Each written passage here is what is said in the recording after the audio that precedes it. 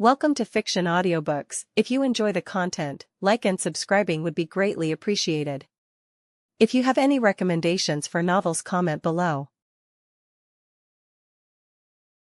Please join my Patreon at https://www.patreon.com/fictionaudiobook.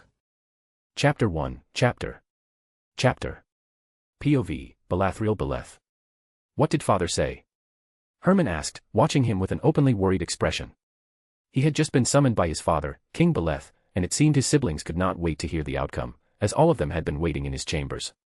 His younger sister, Herodias, lay languidly across his bed with the careless ease of a lazy feline, while their youngest brother sat beside her, legs tucked beneath him, his eyes fixed on him with quiet curiosity. He means to pardon him, he replied. At once, the atmosphere shifted. His younger brother's face hardened, as though all mirth had been abruptly drained from him, while Herodias straightened, abandoning her indolent posture and sitting properly, both of them now focused entirely on him. Are you sure? Herodias asked, her voice edged with restrained fury. Why would he do that? Herman demanded. The length of his exile was decreed to be 12 years. It has only been 2. How would I know, he answered, his voice heavy with a resigned anger born of helplessness.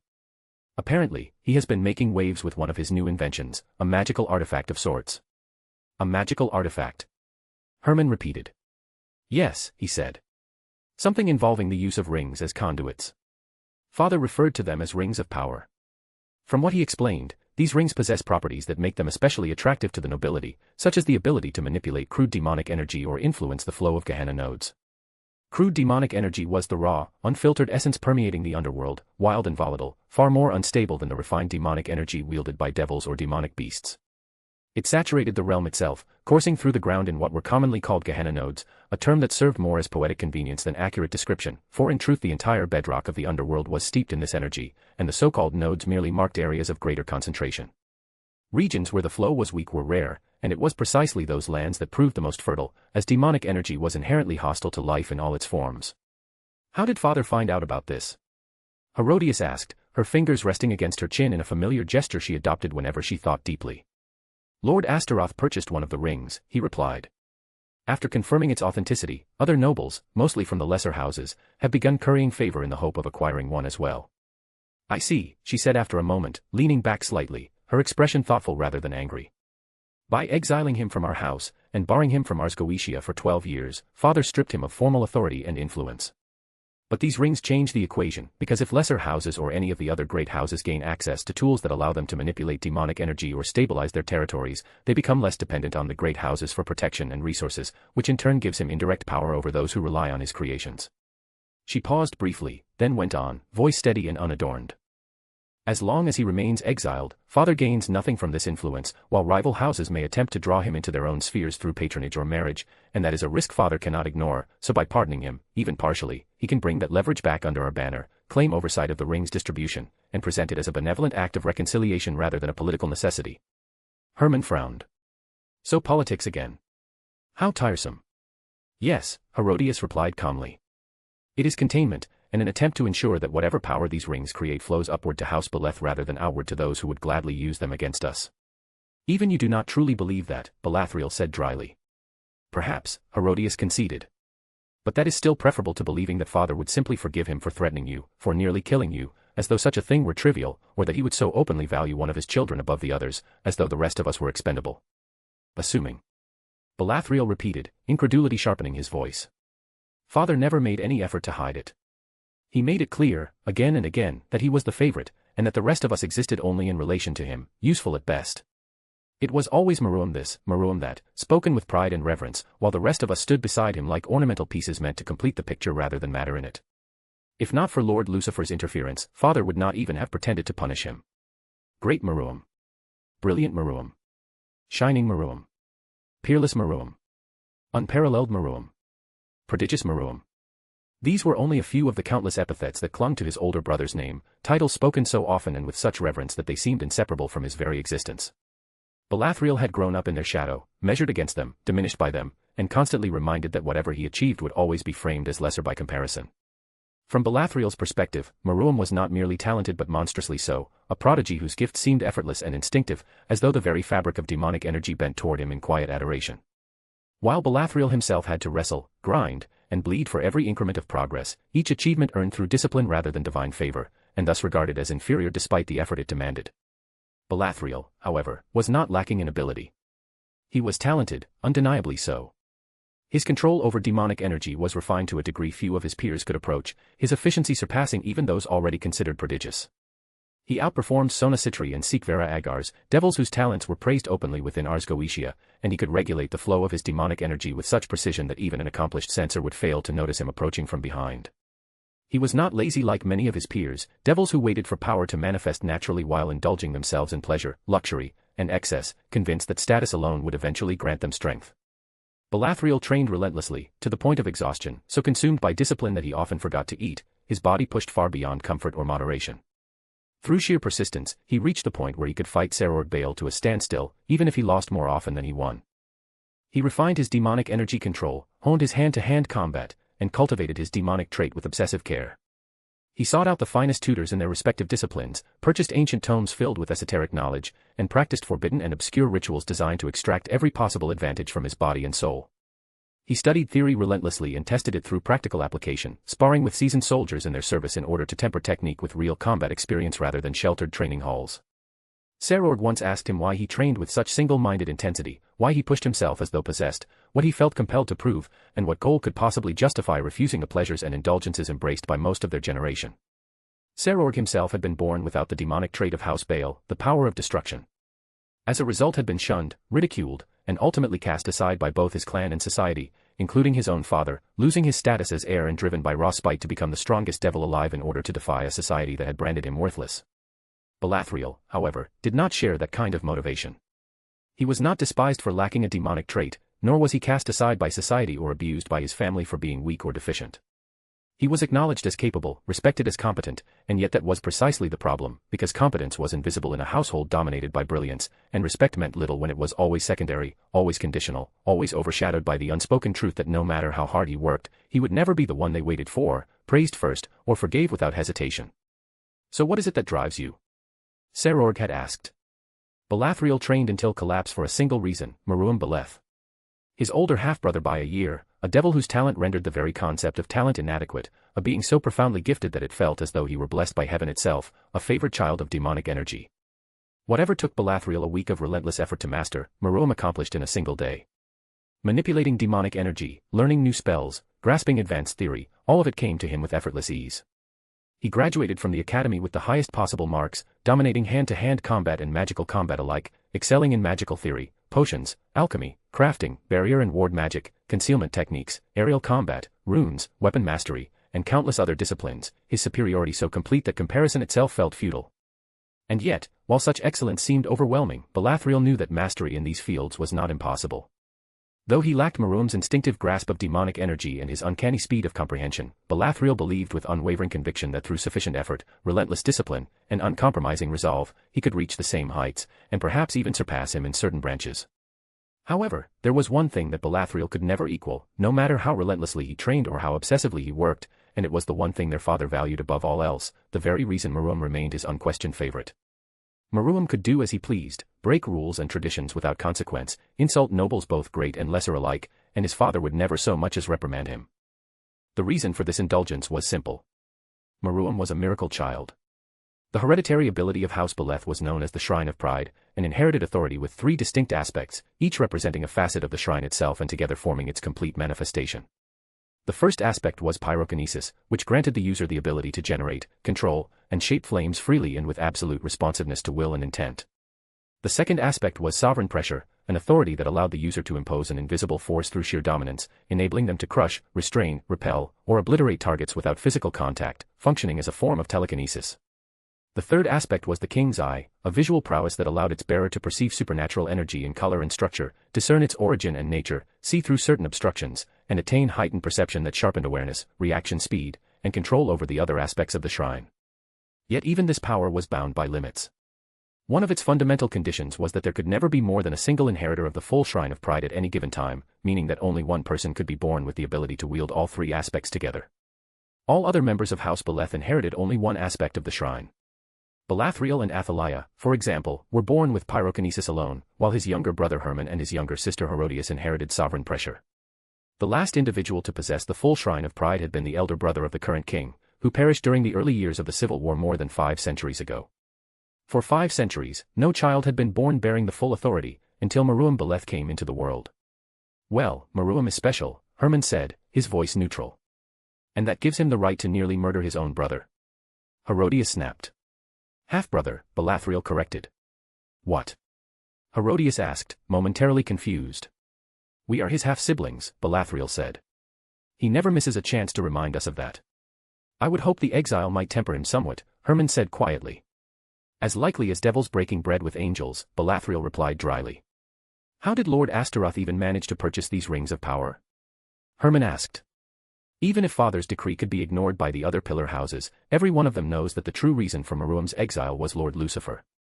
To disregard his judgment would invite the wrath of the Crimson Satan, and no matter how gifted our brother may be, I doubt any house, great or lesser, would willingly take that risk. There are loopholes, Belathriel said. What do you mean? Herman asked, unable to imagine how anyone could bypass a Satan's order. Queen Morina, Herodias answered, her voice tinged with unease. Lord Lucifer only exiled Meruem himself. His mother, the 4th queen, chose to follow her son into exile of her own volition. She is still free to return to Ars Goetia whenever she wishes, and the only reason she has not is her pride and her resentment toward the Satans for interfering. Queen Morina Beleth ne Balam was as proud and unyielding as she was beautiful and cunning. Though officially only the 4th queen and a relatively recent addition, having married King Adramelech Beleth a century prior, she was in truth the most powerful of the queens and wielded considerable political authority within the court. Belathriel despised her. She had displaced his mother as the king's favored consort and made it her personal mission to complicate the lives of the other queens and their children, ensuring that her own influence and her son's future remained unchallenged, a ruthless disposition she had passed on to her only child. I see, Herman said slowly. So she handles the political and commercial dealings while Meruem focuses on invention. Do you think Father is aware of it? I would be surprised if he were not, Belathriel replied bitterly. No matter how much he achieved or how tirelessly he worked, he would always be lesser in his father's eyes for the simple crime of not being born with the full authority of the Shrine of Pride. What do we do now? Herman asked. What we always do, Belathriel answered. We endure, and we stay out of his path. I have no desire to share Malika's fate. Malik Furfur had been the heir of House Furfur, slain by Meruem on that fateful day, an act so severe that it forced the Satans themselves to intervene and ultimately led to Meruem's exile. The artificial sun of the underworld glowed, casting its brilliant light across the purple sky in a display of luminous splendor that seemed almost alive. The installation of the sun had always been a subject of debate, yet Belathriel could not help but marvel at its beauty. In the white stone courtyard, meticulously maintained with sculpted topiaries and vibrant flower beds, the royal household stood assembled. The king occupied the center, with 3 queens to his right, positioned a few steps behind him, and 3 more to his left. His eldest daughter, Athaliah Beleth, stood beside him, her younger sister Herodias by her side. On the king's right, Belathriel and Herman stood silently, absorbing the chorus of cheers that rippled through the city.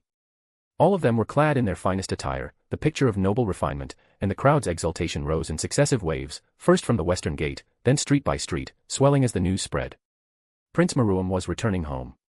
The throngs lining the streets stretched as far as the eye could see, their voices mingling in shouts of welcome and joyous acclamation. Clarion trumpets rang out from the upper windows of the surrounding houses, while musicians, harpists, and violinists performed in the streets in celebration. The capital city of House Beleth's domain, Sheol, rejoiced at the return of their prodigal prince. Belathriel could make out figures moving through the parted crowd, proceeding with measured calm. He saw a golden chariot, in which 2 figures sat, waving to the populace with laughter. The chariot was drawn by 2 enormous lions, one pristine white and the other pitch black, their massive forms glinting beneath the magical light. Flanking the chariot rode 6 guards on either side and 12 more behind, leaving the front left deliberately open so that the queen and her son could be fully seen in all their majesty. Do you think this was arranged? Herman asked quietly, his voice tinged with awe at the city's devotion to Meruem. If Queen Morina is involved, always assume it was meticulously orchestrated, Belathriel replied. She undoubtedly mobilized her spies throughout the city to ensure the rumor of Meruem's return spread, and to prepare the streets for this reception. The people are eager for any glimpse of the miracle child, not to mention their beloved queen. Though he hated to admit it, Belathriel recognized Queen Morina's exceptional skill in political maneuvering. She had invested in and established multiple businesses across Sheol, quickly earning the devotion of the lower classes while expanding her wealth and influence, advantages that were now fully on display. Belethriel turned to his father and saw the king gazing with an unmistakable mixture of longing and paternal pride at his approaching son and wife. He could not help but imagine himself in Maruam's place, feeling his father's eyes upon him with such pride and affection for nothing more than existing. His gaze returned to the approaching chariot, the shouts of the crowd escalating in volume and fervor as Maruam became fully visible. The prince wore finely made traditional garments, white and silver with gold accents, standing tall in the chariot and waving at the cheering crowd, his gesture amplifying their adoration. Belethriel could now see him clearly, taller than he remembered, with raven-black hair and luminous purple eyes inherited from his mother, features so exquisitely refined that he was momentarily struck by the sheer perfection of his beauty, and a smile that radiated charm and danger equally. The last 2 years in exile had only heightened Maruam's aura. Devils were vain and competitive by nature, dedicating significant time to measuring and ranking physical beauty among themselves, and in the most recent published rankings 2 years prior, Maruam had been declared the most beautiful male devil of his generation. Standing beneath the resplendent light of the underworld, it was easy to see why. Belethriel recalled the affection he had once felt for Maruam, the desire to stand beside him as a brother and equal. Both Jezebel and Hermann had loved him as well, it was impossible not to.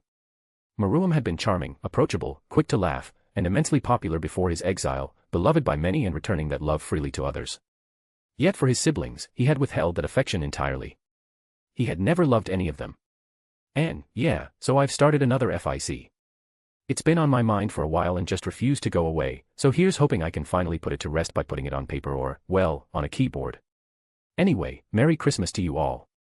Chapter 2, Chapter POV, Maruam. When he awoke one morning, he found himself in the body of a devil, lying in a bed that was not his own, in a room that felt far too grand for the life he remembered living. Shortly after waking, a sudden flood of memories followed, memories of a life he had never lived. There was a deep sense of dissonance, where his mind insisted that these experiences were his, that he had lived them fully and continuously, while the ego carried over from another world knew with certainty that this was false. The memories fit too well, yet they did not belong to him. He did not have bat-like wings, nor the ability to use magic. He was not the heir to one of the great houses of hell. He did not have an older sister, nor siblings at all. He had been an only child. He did not command servants at a whim, nor did he possess wealth that eclipsed entire human nations.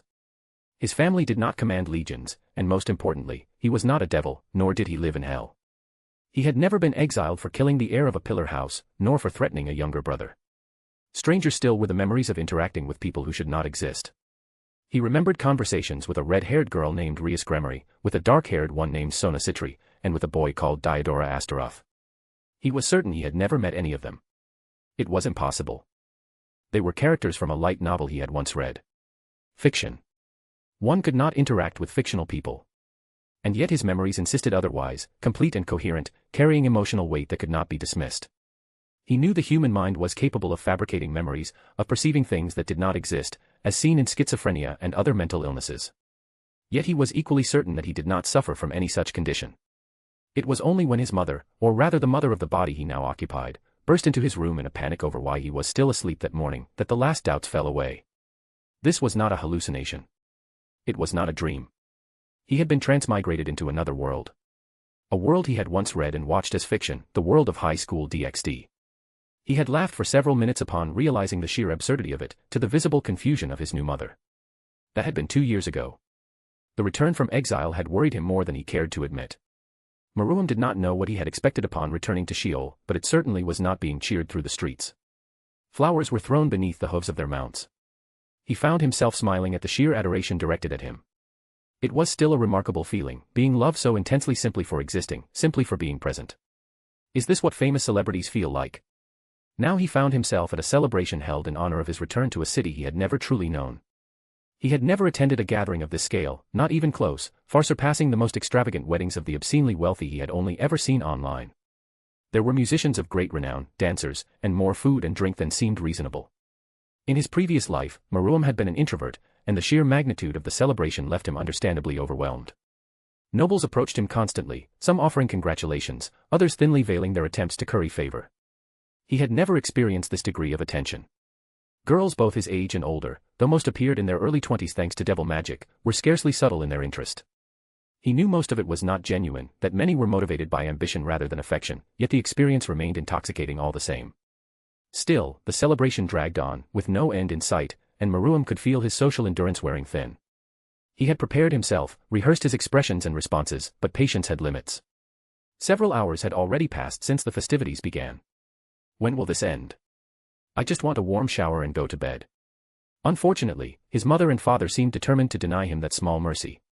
Leaving early from a celebration held in his honor would be considered rude, or so he had been told. Something about social obligation and etiquette. He should probably have been paying attention to the figure speaking before him. The hall, enormous even by devilish standards, had fallen silent, and the host of the celebration, his father, King House Beleth, was addressing the gathered nobility. Meruem had tuned out most of the speech, but it was clearly drawing to a close now. His younger brother, Belathriel, was staring at him, his expression neutral, posture rigidly formal. He was preparing to speak. There was a coldness to Belathriel's face, a visible lack of joy at the event. Nevertheless, he met Meruem's gaze evenly and held out his hand. As I promised, he said. I set you free. I will hold no grievance against you. His eyes, cold as frost, told a different story. It was obvious that Belathriel had been forced into this reconciliation, almost certainly by their father. Meruem knew this well. Belathriel was blameless.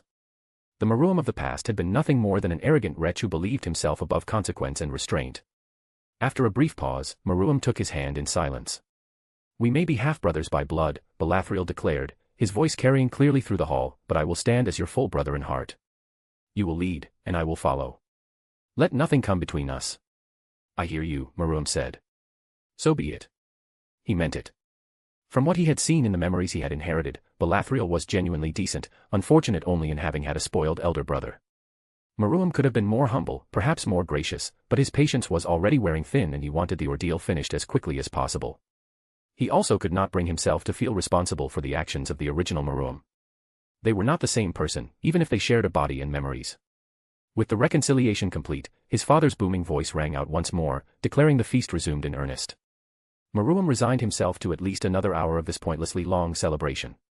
He already missed talking to Rosweiss, his beloved queen. She would have ensured he was not bored, and would have provided genuinely interesting company. Unfortunately, the feast was restricted to nobility. And so began his least favorite part. Socializing. It was not that he was bad at talking to people, nor did he suffer from anxiety around others. In his previous life, he had many friends and enjoyed conversation well enough. The problem lay in the company and the sheer length of the event. He thought of himself like a phone battery. In the morning, fully rested, he started at 100%. Each interaction drained him a little, and by evening the battery was nearly empty, leaving him with no energy for further conversation and a strong need to be alone. Some interactions barely drained him at all. With people he felt comfortable around, people who shared his interests, he could talk for hours without feeling tired. Unfortunately, there was a severe shortage of such people here. Imagine the most vain and narcissistic individuals imaginable, those who cared only for mocking others or passing judgment on clothing, posture, and hairstyles. Multiply that by 10, and one had the nobility of the underworld. Meruem could tolerate them for 3 minutes at most, and even that was pushing it. He was speaking with some noble whose name he genuinely could not recall when he noticed his mother approaching. She was tall, raven-haired, her pale skin untouched by age, her bright purple eyes always alight with a mirth that never quite faded. At least in appearance, he had taken after her. There was genuine delight in her gaze when she saw him, and Meruem did not doubt it for a moment. Queen Morina Beleth was many things. Manipulative and ruthless, proud and unyielding, impulsive and passionate when it suited her, endlessly scheming and hungry for power. Yet she loved her son more fiercely than anything else in existence. Of that, Meruem had never harbored the slightest doubt, and so he endured her nagging with practiced patience. My love, his mother said, her hands rising to cradle his cheeks. It is time. Show them what you are made of. Show them that no grievance can endure in the face of your talent. She really is dramatic. Meruem merely nodded and made his way calmly toward the center of the great hall. He lifted his glass and tapped it gently. The murmur of conversation faltered, softened, then died away entirely as attendants and nobles alike turned toward him. The hush spread outward until every eye in the hall rested upon him. He waited a few moments longer, meeting their gazes one by one, until even the last whisper had vanished and the lords of hell watched him in expectant silence. May I take a bit of your attention, he said, slowly looking at them. In the time I spent away from our great civilization, I came to a sobering realization. We devils like to believe we rule the underworld, that this realm is our dominion by right and by strength, yet in truth we understand very little of the land beneath our feet or the forces that shape it. We do not decide where our cities flourish or where our fields grow. We settle where the demonic energy is weakest, where the ground is least hostile to life, and we call that choice sovereignty, though in reality it is merely a concession. He clasped his hands loosely behind his back as he spoke, his tone almost reflective, just as he had practiced it. The laws of nature do not bend to us, he said. The crude demonic energy that flows through the underworld governs us far more than we govern it. It poisons our soil, twists ecosystems, and drives the beasts that plague our borders toward our domains in search of Gehenna nodes. We know frighteningly little about the very world we call our own, and we live according to its rules rather than bending it to our will. He let that sink in before continuing. In truth, Meruem said, his voice tinged with sadness. We are merely another kind of denizen of the underworld, elevated above demonic beasts by intellect and magic, yet no more sovereign than they are. The laws of nature remain untouched by our pride, and existence follows its own order whether we acknowledge it or not. A murmur rippled through the audience, quickly silenced by his raised hand. The truth of the world, Meruem continued, his voice passionate, is that its order is far greater than what we inherit or observe. We see patterns only because we impose them, because without them we would be lost, and so we mistake those patterns for truth. Yet more exists beyond our knowledge than within it, and the demonic energy beneath our cities moves according to principles we have never sought to understand, much less command. Who can say that what has been for thousands of years must also remain so? He let the silence stretch. What if I told you it does not have to be this way anymore, he said. What if I told you that we can redirect the very flow of crude demonic energy that saturates the ground beneath our feet? That fertile land need no longer be rare, nor cities constrained to barren regions at the mercy of hostile terrain. That we need not wait for beast tides to descend upon us, but could determine where and when such concentrations arise, and prepare accordingly. A murmur rippled through the hall. With such control, we could create fertile land where we desire it, drawing away excess demonic energy and restoring balance to soil long thought unusable. We would no longer need to scour the far reaches of the underworld for arable ground, nor suffer endless incursions from beasts drawn by unmanaged Gehenna flows. He raised his hand, and a servant stepped forward, presenting a small velvet case. I present to you the rings of power, Meruem said calmly. Artifacts of my own creation.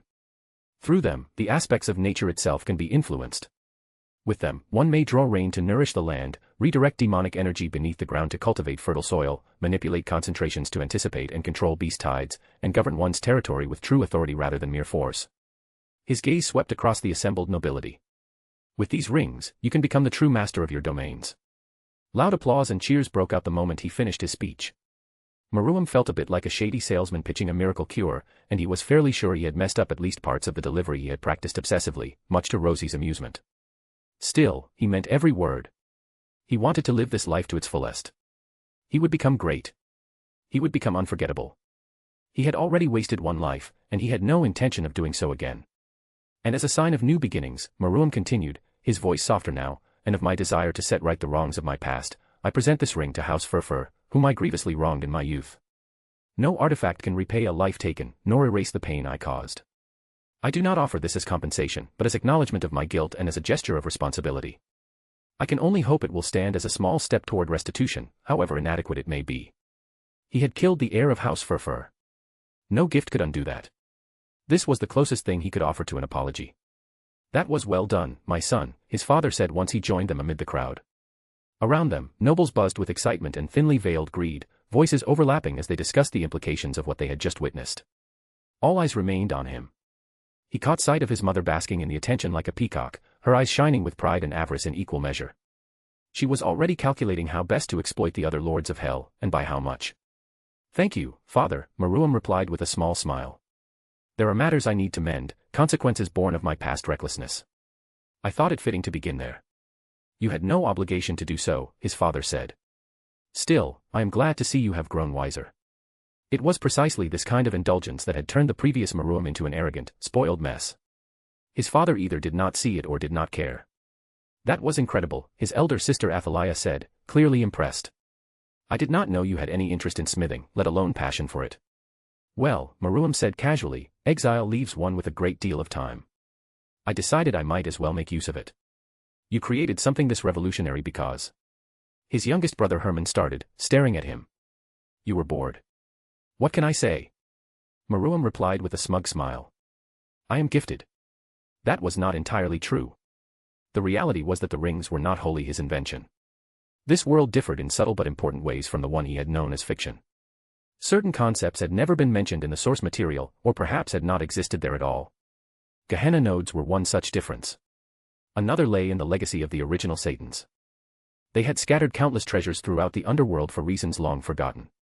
It was believed that their research, wealth, and knowledge were hidden within these inheritance sites. Some even claimed that one might uncover methods capable of elevating a low-class devil to high-class power. Beyond that, the magical artifacts and insights left behind by the original Satans were treasures beyond measure. These inheritance sites were notoriously difficult to locate. Many devils spent centuries searching for even a single clue, driven by the hope of transforming their lives. The original Maruam had been obsessed with locating one of these places and had burned through enormous sums of wealth chasing rumors and fragments of information. After years of searching, he had finally uncovered a promising lead. He was overtaken by him before he could investigate it himself. Maruam chose to pursue it himself. He did not want the original Maruam's efforts to go to waste, and he was genuinely curious about what he might find. The journey was anything but easy. He fought numerous low and mid-class devils for the chance to proceed and endured a series of trials designed by the original Satans themselves. In the end, he succeeded and uncovered the inheritance of Satan Beelzebub. There, he found extensive research and experiments focused on the nature of the underworld itself. Beelzebub had been working on a solution to create fertile land capable of sustaining vast armies during the war against heaven. Through countless experiments, he had designed the concept of the rings of power and detailed the methods required to create them. The work had remained theoretical. Beelzebub never lived long enough to bring it to fruition. Maruam found those research notes along with a meticulous manual and Beelzebub's recorded thought process. It took him a long time to fully understand the material, and even longer to replicate the process on his own. In the end, he succeeded, however. The rings of power were real now. And he was going to profit immensely from them. The rest of the evening dragged on, with an endless procession of lords and ladies vying for his attention, and his patience steadily wearing thin. For that, he had to credit his mother and her fellow queens. Noticing the shortening of his temper, she had taken it upon herself to intercept the lesser lords, keeping them occupied elsewhere and allowing only the great lords to approach him directly. It helped, marginally. Unfortunately, the great lords were twice as arrogant as the lesser houses, which made the experience only slightly more tolerable. It was then that he noticed a green-haired man in his late 20s making his way toward him. At his side walked Diodora Astaroth, and beside him a beautiful girl with almond-shaped eyes, long blonde hair tipped in blue, and a voluptuous figure with a generous bust, a trait shared by the overwhelming majority of devil women. Devils were not humans. They were human in shape, yet there was something subtly off about them. Their features were too perfect, their movements too graceful, an uncanny quality that immediately betrayed their inhuman nature. "Half-brother," Herman said quietly at his side. "The green-haired man approaching us is Duke Astaroth. Beside him are his heir, Diodora, and Lady Latia from one of their branch houses." Maruam had asked Herman to stay close precisely for this reason. He simply did not know the names of most of the guests. "Just brother is fine," Maruam replied absently. The original Maruam's insistence on being addressed as half-brother, born from the belief that his siblings were unworthy of being considered his equals, grated on him more than he liked to admit. "Just brother," Herman repeated calmly. "The green-haired man approaching us is Duke Astaroth. Beside him are his heir, Diodora, and Lady Latia from the branch house." So that is Latia Astaroth, Maruam thought. "She is beautiful." "Aren't you a cheeky one?" Maruam said, chuckling despite himself. "But why bring a branch member along?" Herman shrugged. He clearly had no idea.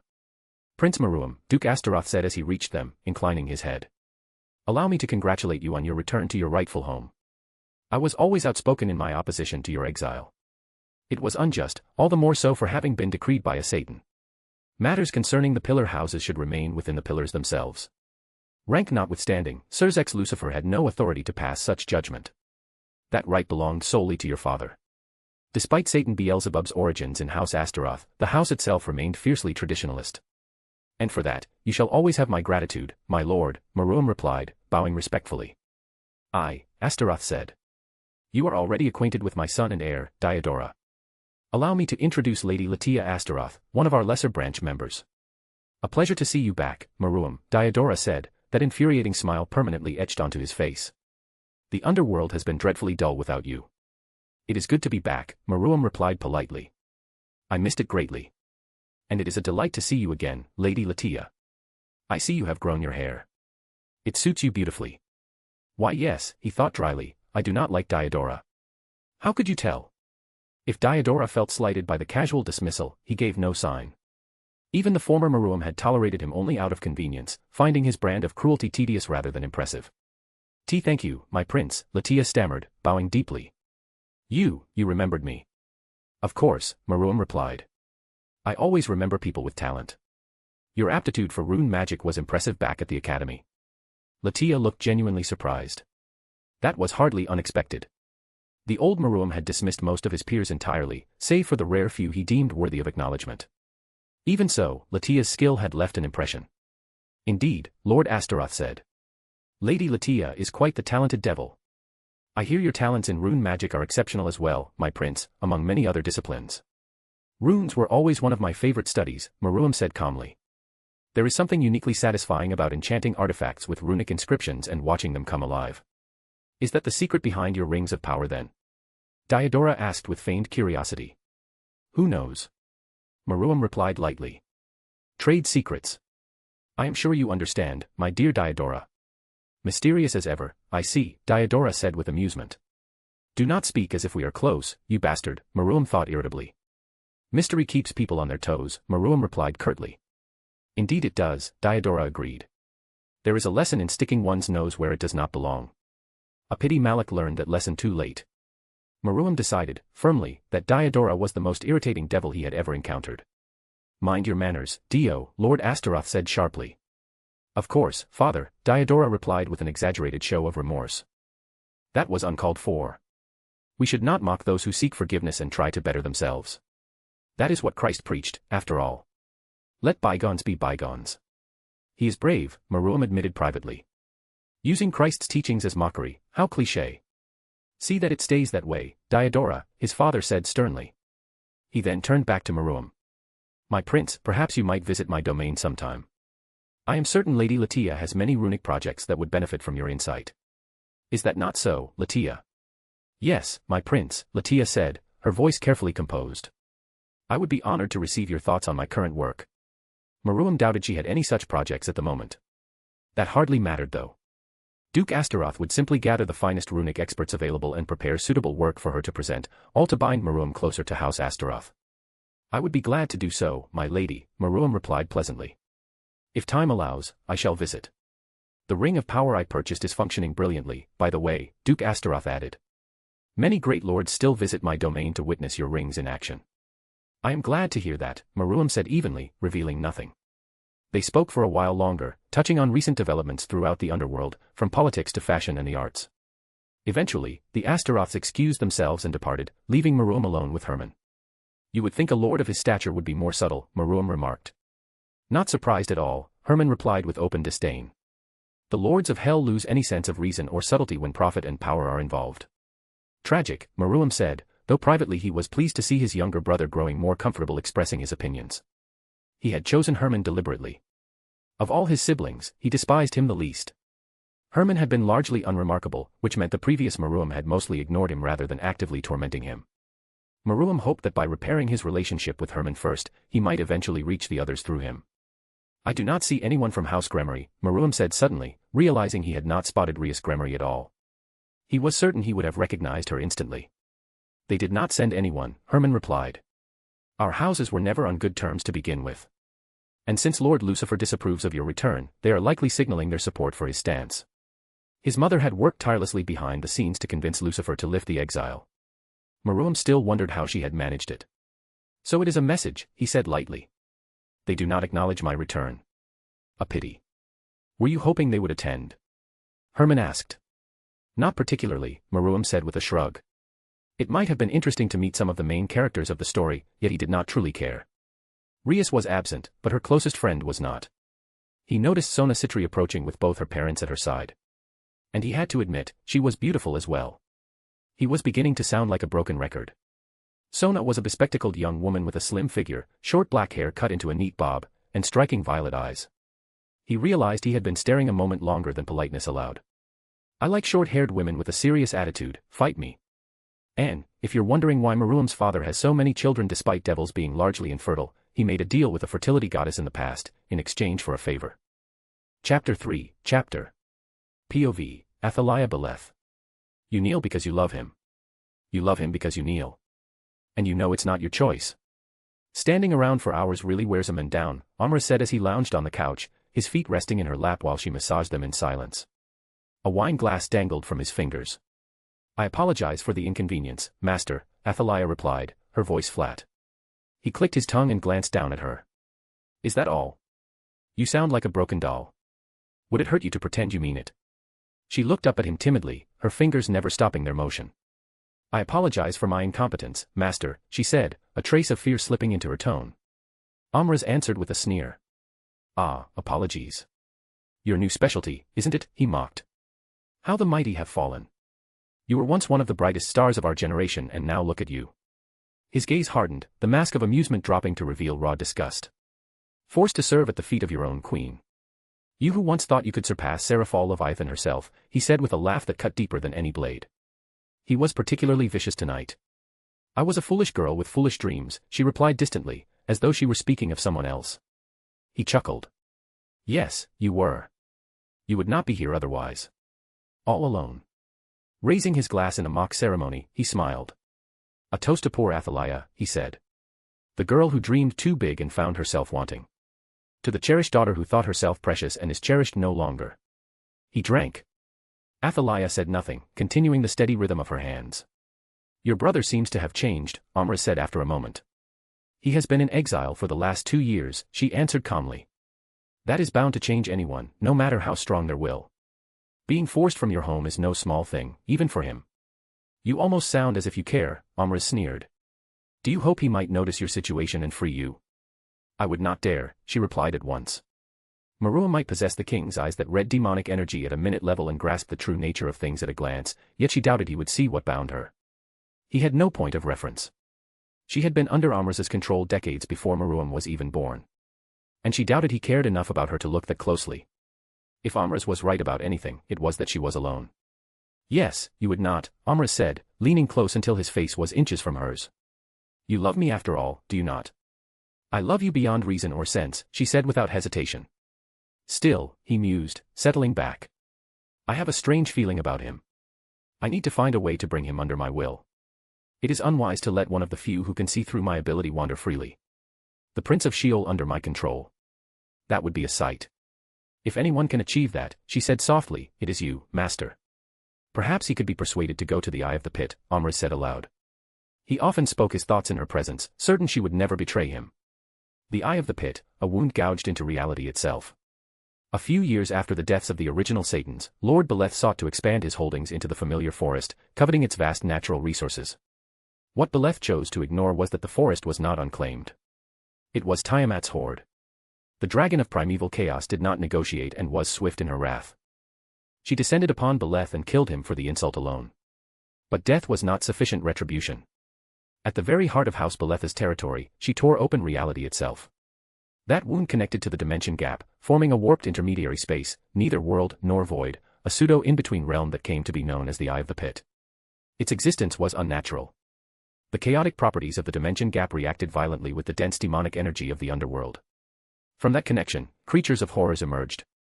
Demonic beasts of warped flesh and instinct were born within the eye, creatures shaped by instability and corruption. These beasts vary in strength. Near the outer edges of the pit, lesser entities crawl forth, which could be dealt with by low-class devils.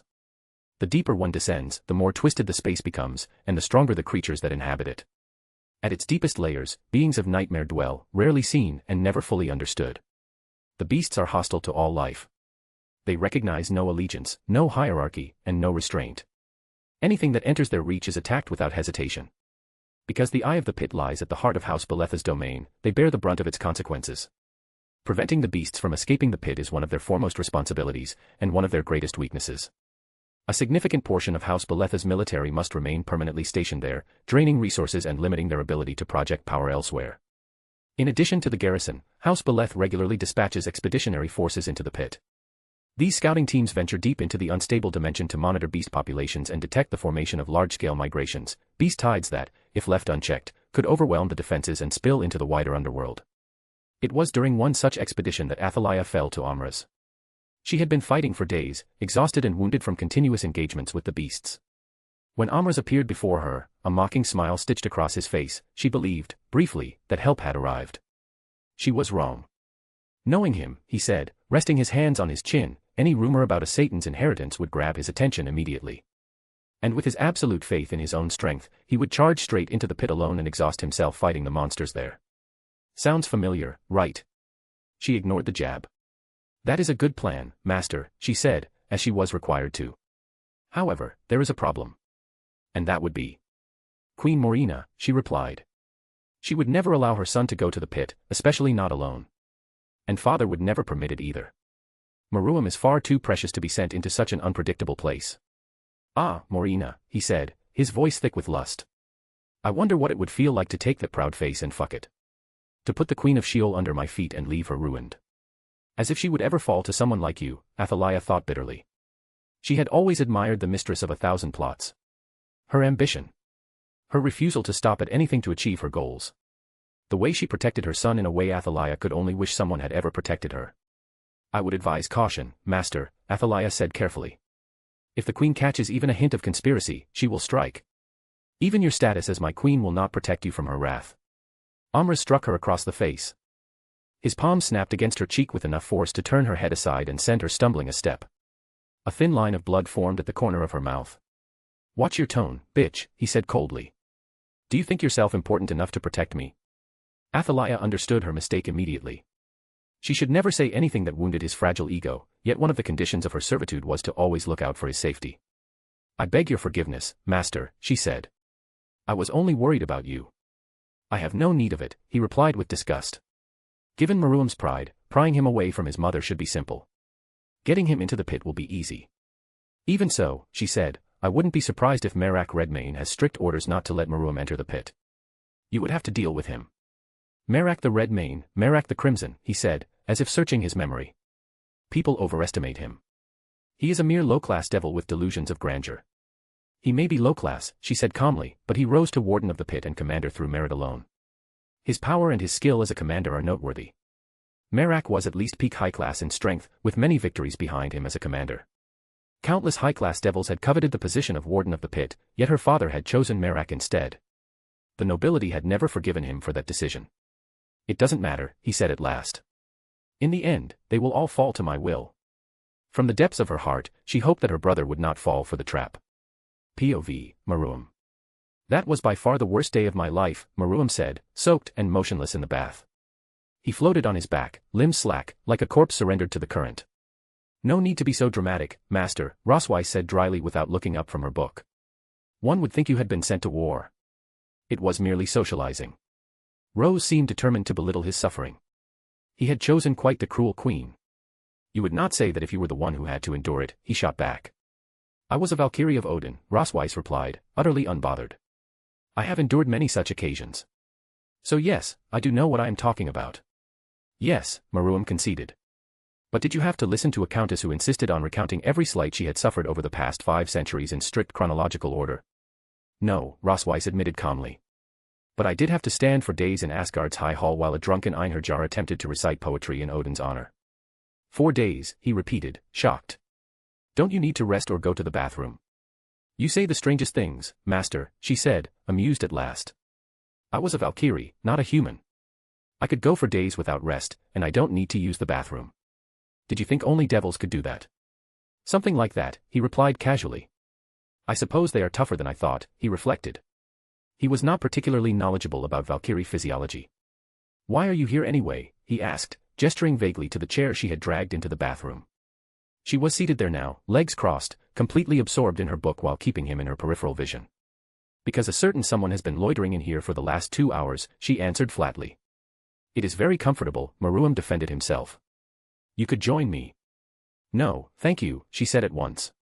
Ouch, he said with exaggerated pain. I bare my heart to you and you shatter it so cruelly. You know exactly that's not what I meant, she protested, stammering as her face flushed. No, Meruem said. I have no idea what you meant. All I heard was your cold rejection of my sincere offer. I, being the generous young master that I am, wanted to share an intimate moment of relaxation with you, and what do? You take my heart and throw it in the oven. No, that's not. She began, then stopped. Wait, you are teasing me. For someone so brilliant, she could be painfully oblivious, Meruem thought with amusement. Your powers of observation continue to serve you well, he said dryly. Humph, she huffed, blushing in a way she clearly hated. When will you be finished here? The moment he had been allowed to leave the celebration, he had come straight here, only to find that Roswise had already prepared a warm bath for him. She really did know him too well. I have not even begun scrubbing, he announced proudly. You are telling me that you have been floating in here for 2 hours without actually washing yourself, she shouted in disbelief. Of course, he said with a shrug. You are a reincarnated devil, so your ignorance is understandable, but bathing is a sacred tradition in the underworld. It must never be rushed. It is customary to simply drift like this for 4 hours before beginning to wash. You just made that up, she accused. No, I did not, he insisted. He absolutely did. Her Majesty will be here any moment, Rosweiss sighed. If you are not ready by then, she will be angry with me. Mother can wait, he said. He had no desire to plunge straight back into politics. And besides, she adores you. She would never get angry at you. I don't want to take advantage of that, Rosweiss said firmly. I am your queen, master. It is my duty to see you prepared for everything. Is there anything I can do to make you finish faster? Very poor choice of words, he said, grinning. Her eyes widened as realization dawned. You know exactly what I meant, she snapped indignantly. There you go again assuming I am a mind reader, he replied sagely. How am I supposed to know what you think? I meant if I could maybe rub you so that this can be over quickly, she said with a huff. And you are a mind reader. Well, if you insist, Maruam said, flashing a thoroughly self-satisfied grin. That was your plan from the beginning, wasn't it? She asked, studying him with suspicion. She placed her book aside with careful deliberation, then began removing her clothes. The movements were slow and fluid, almost practiced, though the seduction was entirely unintentional. Accusation, he declared loudly, pointing an accusing finger at her. A true one, she replied flatly. You always want to play with my boobs. She stepped into the bath with him and settled behind his back, the water rippling gently as she did. She began scrubbing his shoulders, her touch firm and methodical. With each motion, her chest pressed against his back, warm and glorious. Can you blame me? He said with a chuckle. They are magnificent. She sighed, long-suffering, and continued her work. For a time, neither of them spoke. The room filled with the quiet sounds of water sloshing softly and skin moving against skin. The silence felt comfortable, almost sacred. Was it that bad then? She asked at last, breaking it gently. Not really, he answered calmly. It was not as awful as I imagined. Just far too long. The music and the food were lovely. Did you manage to speak? She asked carefully. She knew of his strained relationship with his siblings and of his wish to mend it. A few words here and there, he replied. They mostly kept their distance, which is understandable. But I spent most of the evening with Herman. He did not seem to mind. That is good, she said softly. It may be difficult at first, but I am certain your siblings love you and would be happy to have you back. It is important that you don't give up. I don't intend to, he said truthfully. In his past life, he had no siblings, though he had always wanted them.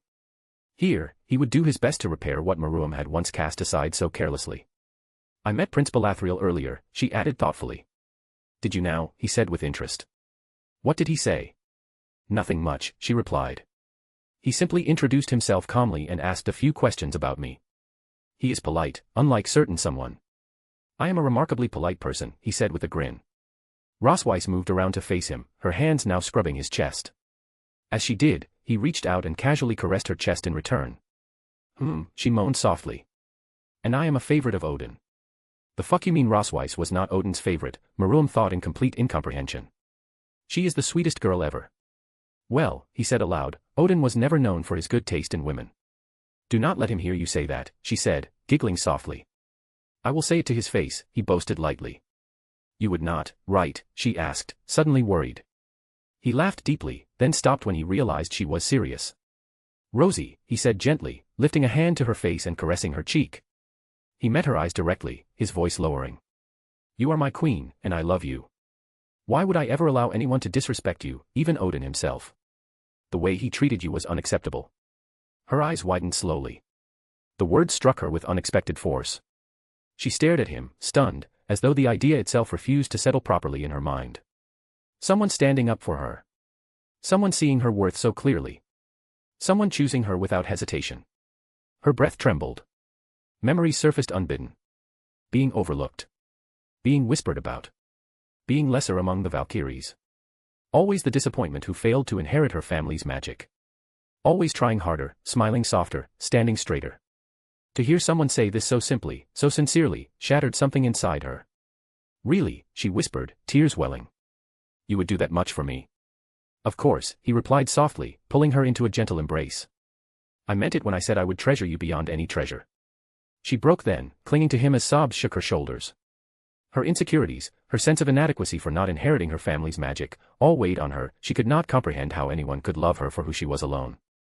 they remained like that for a long while. Master, she said after some time, her voice soft. Can you do me a favor? What favor? He asked, still holding her gently. Can you promise me that you will try your best to reach out to Prince Belathril as well? She asked softly. I was going to do that anyway, he said with a shrug. Why him specifically? Because he looked so lonely, she said sadly. I promise, he said gently. Having a prodigy as an elder brother was bound to leave scars of its own. Add Maruam's personality to that, and problems were inevitable for everyone involved. Chapter 4, Chapter POV, Maruam. You certainly took your time, his mother said the moment he stepped out of the bathroom. He was still wearing his bathing robe, the damp fabric clinging to his shoulders, yet Queen Morina did not seem to care. She lounged on a velvet sofa with a book resting lightly in one hand. She wore a formal blue dress threaded with black accents, the fabric catching the light like polished sapphire, and a crown sat neatly upon her head. On the table before her stood a luxurious tea set of worked gold. The kettle was tall and slender with engraved sigil spiraling around its body, its spout shaped like a curling serpent. 2 teacups rested on matching saucers, their rims traced with delicate filigree, each handle inlaid with tiny crimson gems that glimmered softly in the room's light. All Roswei's fault, he deflected quickly. She said bathing is a sacred act that need. I never said that, Rosweiss protested loudly, her face burning. Are you calling your king a liar? Maruam teased. Rosweiss hesitated, clearly unsure whether she should accuse him in front of the queen. Stop torturing the poor girl, Maruam, Morina said neutrally. And you, Rosweiss, do not let him bully you like that. He will devour you if you do not stand up for yourself. Hey, why are you saying that like I am a beast, he replied, genuinely offended. His mother snorted. Rosie, my dear, she added softly, go change into something presentable. That is no way for the queen of a prince to be clothed. Understood, your majesty, Rosweiss said, bowing. By your leave. When Rosweiss left the room, Morina gestured for him to sit opposite her. He did so calmly and met her gaze. She reached for the kettle with practiced grace, tilting it just enough that the tea flowed in a thin golden stream. She filled his cup first, the steam rising in lazy coils, then poured her own with the same measured care. She lifted his cup with both hands and offered it to him before taking hers. Every movement was elegant, as though the simple act of serving tea were part of a long-rehearsed ritual. He took a sip. The taste was exquisite. Delicious, isn't it? His mother said with a gentle smile. It is a rare herb imported from the Chinese pantheon. Usually it is reserved for ceremonies of gods and emperors. It cost a fortune to acquire, especially for a devil.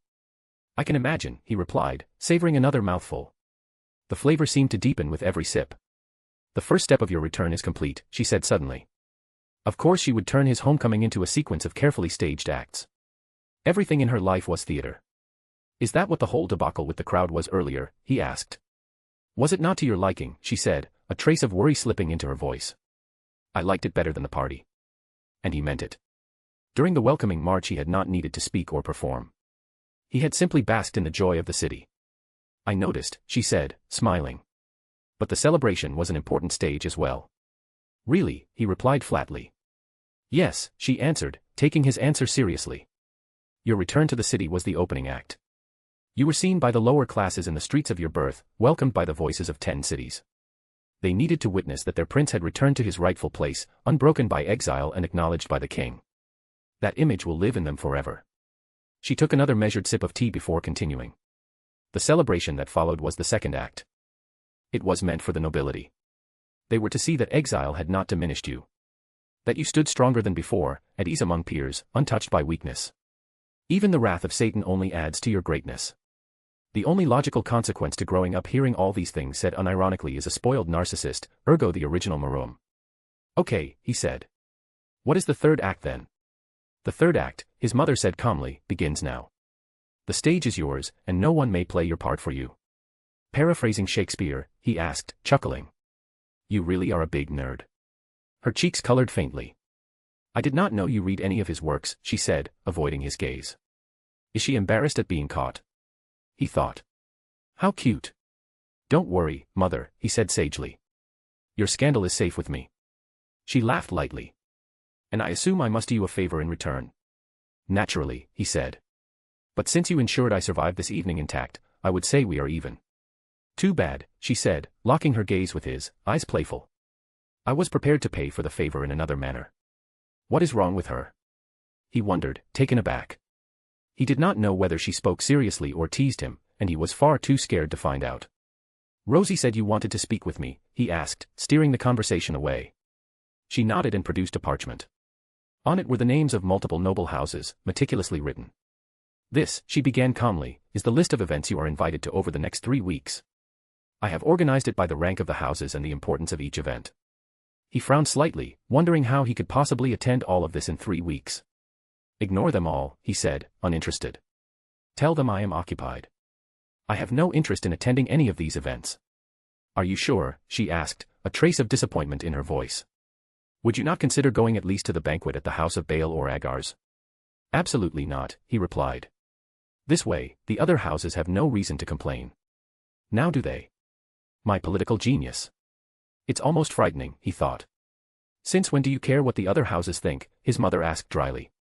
Since today, and only for this instant, he said, unbothered. You cannot always ignore these matters, Maruam, she said, exasperated. You will have no allies with such an attitude. Don't be a hypocrite, mother, he said, boredly. You yourself said that the only thing that matters to the lords of hell is power and value. I have both. Whether they like it or not, they will grovel for any attention from me. I know that, she said with a sigh. But I still wish for you to have friends your age, which you can find more easily at these gatherings, dull as they may be. I do have friends my age, he countered. You have certainly met Rosweiss and Kuro of the Two Tails. His mother fixed him with a flat stare. They are your servants, Maruam. We are not the Gremory, who cuddle with their servants. You need friends befitting your station. The House of Gremory was an exception, treating their servants with the dignity of humans. Maruam had come to know just how true that was. Most of the nobility looked down on the Gremorys, mocking them for their courteous treatment of those beneath them. To his mother, it was simply natural, peerage members could not be friends with their subordinates, for the power imbalance made it impossible. There was some logic to it, but Maruam did not care. Rosweiss was his friend, and that was enough. Mother, he said, annoyed, I would appreciate it if you kept your outdated worldview away from me. We have discussed this already, and I will not repeat myself. Very well, she said, her tone betraying that this conversation was far from over. You know I am only trying to look out for you. It's just, you are so different these days. Is there something you want to tell me, son? You know you can trust me. There was a vulnerability in her voice that she rarely displayed. He could see the toll his change had taken on her, the effort of pretending that everything remained normal even though nothing was normal. Ever since taking over Maruam's body, he had not even attempted any pretense of being the original. He used to roll his eyes at the fanfiction he read in his previous life, where a protagonist would suddenly transmigrate into another body and somehow imitate the original person perfectly without raising suspicion. No matter how complete the inherited memories were, pretending to be someone else was absurdly difficult. Acting so flawlessly that family and friends failed to notice anything was wrong bordered on fantasy. Because of that, the idea of imitating the original Maruam had been discarded almost immediately. He understood the futility of it and had no desire to live a life pretending to be someone he was not for the sake of others' reactions. It also helped that he was powerful enough that, if matters ever turned dire, he could simply walk away and survive on his own. With his mastery of magic, carving out an independent life would be effortless. He would be unapologetically himself, no matter the cost. Nothing in particular, he said evenly. I have simply had a change of perspective, if you will. If you say so, she replied, though her tone could not fully conceal her hurt. And are you going to keep that ridiculous name for Kuroka? Whom do you mean by Kuroka? He asked, eyebrows raised. Surely not the criminal who killed her master, right?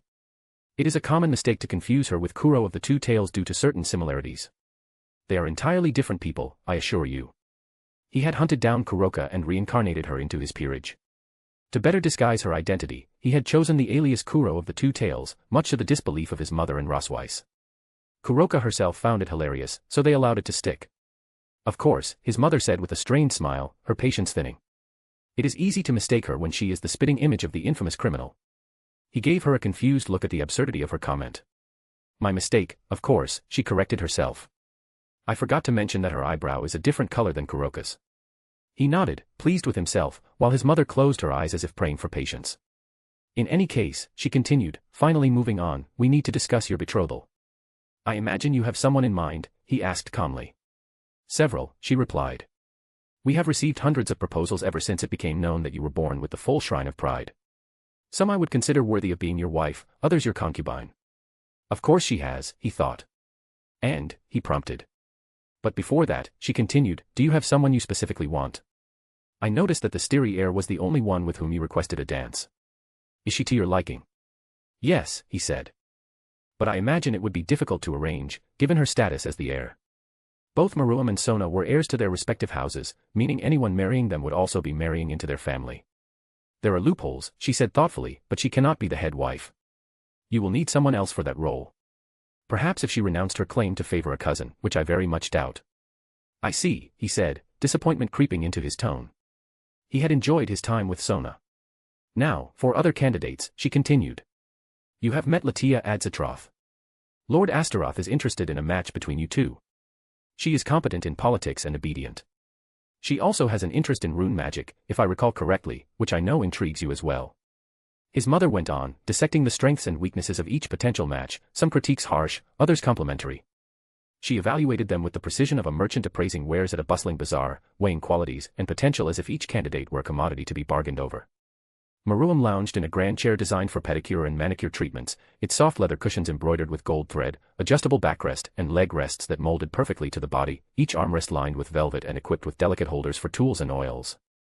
Two beautiful devils dressed in crisp French-made outfits attended him, one carefully working on his nails, the other massaging and grooming his feet with meticulous attention. He had never received such care in his previous life, yet he found himself surprisingly fond of these sessions. They allowed him to relax, to let his mind wander and think calmly. His thoughts drifted to the future, to what he wanted to do. The invention of the Rings of Power guaranteed his involvement in various political machinations, both from his family and from the rest of the underworld nobility. The potential of his rings made them all salivate like a group of teenagers watching a lass with a fat ass walk by. One of the great problems the underworld faced was the lack of fertile ground to sustain its population. The natural demonic energy of the land was too chaotic to grow crops reliably, forcing territories to rely on imports from other factions, such as the yokai. He had at first wondered why the devils did not simply make deals with human nations and import goods through teleportation. To some extent, noble houses already did that. There were complications, however. The human world was governed by various pantheons, most of which disliked devils and refused them entry. Sure, deals could be made directly with gods, but the cost was immense. Even then, gods rarely offered arrangements that would significantly benefit the underworld. Rias's territorial oversight in Japan was only possible due to intricate deals negotiated by the houses of Gremory and Styri, backed by a Satan. Logistics presented another problem. One might ask why logistics matter to a race capable of teleportation. Teleportation, however, was neither cheap nor efficient. Teleporting a single person required a significant expenditure of demonic energy, and the cost increased exponentially with the number of people. Beyond a certain threshold, even a magic circle could not support the teleportation. Transporting food or inanimate objects added further strain, as these items had no inherent demonic energy and required supplemental energy to move. The expense and energy cost makes large-scale teleportation impractical. Efficiently transporting resources into the underworld thus became essential and a lucrative business.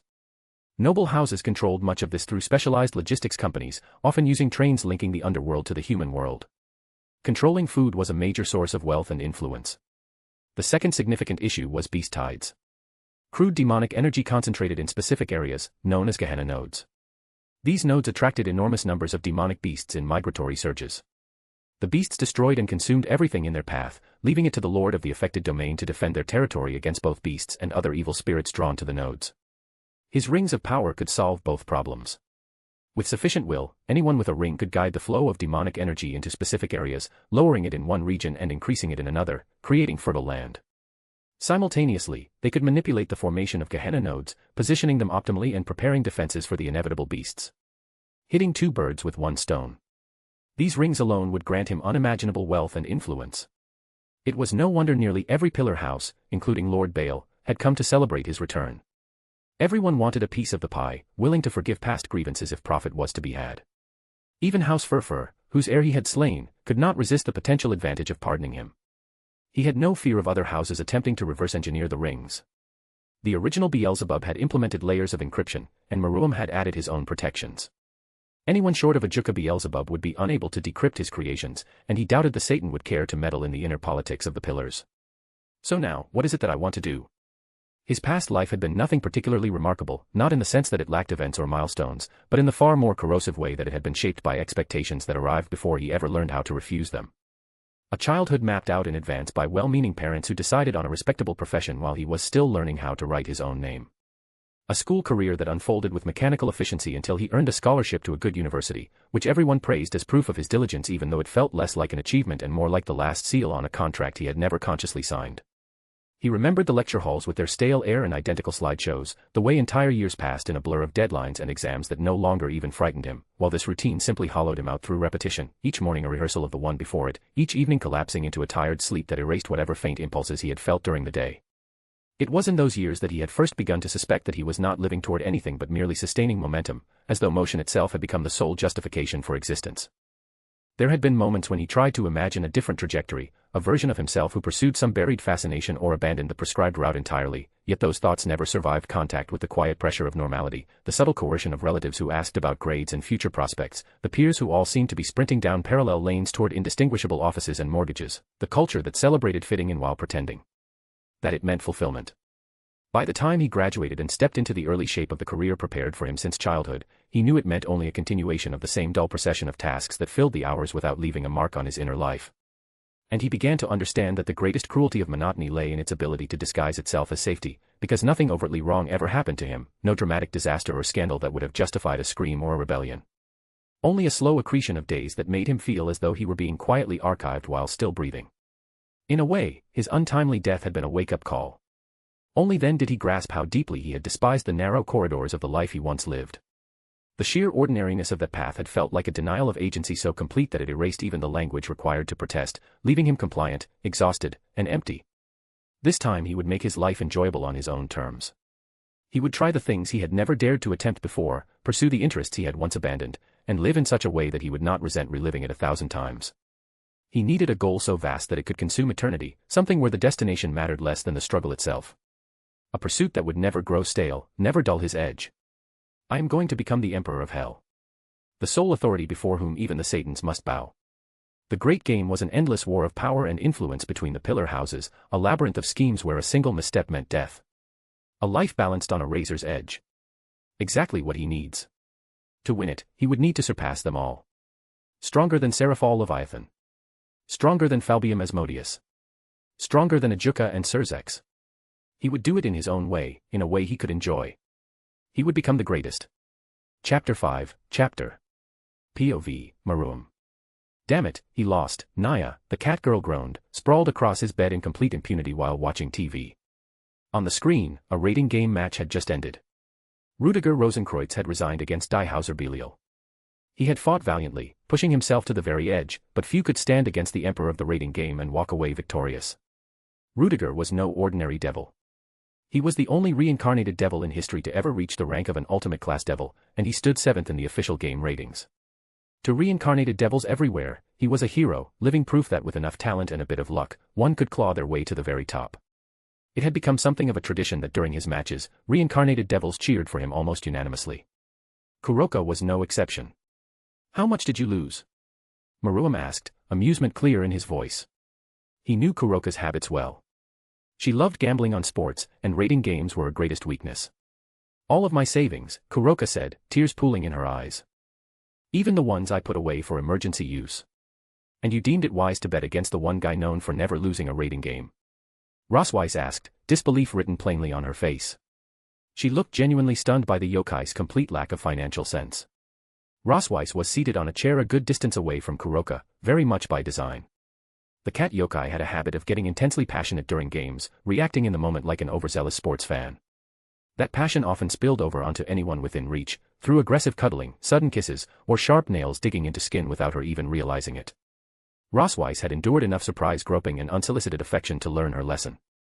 "The odds were really high," Kuroka said, pouting as her tail flicked irritably. "I could have been really rich if it wasn't for this rigged game." "You can't just call the game rigged every time you lose due to your poor decision-making skills," Rosweiss snapped indignantly. "Stop bullying me," Kuroka whined.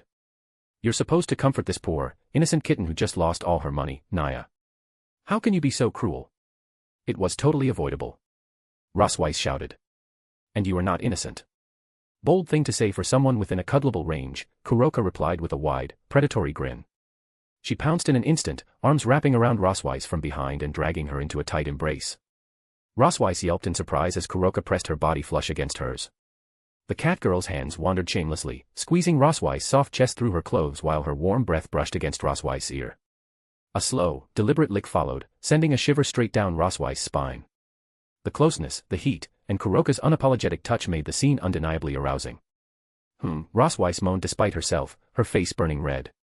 Stop that. Kuroka purred softly, her grin turning smug. Not so brave now, are you, she murmured in a sultry voice. Rosweiss squirmed in her grasp. What's that? Cat got your tongue. Rosweiss answered with a long, suffering stare, the look of someone who had heard the same joke far too many times. My king, do something, she pleaded at last. She won't let go. Kuroka. Maruam said sternly, his voice sharp and authoritative. How dare you cuddle with my queen, without me?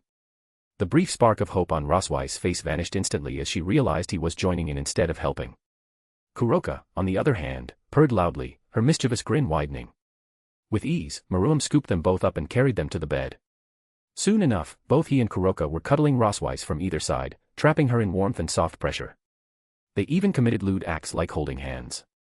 After a couple minutes of teasing his queen, the three of them simply lay together on the bed. Maruam rested in the middle, broad and solid, while the girls clung to him from either side. Rosweiss was very clearly using his body as a protective wall to keep Kuroka at bay, pressing herself close to him whenever the cat yokai so much as twitched. Maruam did not complain in the slightest. I meant what I said earlier, Rosweiss said, her tone firm despite how comfortable she looked. You really should stop with the gambling. It's not gambling if I know what I'm doing, Kuroka replied petulantly, her tail flicking once. So you knowingly lost all your savings? Rosweiss asked skeptically. That was a slight miscalculation, Naya. Sure it was, Rosweiss said dryly. We've got the fun police over here, Kuroka teased. I am not the fun police, Rosweiss protested. Right, she added, glancing at Maruam for support, which only made Kuroka grin wider. Rosweiss tended to take everything seriously, sometimes even to her own detriment. Well, Maruam said calmly, deliberately ignoring her question, 90% of gamblers quit right before they are about to make a big win. You are just encouraging her, Rosweiss said in disbelief. See. Even my magnificent king thinks gambling is smart, Naya, Kuroka said smugly. And he is like the coolest and smartest person ever, so he can't be wrong. You are just flattering him so that he gives you money, Rosweiss accused. I did no such thing, Kuroka replied with offended dignity. I am merely stating a fact. What is the point of having money if you can't gamble it all away? Maruam said proudly, and absolutely not just because he wanted to have kinky sex with Kuroka. Really? I can see why you two get along so well, Rosweiss said flatly. You are both gambling addicts. Don't lump me in with her, Maruam said, genuinely offended.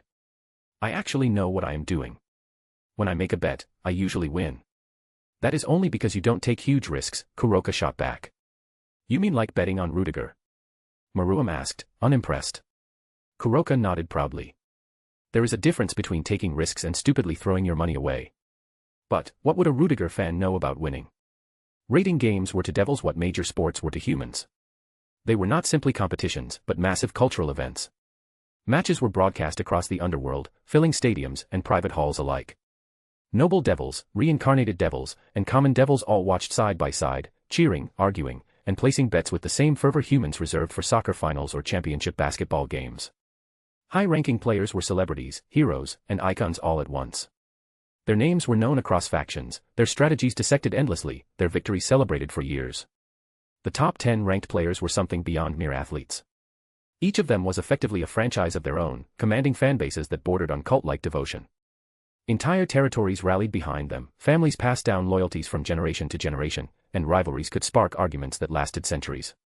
Supporting a player was a point of pride, identity, and sometimes misery. Kuroka, like most reincarnated devils, was a devoted Rudiger fan. Maruam, on the other hand, only followed the rating games sporadically. He never truly saw the appeal, though he did enjoy watching Die Hauser crush his opponents from time to time. At least I am not a Ruvel Phoenix fan, Kuroka retorted with a visible shiver, side-eyeing Rosweiss. Imagine all the kids in Phoenix territory who have no choice but to support Ruvel. A fate worse than death. Unlike many reincarnated devils, Rosweiss was a passionate fan of Ruvel Phoenix, seeing him as her inspiration for reasons that still remained a mystery to Maruam. Ruvel Phoenix's team, the Golden Phoenix, was ranked 10th and had been for half a century, despite his legendary dedication and relentless efforts to improve his ranking. He had challenged every other player in the top 10 and never once claimed a victory. He and his fanbase were perpetually mocked by rival supporters. Real parents would stop the cycle of abuse, Maruam said with mock sympathy. No, real parents would never deprive their kids of their legacy, Kuroka said seriously. What legacy? Maruam asked, amused. Pure disappointment, Kuroka replied with a snicker. Maruam burst out laughing, Kuroka joining him instantly. You two are horrible, Roswise said. He is talented and hard-working. He will make you eat your words one day. Sure, Kuroka said, struggling to suppress her laughter. In like 1,000 years. It has been, what, 50 years since he last won any meaningful game. Maruam added with a chuckle. Kuroka suddenly stood up, adopting a grave, sage-like posture. You see, son, she said, mimicking an old man's voice, long ago, before men walked on the moon, our golden phoenix was a champion. Maruam laughed even harder, and even Roswise could not stop herself from chuckling. Damn it, son, when will you understand? Maruam bellowed, mimicking the voice of a long-suffering fan. The golden phoenix, they'll only break your heart, is probably what better parents would say. Maruam and Kuroka laughed hysterically, piling on jokes that only made it worse, much to Roswise's irritation. Maruam felt no pity. Becoming a Ruvel fan had been a conscious choice on her part, unlike the many children who had simply been born into it. He adjusted the straps at his waist and took a moment to look himself over. The armor sat close to the body and followed the lines of his torso instead of forcing it into hard plates. The chest piece was made from overlapping leaf-shaped segments, each one thin, slightly curved, and etched with fine patterns that looked like runes or plant veins. The metal carried a pale gold tone with traces of silver in the edges, polished enough to catch light without reflecting like a mirror. The shoulder guards were the widest part. They flared outward in layered sheets, light but rigid, and were fixed to the breastplate with narrow hinges so they could move with his arms. The arm guards ran from wrist to upper arm in long, tapered pieces. You look like an elven prince straight out of a fairy tale, Naya, Kuroka said in a flirtatious voice, her golden eyes roaming appreciatively over the armor he wore. We are going to rescue, a princess, he replied calmly. I thought I might as well look the part of the dashing hero. Kuroka chuckled softly. Must be quite the lucky girl, she said, smiling in a way that showed more teeth than strictly necessary. He leaned closer and sniffed the air theatrically. What is that smell, he said, sniffing the air theatrically. It reeks of jealousy in here. Well, you never put this much effort in when you recruited me, she said with a playful pout, perfectly playing the role of a jealous girlfriend. I would have if you had not kept stubbornly refusing my offer, he replied, recalling just how distrustful she had been of him in the beginning. That was before I knew you were so rich, Kuroka said with a smirk. She slipped her arms around his neck, holding his gaze without hesitation. Is that all you see in me, he asked with mock hurt. A sugar daddy? Yes, she answered immediately. Plus you are ridiculously good in bed, and that trick you do with your tongue is heavenly. I will take the small wins, I guess, he said with a shrug. Can you help me put on my cape? She lifted the red cape bearing the 7-pointed star of House Beleth and fastened it to his armor, humming as she worked, clearly enjoying the ceremony of it. When she finished, he looked every bit the noble knight. Oh babe, trust me. There is nothing small about that, she murmured, her hands wandering lower, brushing boldly against his crotch. Maruam chuckled as she finished. When he met her eyes, he noticed a hesitation there, something unspoken lingering beneath her teasing grin. It was one of her tells. Whenever she grew nervous, the innuendos multiplied, a shield of bravado she hid behind. What is wrong, he asked gently, well aware that beneath her bold exterior she was far more sensitive than she liked to admit. She sighed and moved to his bed, sitting down slowly. Her gaze dropped to the floor as she played with a strand of her hair. He remained standing, watching her quietly. Are you sure it is wise to bring me here, she asked at last. With how infamous you are in the underworld, someone will figure out who I really am sooner or later. So, he said with a casual shrug. That is exactly why I made no effort to hide your identity. If anyone expects that I will simply hand you over to be imprisoned, they will be sorely disappointed. Maruam, let's be realistic, she said, lifting her eyes to meet his. I killed a member of the nobility. One of the pillars at that. The moment they find out about me, the council will act. You overestimate their reach, he replied evenly. They can make demands, yes. But ours is the House of Kings. If anyone dares to demand anything of us, we can simply refuse. The kingly House of Beleth was among the few granted the rank of king by Lucifer Morningstar himself. Both a military and political powerhouse, it stood at the very apex of the Underworld's hierarchy, surpassed only by House Beleth and the Satans themselves. They held votes in both the legislative and judicial branches of government and wielded immense influence as one of the principal houses that had supported the current Satans during the Civil War. You perhaps, she said quietly. But would your father truly be willing to make enemies of all the pillar houses just to protect a lowly devil? The honest answer was no. His father, or anyone with even a shred of common sense, would never risk their entire standing for a reincarnated devil. No matter how exceptional she was, such a move would be political suicide. He would not, Maruam answered truthfully. But I would. I gave you my word that I would protect you from harm to the best of my abilities, did I not? And it will never come to that anyway. How can you be so sure? Kuroka asked. House Nibirius can petition the Satans directly. Even you can't do anything against that. They can, Maruam conceded. Yet they won't.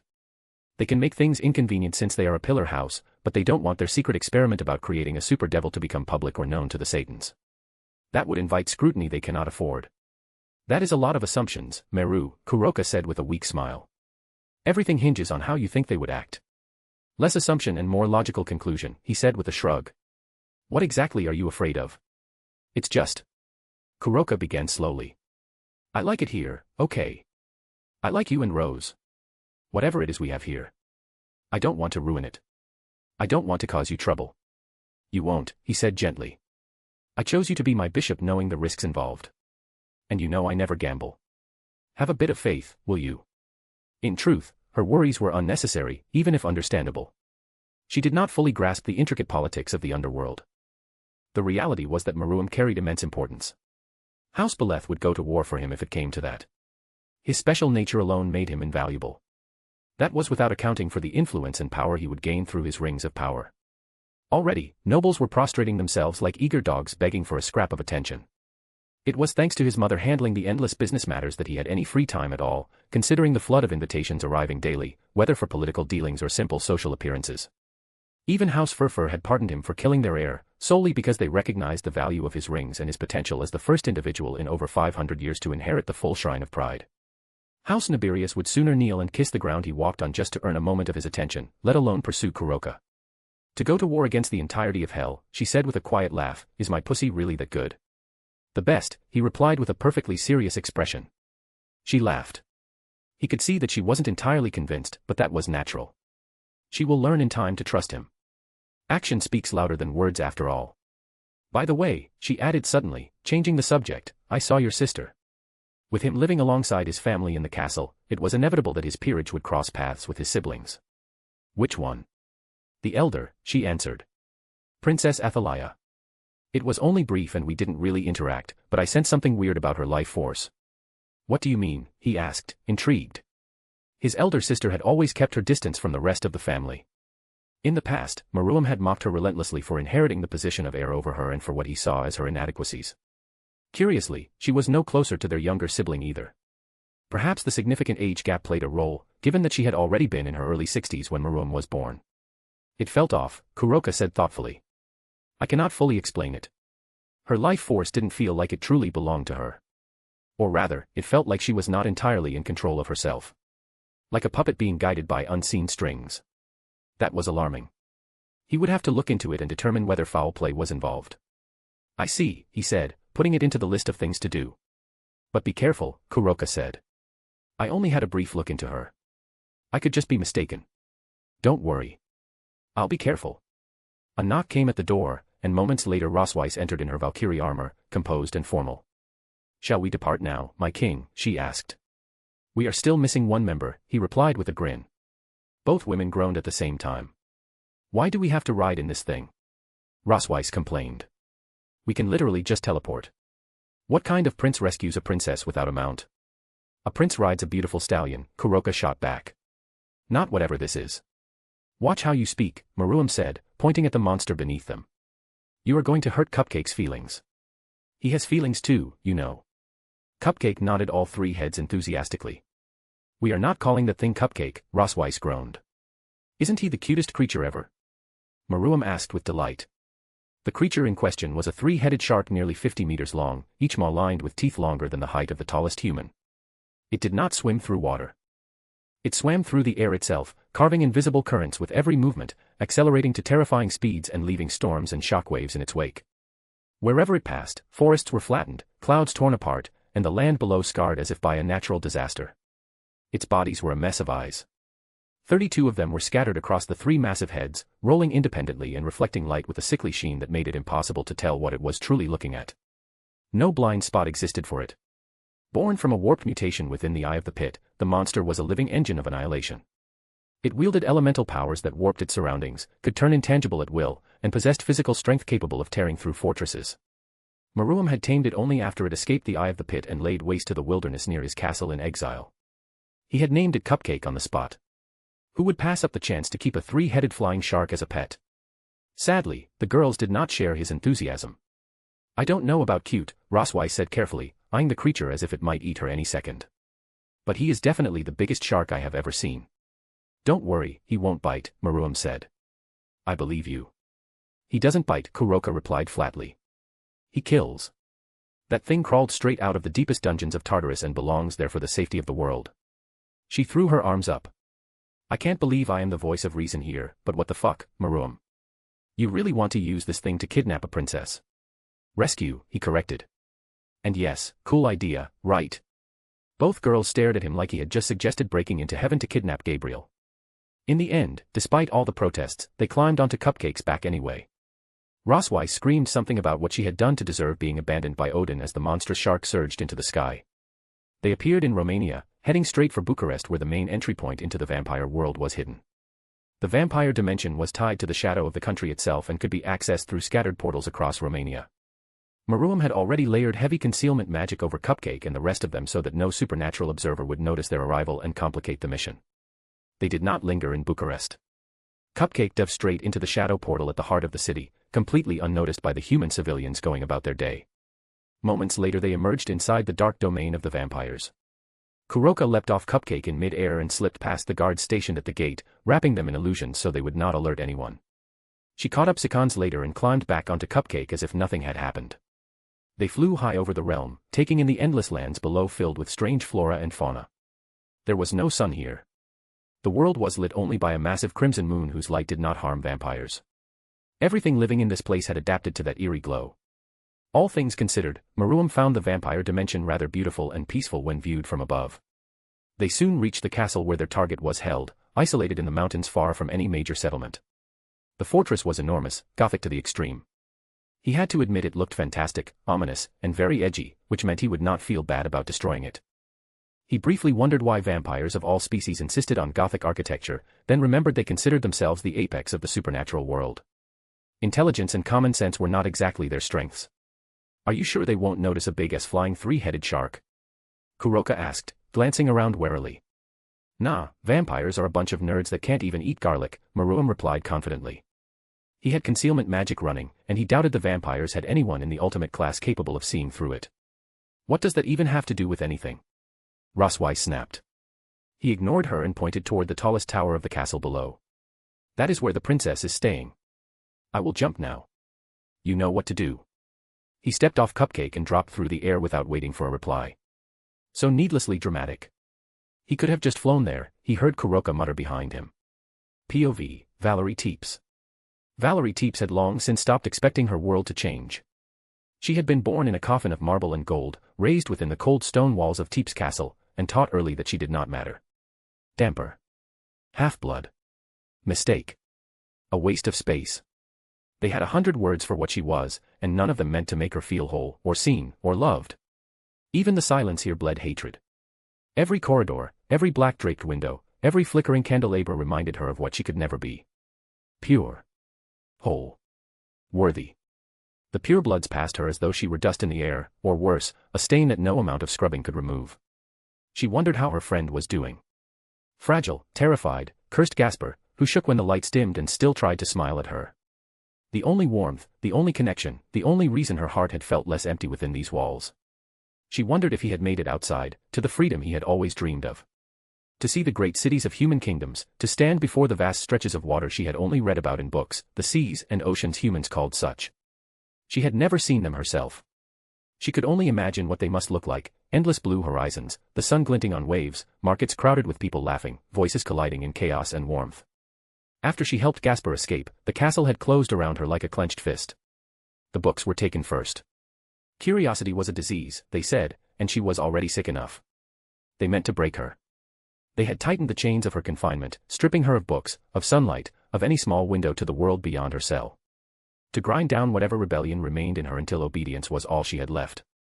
There were nights when she pressed her forehead to the cold stone and wondered what it meant to have nowhere to turn. Every person needed somewhere to turn, she had once read, and the thought hurt more than any insult ever could.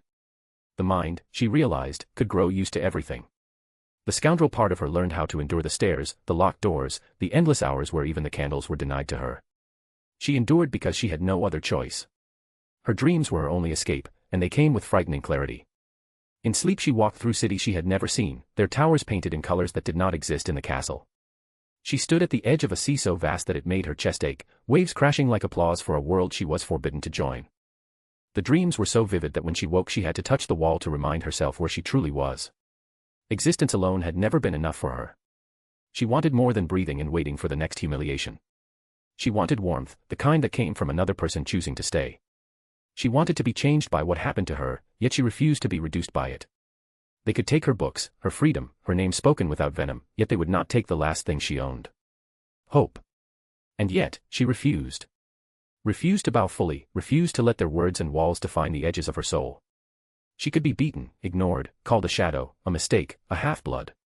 She could be left to the quiet gnawing of loneliness. But she would not surrender hope. Even here, in isolation, she could imagine a day when the warmth of connection might reach her. When laughter would brush against her ears. When she could touch another without fear, when she could walk beyond these walls and see the cities, the oceans, the sun itself. It was small, fragile, ridiculous in a place like this. Hope had no business surviving in a girl locked away by her own blood. Yet it did. It lived in the memory of Gasper's shaky smile.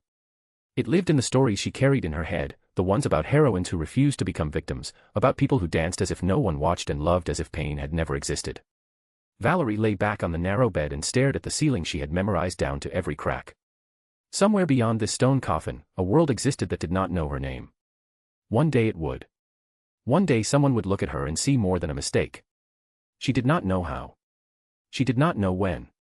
She only knew that she would keep living and living until that day arrived. She moved through her room, her steps careful and measured, long accustomed to the yawning darkness that swallowed everything. There were no windows, no cracks through which light might dare to enter. The walls drank it all in. The room was empty. No coffin to rest in, no furniture, nothing to distract her thoughts except the faint, repeating patterns etched into the stone. Those patterns had become her constellations, her maps, her stories. She would not break. That would please them, and she refused to give them that satisfaction. If life would not grant her freedom, then she would cultivate it herself in the small, private corners of her mind, where no one could reach. Even in this chamber of darkness, where none were meant to touch her existence, she had found companions of a sort.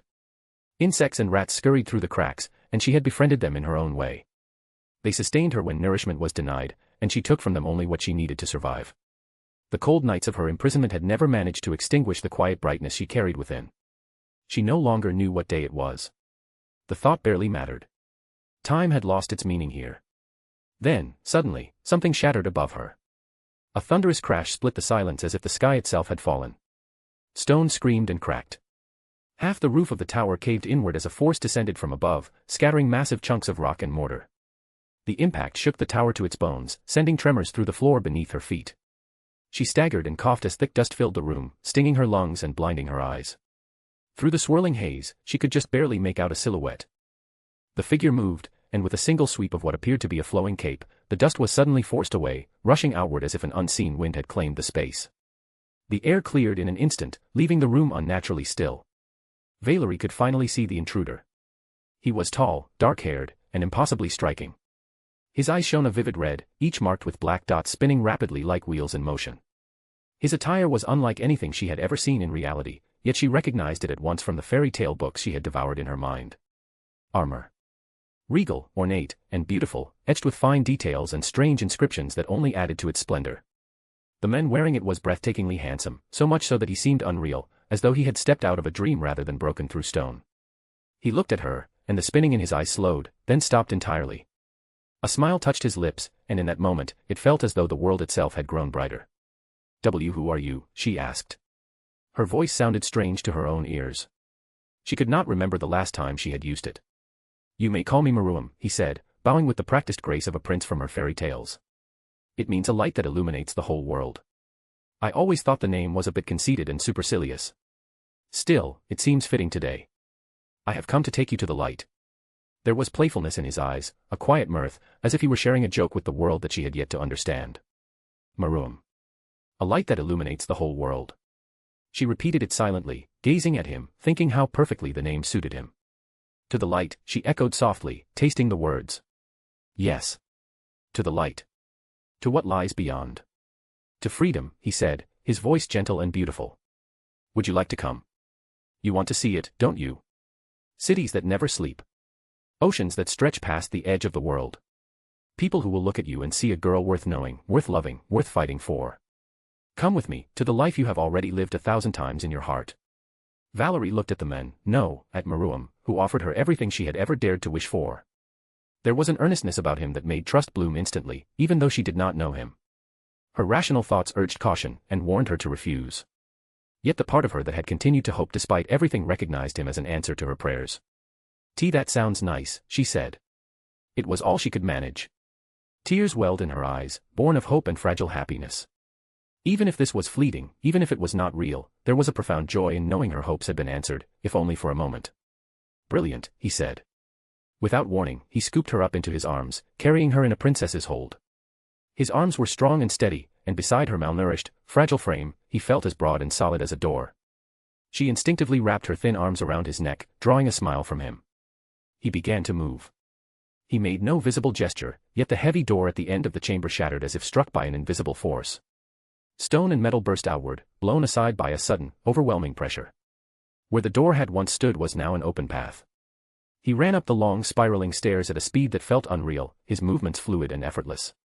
Despite the pace, his arms remained perfectly steady, holding her as though she weighed nothing at all.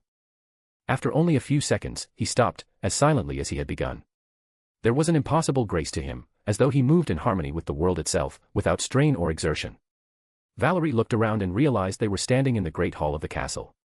Maruam gently set her down, and she stood on her own feet, staring at the vast space that stretched before her. The hall was strangely empty. Well, that was quick, a new voice said. She turned toward the sound and saw, framed by the great window beneath the crimson glow of the red moon, two figures watching them with interest. One had beautiful dark hair and hazel gold eyes with cat-like pupils that gleamed with perpetual mischief. She wore a strange robe that clung to her voluptuous figure, secured by a yellow belt at her waist. She was breathtakingly beautiful. Beside her stood a silver-haired woman, equally stunning, with a kind and composed expression.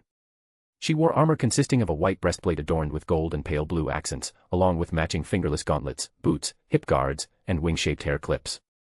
Beneath the armor, she wore a black leotard, black thigh-high stockings, and a pale blue cloth wrapped beneath her hip guards, all trimmed with delicate pink lacing that matched her hair clips.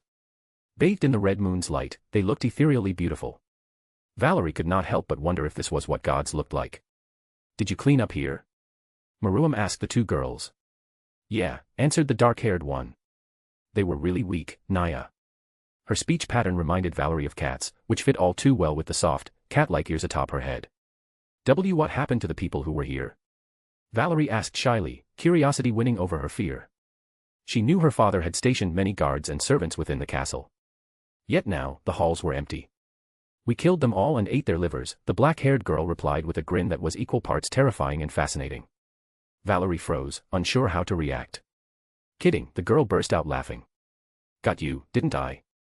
"Kuroka, stop scaring the poor girl," the silver-haired woman beside her said, clearly exasperated. "Valerie, meet Kuroka and Rosweiss," Maruam said casually. "Kuroka and Rosweiss, meet Valerie Teeps. We should get going now." Valerie barely had time to process the introductions before Maruam scooped her up into his arms again. She caught a glimpse of bat-like wings unfolding from his back, vast and powerful. The world shifted in an instant. Suddenly, she was outside, standing atop something enormous. An animal. They were in the air. Flying.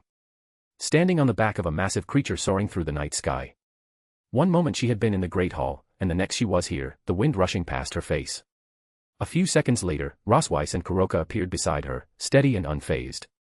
"This is Cupcake, my great mount," Maruam said, gesturing beneath them. "Cupcake, meet Valerie." The beast roared, a thunderous sound that vibrated through her bones. "He likes you," Maruam added calmly. Valerie stared at the creature and recognized it from the countless books she had read in her captivity. "A creature of the sea." "Is that a shark?" she asked slowly. "Yep," Kuroka replied. "A three-headed flying shark." Sharks could fly? Valerie wondered. The books must have been incomplete. Cupcake circled the castle once, then came to a sudden halt in midair. Maruam raised his hand. Flames burst to life around his fingers, vivid and alive. Slowly, with careful precision, he shaped the fire into an arrow. She could feel the power radiating from it, heavy and awe-inspiring. "Behold, Valerie," Maruam said, his voice grand and resonant. "This is the place where they meant to imprison you. To prevent you from soaring the skies." He released the arrow. It streaked through the air and struck the castle. In an instant, the structure erupted into a towering pillar of fire. Walls, towers, and stone were consumed in blazing brilliance, reduced to ash and nothingness. The flames devoured everything in their path, lighting up the night as if a second sun had been born. Even from this distance, Valerie could feel the warmth wash over her. "Now it is no more," Maruam said quietly. "No more cages. Like a phoenix rising from its ashes, you will be born anew." She knew his words were true. Valerie smiled as she gazed upon the drifting ashes where the great castle had once stood. Sadness and happiness flooded her all at once, overwhelming and pure. It was the sudden realization that when everything felt darkest and most hopeless, the world could change in a single heartbeat, and everything could be all right. As she soared into the skies atop the great mount, wind in her hair and firelight fading behind her, one thought filled her completely. It was beautiful to be alive. Freedom was beautiful. "Anne, I am open to other peerage suggestions. They must, however, be canon characters." Chapter 6, Interlude. POV, House Beleth. King House sat alone in the inner sanctum of his citadel, and watched as his beloved wife, Morena, meticulously prepared a potion for him. The early symptoms of sleep disease were subtle yet undeniable. The heaviness behind the eyes. The moments when thought blurred and the world dulled at the edges. He had not fallen into the endless slumber yet, though every expert in the underworld had made it clear that it was only a matter of time. Devils who slept did not wake again. They withered, sustained by artificial means in silent wards, until even those measures failed. He allowed no one to see anyone to see his fear. The image he presented to the world was that of a meticulous and unshakable monarch. Inside, the clock had begun to scream. Devils did not have an afterlife, he wondered what it feels to cease to be. To return to nothingness. He had never been meant to wear the crown of House Beleth. He had been born the spare heir, the second son of a king whose firstborn arrived with the full manifestation of the shrine of pride. His elder brother had been brilliance given flesh, adored by their father, feared by their rivals, spoken of as a future terror of the devil civil war. Then that brother had fallen at the wars beginning 5 centuries ago, and the future that had once been closed to House was forced upon him. He had learned to rule with cold clarity because no one had ever expected him to rule at all.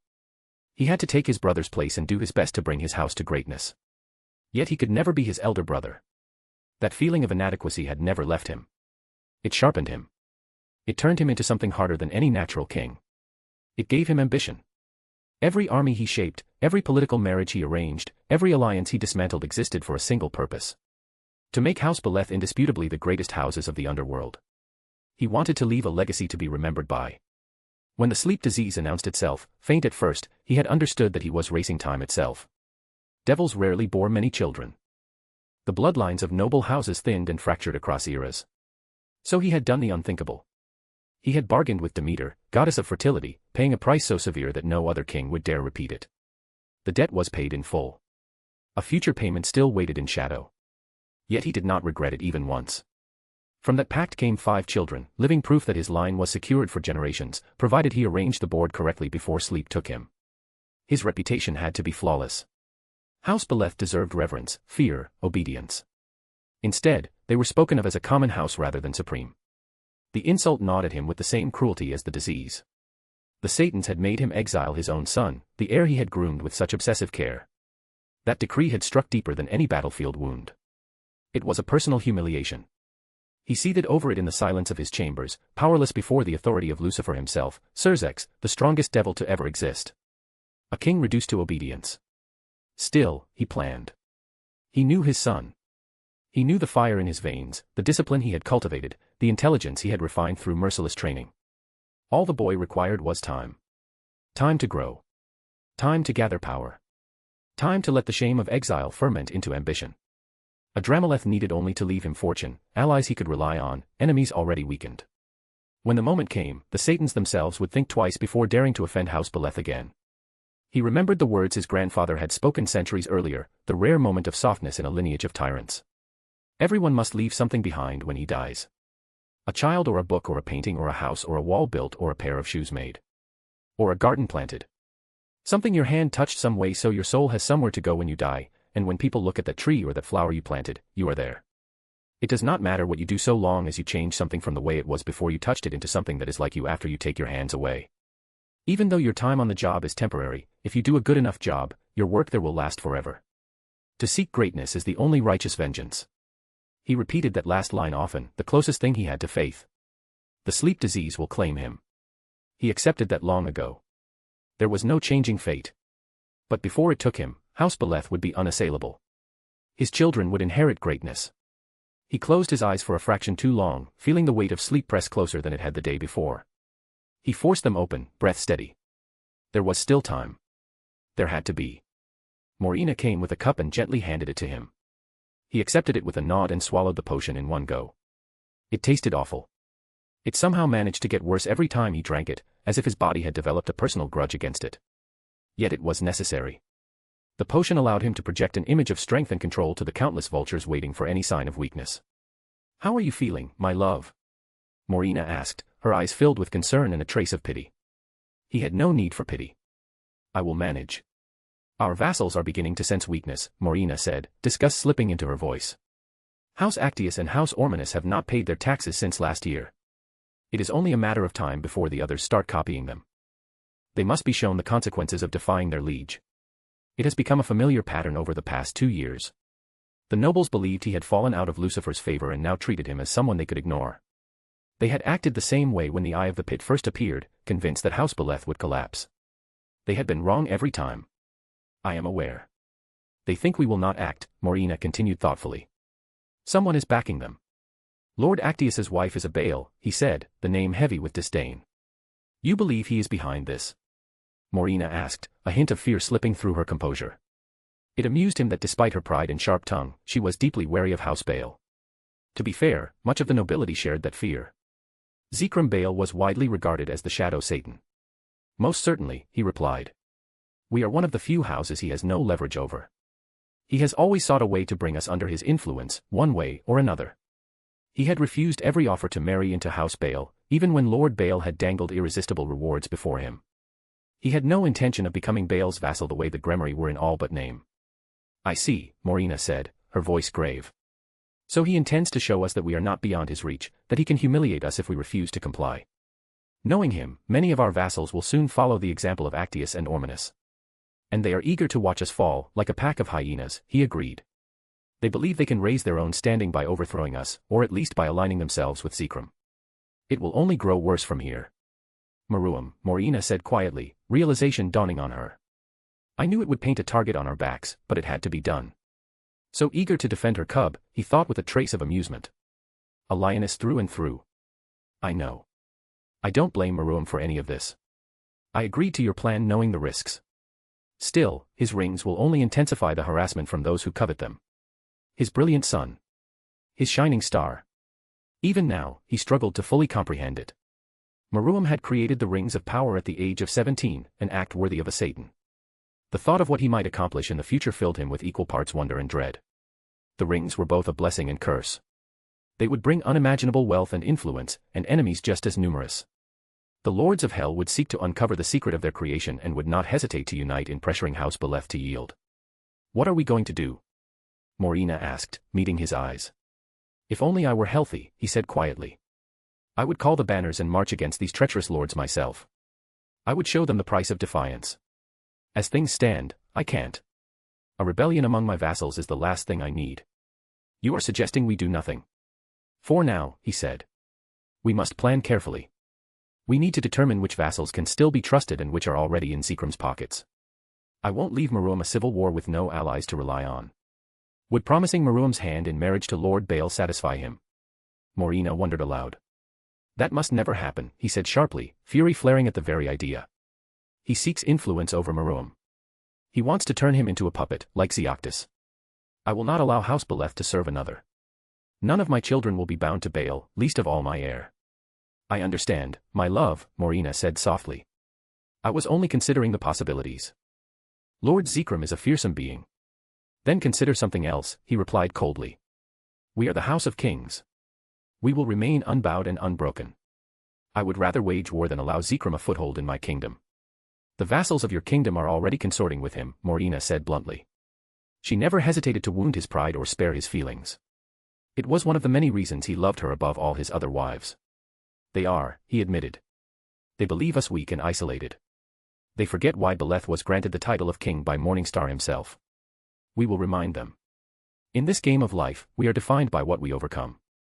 We may be cast down and fall from the Satan's favor. We will rise again. Because we fall, the climb must be our destination. POV, Sona Stiri. In the hands of incompetent, power brings nothing but ruin. Sona had been 14 the first time Serafal said it to her. At the time, she had only nodded.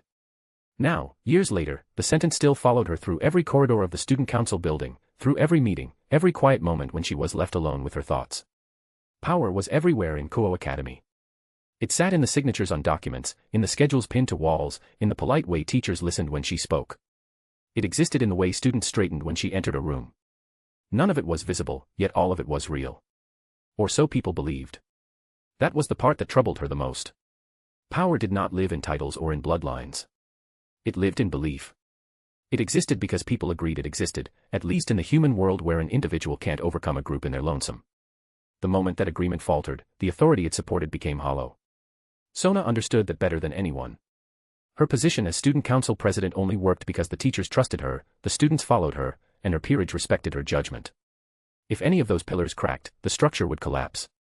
And so she worked. She studied until her eyes ached. She never arrived late. She never submitted incomplete work. She never asked of others what she would not do herself. It was not pride that drove her. It was fear. Fear of being incompetent. She had seen what incompetence looked like. Leaders who coasted on reputation. Devils who treated power as something owed to them rather than something entrusted to them. The damage they left behind was always explained away as inevitability, as the cost of ruling. Serafal had taught her that this excuse was a lie. Power was never the problem. The hands that held it were. Sona folded another report and placed it in the appropriate folder, aligning the edges perfectly. She could already hear Serafal laughing at her seriousness, calling her stiff, telling her to relax. But she would not. She could not. If power was an illusion born of belief, then competence was the only thing that made it solid. And if she ever allowed herself to become careless, to become complacent, then she would become exactly what her sister had warned her about. A king who brought ruin. Check, Sona said as she moved her piece. Oh, man. I just can't ever beat you, her opponent and best friend groaned, red hair swaying with the motion. You are getting better. You lasted longer this time. It's so infuriating when you say things like that, Ria said with a pout. Sona had not meant to sound condescending. She was simply trying to praise a friend who tended to get discouraged after losing. It was genuine praise, she said calmly. I know. That's what makes it worse, Rias replied, caught between amusement and frustration. Then she changed the subject. Why are you here anyway? Weren't you going to look around the city to see if you can find anyone to recruit for your peerage? They had only recently come to Kuo, becoming co-rulers of the city. Neither of them was familiar with it yet, so they often wandered around, partly to learn their new territory and partly to spend time with their peerages. I was, Rias said. But I found some interesting gossip on the Devinet. Gossip? Sona asked, curious. Rias held out her phone. The screen showed a picture of Sona dancing with Prince Maruam, a loud headline plastered across it. The Ice Princess tamed by the Prince of Flames. That was the moniker the Underworld press had given her because of her personality. Sona, you horn dog, Rias said with an evil grin. When were you going to tell me you had a boyfriend? Rias could be infuriatingly dramatic. I don't have a boyfriend, Sona said calmly. You of all people should know the media will write anything to get a reaction. Then why is there a picture of you dancing with a prince? Rias said with a smug smile. Checkmate, Ice Princess. Stop calling me that, Sona said coolly. She hated the nickname. The tabloids twisted every word she said to make her look bad, which was why she refused to give them interviews. Or what? Is the Ice Princess going to freeze me? Rias shot back. From the side, Sona heard Akino and Tsubaki giggle. She glared at them. Sona exhaled. Will you give it a rest? I only danced with him because he asked me. Rias looked at her with open skepticism. Really? You are telling me that Prince Maruam, Mr. I am too cool for this world, asked you for a dance? Sona did not like that tone. Yes, he did. Are you jealous? Rias had gone through a phase where she was obsessed with bad boys, and she had once had a huge crush on Maruam Beleth. She had even tried to get closer to him, only to be completely ignored, a humiliation Sona knew had still not fully faded. No way, Rias said with a fake scoff. Why would I be? He is only the most notorious devil of our generation. And ridiculously hot. I thought you were past your bad boy phase. Sona replied. I am. That doesn't change the fact that he is hot and famous. They are calling him the Lord of Rings now. Infamous, Sona said. You forget he was exiled for killing another devil. He is as prideful as he is mad. So. That only proves he is a man of action. Sona did not dignify that with a response. She simply stared at the redhead. But seriously though, Rhea said, her tone turning more serious. I heard you were the only girl he asked for a dance. So what? Sona replied with a shrug. It was only a dance. Rhea stared at her blankly. So did Akino and Tsubaki. You can be unbelievably dense sometimes, Rhea said with a smile. Let me make it simple for your tiny brain. The prince has never asked anyone for a dance before. Ever. He wants you. And he is going to have you. Whether you like it or not. Why are you talking like I have no choice in this? Sona shouted. Have you forgotten the ballad? Rhea said with amusement. How does it go again? No vow can bar his silent claim / no iron heart refuse his pull / for wanting him and being his / are truths the same, inevitable. Sona rolled her eyes. How could I forget? You made it yourself. But he's not like that. She did not know why she was defending the prince at all. She blamed Rhea for dragging her into it. Rhea gave her a suggestive grin. Oh. Different how? She asked, eyes sparkling. He was. Sona searched for the right word. Nice. Rhea looked unimpressed. We are talking about the same guy, right? The one they called the Dark Prince. The one who killed a noble because he felt like it. The one who bullied the teachers at the academy. I know, Sona said. He seemed to have changed. Even Latia said he was unusually nice to her. As if Latia Astaroth is a reliable judge of character, Rhea said with open disdain. He could spit at her and that dumb cow would take it as a compliment. I know you hate Latia for some inane reason, Sona said calmly. But I would appreciate it if you did not insult her in my presence. She is a good friend. Rhea, for reasons that probably had something to do with Diodora, hated Latia with a passion. Latia hated Rhea just as much. I knew it, Rhea shouted. She is trying to steal you from me. Don't let her, Sotan. I am your best friend. Can you stop being overdramatic for 1 second? Sona said, exhausted. Latia is not trying to steal me from you. I'm not an object. It would be really nice if the two of you could talk without trying to tear each other apart. Rhea scoffed, looking as if she had just swallowed a lemon. That is because you don't know her. She is a two-faced scheming bitch. Latia had said something similar about Rhea. Sona thought their feud was pointless, especially since they had once been close friends back at the academy. She refused to lose one friend for the other, even though Rhea remained her best friend. Lady Rhea is correct about the prince though, Tsubaki said, speaking up for the first time. He could hardly be called nice even on his best days. People don't change that easily. I know that, Sona replied calmly. I'm not saying he turned into a saint overnight. He simply seemed nicer compared to before. And we never truly knew him back then anyway. You forget how charming and charismatic he used to be. He was the most popular devil of our generation, with countless friends and admirers. Prince Maruam was 1 year older than them, so they had never interacted with him much. She doubted he even remembered their names. Yet everyone from their generation knew who he was. How could they not? The most talented devil of their time. The sheer number of records he held at the academy and the mountain of awards he had earned made it impossible to ignore him. He had been an object of love and envy in equal measure. Sona remembered the feeling of hopelessness that came with seeing his achievements. Look at you, Rhea said, amused. Already defending your future boyfriend, huh?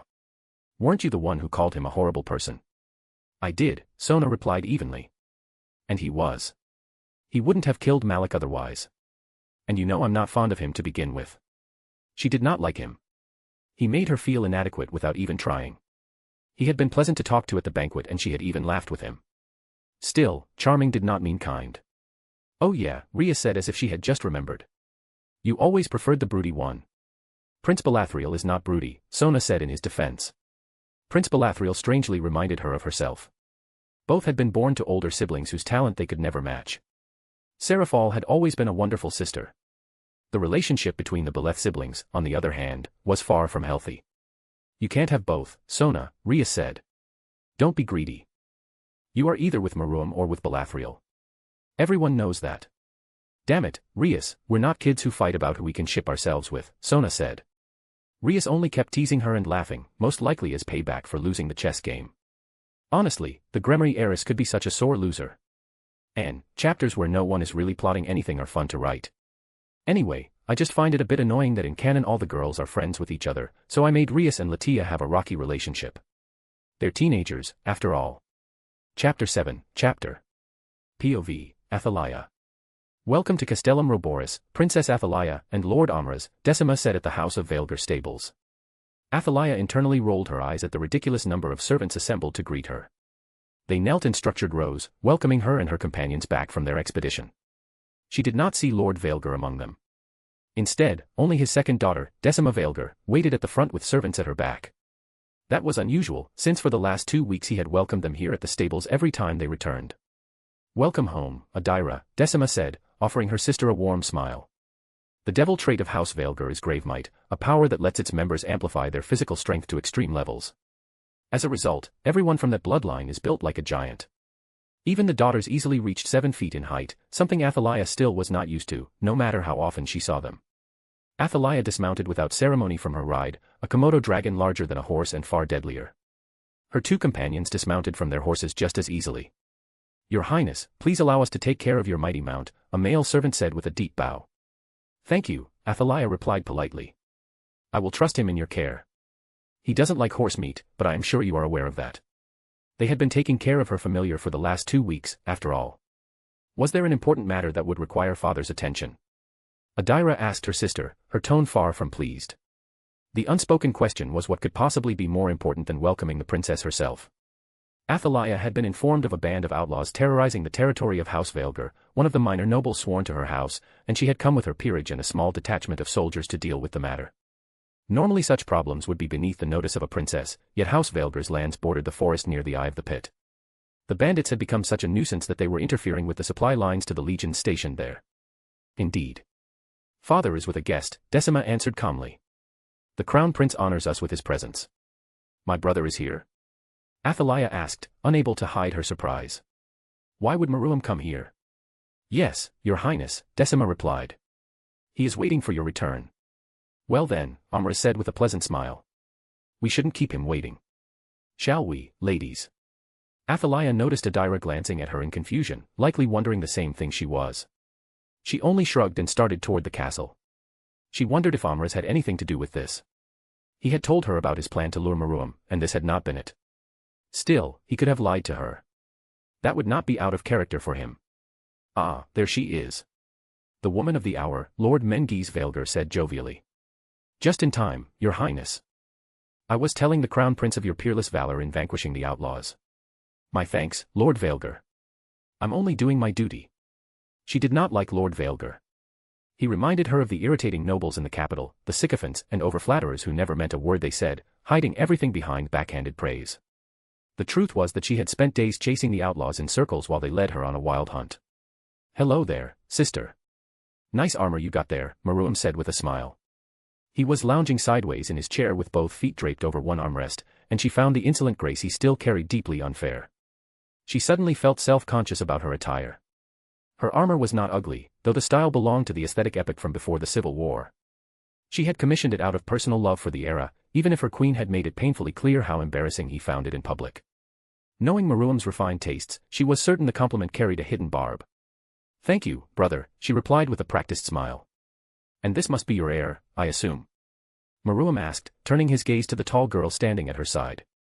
Please allow me to introduce my daughter and heir, Adira Vaelger, Your Highness, Lord Vaelger said eagerly, clearly hoping his daughter would catch Maruam's attention. Exalted High Prince, Adira dropped to her knees at once. I'm honored to be in your presence. My gratitude for the pleasure of your company, Maruam replied, his smile bright and disarming. Thank you for your graciousness, Adira said as she rose, her cheeks flushed. Athaliah could not help but feel a flicker of amusement at the sight. Great to see you again, Maruam, Amras chimed in, speaking as if they were old friends. Athaliah saw him trying to latch onto Maruam like a leech. Amras loved to feel important and chased that feeling wherever he could find it. His lineage and his position as her queen meant most people treated him with reverence, which only inflated his ego further. I'm sorry, Maruam said, tilting his head in genuine confusion. Do I know you? If Amras had hoped Maruam would play along with empty courtesies like Herman did, he had misjudged him badly. Maruam cared little for decorum. Athaliah would not have it any other way. The look of shock on Amras's face was priceless, even if he hid it quickly. "We met only briefly, Your Highness," Amras said, smiling through his embarrassment. "It is only natural you would not recall my name. I'm Amras Sallos, a queen of Princess Athaliah's peerage." "A pleasure to meet you," Maruam said sincerely.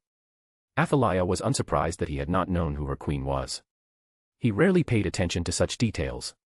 "I must confess, dear brother," Athaliah said smoothly, stepping in before Amras could say more, "though I'm glad to see you, your presence here comes as quite a surprise. I didn't expect to encounter the crown prince so far from the capital." "Nor did I," Lord Vaelger added eagerly. "Your Highness, I was simply attending to my duties when a servant burst into my office and announced that a prince had come to visit. I asked him which prince, and when he said the crown prince, I thought he had finally lost his wits. I nearly threw the poor boy out for spouting nonsense, yet I decided to check for myself. And would you believe it? There he was, standing before my door, the crown prince himself. The Lord of Rings in all his glory." He continued recounting the tale with increasing embellishment, describing his disbelief, his indignation, and his awe in increasingly dramatic terms. Athaliah could not hide her irritation at his attempt to make the moment about himself. Maruam, on the other hand, looked entertained. "Perhaps you can regale everyone with the full tale over a meal," Maruam said calmly. "They look as though they are in dire need of a hot bath and a proper meal first." She felt an immediate wave of gratitude toward her brother. After days of relentless searching, she and her companions were exhausted to the bone. "You are quite right, Your Highness," Lord Vaelger said with a sheepish grin. "I let my excitement get the better of me. I shall see that warm baths are prepared at once and that a proper meal is laid out for these brave warriors." "We will speak after you have rested, sister," Maruam said, offering her a gentle smile. She nodded and excused herself. To her dismay, Amras followed close behind. He would surely take his anger out on her. That arrogant bastard. Just who does he think he is? Her queen had taken the humiliation badly, just as she expected. Even after venting his anger on her poor hips and jaw, he was still seething. The fact that her brother, infamous for caring so little about others that he barely bothered to remember names, had not remembered him at all gnawed at his pride. She continued to wash his body like a lowly bath servant in the large spring bath prepared for them. He sat immersed in the steaming water, no doubt imagining himself a king wronged by lesser men. "This place is filth," he sneered. "But what else can you expect from some upstart house with barely any history? Your house truly excels at making poor choices." House Vaelger was indeed a young noble house, elevated a little over 900 years ago by her grandfather. After the Eye of the Pit appeared, countless minor houses had been wiped out by the monsters that poured forth. Her grandfather had rallied the regions to face the catastrophe, and many had proven themselves in that time. One of them had been the founder of House Vaelger. He had held the Iron Breach alone for 3 nights, fighting with shattered armor and broken arms, and her grandfather had personally marked him with sigils of nobility for his valor. "They don't even have a single woman with a comely face here, aside from the servants," he went on with a curl of his lip. "A woman should be beautiful and delicate, not tall like a warhorse. Did you see that pitiful Adira blushing just because your brother acknowledged her? It was revolting. Is that thing even a woman?" Athaliah said nothing and kept washing. It was true that most devils would not consider the women of House Vaelger attractive. Tall frames and hard muscles were not the usual standard of beauty. "And what is wrong with you, you dumb whore?" he snapped. "Do you even know how to wash a man? Use your tits when you scrub my back, for Lucifer's sake." "As you command, master," she replied softly. "You must be laughing at my humiliation inside," he said, his voice turning dangerous. "That's why you did not introduce me to your brother at once, is it not? You knew he would disgrace me." "I would never do that, master," she said quickly, careful to keep her tone submissive so he would not strike her again. "I was caught off guard just like you. You know I would never betray you." "Yes, you could not betray me even if you wanted to," he said, calm again. "I would be more suspicious if you possessed any real cunning. Still, what I plan to do to that bastard, I will enjoy greatly." "So you are planning to ensnare him now?" she asked, unable to stop herself. "That is none of your concern. Just do as you are told," he said coldly. Her stomach tightened. This was bad. Amras was immensely talented, already reaching the lower bounds of high class and power. Could Maruam really handle him alone here? She feared for her brother. She did not wish him to live the life she had lived. She walked toward the meeting room where they were waiting for her, her steps measured and steady despite the tight knot of unease in her chest. Amras walked beside her, freshly clothed and outwardly composed, his earlier fury concealed beneath a veneer of calm. A servant stood at attention by the doors and opened them with a deep bow as they approached. She entered the room and immediately heard Adira's voice, animated and bright, as she spoke with Maruam. Beside her brother stood a beautiful silver-haired woman, silent and attentive, her posture dignified. Her brother's queen, if Athaliah was not mistaken. Lord Mengiz Vailgar sat at the table, a goblet of wine in hand, doing his utmost to appear composed in Marum's presence. It was a small surprise that he was allowing his daughter to converse so freely with the crown prince without constantly inserting himself to draw attention. He was likely hoping that Adira might charm Marum with her presence, that somehow she might be taken as a concubine or even drawn into his peerage. Adira was kind and earnest, but hardly the sort to captivate a man through clever words and charm alone, least of all someone like Marum. Lord Mengiz noticed Athaliah first. "Your Highness," he said with a smile, starting to rise. "Please, no need to stand on my account, my lord," she said politely as she crossed the room to the table. "I assume we are here to discuss the Ferrum Exilium." "The Iron of the Exiled," Marum said with amusement. "A dramatic bunch, aren't they?" "And dangerous," Athaliah replied, disliking his casual tone. "They have destroyed 3 supply wagons headed for the pit and killed and injured several soldiers of Meraka's legion." "Then let us ensure they will not trouble us again," Marum said easily. "What have you learned about them so far?" She explained how Ferrum Exilium was composed largely of criminals who had escaped conviction and banded together more than a century ago. They lived deep within the forests bordering Vailgar territory, surviving through hunting and fishing. Their numbers were far from small, bolstered by lower-class devils and various magical creatures. Shadow warlocks, sirens, and even minotaurs were known to be among them. More troubling still was the fact that they were a cult. They worshipped demonic spirits dwelling within the forest, beings they referred to as the Silent Gods. For most of their history they had been little more than a nuisance. They rarely left the forest and seldom attacked settlements, so they had been largely ignored. That had changed roughly a year ago. Since then they had begun abducting people and attacking travelers with increasing frequency. Their boldness had grown to the point where they now assaulted nobles who passed near the forest, even without provocation. "I believe this rise in violence is tied to the spirit they worship trying to increase its power and influence," Athaliah concluded. "They leave a symbol at each site, and the killings are carried out in an almost ritualistic manner." "But why now?" Lord Mengiz asked, frowning. "Ferrum Exilium has existed for over a century. Why did they begin expanding their cult only recently?" "Most likely because they could not before," Adira answered calmly. "The spirit may not have been powerful enough to command such actions in the past, but now it feels secure enough to expand its territory. Creatures like that value self-preservation above all else," Athaliah added. "Staying in hiding amassing power secretly for the last century would be a rational decision. They don't act unless the odds are in their favor. Or they have received outside assurance," Marum said. "Malevolent spirits are not incapable of making deals with devils. An object at rest remains so unless acted upon by an external force." "That is a possibility we have considered," Athaliah agreed. "For now it remains speculation. We lack proof to draw any firm conclusions." "Haven't you captured any cultists?" Marum asked. "Unfortunately not," she replied with a grimace. "Whenever we manage to seize one, they detonate themselves. There is likely a curse placed upon them to prevent information from leaking. The forest is perpetually shrouded in mist, which prevents aerial reconnaissance. We are forced to search on foot, and they know the terrain far better than we do." "Then we shall do it the hard way," Marum said. "I will accompany you into the forest. Perhaps we'll have better luck." That took her by surprise.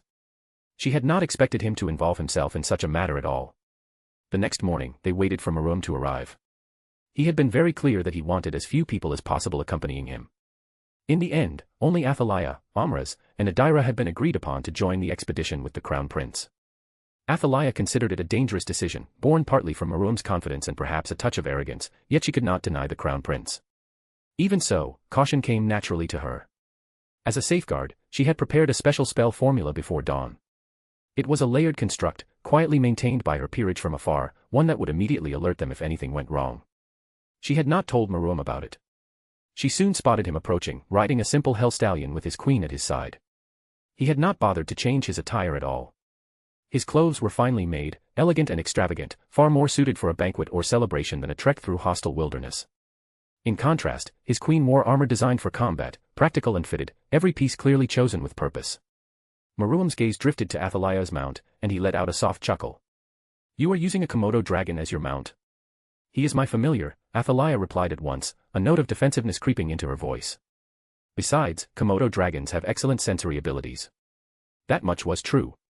Komodo dragons could detect prey from miles away, tasting the air with their forked tongues and analyzing scent particles through their Jacobson's organ. In a place like this, they were ideal trackers. "He looks cool," Marum said simply. "So then, shall we?" They set off soon after, riding into the forest and pressing deeper for nearly half an hour. The deeper they went, the more oppressive the forest became.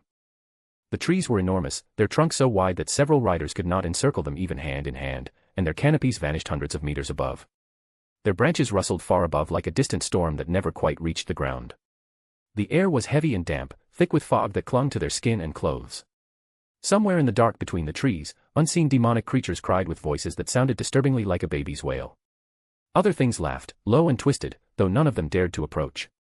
Mist clung to the ground and hung thick in the air, rolling between the roots and wrapping around their legs. Fog obscured sight beyond a few dozen steps, swallowing shapes and warping distance until it was impossible to tell how far one had truly traveled. They continued on foot after a time, moving through the forest for what felt like over an hour. The scenery barely changed, and Athaliah began to suspect that they were being led in circles, that the mist carried illusionary properties meant to disorient intruders. She glanced down at her familiar, watching the steady certainty with which it moved. The creature advanced with the confidence of a born predator, unbothered by the fog, and that eased her doubts. She took note of their formation. Amras and Maruam rode at her sides, while Rosweiss and Adira followed a short distance behind, weapons ready and eyes constantly scanning their surroundings. What surprised her most was Maruam himself. He made no attempt to seize command. Instead, he allowed Athaliah to lead, trusting her familiar to guide them through the blinding mist. He listened when she spoke and had yet to question her decisions or undermine her authority. She did not let herself relax because of it. Maruam had always been like this, serene and controlled, his expression masterful and unreadable. She knew how quickly that calm could twist into something terrifying. Maruam suddenly raised a hand. His hell stallion came to an immediate halt, and Athaliah stopped as well, the others following suit. "We have guests," Maruam said calmly, his tone entirely unbothered. Athaliah felt a flicker of unease. She could sense nothing. The mist smothered her perception, dulling her ability to detect distant presences. Before she could question him, voices erupted from the fog, harsh and shouting. She reacted instantly, shifting into a defensive stance. Amras and the others did the same. Maruam, however, merely glanced down at his nails, studying them with faint boredom. A projectile screamed through the air toward her. Athaliah twisted aside, the attack passing close enough that she felt the heat of it brush her skin. She launched herself forward, closing the distance in a blink. Another projectile flew, then another, and she wove through them with graceful movements. She appeared directly in front of one of the attackers, a middle-class devil whose eyes widened in pure shock at her sudden presence. He never had time to scream. Her blade flashed and his head fell before his body even realized it was dead. She sensed more attacks coming, from multiple directions, above and behind. Athaliah planted her feet and waited, counting heartbeats. When the projectiles were mere inches from her body, she released her power. Fire burst outward, wrapping around her like a living shield. The incoming attack struck the flames, their momentum feeding the blaze. She twisted the flow, letting the friction ignite the air itself. The fire surged along following the exact paths the projectiles had taken, racing back toward their sources in blazing lines. The attackers barely had time to register what had happened before the flames reached them. Their screams were cut short as their bodies were consumed, reduced to ash in moments. Silence returned to the forest. Athaliah remained still for a few seconds, senses stretched wide, waiting for another ambush that never came. Satisfied, she turned and made her way back to the others. She found them standing amid the aftermath. 6 bodies lay scattered on the forest floor, lifeless and broken. Rosweiss stood over a 7th figure, holding him captive. The man was forced to his knees, trembling, his body locked in place by binding magic that left him completely unable to move. Adira stood protectively near Maruam, shield raised and swords drawn, her stance tense and ready. Maruam himself looked as composed as ever, as though the ambush had been nothing more than a minor interruption. The forest watched them in silence, its mist curling slowly around the dead. It seemed they had dealt with the attackers quickly on this side as well. "You shouldn't let yourself be separated from us, Master," Amras said when he saw Athaliah approaching. His gaze swept the misty surroundings with open suspicion. "This is a treacherous jungle. You may suddenly find yourself isolated, surrounded by nothing but wild beasts." "I will be more careful in the future," Athaliah replied calmly. Her attention shifted to the kneeling figure restrained by Rosweiss. "He is not detonating himself." She let the question trail off. "That would be because I have restrained him with a rune formation," Rosweiss answered evenly. Faint lines of glowing script hovered around the captive, layered and interlocking. "We were waiting for you to begin the interrogation." Athaliah studied her brother's queen more closely. Casting a functional rune formation under combat conditions required deep mastery. "Are you able to make him talk without triggering the curse?" she asked, genuine curiosity in her voice. "I can," Rosweiss replied. "But it would take time to construct a counterspell robust enough to suppress it fully. Time we do not have." She then glanced toward Maruam and raised her hand slightly in his direction. However, he can do it quicker. Maruam chuckled softly and stepped toward the prisoner with unhurried confidence. He extended a finger and tapped the captive lightly on the chest. The pressure binding the man's lungs eased at once, and the prisoner coughed violently, sucking in air as if he had been drowning. "You are incubi," Maruam observed, studying him with open interest.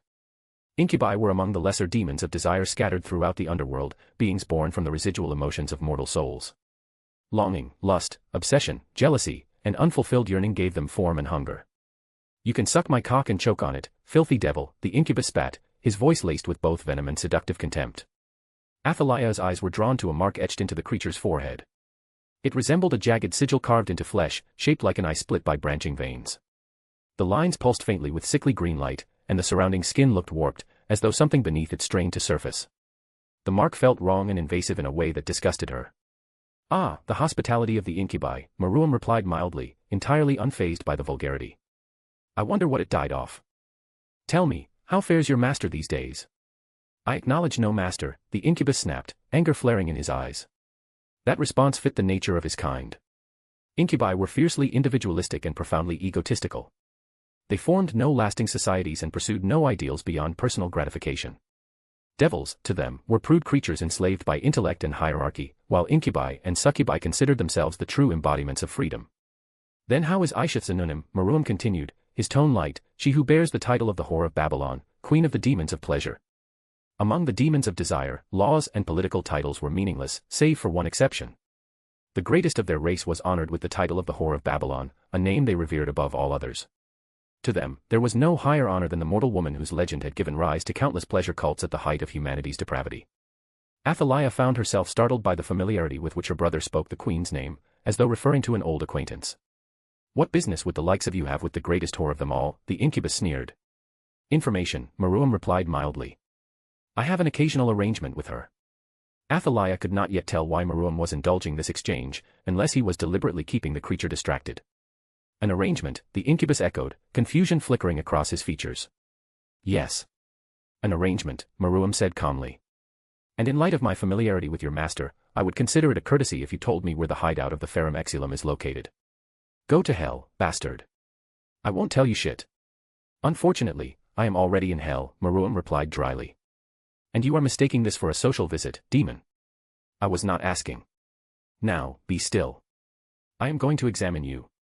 His eyes flared crimson, three comma-like swirls spinning violently within each pupil. The air around him seemed to tense, heavy with tension. He placed 2 fingers against the incubus's marked forehead. Athaliah felt goosebumps ripple across her skin. The king's eye was said to perceive magic in its purest form, unraveling structures, intentions, and consequences in a single glance. Spells were reduced to patterns, contracts to equations, and lies to fractured truths. The sigil on the incubus's forehead flared briefly under Maruam's touch, and the forest itself seemed to hold its breath. "Interesting," Maruam murmured. "More elaborate than I expected." This was a transaction, a two-way exchange. Power was spent here, but power was also generated. Some moron is attempting to become a god. He stepped away, hand returning to his chin as he sank into thought. The incubus did not even have time to scream. His body crumbled into grey ash the moment Maruam's attention left him. Athaliah understood only fragments of what had been said. Judging by the expressions of the others, she was not alone. Even Rosweiss watched Maruam with undisguised interest. "What do you mean, master?" Rosweiss asked carefully. Maruam turned to Athaliah instead. "Your suspicions were correct, sister." She blinked, then recalled their earlier discussion. "That the evil spirit is trying to increase its power." "Spirits," Maruam corrected. "Plural." He began to pace slowly as he explained. "The entities worshipped by this cult are parasitical spirits, possibly escapees of the pit. They use the mark you saw as a conduit. That sigil binds the cultist to the spirits in a reciprocal exchange. The spirits grant power, strength, resilience, even rudimentary increase in magic. In return, they receive faith." He gestured to where the incubus had been. Faith reinforced through action, obedience, and dependence. Every cultist marked becomes a living generator. The more followers they brand, the more faith flows back to the spirits. "So the expansion is an attempt to gather more believers," Athaliah said slowly. "They need numbers." "Exactly," Maruam replied. "Each new cultist increases the total output. Each act committed in the spirit's name amplifies it further. They are accumulating influence until they can anchor themselves more firmly in this world. They believe they will become gods, Rosweiss muttered quietly. They fancy themselves gods already, Maruam answered. This is simply the next step. And if left unchecked, they may succeed. However meager their chances may be. They must be either extremely stupid or arrogant to use faith energy in such a way, Rosweiss remarked, her brows knitting slightly. Why is that? Amras asked, seeming truly interested. Rosweiss folded her hands before her, choosing her words with care. Because faith is not merely a source of power. It is to influence and be influenced in return. Gods are not like devils. Most of them are manifestations of nature itself, concepts given form. Many existed long before humanity ever learned how to pray. Even without worshippers, true gods can exist independently and remain powerful. She continued, her voice steady. However, all gods possess the ability to gather faith energy from those who believe in them. They can use it to strengthen themselves, extend their reach, or even perform miracles. It is an efficient source of power, which is exactly why it is dangerous. Dangerous how? Amras frowned. The faith of worshippers shapes the god that receives it, Rosweiss explained. Every belief, every expectation, every story told about a god leaves an imprint. The more faith energy a god draws upon, the stronger that influence becomes. If enough people believe a god behaves in a certain way, then over time the god begins to act that way. Not consciously. It becomes instinct. Athaliah felt a chill creep up her spine as Rosweiss spoke. In extreme cases, Rosweiss went on, the god's personality fractures. They can develop split identities or lose their sense of self entirely. Eventually, they become nothing more than a reflection of what mortals believe them to be. Before the Great War, for example, the Greek gods sought greater power. They expanded their worship beyond Greece and into the Roman Empire. Their faith grew immensely, far beyond their natural limits. And it worked? Amras asked slowly. Yes, Rosweiss replied. They became far more powerful. But their personalities began to change, molded by Roman values. Militarism. Conquest. Authority. Over time, they were no longer truly Greek gods. They were becoming Roman ones and losing themselves. Athaliah's eyes widened slightly as understanding dawned. The Greek gods realized what was happening before it was too late, Rosweiss continued. They forcibly divided themselves, splitting their identities into two pantheons. The Greek gods and the Roman gods. In doing so, they preserved their original selves, but the act weakened both pantheons greatly. Maruam nodded, clearly pleased with the explanation. That is the risk of relying too heavily on faith energy, Rosweiss finished. Power gained at the cost of identity. There is a reason God uses faith energy only for resurrection or in dire circumstances. Those forest spirits are gambling that the result will favor them. And if they lose, Athaliah said quietly. Then they cease to be themselves, Maruam answered calmly. Or worse. They become gods shaped entirely by fear, blood, and ignorance. Creatures like that do not remain contained for long. This was far more serious than she had ever imagined. She had assumed it to be the work of charlatans manipulating gullible devils into wreaking havoc, or perhaps a covert scheme by rival pillar houses meant to weaken her family's standing. Yet what she was now faced with went far beyond political maneuvering or petty cult activity, and the realization settled heavily in her chest. This is more dangerous than we had imagined, she said after steadying her breathing, forcing her voice to remain composed. Then we should return at once and make suitable preparations to deal with this properly. I will send word to the capital and request additional reinforcements. The malignant spirit had likely been worshipped for over a century. There was no way to know how much power it had accumulated during that time, but the sudden boldness of the cult suggested it had reached a threshold of confidence. She doubted that a handful of high-class devils, no matter how skilled, would be sufficient to deal with such a threat. My beloved elder sister, Maruam said, amusement coloring his voice. I am the reinforcement. Brother, I know you are powerful, she replied, trying to reason with him. But this is not the time to let pride get the better of you. We are too few and too unprepared. It is simply too risky to continue. We will die meaninglessly. You may return if you wish, Maruam replied evenly. But you will do so without me. Idiot. Why now of all times did he choose to become unreasonable? As if she would ever abandon her brother to certain death. Prince Maruam is right, master, Amras interjected smoothly, his smile infuriating in its calm confidence. It would be wiser to deal with the problem before it grows large enough to cause irreparable damage. I believe we should stay and support the prince. Any lingering doubt Athaliah had evaporated in that moment. Amras may not have planned everything, she was certain of that, yet he recognized opportunity when it presented itself. Maruam required no elaborate trap. His pride alone was enough to place him in danger. Fortunately, she had anticipated the possibility of such recklessness. Without any outward sign, she activated the emergency formula she had prepared in advance, alerting her peerage to summon reinforcements at once, and silently prayed that they would arrive in time. "You are right," she said aloud, forcing a nervous chuckle to sell the lie. "I suppose I allowed my imagination to dwell too much on the worst possible outcome." "Brilliant," Maruam said cheerfully. "I am glad you decided to put your faith in me, sister dearest." She did not laugh at his terrible pun. "Tough crowd," he muttered under his breath before straightening. "I would like to speak with you in private, Athaliah. There are matters we need to discuss." Unease stirred within her. She nodded regardless and followed him deeper into the forest. Rosweiss and Adira remained behind, with Rosweiss beginning to explain the nature of faith and gods to the attentive Adira. Amras, however, moved to follow. Maruam halted abruptly. He turned, crimson eyes spinning as they locked directly onto Amras. "I want to speak with my sister alone," Maruam said coldly. "Of course, my prince," Amras replied, bowing quickly. "My apologies." He retreated without protest. She found herself strangely grateful for these brief moments of freedom her brother granted her, even if unintentionally. "He follows around like a lost puppy," Maruam remarked lightly as they walked. "He is my queen and my right hand," she said defensively. "It is only natural." Maruam merely hummed in response. They continued in silence for a short while before stopping behind an enormous tree whose trunk was so wide it could have hidden a small building. With a subtle motion of his hand, Maruam cast a silent spell, and the forest sounds around them faded into nothing. Athaliah's breath caught. Anxiety bloomed instantly, sharp and suffocating. Her instincts screamed at her, warning her that this clearing had become a place apart from the rest of the world. A place where no one would hear her voice. A place where nothing could interfere. Maruam had never hidden his disdain for his half-siblings, and she had never believed herself to be an exception. Standing alone before him now, the massive tree at her back like a wall of stone, she felt exposed in a way she had not since her enslavement. His unreadable crimson eyes met hers and a tremor ran through her entire body. Her senses sharpened painfully. Every rustle of leaves. Every shift of his weight. The faint pressure of his demonic presence pressing down on her chest. She found herself counting her breaths, shallow and uneven, afraid that even the sound of them might provoke him. "What do you think?"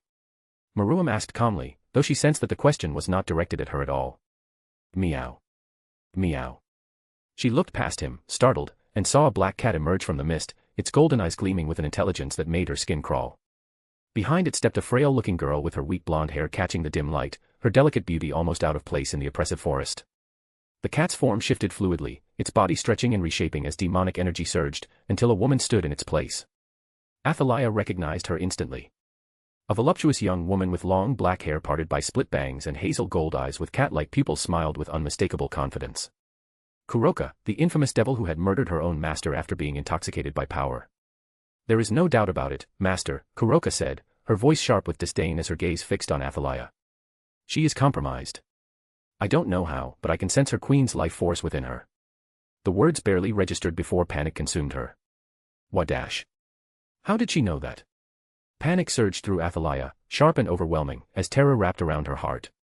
Compromised. That was the word. That was the sentence. They believed she had been tainted, infiltrated, turned. Her chest tightened as understanding crashed down upon her. "Is that why you brought me here, brother?" The forest suddenly felt deliberate.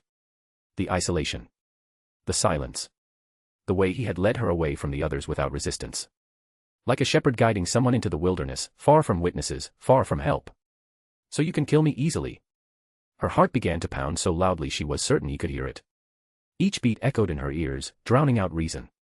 She met Maruam's gaze and found no hesitation there. Devoid of warmth. He began to walk toward her. Each step was measured and unhurried, his presence growing heavier with every inch he closed. Time seemed warped around him. The distance between them shrank too slowly to endure and too quickly to escape. "I am going to be killed," she realized with terror. Her demonic energy stirred instinctively, then faltered. She reached for it desperately, urging it to answer her call. Nothing came. Her limbs felt distant, unresponsive, as though her body no longer belonged to her. Her fingers twitched uselessly at her sides. Her legs refused to move. Fear sharpened her awareness to agony. She noticed the texture of bark pressing into her back. The damp earth beneath her boots. The way the air felt thinner with each breath. "I want to live. I don't want to die. I haven't even lived for myself yet." Her thoughts spiraled as memories flooded her mind in a chaotic rush. Her father's arms around her. Her mother's smile. The pride of being cherished, of being seen. Long nights studying at the academy, excelling, earning admiration. Then the chains. Amra's hideous grin. The slow erosion of her freedom. She remembered the fragile happiness she felt when her siblings were born. Holding them carefully, promising herself that she would protect them. That she would give them a future brighter than her own.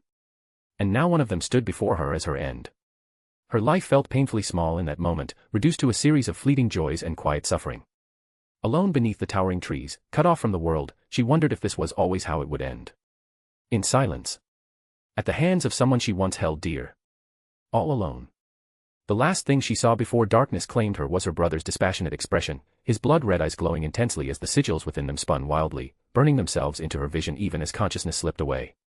Chapter 8, Chapter POV, Athaliah. She noticed the silence first. It was not the ordinary silence of an empty space, because the world around her was still alive with sound. She could hear the faint rustle of leaves shifting somewhere beyond her vision, the low whisper of wind threading its way through branches, and the steady, familiar rhythm of her own breathing rising and falling in her chest. Yet beneath all of that was something else, something deeper and heavier, a silence that pressed inward, soothing and profound in a way she had never known. For 50 years, a constant pressure had pressed against her mind, an invisible hand tightening around her thoughts, shaping them, policing them, bending them without leaving a mark. Over time it had become so familiar that she scarcely recognized it as something imposed upon her, a weight she carried so long that it felt indistinguishable from her own existence. And now, it is gone. The realization struck her with a sudden clarity that made her chest tighten. The fog that had clouded her thoughts for decades lifted in an instant, as though a veil had been torn away. Her mind no longer felt like a place others could wander through at will. Her thoughts flowed freely, unfiltered and unrestrained, answering only to her. The compulsion to serve, to anticipate and obey, to restrain even the smallest whim of herself, had vanished. For the first time in decades, she was alone with her own mind, and yet it felt like coming home after a long and arduous exile. "It seems you're awake," came the voice of her younger brother, calm and measured as ever. "How are you feeling?" She slowly opened her eyes and looked up at him, meeting his crimson gaze, and shock rippled through her in a way that left her momentarily breathless. She had been certain he would kill her, convinced that her fate was sealed the moment he believed her compromised, tainted by bondage and control. When she had looked into those red eyes before, she had felt only cold dread and a suffocating certainty of death. Now, however, she saw something else there, something subtle trace of concern that made her heart stumble. For a fleeting moment she wondered if her mind was deceiving her, crafting a comforting illusion in the wake of trauma, yet the way he studied her, the faint easing of his posture, suggested otherwise. He looked almost relieved to see her conscious. "I feel different," she said at last, her voice hesitant and unsteady as she searched for the right words. "Like I have been walking half blind for so long, and now I can see in full measure." "What did you do to me?" "Nothing extravagant," he replied casually, as though what he had done were of little consequence. "I simply broke the knots that were binding your soul. Rejoice, sister. You are free. Free." She understood what the word meant intellectually, yet she could not comprehend it. She staggered, almost physically, as if the weight of 50 years of invisible chains had been lifted from her shoulders all at once. Her knees nearly buckled under the strange and alien feeling of liberty. Her heart raced with a fragile exhilaration she had forgotten could exist. Could it really be possible? Could her prayers have truly been heard? Could she finally be truly free? Her mind, once a narrow and suffocating prison, now felt like an endless sky unfolding above her, vast and terrifying in its freedom. She drew in a deep breath, her chest shaking as the dizzying intensity of choice, of will, of autonomy washed over her, sensations she had not truly known in half a century. Everything felt sharper and more vivid, the air cooler against her skin, the light richer, her own thoughts ringing with a clarity that left her unsteady. With trembling lips she whispered her own name, hesitant and almost afraid to claim it, and when the sound returned to her ears it felt undeniable, and completely hers for the first time in her life. Her freedom felt delicate, almost fragile, as though it might shatter if she grasped it too tightly, yet it was real all the same, and the realization left her swaying between awe and a quiet, reverent terror. She took a step forward, unsteady and unsure, tasting the air like a bird newly released from its cage, and for the first time in 50 years the world did not feel small or predetermined. It felt vast, open, and filled with possibilities that belonged to her alone. At last, her mind seemed to truly understand, to fully comprehend what had been done for her, and the dam within her finally broke as tears streamed freely down her face. She was free. Free at last. The words echoed again and again in her thoughts, overwhelming in their simplicity. All the suffering, all the silent torments and long years of endurance were over. She collapsed into sobs, her shoulders shaking uncontrollably, yet there was no sorrow in her heart, only an unfiltered, radiant joy that left her breathless. She did not grieve for the years stolen from her, nor did she ask why no one had come sooner, or what crime she could have committed to deserve such cruelty. None of that mattered at this moment. Those questions belonged to a past she no longer carried. What filled her instead was jubilation so intense it felt almost painful, a euphoric certainty that her thoughts, her will, and her very self belonged solely to her now. And above all else, there was a rapturous warmth in her chest at the knowledge that someone had cared enough to free her, that someone had seen value in her existence and acted upon it. Even if her brother had not saved her out of pure kindness, even if this freedom were some elaborate illusion born of a dying mind, she decided that it did not matter. This feeling, this overwhelming happiness and sense of being valued, was real to her. In this moment, she was happy, wholly and undeniably so, and that truth was hers to keep. Warm hands wrapped around her kneeling form as she cried, firm yet gentle, and she widened her eyes in disbelief at the care with which her brother held her. There was no restraint in his touch, no hesitation or distance, only warmth and an unmistakable intent to comfort, as though her pain mattered enough to be gathered close and shielded. "It's okay now, sister," he said softly, his voice low and steady as his fingers moved through her hair in slow, soothing strokes. "It's all over now.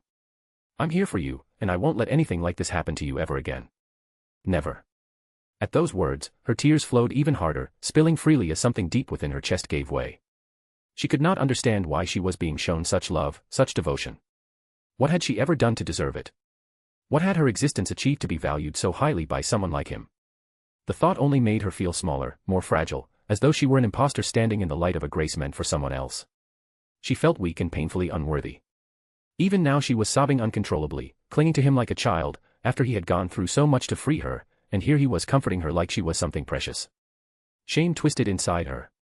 She wanted to compose herself, to show him that she was more than a broken woman who could only cry. She wanted him to see that saving her had not been a mistake, that she could still be useful, still be strong. Yet no matter how much she tried, the tears refused to stop. Her newfound freedom suddenly felt fragile in her grasp, like something that might slip away if she was not careful.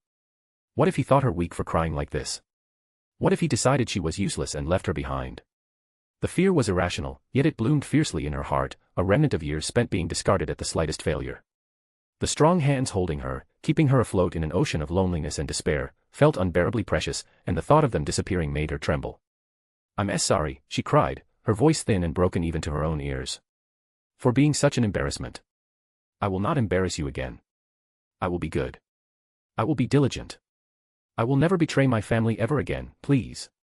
He slowly loosened his hold on her, and the sudden absence of his arms made her heart lurch, though he did not step away. She kept her gaze lowered, unable to look at him, afraid of what he might see in her eyes. She did not want him to witness how small she felt. Gently, he placed his fingers beneath her chin and lifted her face until she was forced to meet his gaze. She found herself staring into his crimson eyes, beautiful and deep, their intensity softened by warmth and sincerity that left her breathless. "My foolish dear elder sister," he said, smiling with a warmth that reminded her of summer sunlight after a long, bitter winter. "Don't ever believe you are an embarrassment to me. You are my sister, and I'm going to be there for you no matter what. That's what brothers are for." It astonished her how easily he could say something like that, how naturally those words flowed from him, and to Athaliah, who had been starved of genuine affection for decades, they struck with overwhelming force. The loneliness she had endured, the sorrow that had shaped her life, suddenly felt small in the face of such simple sincerity. She understood then how sorrow prepares the soul for joy, how it sweeps everything away so that something new can take root. It shakes the dead leaves from the branches of the heart so that fresh ones may grow, tears up rotten roots so that stronger ones hidden beneath can finally breathe. Whatever sorrow had been torn from her heart, something far greater had taken its place. She had drunk deeply of joy, and she would taste no other wine that night, and it was glorious. Maruam held her for a long while, unmoving and patient, until her sobs softened and her tears slowed to a quiet, exhausted rhythm. Only then did he speak again. "Are you okay now?" he asked softly. She nodded faintly and looked at him once more, and it seemed to her that he had grown even more beautiful than before, though she knew it was her heart that had changed. She could not understand how someone like him could care so deeply for someone as imperfect as her, and yet, for the first time, she allowed herself to believe that perhaps she did not need to understand it at all. "Good," he said, his voice calm and steady as he slowly rose to his feet, extending a hand to help her stand as well, his grip gentle and reassuring. Once she was upright, he turned his attention to the two observers nearby, both of whom were watching the siblings with soft, almost indulgent smiles, reluctant to intrude on something so intimate. "It's about time you returned to the others. They might get suspicious otherwise," Kuroka said, her tone unusually restrained, and Athaliah could sense a hint of hesitation in her, as if even someone as infamous as her felt reluctant to interrupt such a moment. Instinctively, Athaliah remained wary, her body remembering long years of caution around dangerous individuals, and the reputation of the criminal before her was not something easily dismissed. Maruam nodded in acknowledgement, his expression thoughtful. Yes, that would be for the best. These forest gods seem to possess a certain level of future sight, at least within the boundaries of this forest. That would explain how they have managed to evade detection by the expedition teams for so long. That's annoying, Naya, Kuroka replied with a slight pout. They can just change their hideouts every time we get close. Yes, Maruam replied calmly. We need to find them before we can fight them. And we need to approach them on their blind side before they get skittish and run. He then lowered himself into a squat and brushed aside the forest floor, gathering several fallen leaves into his palm. Straightening slightly, he looked at both girls. I need you both to put your blood on these leaves, he said evenly. By casting your blood into the wind, they will see you everywhere in the forest simultaneously, unable to distinguish which is the real you. They might have a certain level of omniscience within the forest, but that is something that can be exploited.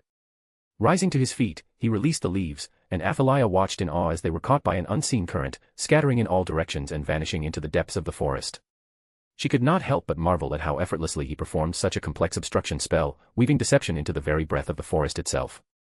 She had always known her brother was a prodigy, yet witnessing him do something like this with such simplicity made her realize the gulf between him and her. This level of mastery was something usually earned only after decades of relentless training. You two already know what to do, he said, turning his attention back to them. The infamous criminal Kuroka and her blonde-haired companion, who struck Athaliah as strangely familiar in a way she could not articulate, as though their souls recognized each other beyond memory or reason, both bowed their heads respectfully toward Maruam before fading into the mist without another word. Who is she? Athaliah asked quietly, making no effort to specify which of the two she meant.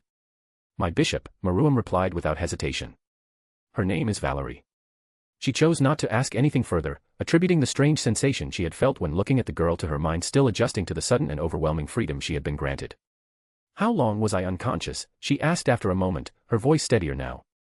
A couple of minutes, he answered calmly, his expression thoughtful. To think that House Salos's ability to enslave demonic beasts would mutate into something like that. The hereditary devil trait of House Salos was the power to tame demonic beasts of any kind and turn them into servants, though tame was merely a polite term, as in truth it was the brutal ability to enslave such beings through sheer force of will. Amras, however, had not inherited this ability in the conventional sense, and he could not dominate demonic beasts like the rest of his house, which led House Salos to conclude that he lacked their devil trait entirely and thus branded him a disgrace. They were wrong. He had inherited their power to enslave, yet his ability did not apply to beasts, but to devils themselves, allowing him to bind them and turn them into his servants. He discovered this truth later in life, after growing up steeped in resentment and bitterness, and he kept it hidden from all but the few he had already subjugated. From that moment on, he became determined to rise to greatness and force his house to regret every moment of scorn and mistreatment they had ever inflicted upon him. He will figure out that I am no longer under his control, she said with sudden panic, the realization striking her all at once as fear tightened in her chest. He won't, he replied with a knowing smile that carried an unsettling confidence. In any case, you will act as if nothing has changed when we return, like you are still under his control. She wanted to ask how he could be so certain and so calm in the face of such danger, yet her thoughts immediately turned to the legends surrounding the King's Eye. It was said that one who mastered the King's Eye to its highest degree could cast illusions with nothing more than a glance, bending perception itself without a word or gesture, though such a feat required immense discipline and countless years of training. The idea that Maruam might already have reached that level felt absurd, and yet the possibility alone sent a chill down her spine, filling her with awe and a faint, instinctive fear at the depth of his talent. How did you find out I was under his control? She asked, genuine curiosity seeping into her voice, as Amras had always been subtle in his methods, never acting openly or in a way that would easily arouse suspicion.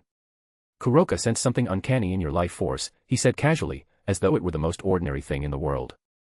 I decided to investigate, and I inferred most of what he did to you from a single, careful look. That explanation made sense, as yokai were deeply attuned to the rhythms of nature, and Nikomata even more so. Should we not ambush Amras directly now? She asked carefully. With the two of us, along with the others, he would not be able to defend himself properly.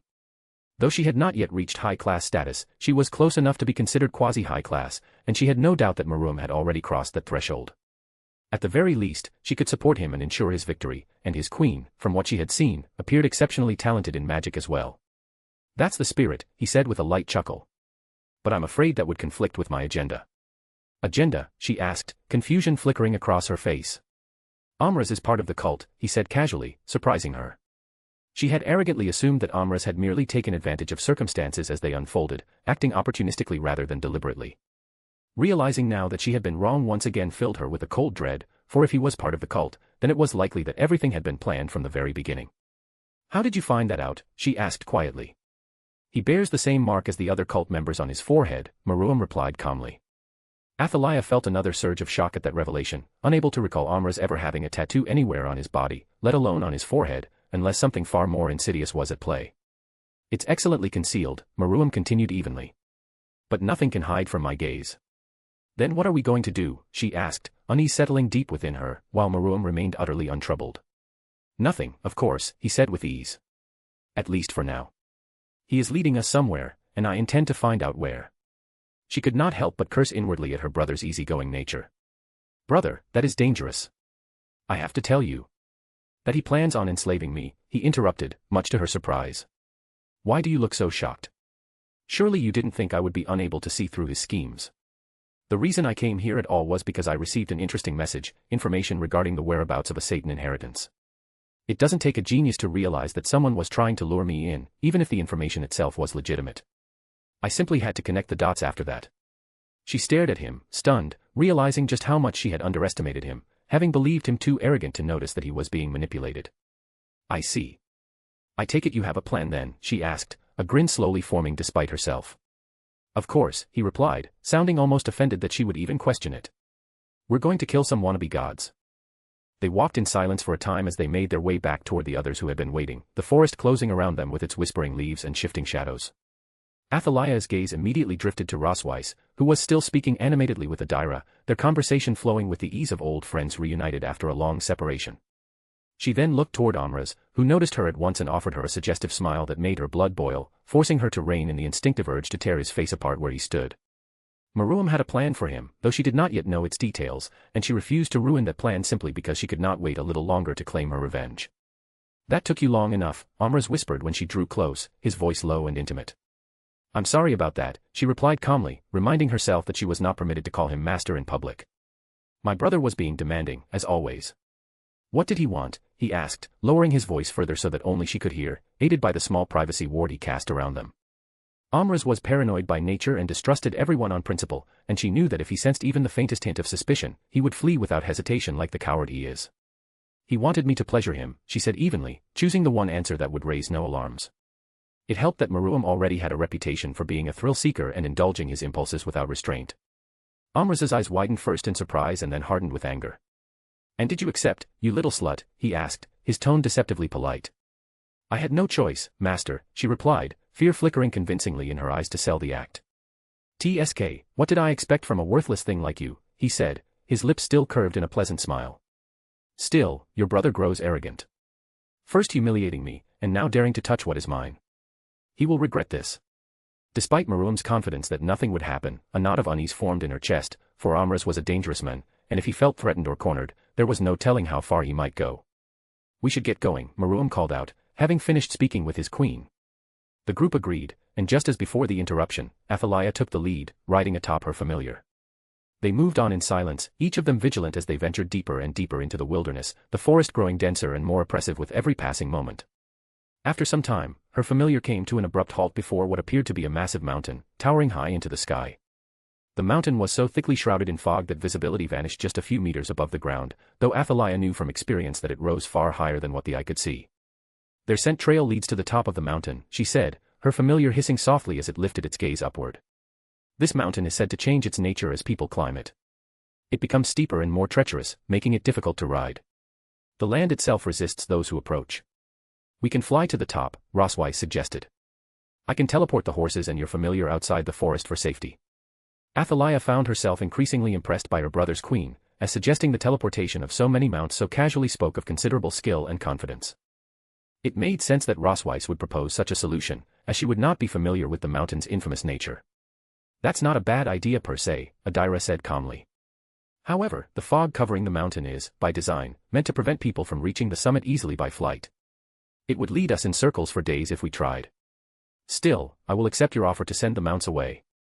So we have to climb it the normal way? Rosweiss asked, her tone composed despite the implication. Yes, Adira answered simply. Rosweiss simply nodded and began to draw a complex runic formation in the air, glowing symbols forming one after another as she prepared her teleportation spell. The group waited for a couple of minutes as she worked, the forest wind tugging at cloaks and hair while the runes slowly stabilized. When she finally finished, she extended her hand and activated the spell, and in a flash of light the horses vanished along with Athaliah's familiar, sent safely away from the dangers ahead. They began to climb the mountain at a measured pace, the slope growing increasingly steeper the higher they ascended. Loose stones and indicated rocks began to fall from above, forcing them to divide their focus between climbing and dodging the debris as it rattled past them and disappeared into the fog below. As they climbed, Athaliah started to hear voices, whispering from every direction at once, slithering into her mind with familiarity. "Come join us, princess," the voices murmured. "You will be right at home. You know you don't deserve to be free," they hissed. "Your brother will abandon you just like everyone else once he sees how useless you are. Come. Come. Come," the voices shouted insistently, and a tremor of doubt ran through her as she wondered if Maruam would abandon her as well in the end. "Snap out of it, Athaliah," Maruam's voice cut through the whispers, and the voices fell silent at once, like they had never existed. "What's happening?" she heard Rosweiss ask, confusion evident in her tone. "The fog around us is hallucination-inducing," Maruam answered with ease. "You should circulate your demonic energy or stop breathing it in if you want to snap out of it." "And what's with the sinister laughter?" Rosweiss asked again, sounding more irritated than frightened. "It's the laughing bats," Adira replied calmly. "They have their nests around the mountain. They are larger than a person in size, and they use their laughter to intimidate their prey." Rosweiss cursed beneath her breath. They continued climbing through the dense fog, visibility limited to only a short distance ahead, making it impossible for Athaliah to judge how long it would take to reach the summit. She reckoned that they were at least past the halfway point, given how the mountain had become almost sheer and dangerously slippery, forcing them to stab their swords or daggers into the rock and use them as anchors to pull themselves upward. Maruam, however, walked along the vertical surface as if it were level ground, his posture relaxed, using only his feet to move forward without relying on his hands at all. Athaliah could not help but wonder how he was accomplishing it, suspecting that he was manipulating the nature of his demonic energy to cling effortlessly to the stone. "This so unfair," she heard Rosweiss mutter. "How are you doing that?" "Just increase the coefficient of friction in your feet using demonic energy," Maruam replied, his tone mildly condescending and almost teasing. "It should help you cling to the surface easily. Come on, try it." Rosweiss glanced downward, where the fog below looked like an endless sea, a bottomless void with no visible end. "No thanks," Rosweiss said with a small whimper. "Then stop complaining," Maruam replied with a shrug, continuing at a leisurely pace while the others struggled. They climbed on until Rosweiss suddenly let out a scream. "There is blood coming out of the rock, guys," Rosweiss said, her voice filled with worry. "Yes, the mountain sometimes bleeds," Adira replied casually. "What do you mean the mountain bleeds?" Rosweiss shouted, her disbelief turning to alarm. "Is it a living thing?" "No one knows why," Maruam said in a grave tone. "There is a myth among the locals that says if you start to see blood on the mountain, it means that death is after you." "You are kidding, right?" Rosweiss asked, her voice noticeably unsettled. "Prince Maruam is just teasing you, Lady Rosweiss," Adira said with a chuckle. "You probably stabbed some animals that nested within the rock." Rosweiss sighed in relief. "This place is like hell," she muttered after a moment. "Well then again, we are in hell." "You don't say." Maruam replied, feigning shock. "Your IQ must be in the 3-digit range to deduce that information." "Spare me your sarcasm," Rosweiss said with clear annoyance. "This place is very creepy." "Don't worry," Maruam said calmly. "We're almost there." They climbed for a few more minutes before finally reaching the summit.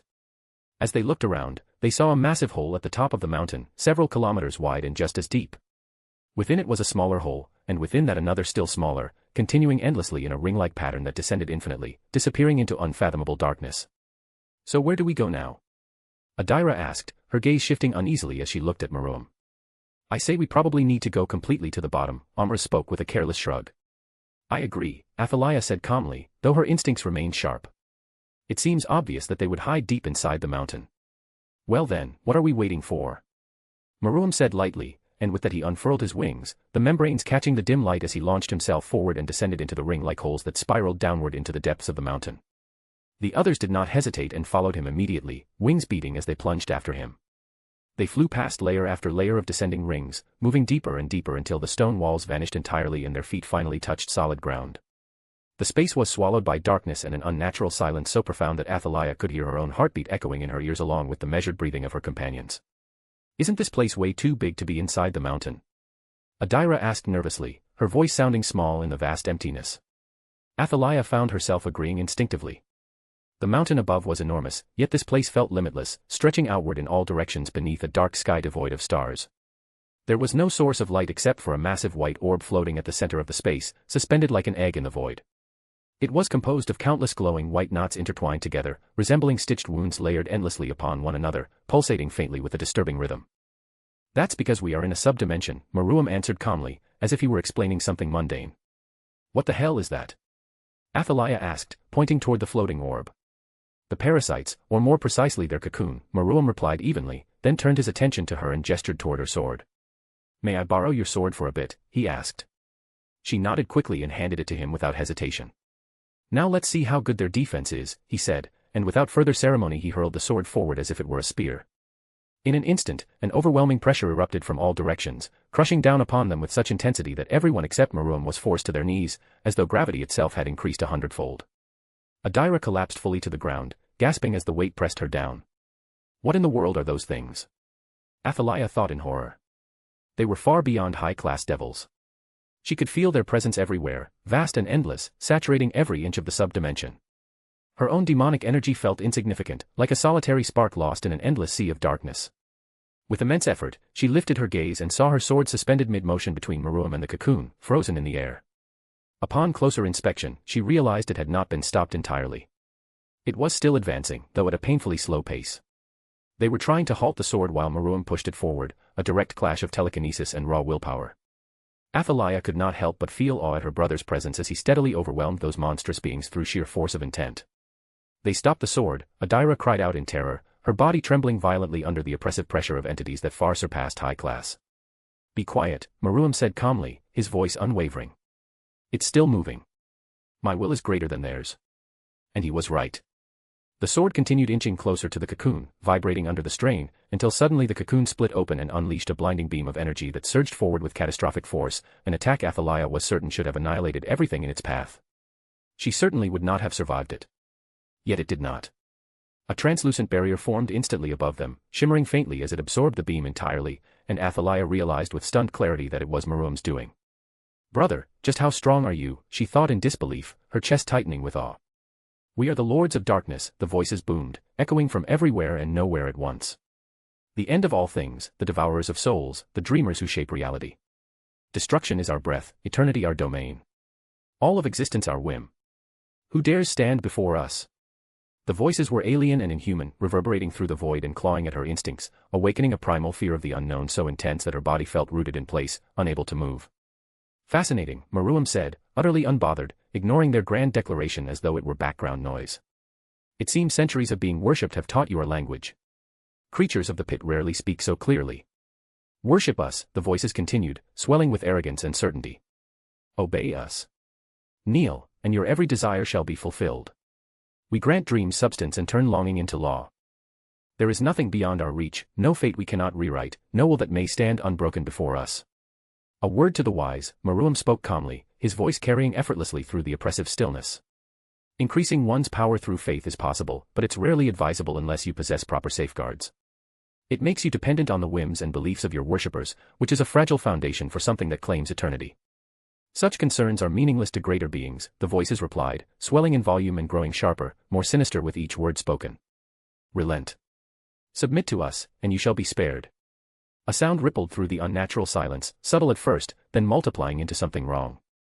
Athaliah's nostrils burned as a stench assaulted her senses, a foulness so overwhelming it felt as though millions of corpses from countless species had been left to rot together for ages. The sheer revulsion made her head swim. Her night vision pierced the darkness, and when she saw what was approaching, her body recoiled instinctively. They were creatures only in the loosest sense of the word, malformed beings sculpted from darkness itself, some bristling with countless unblinking eyes, others split by too many mouths that whispered and gnashed simultaneously, faces layered upon faces in configurations that defied any natural logic. They were things that belonged to shadow, nameless horrors that had never known light. Maruam, we're surrounded, she said, her voice trembling despite her efforts to steady it, as the creatures formed a loose circle around them, maintaining distance yet hemming them in completely. Maruam murmured, unfazed. They must be the native denizens of this subdimension, creatures of silence and likely drawn here by the disruption caused by our presence and scent. Relent or perish, the voices thundered again and again, while the surrounding creatures began emitting alien sounds that were neither speech nor scream, an unsettling chorus that crawled under Athaliah's skin. I am the Prince of Sheol, Maruam said evenly. It's you who have intruded upon my domain. I will not relent. Face me at your own peril. However, if you cease causing disturbances here, I am willing to allow you to remain in my domain, provided you pay rent of course. Athaliah felt a jolt of disbelief at her brother's sheer audacity. To demand rent from beings of this magnitude bordered on lunacy. Arrogant. Prideful. Hubris-ridden. Foolish, the voices snarled as the creatures around them grew louder and more agitated. You dare test us? You dare make demands of us within our place of power? Men and women will weep at the tales of what is done to you this day. Oh, Meruem replied with a dismissive snort, are you going to throw another Kamehameha at me? Sudden movement cut through the tension. Athaliah spun instinctively, only to feel dread seize her heart as she saw Amras standing beside Adira, a dagger pressed against her throat. Chains erupted from the ground, binding Adira tightly and forcing her to her knees. I'm afraid they intend to do far more than that, Amras said with a wide grin, holding his hostage firmly. Move even a fraction, and she dies. The choice is yours, Your Highness. His eyes flicked toward the surrounding monstrosities. Either way, I doubt you will survive here if you refuse to cooperate. And so the traitor finally reveals himself, Meruem said with mild amusement. How dismayingly cliché. Why are you doing these? Amras, was it? I doubt you chose to serve these parasites for better living conditions. It was deeply unsettling how unconcerned he appeared despite Adira's life hanging in the balance. They could not allow her to die. Even as an heir of a minor noble house, she was under their protection and sworn to their banner. You don't seem surprised by my betrayal, Amras sneered. Of course not, Meruem replied, sounding faintly offended. Did you truly believe I would not notice you guiding Athaliah as familiar? The fog should have rendered even a Komodo dragon's exceptional senses useless, yet it moved with certainty, as if following a trail laid out in advance. Athaliah stiffened. She had believed her familiar's navigation was instinctual. You noticed that? Amras asked, genuinely surprised. The king's eye truly is legendary, to see through my concealment after all the effort I put into suppressing my demonic energy. You were hardly subtle, Meruem replied flatly. Yet you followed anyway, knowing it was a trap, Amras said coldly.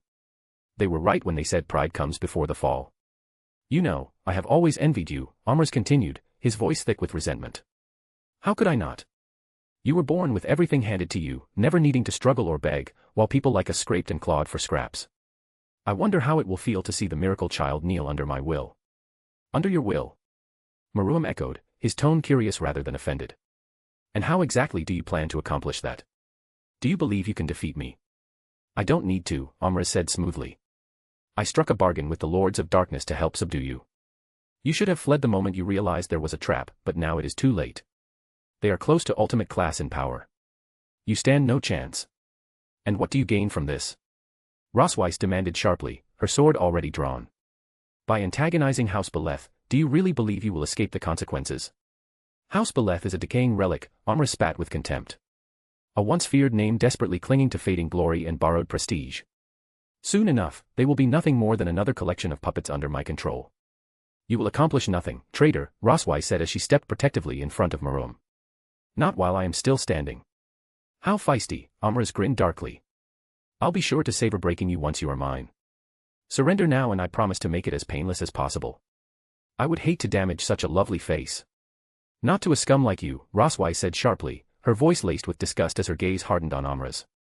Pity, he replied with a mocking tilt of his head, then slowly turned his eyes to the creatures that lingered around them, all waiting for his command, their forms writhing and twitching in anticipation. Athaliah, he called, his voice dripping with a mixture of arrogance and menace, making her flinch involuntarily. Be a dear and subdue your brother's queen while I deal with him. For several tense moments, she remained rooted to the spot, her body frozen and her mind focused, refusing so much as to glance at Rosweiss, who looked at her with a mixture of worry and confusion. What are you waiting for? Amras hissed, his voice sharp with frustration and venom. Fight her, you stupid whore. Athaliah still did not move. Her eyes met his unwaveringly, unflinching and cold, and she could see the flicker of realization cross his face as his expression shifted from rage to disbelief, widening his eyes in sudden comprehension. Well, this is awkward, Meruem said with a soft, amused chuckle, his tone calm and unshaken even amidst the tension. You, Amras hissed through gritted teeth. You broke my... Yes, Meruem interrupted smoothly, his eyes never leaving the unfolding scene. Once I discovered that she was under your control, it was rather simple to undo your technique. Impossible, Amras spat, frustration boiling over even as he held Adira firmly, his grip tense. My technique affects the soul itself and is imperceptible to any form of detection. I acted flawlessly to avoid arousing suspicion. No one should have been able to detect it. No one has even come close in 50 years. Well, I suppose that is true 9 times out of 10, Maruam said with a grin, the red of his eyes deepening as black dots spun within them like small constellations of intent. But there is always more than one way to catch a rat, especially if you have the right cat. Amraz's confusion was clear, his lips parting as though to speak, yet hesitation rooted him to the spot. I don't understand how you discovered this or how you managed to break my control, but it matters little. None of you can hope to survive. I have labored for decades to come this far, and no simple oversight will hinder me now. I care nothing for your efforts or your plans, Maruam said, his voice cutting through the tension like steel through silk. Now yield to me. Instantly, as if compelled by some unseen force far beyond his understanding, Amraz released a daira. His body went slack, knees buckling, and he fell forward, eyes vacant and staring into empty space like a lifeless husk. The alien creatures surrounding them screamed, their voices rising in shrill, chaotic unison, a storm of agitation. The dimension itself trembled as the space rippled under the pressure, yet the creatures halted, hesitating at the edge of their formation, unwilling to advance as if sensing an invisible force they dared not challenge. Athaliah's eyes fell on her brother, standing perfectly composed and unshaken, and she knew immediately that he was the reason the creatures dared not move. You dare attack our servants, the voices bellowed, their tone thick with malice and rage that seemed almost tangible, as if the air itself was laced with their fury. Blasphemer. Abomination. Sacrilege. Profanity. Do you know why faith energy is generally frowned upon by the gods despite being such an easy way to increase power? Maruam said suddenly, his tone light enough to sound conversational rather than didactic. Beyond the obvious consequence of slowly mistaking the crowd's voice for your own, there is a quieter danger that only becomes apparent with time, one that resembles standing beneath a river whose course you do not control. When belief comes from countless sources, each stream arrives carrying its own temperature, speed, and sediment, and as they merge they lose the sharpness of their individual directions, settling into a broad current that moves forward without carving you into a single shape. No one worshipper can decide where the river bends, because each carries a different image of what the river should nourish, erode, or leave untouched, and the disagreements among them soften every attempt at command until they cancel each other into balance. Maruam then glanced at Amraz and smiled softly. Yet when the river is fed by only one source, when a single spring pours into you without interruption, its pressure shapes the banks with frightening ease, and every hope, fear, and expectation carried in that narrow flow presses against you until you begin to resemble the channel imagined by that lone believer, confined by their certainty and slowly forgetting the breath you once possessed. Athaliah did not know where he was going with this nor what he was accomplishing by explaining his reasoning to the Lords of Darkness. The voices that had been so loud and overwhelming were now strangely silent, as if some part of them had been forced into contemplation by his words. The usual chaos of sound and motion, the alien cries and the constant pressure in the air, had settled into a tense, expectant hush. It seems you still don't understand, Maruam said, his tone carrying an almost sorrowful weight, as if he regretted having to demonstrate the truth so plainly. They should be done by now, so allow me to demonstrate.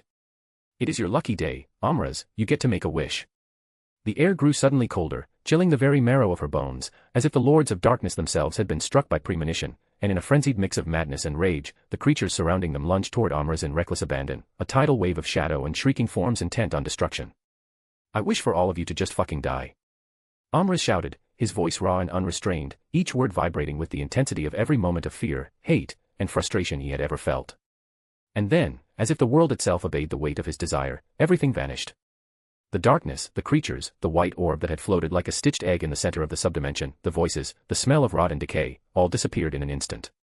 She looked around, blinking against the sudden brightness, and realized they were no longer in the vast, incomprehensible subdimension. Instead, they were in a smaller space, likely a cave deep within the mountain itself, its walls rough and close, the air heavy but clean, carrying the faint scent of earth and stone. A soft light streamed down from above, illuminating the cavern with a quiet, almost holy glow that contrasted sharply with the horror they had just escaped. What happened? Amraz stammered, still kneeling, his eyes wide with terror as he turned to Maruam, voice trembling like a leaf in a storm. What did you do? His body quivered, and the weight of the realization pressing down on him made him seem impossibly small, a man who had always considered himself untouchable suddenly aware of the consequences he had ignored. Congratulations, Amraz, Maruam said, his voice mockingly light, carrying amusement beneath its calm. You have slain some wannabe godlings. The title of God-slayer would be a misnomer since they were not quite gods, but it is nonetheless a great achievement. Amraz's face blanched, his mouth opening and closing as if to protest, yet the words would not form. You made me do this. You, he began, but his terror stifled speech entirely, leaving only a silence that weighed heavier than any scream. No need to panic now, Maruam said calmly, his voice low and measured. I would like to rip your heart out for the suffering you caused my sister, but I will let her do the honors herself. He turned to her then and gave a small, deliberate nod, a gesture so simple that it struck her deeply. The weight that had lived in her chest since the day Amra's first chained her will loosened, replaced by a cold, rising exhilaration that felt almost sacred in its cruelty, as if every moment she had endured had been quietly preparing her for this one. She remembered his hands, his voice, the way her will had been bent and broken until her own thoughts no longer felt like her own, and she felt a terrible joy bloom as she realized that none of that bound her now, while he remained trapped inside the consequences he had so carefully built. She stepped forward slowly, savoring the sound of her own footsteps, each one a promise long deferred, her smile forming with a tranquility that frightened even herself because it was born of rage so strong it burned her soul. Amras tried to speak, to plead, to command, and found that nothing answered him anymore, and as she drew closer she watched the certainty drain from his face, replaced by the raw, unmistakable terror of a man who finally understood that the past he had treated as buried had risen, and was coming for him.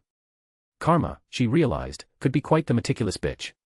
Chapter 9, Reason for last week's lack of update. I had surgery last week and was unable to write much due to the recovery process. POV, Maruam. After dealing with the so-called Lord of Shadows, Maruam told his sister and Adira to return on their own, explaining that he had another matter that required his attention. Lord Vaelger would no doubt hold a grand feast to celebrate the fall of the cult that had been infesting his territory for some time, and Maruam had absolutely no desire to subject himself to that ordeal. He suspected Athaliah was not particularly thrilled about dealing with Lord Vaelger either, yet obligations were obligations. Since House Beleth had chosen to personally intervene in resolving the cult issue, House Vaelger was bound by custom to host a celebration in their honor, which in turn required a representative of House Beleth to attend. Maruam would sooner endure another skirmish than sit through a night of hollow praise and forced pleasantries, so Athaliah would have to bear that burden instead. Better her than him. You two did well, Maruam said calmly as they walked through the forest, the crunch of leaves and soft hum of distant insects filling the air. I trust you had no issues dealing with them. None at all, Kuroka replied with a smug grin, stretching her arms lazily behind her head. Most of them were peak middle class at best and couldn't even react before I tore through them. I would have expected the leaders of the cult to be high class, Maruam remarked mildly. 3 of them were, Kuroka nodded. At least in terms of raw energy quantity. It was obvious they did not earn that power naturally. They lacked experience and had no real mastery, which made them too sloppy. Still, you defeated 3 high-class level beings, Roswise said, genuine admiration slipping into her voice. Well, not directly, Kuroka replied with a casual shrug. I'm not an idiot who wrestles head-on when there is a far more refined way to handle things. So you ambushed them, Roswise said, her eyes narrowing. And poisoned them, Kuroka added cheerfully. I manipulated the mist in the forest and turned it toxic, then waited until it fully circulated through their systems. After that, finishing them was easy peasy. That's not honorable, Roswise said with clear distaste. A win is a win, Kuroka replied, unconcerned. But that reflects badly on our master, Roswise shot back, irritation seeping into her tone. As his servants, we are expected to uphold a standard above such tactics. We must not give the vultures something to feast on. If word spreads that the bishop of the Crown Prince relied on poison and ambushes, the media will seize on it immediately and twist it into accusations of cowardice and incompetence, undermining what should have been a flawless victory. Oh please, Kuroka scoffed. You're looking at this through a Valkyrie lens where honor and chivalry define everything. You are a devil now, and devils don't care about honor. Results are all that matter, and I delivered those results perfectly. You know that's not true, Roswise replied sharply. Devils may claim they don't care about honor, but the moment someone rises high enough, they will scrutinize every action looking for faults. Even if they don't genuinely value honor, they will weaponize its absence to slander him, to call him weak, underhanded, or unworthy. They will do it simply because they can. So what? Kuroka retorted, her tail flicking irritably. We should risk ourselves unnecessarily just so they have one less excuse, even though they will find another anyway. I'm saying you should not always default to the easiest option, Roswise replied firmly. The peerage of the Crown Prince must remain above suspicion. I'm not interested in arguing with you about this, Rose, Kuroka said with a tired sigh. Roswise exhaled sharply, clearly frustrated, and they continued on in a tense silence broken only by the sounds of the forest. Since his return from exile had drawn closer, such arguments had become increasingly common between his 2 servants. Roswise was determined to ensure that nothing tarnished his reputation, believing it her duty as the queen of his peerage to present an image of flawless competence and dignity.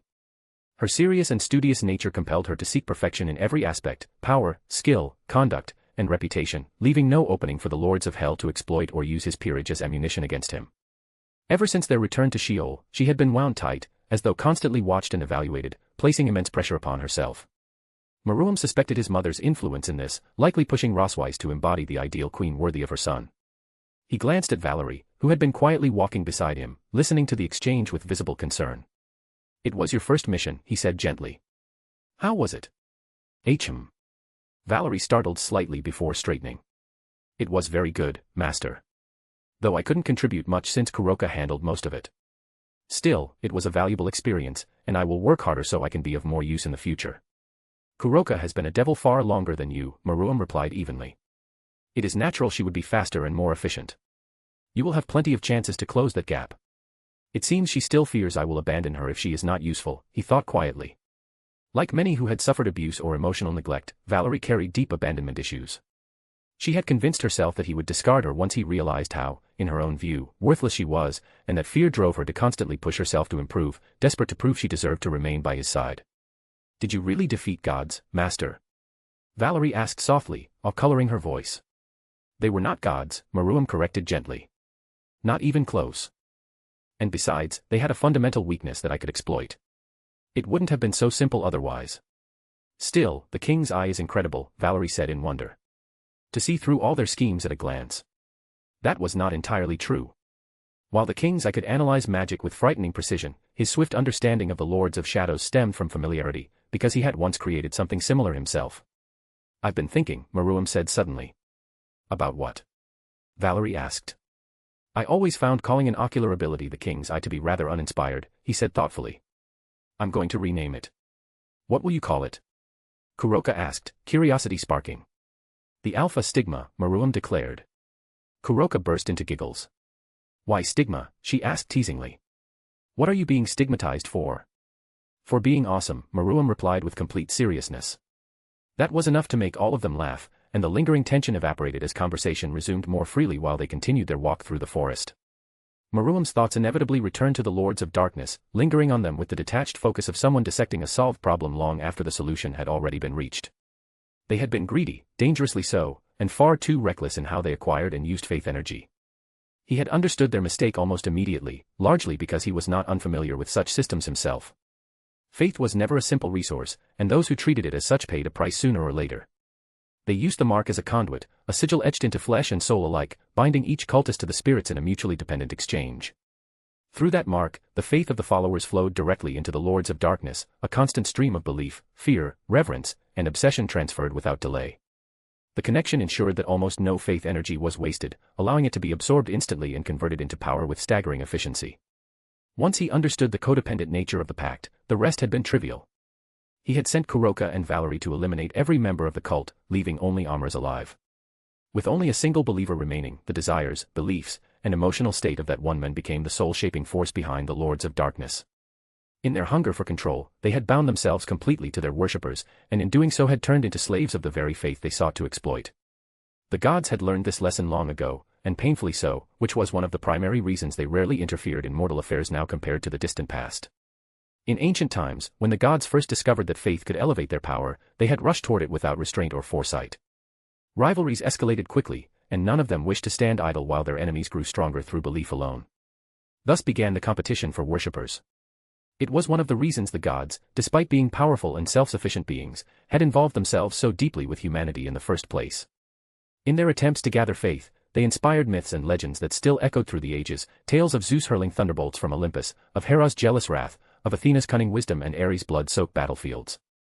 Among the Norse, there were stories of Thor splitting mountains with Mjolnir, of Loki's endless trickery and betrayal, of Odin sacrificing his eye in pursuit of forbidden knowledge. The Egyptians spoke of Ra's journey across the sky, of Osiris' death and resurrection, of Isis' devotion and Anubis weighing the hearts of the dead. Beyond them lay countless other pantheons, the Sumerian gods with their ancient city-states, the Hindu devas locked in cosmic cycles, the Aztec gods demanding blood beneath the sun, many remembered, many more lost to time. At first, the gods did not understand the danger of the path they were taking. They escalated continuously, gathering believers, forming civilizations structured entirely around worship, and refining methods to extract ever greater amounts of faith energy. They performed miracles to reinforce devotion, established traditions and rituals, dictated prayers, fasting, offerings, and commandments, all designed to deepen belief and tighten the bond. The more faithfully mortals followed these rules and revered their gods in prescribed ways, the more faith energy flowed upward. That was how religions were born, how rituals took shape, and why acts such as prayer and fasting existed, as mechanisms to strengthen faith and harvest its power. In their arrogance, the gods often chose the easiest path, assimilating themselves into the existing cultures of their followers and allowing mortals to worship them according to familiar customs. It was a decision that would later prove disastrous. belief never came in a single shape. Each worshipper carried a different image, a different expectation, a different fear or hope projected onto the divine. Over time, those countless impressions began to shape the gods themselves, subtly at first, then more apparent. They started to behave as mortals believed they should, to conform to the roles written for them in story and prayer.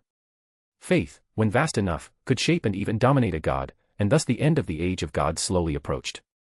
By the time many of them noticed the changes within themselves, it was already too late to reverse completely. They attempted damage control, withdrawing from faith energy and limiting their reliance on it, and while they succeeded to a degree, the scars remained. The Norse gods, worshipped by a people who believed in inevitable doom, became bound to that belief. Even their mightiest figures carried the certainty of an end, marching toward Ragnarok with grim resolve. That prophecy had become one of their greatest fears, a fate they struggled against even now, despite knowing how futile such efforts were. The Greek gods, shaped by tales of excess, rivalry, and passion, became reflections of mortal flaws magnified to divine proportions. They were trapped within the narrative spun by poets and worshippers, their identities hardened by expectation until growth itself became impossible. They could not escape the roles assigned to them, no matter how stifling those roles became. It was why gods who had once been incomprehensible and alien now behaved so human. Centuries of worship had granted them power at the cost of autonomy, confining them within the certainty of mortal imagination, until many of them forgot what they had been before faith strengthened them and hollowed them out in equal measure. "Where are we going, if I may ask, Master?" Valerie asked, breaking the long silence as they walked. "There is no need to be so formal with me, my dear," Meruem replied with a soft chuckle. "You'll be staying with us for a long time. I would rather we were comfortable around each other." "Oh, of course, Meruem," she corrected herself with a small flustered stutter. "There you go," he said with a faint smile. "That was easy enough. As for your question, we're heading to the eye of the pit. I need to speak with Merak Redmane." "Who is that?" she asked curiously. "He's the warden of the pit and a general of the highest class," Meruem answered. "He was born a low-class devil, yet through deeds of exceptional valor during the Civil War, my father raised him to nobility. Since then his rise has been steady and well-earned. He is without question someone worthy of respect." Merak Redmane was, put mildly, a badass. Legend made flesh. He had served as a soldier during the Civil War, earning the name Redmane for his thick, lustrous crimson hair that became a familiar sight on countless battlefields. He was elevated to nobility in his 20th year by King House Beleth himself after displaying overwhelming prowess during the Battle of the Dry Marches, where he defeated Edward Ipos the Cruel and Mahiba the Mad, Lord of House Marba. Near the end of the war, he slew Orion the Trickster, last scion of the great House of Aim, in single combat. 100 years ago, he was named Lord of the Pit by royal decree, despite widespread outrage that a former low-class devil would be granted such a title. He defended that position against numerous challengers, proving each time that the king's decision had been justified. He carried King Andramelech to safety during the storming of Sheol by Demodos's oracle Asmodeus, suffering grave wounds in the process, and later successfully repelled multiple incursions from the pit itself. His accomplishments were too many to list in full. Despite his rank, Merak never claimed land, though it was his right as a noble. Instead, he requested the position of warden of the pit, having been born in the region most vulnerable to incursions should the pit ever breach its boundaries. He chose the role to prevent such disasters and to protect the low-class devils who still live there. "He must be impressive to earn praise from you," Kuroka said with a smile. "Of course," Meruem replied evenly. "He's the only person who ever defeated me consistently when it came to pure skill." The original Meruem had never looked down on Merak. On the contrary, he had respected him deeply, sparring with him on multiple occasions and losing more often than he won, a fact he had never forgotten. After flying for some time, they finally reached the fortress, and the sight of it drew Meruem's attention immediately. 3 colossal red portals dominated the horizon, each at least 200 meters in both length and width, spaced nearly a kilometer apart, their edges rippling endlessly as they remained permanently open by the will of Tiamat. Around each portal sprawled an intricate network of fortresses and military encampments, layered defenses built with grim pragmatism rather than beauty. Countless soldiers moved through the area with disciplined purpose, some squadrons clad in classical knightly armor marching into the portals in tight formation, while others emerged from them battered and weary, their armor scorched, dented, or stained by battles fought beyond the gate. He knew how the place looked from the original Meruem's memories, yet seeing it with his own eyes was something else entirely. A suffocating pressure rolled outward from it, a weight that pressed against his senses and made the air feel heavy and hostile. Memory could convey shape and scale, but it could not convey this, the visceral dread that crawled along his spine when faced with a wound torn into reality itself. He could not help but feel a flicker of unease at the thought of the being responsible for such a feat. Tiamat must be unimaginably terrifying to tear the world open so casually and leave it gaping. They landed some distance away from the main camp and proceeded on foot toward the fortress at an unhurried pace. As they drew closer, the structure revealed itself in full. It was the citadel tasked with anchoring the wound in reality, the seat of the Lord Commander of the 4 legions stationed at the pit. The fortress took the form of a massive ringed stronghold, half sunken into the warped ground as though the land itself had buckled beneath its weight. It was constructed from void black stone mined directly from the pit, its surface swallowing light and giving the fortress an oppressive, almost predatory presence. He saw the awe reflected clearly in the eyes of his companions, all of them staring in open wonder at the sheer scale and menace of the place. As they arrived at the fortress gates, 2 long lines of soldiers came into view, flanking a perfectly maintained stone path that stretched nearly 50 meters ahead. Every soldier stood immaculately straight, armor polished, weapons secured, their movement synchronized as they saluted with unmistakable respect. At the far end of the formation stood a tall man with long, fiery red hair and black armor that was both beautiful and unmistakably high quality, its craftsmanship evident even at a glance. Kuroka had already transformed into her cat form and was now being carried comfortably by Valerie. Maruam walked through the corridor of soldiers at an unhurried pace, nodding lightly at several faces he recognized along the way, gestures that visibly stirred pride and renewed resolve among those who received them. When he reached the end of the line, the red-haired man lowered himself to one knee, one fist pressed firmly to the ground as he spoke in a steady, resonant voice. "Your Highness. Scarhold is yours." Maruam greeted him with easy familiarity and exchanged words with the other senior generals who had left their posts to welcome him. He spoke briefly with them and then with several of the assembled soldiers, answering questions and offering comments without ceremony. He did not mind conversing with those stationed at the pit, as they were too exhausted by constant danger to care for hollow pleasantries or veiled insults. Here, only results mattered, and blunt honesty was valued above all else. Merak soon led him inside the fortress, where a carefully prepared meal awaited them. They sat down at once, while Rosweiss and the others were guided through the citadel by attendants tasked with showing them around. Maruam remained behind to speak privately with Merak. "Allow me to congratulate you once again, my prince, on your return from exile," Merak said warmly. "I regret that I couldn't attend the celebrations, but it would not have been right for the commander to abandon his soldiers in order to indulge in festivities." "Thank you," Maruam replied with a faint smile. "You should allow yourself time to rest one of these days. I'm sure your soldiers wouldn't begrudge you a week or 2 away from this place." "I'll rest when those sons of bitches cease to terrorize my kin," Merak answered without hesitation. Maruam let out a quiet chuckle. Merak the Crimson resting. That would indeed be a sight worth seeing. Merak's expression softened slightly. "It's not that I lack the desire to rest," he said calmly. "Yet I swore an oath to remain vigilant and restless, to guard this realm with my life if necessary, and to never abandon my post so long as breath remains in my body." Every warden of the pit was required to take such an oath, placing the safety of the realm above all else. "I doubt the oath was meant to be taken quite so literally," Maruam replied with amusement. "And it's not a binding oath anyway. No one would dare call you an oath breaker for taking time to care for yourself." "What others might say matters little to me," Merak replied evenly. "That oath matters to me enough that it might as well be binding. The title of warden has been borne by figures far greater than I. I can only strive to walk in the shadow of their footsteps without bringing dishonor to the office." Seeing a humble devil was like hearing a politician admit they were wrong, a rare occurrence and all the more striking because of it. "Humble, are we?" Maruam asked with a hint of amusement. "Not in the slightest," Merak answered seriously. "Tell me, have I ever explained to you why being warden of the pit is so important to me?" "I'm fairly certain I would remember if you had," Maruam replied, lifting his cup and taking a measured sip of wine. "It was during my youth, when I was even younger than you are now," Merak began. "So, back when the sun was still young," Maruam remarked lightly. "Cheeky," Merak said with a faint smile, though there was warmth in his eyes as he waved the remark aside. "But I digress. The sun hadn't yet been installed by the new Satans back then. It was during the early stages of the Civil War. In any case, as you no doubt recall from your lessons, there was a pit break, the 3rd largest ever recorded. It was catastrophic, largely because the soldiers who should have responded to the outbreak were desperately needed elsewhere for the war effort. Only a single legion remained stationed at the pit, as most experts believed that a beast incursion was unlikely at the time, allowing House Beleth to commit the majority of its forces to supporting the anti-Satan coalitions. As the saying goes, anything that can go wrong will go wrong, and fate saw fit to prove it true once more. Merak's voice grew heavier as he continued. It turned out to be one of the deadliest pit outbreaks in history. You can imagine the scale of destruction and the sheer number of lives lost. When the king learned of it, he withdrew from the civil war without hesitation to deal with the crisis, yet until the army could arrive and push back the beasts, every passing moment balanced between death and salvation. By all rights, I should have died that day, along with many others, had it not been for his arrival. "Who?" Maruam asked, genuine curiosity coloring his tone. "The Knight of Hell," Merak replied, reverence and devotion woven into his words.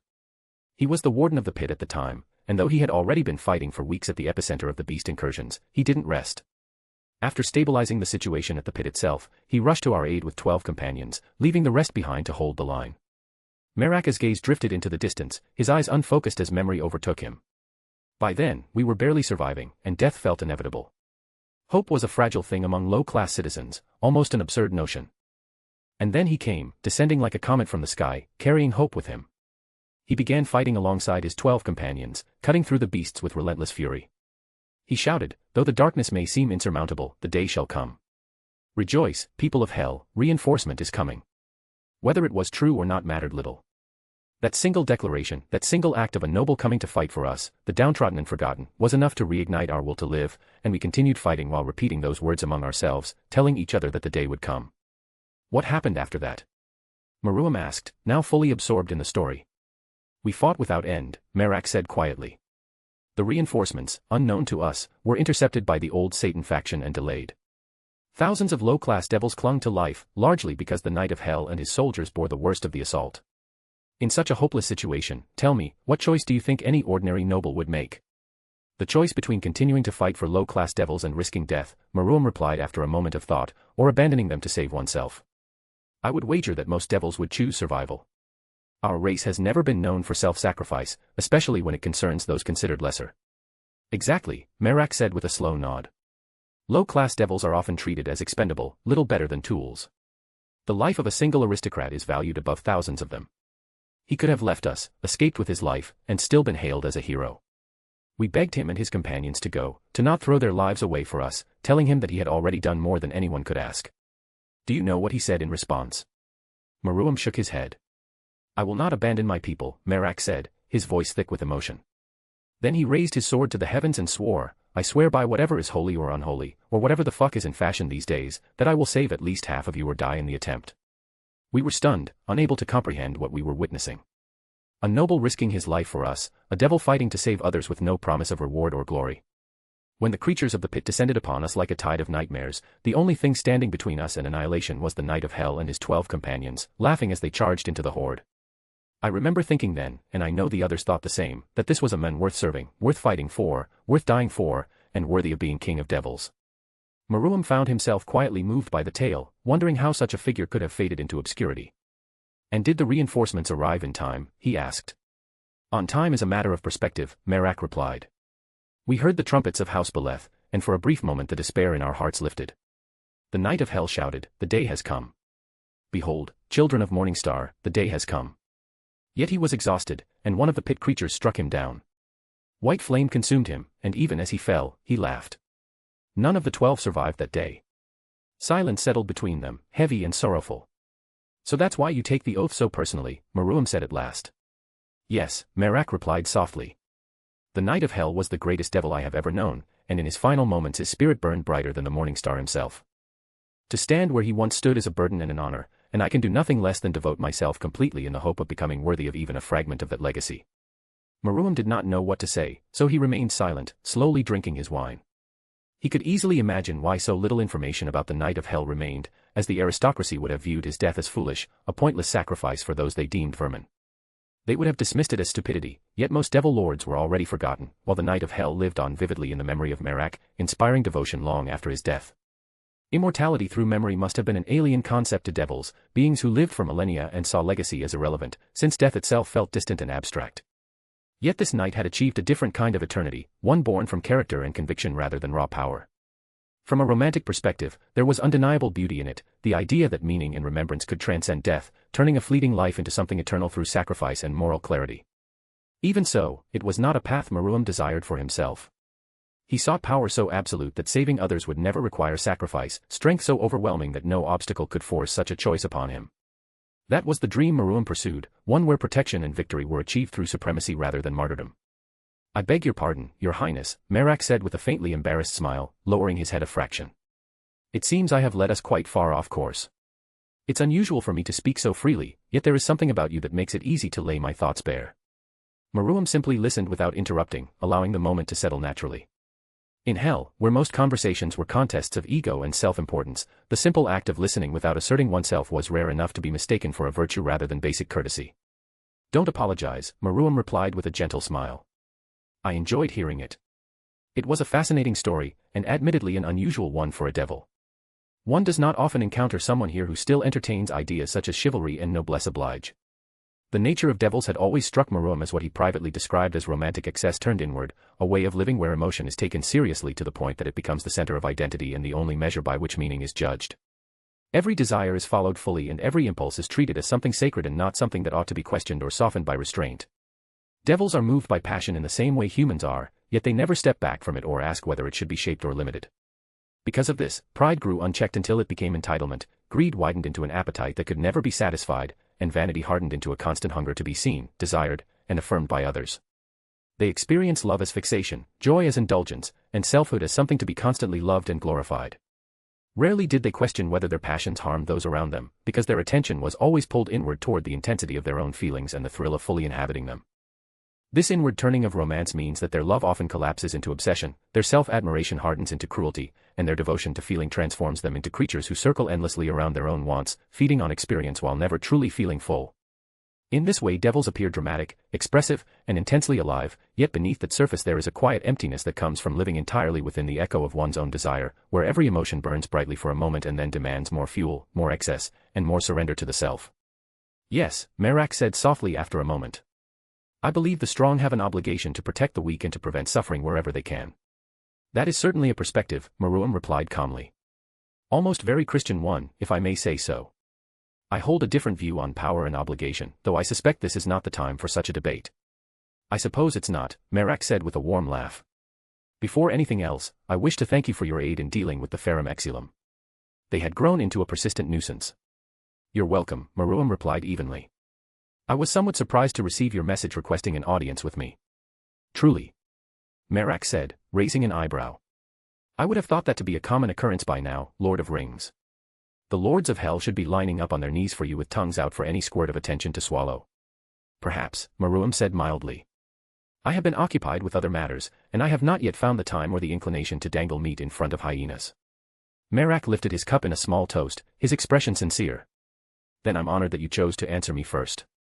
You stand as the sole barrier between anarchy and order within this domain, Maroum replied calmly. It's only reasonable that your request would take priority. I don't believe I had misjudged you so severely that you would abuse such consideration simply to waste my time. Even so, I'm grateful, Merak said. The reason I sought this audience concerns your rings of power. From what I have gathered, they are capable of directing the flow of crude demonic energy according to the will of the wielder.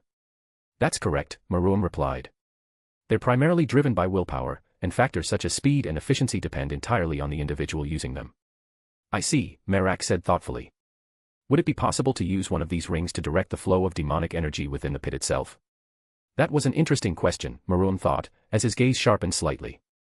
If the flow of energy within the pit could be manipulated, it would dramatically improve defensive measures and containment strategies.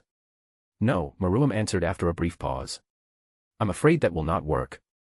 The rings can only direct crude demonic energy, and only that. The energy within the pit has merged so thoroughly with the power leaking from the dimensional gap that it has effectively become its own distinct form.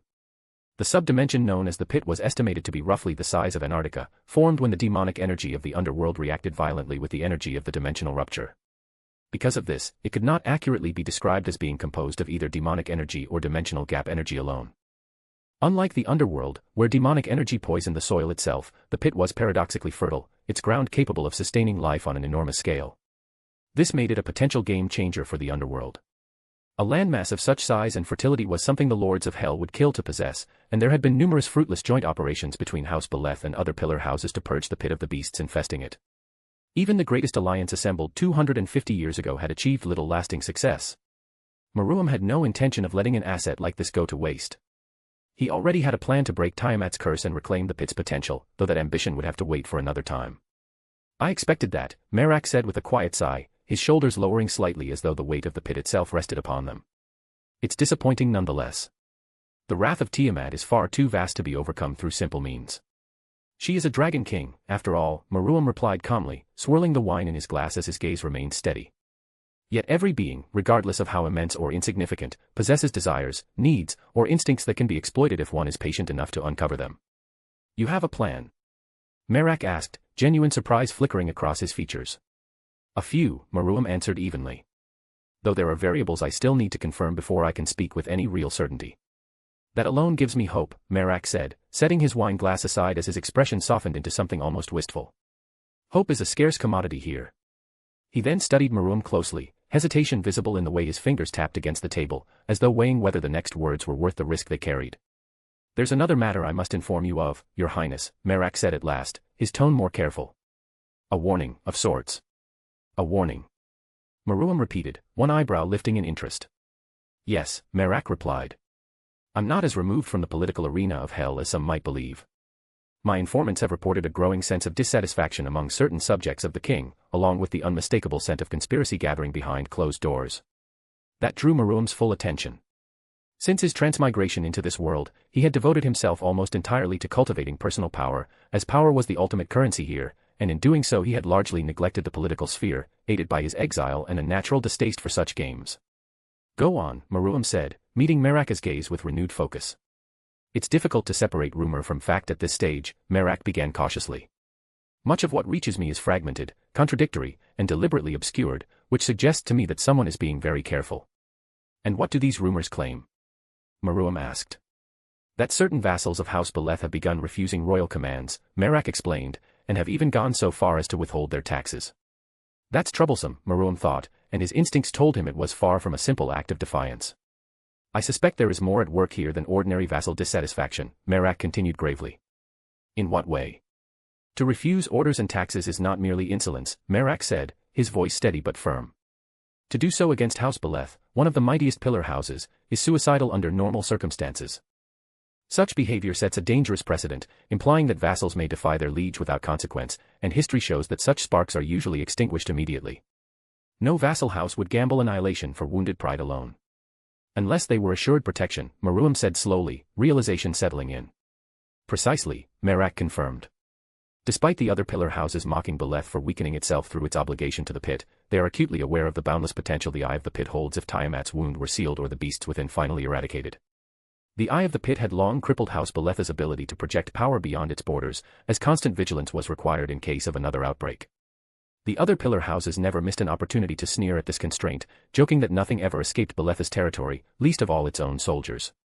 I believe this is part of a long-term scheme, Merak said heavily, one that has likely been unfolding for decades, perhaps even centuries, with the ultimate goal of weakening House Beleth to the point of extinction. They may scheme as they please, Maruam replied with unshaken confidence. In the end, it will amount to nothing. Merak studied him carefully. And what gives you such certainty, Your Highness? Maruam smiled, a sharp glint of something ancient and dangerous in his eyes. Because I exist. As long as I draw breath, any who conspire against my house and my domain are welcome to come forth. Let them gather their plots and whisper their lies, for destruction and ruin shall be their lot, and their ambitions will break against me like waves against an unyielding shore. Merak laughed, genuine amusement lighting his face. I believe you, he said warmly. Even so, I would urge caution. Pride has ended many great figures, and your exile proves that even you are not beyond the reach of their machinations. You suspect someone was guiding Surzex? Maruam asked with interest, recalling his mother's similar suspicions. There's no doubt in my mind, Merak replied bluntly. Surzex Lucifer is a coward and a fool. He would never act so boldly against a pillar house, let alone one bearing rank of a king. Such recklessness doesn't align with his nature. Maruam chuckled softly at the venom in Merak's voice. It was ironic, given that Merak was progressive and outspoken in his advocacy for greater rights for lower class and reincarnated devils, values that one might assume would align him with the current Satans, yet he despised them deeply. In his eyes, their failure to address the danger of the pit despite possessing immense power was unforgivable. Thank you for the warning, Merak, Maruam said sincerely. I will remember it. That's all I ask, Your Highness, Merak replied with a respectful smile. They spoke at length afterward, with Merak briefing him on further developments concerning the Eye of the Pit, after which Maruam and his peerage entered the pit itself to gain first-hand experience. The girls were profoundly impressed by its vast, alien nature and could not help but feel reverence for the Dragon King responsible for its creation. Not long after, they took their leave. Chapter 10, Chapter POV, Maruam. How to get more power? That was the first question Maruam asked himself after realizing he had transmigrated into a world of magic, myths, and beings whose strength bordered on the absurd. In a world where a single individual could erase armies or reduce entire nations to ash, concepts once considered universal human rights existed only at the discretion of whoever stood at the top of the power hierarchy. Rights such as the right to live, freedom of speech, freedom from torture or slavery, liberty, and all other ideals founded upon the mutual understanding that collective authority outweighed individual strength became nonsensical here. They relied on an assumption that power was distributed evenly enough to enforce restraint, an assumption that collapsed entirely in a world where a lone individual could dominate an entire nation without meeting meaningful resistance. In such a world, the only reasonable course of action for anyone who desired autonomy or even the possibility of a peaceful life was to pursue power relentlessly. Everything else would follow naturally from that foundation. Safety, freedom, choice, all of it depended on how untouchable you could make yourself. The real question, then, was how. There was, of course, the conventional approach of training relentlessly, the slow and steady accumulation of strength through endless repetition and discipline. He had seen examples of this path already, such as House Beleth, whose entire existence revolved around training, and pushing his limits further with every waking hour. While Maruam found such dedication admirable, he had no desire to spend the majority of his existence trapped in an endless cycle of exertion. He refused to turn his life into another ledger of effort and restraint, another promise that fulfillment would come later after just a little more sacrifice.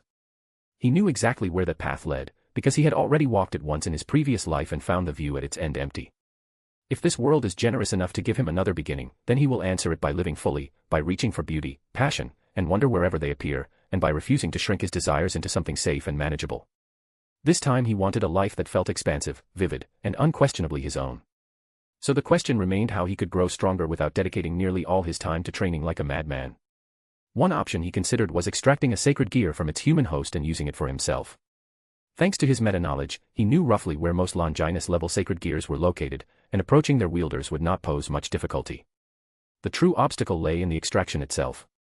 If removing a sacred gear were that easy, then gods, devils, or other powerful beings would have accomplished it countless times already. The fact that sacred gears had existed for thousands of years without widespread extraction led to an unavoidable conclusion, namely that the process was extraordinarily difficult. The only faction he knew for certain that had successfully developed a method to extract sacred gears was the fallen angels, and they had achieved this only after dedicating centuries to studying the legacy of their creator and unraveling the mechanisms behind sacred gears themselves. Unfortunately, the fallen angels were enemies of devils, leaving them with no incentive whatsoever to share such hard-earned research. That left Maruam with two possible avenues if he wished to obtain the method from them. The first option was to negotiate directly with Azazel, perhaps offering information regarding the locations of Longinus-level sacred gear wielders, something Azazel would undoubtedly find intriguing given his obsession with sacred gears. The problem was determining whether such information would actually be valuable enough for Azazel to part with the method of extraction.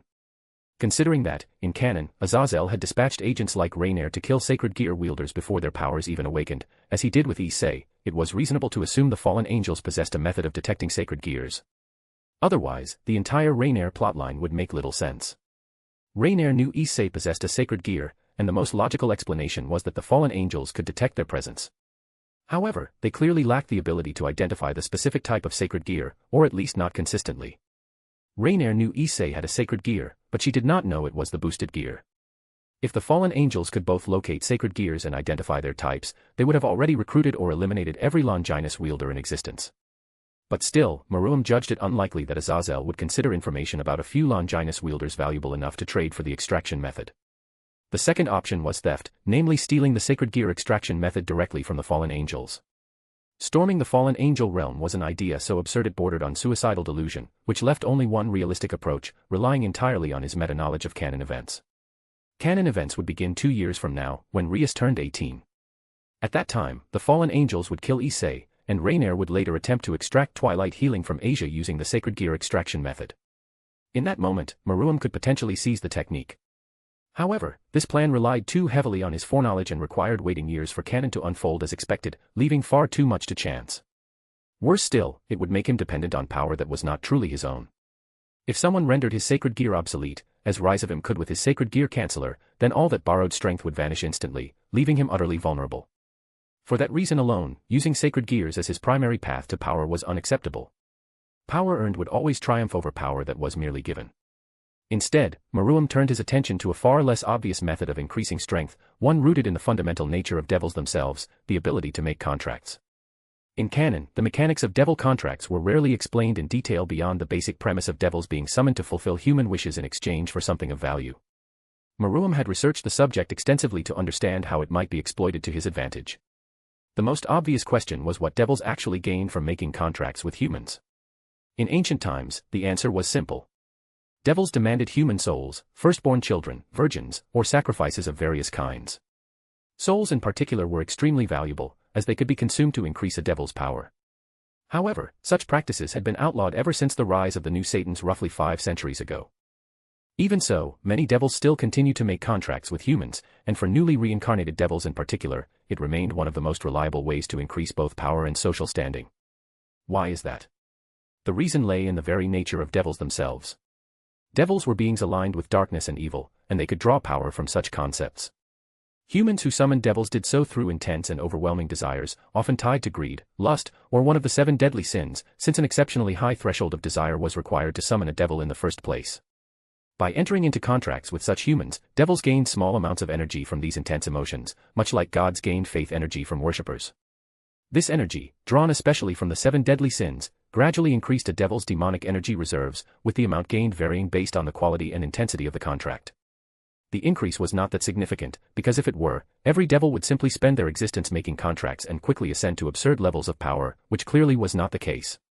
However, even with the limitations of what he had considered so far, the thought of devil contracts still sparked an idea in Maruam's mind about how he could systematically increase his power. The more he examined the mechanic behind the deal with humans, the more he realized that most of his kind were wasting an opportunity that had been placed in their hands since the beginning of their race. Many devils treated contracts as simple transactions where a wish was granted and a price was taken. Very few stopped to consider the emotional and spiritual byproducts created during those agreements and how such forces could be cultivated over time instead of taken in a single moment and then forgotten. He understood that when a human summoned a devil, it was almost never a rational, calm, or rational act, since the ritual itself demanded extreme desire. That desire could take the form of desperation, greed, lust, envy, ambition, or some other intense emotional drive. Those emotions were actual sources of energy that devils could harvest, in the same way that gods or the lords of darkness drew strength from faith and devotion, which meant that every contractor was like a small well of power that most devils drank from only once before walking away. The flaw in that old method was obvious to him because a single surge of emotional energy faded quickly, and even if the payment included a soul or lifespan, the long-term benefit in terms of raw demonic power was limited. Maruam began to think about how gods had solved a similar problem long ago, since they did not rely on single moments of prayer or rare miracles alone, and instead built entire religions that encouraged constant worship, repeated rituals, and daily reinforcement of belief. This ensured that faith flowed toward them continuously in small amounts that accumulated into vast reserves over time, and once he saw that pattern he realized that devils had the same potential through desire instead of faith. Humans were creatures of endless longing, always chasing wealth, beauty, success, recognition, pleasure, revenge, comfort, or escape, and these longings rarely disappeared after a single wish was granted, because achieving one goal often created new cravings or deeper obsessions. This endless cycle of desire meant that a properly managed human could be used to produce demonic energy for years without ever realizing they were doing so. From that understanding, the idea of the cult of the Dark Prince was born in his mind, a hidden organization that would serve as a structured environment where human desire could be encouraged, intensified, and sustained, while appearing to its members as an exclusive network that offered opportunities, connections, and assistance in achieving their personal ambitions. People were far more willing to bind themselves to something that seemed beneficial and prestigious than to openly worship a devil, though there are no shortage of people who would worship devil for the sake of it. The allure of the dark and the forbidding has a strange draw to humans. Every person who joined would form a personal contract with him, tailored carefully so that the price and the reward felt acceptable. Whether that meant a portion of their lifespan, a claim on their soul after death, relinquishing certain intangible qualities such as empathy, guilt, or regret, or even surrendering potential they had yet to realize. During the sealing of that contract he would place upon them the mark of the Dark Prince, a sigil that was invisible from non-members that acted as a conduit between their emotional state and a demonic artifact under his control. However, that was not enough, it needed to be more efficient.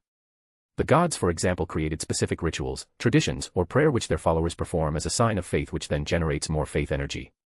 He needed something like that, but suited to desire instead of faith. As he refined the idea in his thoughts, he concluded that the 7 deadly sins provided the most stable foundation for such a system because they represented fundamental human drives that could be sustained over an entire lifetime and had theological meaning. So he designed his cult around the principle that every member would be contractually required to devote themselves to one sin or several as a central pillar of their lifestyle, ensuring that their days were filled with repeated emotional highs tied to obsession, indulgence, and excess. The specific sin did not matter in terms of the type of energy produced, since all intense desire refined down into the same demonic power once processed correctly. What truly mattered was the regularity and intensity of indulgence, a tradition if you will, the constant reaching for more wealth, more pleasure, more recognition, more comfort, more victory, more consumption, or more emotional gratification in whatever form their chosen sin took. The mark was the true foundation of his system, since it served as the invisible mechanism that turned human excess into harvestable fuel. Each sigil was engraved on the body of a cult member while remaining invisible to the non-members, absorbing the emotional overflow whenever the person surrendered to their obsession. Whether they were chasing fame with desperate pride, hoarding wealth with restless greed, pursuing endless pleasure through lust, stewing in envy toward those above them, feeding their anger in cycles of wrath, drowning themselves in indulgence through gluttony, or retreating into comfort and avoidance through sloth. The mark would draw in the emotional resonance at the height of those experiences and send it across the spiritual link into the artifact he had hidden in a sealed pocket dimension, where the chaotic human impulses would be condensed and refined into stable demonic energy that he could later absorb. The system would only function if indulgence was treated as obligation and done with intent, so the contracts binding his followers included clear requirements that they actively seek opportunities to indulge their chosen sin and maintain a lifestyle that encouraged repeated emotional peaks. Through the structure of the cult he would subtly guide them into environments that supported those habits, surrounding the greedy with opportunities for profit, the proud with stages to perform on, the lustful with circles of temptation, and so on, so that their very social world became a machine designed to keep their desires inflamed. The members would believe they were simply pursuing their dreams with the support of a powerful patron and an influential network, never fully grasping that every triumph, every craving, and every moment of excess was quietly feeding a distant artifact that existed solely to increase the power of the being they worshipped. Inside the cult structure the members would be encouraged to make deals with one another, exchange favors, create rivalries, compete for recognition, and chase ever higher goals, which would keep their emotions active and their desires sharp, while all of it quietly fed the mark upon their bodies and flowed into his artifact, which then converts this intense feeling into demonic energy. In this way Maruam believed he had found a path that mirrored the strength of the gods while remaining true to the nature of devils. Where gods cultivated faith he would cultivate desire, and where they built temples he would build a hidden network of ambition and indulgence, all of it flowing quietly and endlessly toward the Dark Prince at the center. He stepped out of the teleportation circle and immediately took in the city that stretched before him. Towering skyscrapers rose like monoliths toward the clouds, their glass and steel facades reflecting the winter sun in 1,000 shards of light. Streets teemed with life, cars and taxis weaving through traffic, honking horns, the constant murmur of conversation and footsteps mixing with the distant wail of sirens and the hum of the subway below. New York City's chaos was simultaneously mesmerizing and alive, a living organism of steel and human desire, and Maruam found the sight exhilarating in its vibrancy. He moved deliberately toward one of the tallest skyscrapers, its glass facade glinting like a polished jewel against the skyline, and entered its revolving doors. Inside, the lobby immediately struck him with a sense of extravagance so pronounced that it could only belong to the upper echelon of wealth and influence. The floor gleamed with polished marble inlaid with gold filigree, crystal chandeliers hung from a ceiling adorned with intricate frescoes, and the scent of expensive incense and fresh flowers filled the air. Plush armchairs and gold-trimmed sofas were arranged in perfect symmetry, while well-dressed concierges and bellhops moved calmly, ensuring that every arriving guest was attended. The space radiated such great luxury that it might have been mistaken for the reception hall of a palace rather than a building in a modern city. Unlike the majority of visitors, Maruam bypassed the reception entirely. He walked directly to the bank of elevators and pressed the button for the 40th floor. The elevator doors closed smoothly and he observed the digital panel as the floors passed. Within moments, the cabin reached his destination and the doors opened with the same quiet smoothness. He swiped his golden card, and the door unlocked, revealing the world beyond. Inside was a decadent display of wealth and indulgence that could only be described as extravagantly hedonistic. The large main room was lined with rich crimson curtains, its ceiling glittering with crystal chandeliers, while multiple gambling tables scattered across the floor displayed roulette wheels, card tables, and dice games attended by individuals in a frenzy of risk and delight. A balcony wrapped around the upper walls, and a sweeping grand staircase to the left added a theatrical flair to the already overwhelming display of opulence. The room pulsed with life. Men in finely tailored black tuxedos and suits mingled with women in gowns of every imaginable color, each garment daring and revealing, clinging to the body in a manner that left little to the imagination. Some guests indulged in high-quality narcotics, others in forbidden acts of lust, voyeurism, and decadence, while the air was filled with laughter, the shuffle of cards, the clink of champagne glasses, and the occasional sharp exclamation of excitement from a gambling table. Nothing in the Church of the Dark Prince was forbidden if one could afford the price. It was the sort of place moralists would condemn as a den of devils where every earthly desire was fed without limit. Among the crowd were celebrities, musicians, artists, politicians, millionaires, lawyers, and other members of the global elite, all drawn by the promise of indulgence, exclusive connections, and the fulfillment of the most taboo whims. Here, one could buy insider information, high-end opportunities, or satisfy any twisted and forbidden fantasy, no matter how socially or legally unacceptable. The guests were so absorbed in their own pursuits that almost no one paid attention to him, and a subtle spell woven around his presence ensured that even those who glanced his way would fail to truly recognize him. He ascended another elevator to the floor above, which was an even greater display of decadence. While the previous floor retained at least a semblance of decorum, guests dressed, even if revealing, this floor embraced indulgence without reservation. Clothing was non-existent, inhibitions entirely discarded, and the participants openly engaged in every carnal and sensual desire imaginable. The higher floors were surreal in their extravagance, a realm where societal limitations, taboos, and norms dissolved entirely under the weight of hedonistic freedom. By the time he reached the 49th floor, the scene shifted dramatically. The room here was spacious and exquisitely decorated with tasteful art, elegant furniture, and soft lighting. The guests were elegantly attired in evening wear, holding crystal glasses of wine or champagne, their manners impeccable. Their attention was fixated on a single figure in the center of the room, a woman dancing, whose presence seemed to command both reverence and desire. She moved with an almost ethereal grace, her dance hypnotic in its beauty. Her figure was slender and elegant, her skin pale against the backdrop of her long, straight black hair that fell past her shoulders. She wore a deep black gown with a plunging neckline and fitted bodice, accented with gold embroidery and ornamental designs that shimmered faintly beneath the soft, ambient lighting. As she danced beneath the moonlit dome, her movements were deliberate at first, turning in measured circles, the trailing fabric of her gown slicing the air into ribbons of shadow and light. As the rhythm quickened, her motions grew more expansive.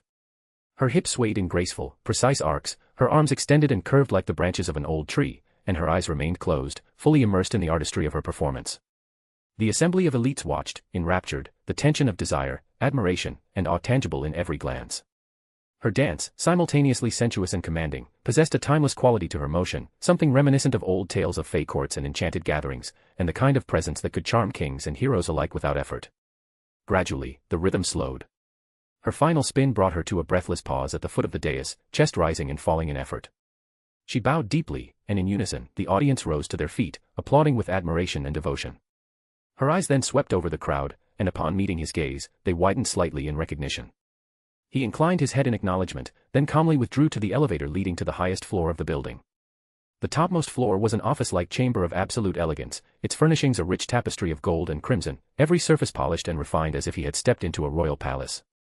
The room was initially empty, but moments later a magic circle spread across the center of the floor, and from it emerged the same woman who had danced below. "Beloved master, this lowly servant is deeply honored that you have chosen to grace her with your presence," the woman said as she lowered herself fully to the ground, her knees pressed to the polished floor and her forehead touching the surface in a posture of complete submission. "You don't have to go through this every time you see me, Meredith," Maruam said, letting a faint amused sigh escape, his tone carrying a trace of weariness. "It's only proper, beloved master," she replied, still kneeling, her voice rising and falling in the peculiar cadence she had cultivated over time. "This lowly servant is wholly unworthy to behold the brilliance of thy radiance, and it would be sacrilege to offer anything less than my utmost devotion and acknowledgement." "Well, your master commands you to stand and meet his eyes," Maruam said, a trace of exasperation slipping into his otherwise calm voice as he waited for her to comply. Maruam studied her carefully as she obeyed, lifting her head to meet his gaze. Meredith Ortonton, the high priestess of the cult of the Dark Prince. When he had recruited her from the Golden Dawn, she had been a talented magician specializing in sealing and security magic, fields often overlooked in favor of more flamboyant branches of magic, despite their critical importance. Her work had mostly involved examining and securing magical artifacts, an assignment that kept her away from the battlefield and the spotlight, and despite her considerable skill she had long felt overlooked, especially when compared to her friend and rival LaFay, whose broader magical talents had earned admiration and popularity within their organization. Meredith's growing inferiority complex had made her increasingly vulnerable to resentment, and when Maruam revealed the truth of her lineage, that she had been born the illegitimate child of a royal family and cast aside into an orphanage where her heritage was hidden from her, the knowledge had deepened her bitterness and sense of injustice. It had been simple to recruit her after that, since the promise of recognition, greatness, and the chance to prove her worth to a world she believed had underestimated her had resonated deeply within her heart. "This lowly servant was unprepared for the great honor of thy visit this day," Meredith said, still using the peculiar archaic manner of speech she had adopted since devoting herself to him. "Am I intruding?" Maruam asked with mild curiosity.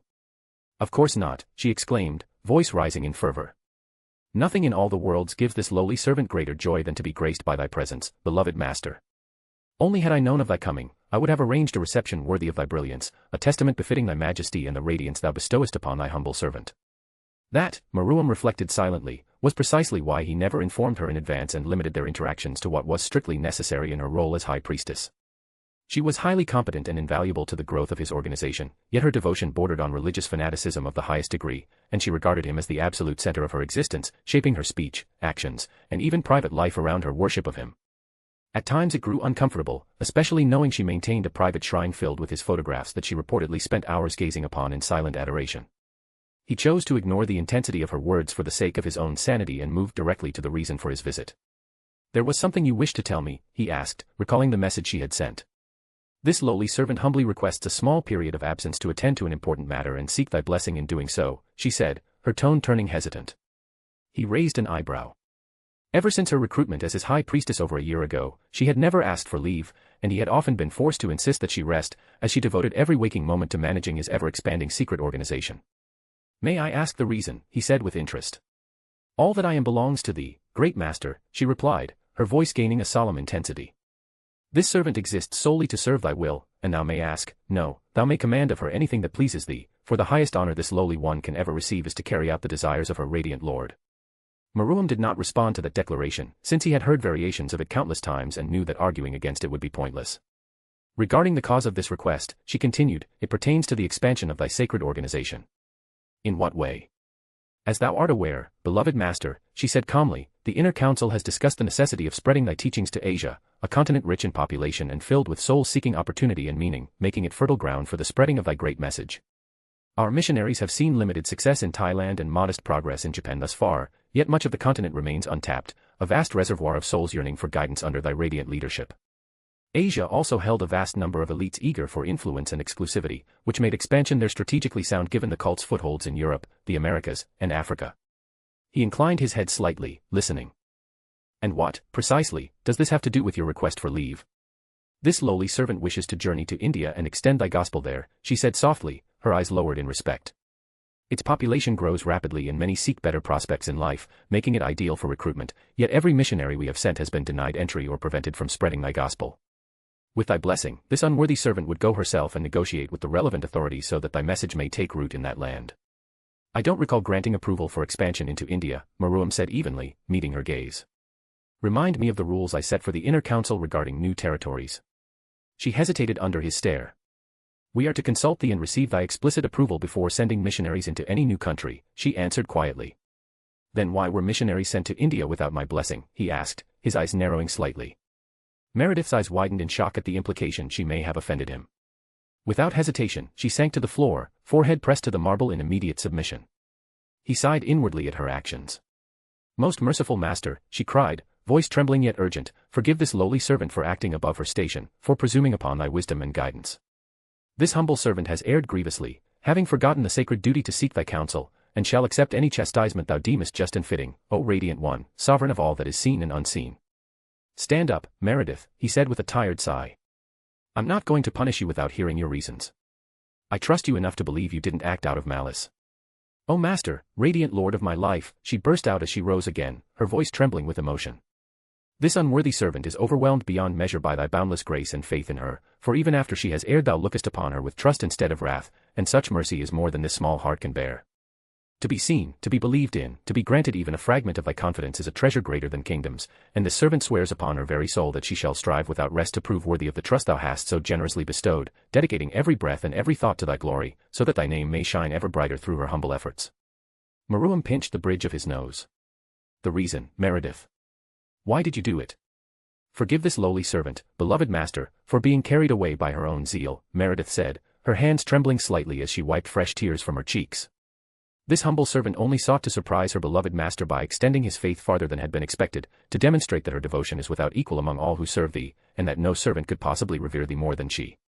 Maruam had expected as much, since Meredith's fanatic devotion was constantly tangled with her deep-seated inferiority complex, which drove her to compete in her own mind with the other members of the inner circle by pushing herself further and further, always trying to prove that her loyalty and usefulness surpassed everyone else's. That makes sense, I suppose, he said calmly, watching her carefully. You still ignored my orders and acted on your own authority, and that deserves punishment. Don't you agree? Oh, yes, beloved master, she said, her voice betraying a disturbing, almost gleeful delight.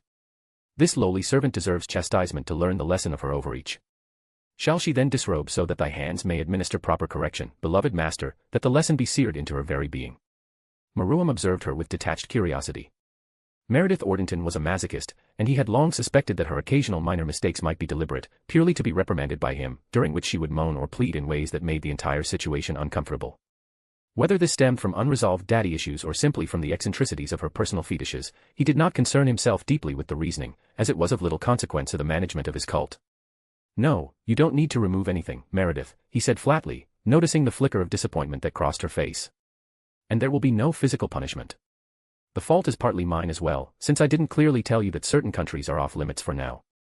This lowly servant is moved to tears by the mercy of her beloved master, she said, actual tears glimmering in her eyes. May this humble servant correctly assume that India is among the lands presently forbidden to our endeavors? Yes, he confirmed. I'd rather avoid drawing the attention of the Hindu pantheon for the time being. He had no interest in provoking beings like Shiva, the Trimurti, Indra, or the many other extremely powerful gods rooted in that region, and stepping too boldly into their sphere of influence would create unnecessary complications. Understood, beloved master, she said quickly, nodding with renewed seriousness. Then would it please thee if this lowly servant redirected her efforts to China instead? That shouldn't create major problems as long as you maintain a low profile, he replied. Our organization must remain hidden and only approach those who already feel constrained by conventional laws or morality, since those individuals are the most receptive to our offers. All recruitment there must be handled discreetly. Excellent, this humble servant shall depart for China instead and carry out thy will with the utmost care, she answered without hesitation. Is there anything else you need to report? He asked. This lowly servant is proud to announce that the outer circle of thy organization has now grown to 20,000 members, she explained, her voice precise, each word weighted with meticulous pride. Most members hail from North America and Africa, and it is the resolution of the inner circle that we shall more than double this number by the end of the year. It had only been a year and a half since he founded the cult, yet its growth had been rapid, a reflection of how many people were willing to compromise their morals in pursuit of power, fame, or influence.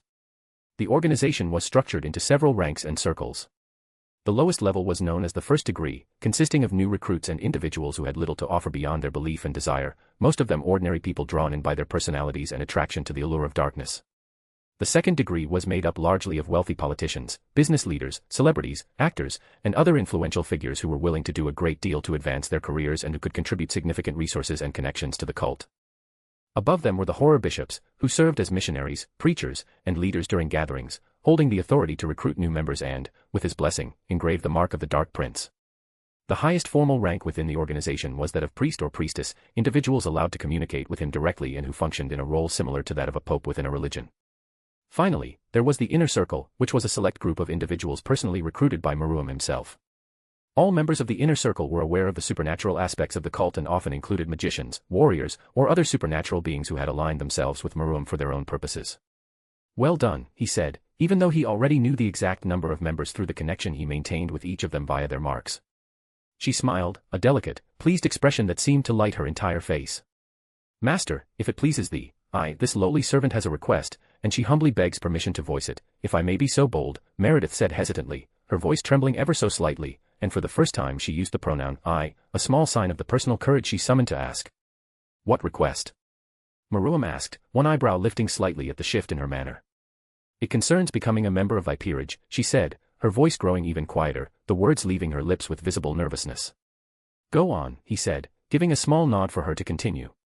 If it's not too presumptuous, may I be told when I might finally be worthy enough to be reincarnated into thy peerage, she asked, lowering her gaze to the floor as though afraid of overstepping.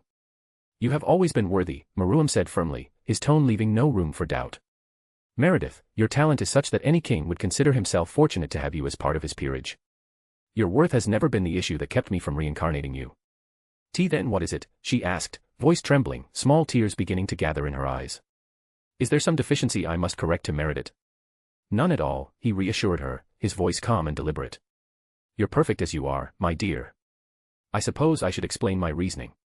You are aware that devils aren't well regarded by most supernatural entities, are you not? Yes, beloved lord, she replied at once. We devils can't move freely through the human world without drawing attention, he continued. Much of the world falls under the influence of different pantheons, with heaven being the most hostile toward us, and because of our reputation most gods are reluctant to allow devils into territories they oversee. Entry usually requires negotiations, agreements, or very careful maneuvering, and that restriction can create serious limitations. Does that mean you? She began, voice hesitant. Yes, he said, finishing the thought for her. It means I can't personally travel everywhere I might wish to recruit or manage affairs without alerting local powers, which is why I needed a representative I could trust completely to act in my place. That, of course, was only half the truth. While devils were indeed unpopular among the supernatural, Muruam had ways of moving unnoticed wherever he pleased. She did not need to know that. What mattered was that she understood how important her role was. Why you trust me this much, great master, she whispered, voice breaking with emotion, tears spilling freely now. How unworthy I feel of such faith. How delighted I am, my heart trembling with joy and awe, that the one whom I revere above all would place such faith in me, seeing me capable of fulfilling duties beyond what any mortal might imagine possible. Of course I trust you, Meredith, he said.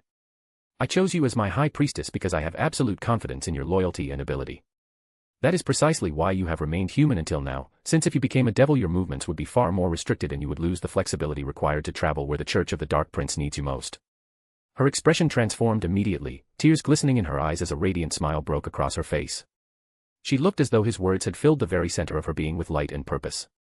She seemed moments away from rising to her feet and singing Hosanna in adoration, overwhelmed by the affirmation that she was valued, recognized, and indispensable to the one she worshipped above all. Thank you, beloved master, she said, voice choked with emotion yet resolute. This honor means the world to this lowly servant, for there is no greater joy than to be deemed worthy by thy divine grace. Of course, he said, his expression unchanging. But you're correct, a reward is warranted for your unwavering service. Oh, please, master, she exclaimed, a note of alarm mingled with awe in her voice. It's sufficient that I may serve thee. No greater honor exists than the ability to be of use in any manner thou requires, and I seek no other reward than this privilege, O radiant one. This is something I have considered for some time, he continued. 6 months from now, on the 6th of July 2006, I will hold a ritual in which all of my faithful will take part. It'll be a grand ceremony, and on that day I will reincarnate you into my peerage. Her eyes widened, her entire being trembling with elation. This is extraordinary, she exclaimed, her voice trembling with delight. It will be the first assembly of all members of the Church of the Dark Prince. We must begin preparations at once, plan every detail with the utmost care. To be reincarnated on such a momentous occasion is an honor beyond imagining, only rivaled by the privilege of serving thee. We will go over the details at the next inner circle meeting, he said calmly. Meredith, however, was already lost in her thoughts, speaking rapidly about logistics, locations, security, rituals, invitations, and contingency plans, her mind racing with ideas as she began organizing the event in her head. Maruam watched her with quiet amusement, certain that she would devote herself fully to the task and deliver results that exceeded expectations, since nothing motivated her more than the chance to prove her worth in service to him. POV, and House Beleth. Are you sure going to Groturius is the right decision, my love? His wife Morina asked again, which had to be at least the 5th time she had brought it up. Even still, I worry for your safety, Morina said, her brows knitting together as she stepped closer to him, lowering her voice as if the very walls might overhear. Of all my sister wives, I trust Jobeth the least. She always carried herself like someone who never truly left her birth family behind, and I have never shaken the feeling that her loyalties remain divided. She watches too much, speaks too little, and ambition burns in her more fiercely than she lets anyone see. He had to resist the urge to smile at that, because the irony was almost too rich. Morina herself was ambitious beyond reason, and while she seemed convinced he remained unaware of the quiet webs she spun in his court, of the favors traded, the alliances nudged into place, and the subtle ways she had maneuvered the first 3 queens into positions where they leaned on her guidance. She was mistaken in that belief, as he saw clearly every scheme she spun. He simply did not interfere because her ambitions were tied to the prosperity of House Beleth, and every gain she secured for herself strengthened his throne as well, which made her schemes predictable and therefore safe enough to tolerate. She is my wife, he said evenly, meeting Morina's gaze. She has done nothing that warrants mistrust. More importantly, we require the backing of her family. House Urius is our 2nd strongest vassal, and with our largest and 3rd largest bannermen already conspiring against us in secret, securing the loyalty of our 2nd greatest allies is no longer optional. I understand the logic behind it, Morina replied, biting her lip as unease lingered in her eyes. Still, I can't rid myself of this sense of foreboding. Jobeth has always been bitter over her inability to bear you a child, and that bitterness has left her feeling insecure in her position as queen.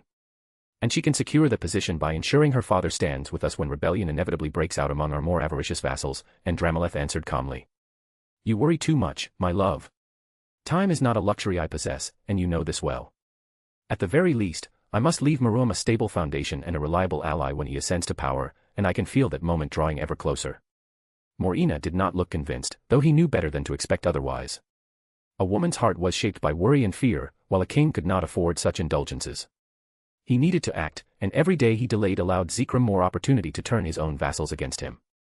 Over the past weeks, Drameleth had been meeting discreetly with those vassals whose loyalty he trusted, securing their promises to answer his son's call when the crown passed to Maruam and to stand against the greedy bastards who would surely attempt to usurp him. He glanced at the handful of retainers who accompanied him as bodyguards while they stood within the teleportation circle. Every meeting had to be conducted in absolute secrecy, as even the faintest hint of his movements reaching Zekrom's ears could provoke a premature and violent response. That necessity was the reason he had brought only a small escort, knowing full well that spies and double agents infested his court, ready to sell any scrap of information regarding the king's actions to the highest bidder. Had he mobilized a larger force, it would have drawn immediate attention and prompted dangerous questions that would invite scrutiny and accelerate events beyond his control. The world twisted, light folding in on itself, and the next moment they stood in a windowless stone chamber lit by softly glowing crystals set into the walls, containing only a single reinforced door, precisely as he had requested of Grach. He had insisted upon a secluded room where no eyes could witness the king's presence, nor even suspect that such a meeting had taken place. Grach Urius awaited him inside, flanked by 3 guards. He was a tall and slender man with broad shoulders, appearing to be in his early 30s despite being older than Andrameleth himself. His head was shaved clean, though a thick golden side whisker framed his face, and his green eyes glinted sharply beneath the chamber's light. Grach bowed deeply from the waist. "I'm at your disposal, your majesty," he said in a firm, controlled voice as he straightened and met the king's gaze without flinching. "Thank you for agreeing to meet on such short notice, Lord Grach," Andrameleth replied, his tone calm and cordial. "I serve at the pleasure of my king," Grach answered without hesitation. "A trait I have always admired," Andrameleth said. "My father often spoke of House Urius as our most loyal vassals, and he considered you the finest your house had produced, both in strength and in steadfastness." "His late majesty was generous with his praise," Grach replied. "I merely fulfill my duty." "And duty calls upon you once again," Andrameleth said. "Will you raise your sword in defense of the crown against those who would tear it down from within?" "Give the word, and I will purge any who stand in your way, your majesty," Grach answered without hesitation. The king nodded, appearing satisfied, and began outlining what he had uncovered about the quiet maneuverings of houses Actius and Ormanus, about the alliances forming in shadow and the resources being shifted in preparation for open defiance. He spoke carefully, watching Grach's reactions, weighing each flicker of expression. He understood that declarations of loyalty, no matter how eloquent, were openings for negotiation rather than guarantees. Support had a price, and influence had to be matched with reward, so as the conversation turned from accusations to possibilities, they began the slow, careful dance of bargaining, each probing the limits of what the other would concede in exchange for armed backing when the storm finally broke. "It's good to see that you have not lost your touch," Andrameleth, a commanding voice suddenly said, sending a chill racing down his spine. Andrameleth's head turned slowly, his senses straining, because he had been certain the chamber held only Grach and his guards when he arrived. Yet there, seated as though he had always belonged there, was a middle-aged man with neatly kept black hair and calm violet eyes, dressed in the elegant attire of a high noble. Beside him stood a striking young woman with long black hair and the same distinctive violet eyes, her posture poised and confident. He recognized her at once as Demora Bale, younger sister of the current head of House Bale and ranked 9th among the top 10 in the rating games. A heavy realization settled in his chest as he looked at the men on the throne-like seat. He realized how gravely he had miscalculated, as though fate itself had aligned against him. Zekrom Bale, his most dangerous enemy, was here. "Why so serious, Andrameleth?" Zekrom Bale asked lightly. "You sold me out as well, Grach," Andrameleth said, disappointment lacing his voice. "Your own son-in-law." Grach did not look away. "It was a difficult choice, if that offers any comfort, your majesty," he said evenly. "My duty to my king stood on one side, and the long-term prosperity of my house stood on the other. I chose my house, as I believe you would have done in my place. I have never forgiven you for denying my daughter the security of a son." "What did you threaten him with?" Andrameleth asked, turning back to Zekrom. "Because he would never betray you otherwise." Zekrom mocked. "Your faith in your vassals is as misguided as your faith in your ability to conceal your movements, and it only proves how little you understand me. I require no threats to accomplish my will. What else can be expected of House Beleth, great ancestor?" Demora said softly, her tone almost pitying. "They have always had more pride than sense." "What do you want?" Andrameleth asked, keeping his voice level despite the tightening in his chest. "You know what I want," Zekrom replied. "I have long found it insulting that your ancestors resisted every attempt at cooperation." "You mean submission?" Andrameleth shot back. "Would that truly have been so terrible?" Zekrom asked, spreading his hands slightly. "I am Zekrom Bale, the first and mightiest of the ancient demon kings, and everything that endures in the underworld does so beneath the shadow of my will." "We do not bow," Andrameleth said, repeating the words his father had taught him, and his father before him. "Ah, yes, your favorite mantra," Zekrom said with a soft laugh. "Was it always your idea that if you repeat that sentence enough times it might become true? Yet reality is not so kind, Andrameleth." Andrameleth glanced at his guards, who stood ready despite knowing their efforts would be futile against a being as ancient as Zekrom, especially with Demora Bale, an ultimate-class devil, standing beside him. "You know, I originally intended to let you suffer a slower end," Zekrom said conversationally, as though discussing a minor change in schedule. I arranged the assassination of that hot-headed brother of yours because he showed far too much promise for my liking. I quietly encouraged dissent among your vassals so that rebellion would bloom from within your own lands. The plan was to bring you to the brink of despair. You would be stripped of allies, forced to watch your authority crumble piece by piece, and when you stood at your lowest point I would appear before you and repeat the same offer I once gave your ancestor, kneel or die. It would have been a fitting echo across the ages, yet recent developments have forced my hand and altered the order of events. The admission about his brother's murder brought no shock, only a grim confirmation of what Andrameleth had long suspected. Will you not yield at last, Andrameleth? Demora asked, stepping forward slightly, her expression almost pleading. I'd rather not spill the blood of a fellow pillar, and there is a path that spares everyone unnecessary loss. I will marry Maruam, you will pass the crown to him peacefully, and you may spend the rest of your days in comfort without the burden of rule. You have my word that I will treat Maruam well and ensure he lacks for nothing. He looked at her and felt only cold disdain at the thought of his son reduced to a figurehead shaped by Baal interests. The answer remains the same one you received all those millennia ago, Andrameleth said, ignoring her offer. Ah, the folly of youth, Zikram said fondly. As always, you believe that dying heroically amounts to some grand achievement. I won't waste time lecturing you on the value of self-preservation, as it is clearly a lost cause by now. Still, you have my gratitude for the gem you have produced. Maruam, Andrameleth said, dread tightening around his chest. That's why you altered your plan of letting us slowly bleed out. You want my son. He's simply marvelous, Zikram said. Those rings of power of his are simply extraordinary. You have no idea of the sheer potential they possess, nor does your son himself have any understanding of the ways they could be wielded. What do you intend to do to my son? Andrameleth asked, fear tightening his chest. I told you from the start, Zikram replied, his voice taking on a deeper resonance that seemed to fill the room. Nothing exists in the underworld without my permission, no power rises that I have not allowed to grow, and no will stands that does not ultimately answer to mine. I am the foundation beneath every throne, the shadow behind every crown, and the boundary that defines how far any devil may rise before I decide their height is sufficient. The underworld is my domain by right of strength and age, and any force that moves freely beyond my control is a challenge to that order which I won't tolerate. What are you saying? Andrameleth whispered. The freedom of your son is an insult to me, Zikram said. I'd have him in chains. You are mad. Andrameleth spat. This is your vision for the underworld. A realm where no will exists except your own. Hear me, boy, Zikram said. There is room on the stage for one beast and one alone. All others are destined for a night that is eternal and without name. One by one they will step down into the darkness before the footlamps. Devils that dance, devils that don't.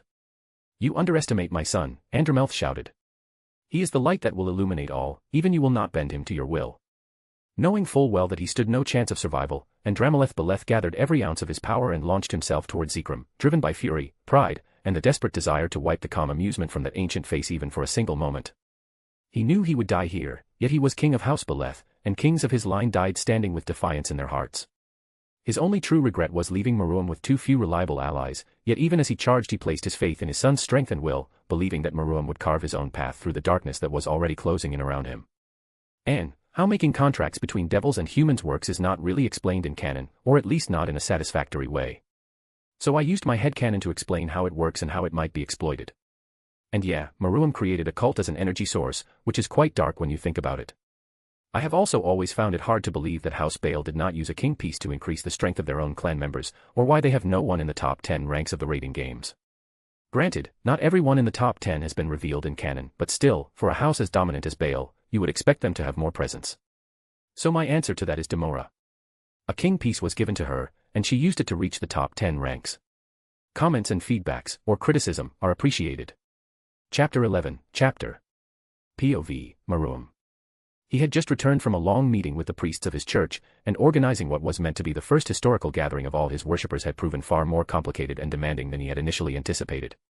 His followers were scattered across multiple human nations and hidden territories, and each regional priest carried their own strong personality, rigid interpretation of doctrine, and personal ambitions, which meant his direct oversight was necessary to prevent disputes, rivalries, and quiet power struggles from disrupting the preparations.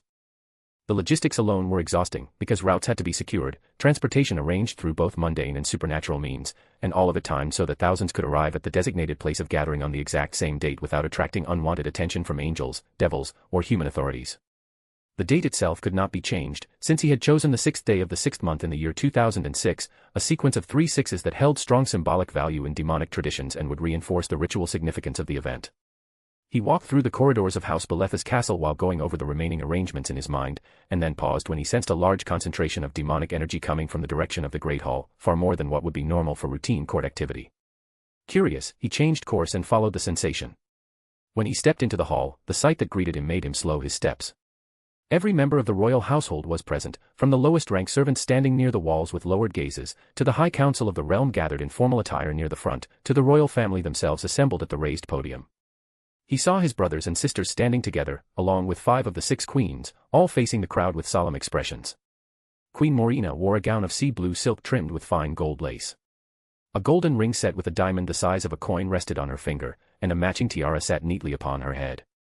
6 royal guards were arrayed in a crescent formation at the base of the podium, clad in full armor of black and gold from helm to heel, long red cloaks falling from their shoulders, and polished golden shields strapped to their left arms. He immediately noticed the absence of the 6th queen, House Beleth née Urias. "What's going on here?" he asked, his calm voice carrying easily across the hall. The entire gathering fell silent at once and turned toward him in visible surprise. He walked forward at an even pace toward his family, and as he approached, the crowd parted quickly to make way for him. Some dropped to one knee while others bowed from the waist depending on their rank and position. He had not even reached the midpoint of the hall when his mother suddenly rushed forward and threw her arms around him, holding him tightly against her. "My son, you're unharmed," she said, her voice unsteady with relief. "I had been worried without rest after not hearing from you for so long. Messengers returned with no clear word and the castle has been in turmoil. I feared you had been caught in whatever darkness has fallen over this house. I feared I would never see you again." He had only been gone for a little over a day, but as always his mother was her overdramatic self, treating it like it's the end of the world. "Why would you think that?" he asked after she let him go and yet held him firmly in his hands like he might disappear at any moment. He looked at the assembled crowd. "I see the king's council gathered together, yet I don't see him. Where is my father?" The king was the only one with enough authority to summon all members of the high council of the realm, with the exception of the archon whose authority came from the king. To see them all gathered without the king present was deeply suspicious. "The king is dead," Morena said, her voice breaking as grief and anger mixed together. "Murdered by traitors and schemers who spat upon every law that binds noble houses. He went under the protection of guest right, trusting in ancient covenants that even enemies are meant to honor. He entered a vassal's territory in good faith to speak of alliance and unity, and they butchered him like a criminal. They sent his severed head back to us in a box as if it were a trophy. They have shamed the old laws and stained this realm with an act that will not be forgotten." Meruem was genuinely surprised. He had known about rising tensions in the kingdom from Merak, yet he had never expected that his father would die so soon or in such a way.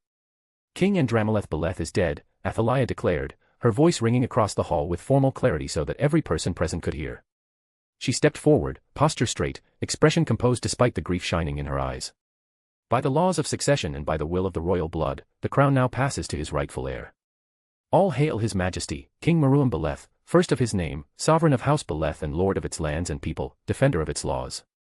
Athaliah then bowed to her knees and shouted, "The king is dead, long live the king." At once, every person present followed her lead, falling to their knees as one and shouting in a jubilant chorus, "Long live the king! Long live the king! Long live the king!" He saw his brothers Belathriel and Herman bowing side by side, while his younger sister Herodias knelt beside Athaliah. The 5 queens also knelt, with his mother leading them, her expression far too eager for a woman whose husband had just died. "At least do not look quite so pleased, your husband's corpse has barely grown cold," he thought sardonically. He did not feel much sorrow over his father's passing. They had shared little of a real relationship. The late king had loved and treasured Meruem deeply, yet that Meruem was gone, replaced by a soul from another world. His exile for 2 years had only widened the distance between them, robbing him of any opportunity to form the bond that the former Meruem had once shared with his father. In the end, King House Beleth was little more than a stranger to him, no more nor less. "It seems I have some catching up to do." After the dramatic revelation of his father's death and his own proclamation as king, he had accepted the ensuing celebration with the measured courtesies expected of a sovereign, receiving the fealty of loyal counselors, nobles, and other figures of importance whose allegiance now formally belonged to him. Once the rites of loyalty were concluded, he commanded that the High Council of the realm and the royal family convene immediately, and they were soon gathered within the grand chamber traditionally reserved for meetings between the king and his closest advisors. He sat at the head of the long table. To his left sat his mother, and beside her were her sister wives in order of seniority. To his right sat his elder sister Athaliah, and beside her Belathriel, Herodias, and Herman in that order. Directly across from him sat Zeshma Merihem, the archon of the crown, who served as the king's right hand and oversaw the daily administration of the realm. The remaining seats were filled by the Marshal of the Crown, Royson Lovert, the Keeper of the Treasury, Alafar Nurgle, the Lord of Justice, Hadgatamos, the Keeper of Secrets, Fumi Martinet, and the Grand Envoy, Rurva Mullen. And though I told him that my gut feeling warned me that something terrible would come of it, he would not heed my concern. I must leave Maruam reliable allies, he said, and then went to his secret meeting with Lord Grachurius, Marina recounted, her voice tight with anger and grief as she spoke of the last time she had seen the king. A heaviness settled in Maruam's chest at her words, for his father had taken that risk in an attempt to leave him a stable foundation upon which to rule, and in that moment he silently swore that he would avenge him. It was the least he could do. "And where is Queen Jahabeth, daughter of Grachurius?" he asked, his gaze sweeping over those assembled, only to find that many averted their eyes, unable to meet his eyes. Jahabeth Beleth née Urias had been the sixth and final official wife of his father. Her marriage intended to bind House Urias more tightly to the crown and serve as a calculated slight against House Actius. At the time, Lord Actius had possessed an eligible sister and had petitioned for a royal marriage, yet for reasons Maruam had never fully uncovered, his father had refused, despite House Actius standing as the most powerful vassal beneath the crown. Knowing the volatile pride of the Lords of Hell, Lord Actius had surely perceived the slight as deliberate, and resentment had likely festered ever since. "To our shame, your majesty, Queen Jahabeth fled the castle long before word of the king's passing reached us," Hadgatamu said, his tone measured and sympathetic. "Murdered," Balathriel corrected sharply, meeting the Lord of Justice's gaze head-on, daring him to contradict the word. His younger brother had taken their father's death poorly, though not so openly as Herman, whose eyes remained red and swollen from weeping. Athaliah's true feelings were difficult to discern, her neutral composure likely forged during her long subjugation under mind control. Herodias wore an expression of mournful solemnity, though Maruam suspected much of it was calculated, judging by the critical way her eyes examined everyone present. "Of course, your highness," Hadgu replied quietly. "The king's murder has left us all shaken." Maruam doubted the sincerity of that sentiment, suspecting that for many seated at the table, his father's death represented opportunity more than tragedy. "What reason could Grach possibly have for this treason?" he asked, fixing his so-called advisers with an even stare. He noted absently that among the queens, the second Queen Aelira, Balathriel's mother, appeared the most devastated by her husband's death, turning her face away whenever he looked in her direction, as if she feared what she might see in his eyes. Before any answer could be given, a sharp knock echoed from the great doors of the chamber, drawing his attention and prompting a slight lift of his brow as he wondered what matter could justify such an interruption. The doors burst open and a messenger rushed inside, armor dusty and breath ragged, before dropping to his knees so hard the sound cracked across the stone floor. "I believe I gave explicit instructions that no one was to interrupt us unless the matter was of utmost urgency," Maruam said calmly, his gaze settling on the trembling devil whose name escaped him. "Our sincerest apologies, your majesty," one of the guards spoke, his tone contrite. His name was Nam, if memory serves. He refused to withdraw, insisting that he carried information of immediate importance that you would wish to hear, your grace. To presume knowledge of a king's priorities was a dangerous arrogance in the courts of hell, one that many volatile devil lords would punish without hesitation, and Maruam was keenly aware of the risk the servant had taken. He regarded the messenger, who trembled with his forehead pressed to the floor. "Very well," Maruam said evenly. "Speak, then. What information do you bring?" "I cannot, your royal highness," the messenger replied, his voice shaking. "I was dispatched upon a secret mission by His Majesty himself, and I am bound by oath to reveal no details of that mission without the king present. I beg you, my prince, allow me to see him, for the hour is dire and the danger presses close." "You are speaking to the king at this very moment," Herodias said coldly. "My father is dead." The messenger visibly recoiled at the revelation, terror flooding his features as he realized he may have already offended the newly crowned monarch. "Speak," Maruam commanded, his tone leaving no room for refusal. "Your Majesty," the messenger cried, his words tumbling out in panic, "I bring terrible news, news most dire. I have witnessed armies gathering in secret, forces amassed in preparation for treason, a coordinated plot meant to depose the king and tear the realm apart from within." A ripple of shock spread through the chamber, murmurs rising before dying away, while his mother and Athaliah looked particularly furious, their expressions darkening with restrained wrath. "Speak plainly, boy," Morina snapped harshly. "Whose armies are these, and what have you seen? Spare us no detail." The messenger swallowed hard. "Months ago the king secretly sent me to observe House Actius and report any unusual activity, since His Majesty suspected his principal vassal might be conspiring against him. For a long time there was only tension and subtle movements of troops within their own borders, nothing open enough to justify action. 2 days ago I saw legions bearing the heraldry of House Ormanus and House Urius marching toward Actius Gap, where they joined forces with Actius soldiers in numbers that could not be dismissed as a border exercise.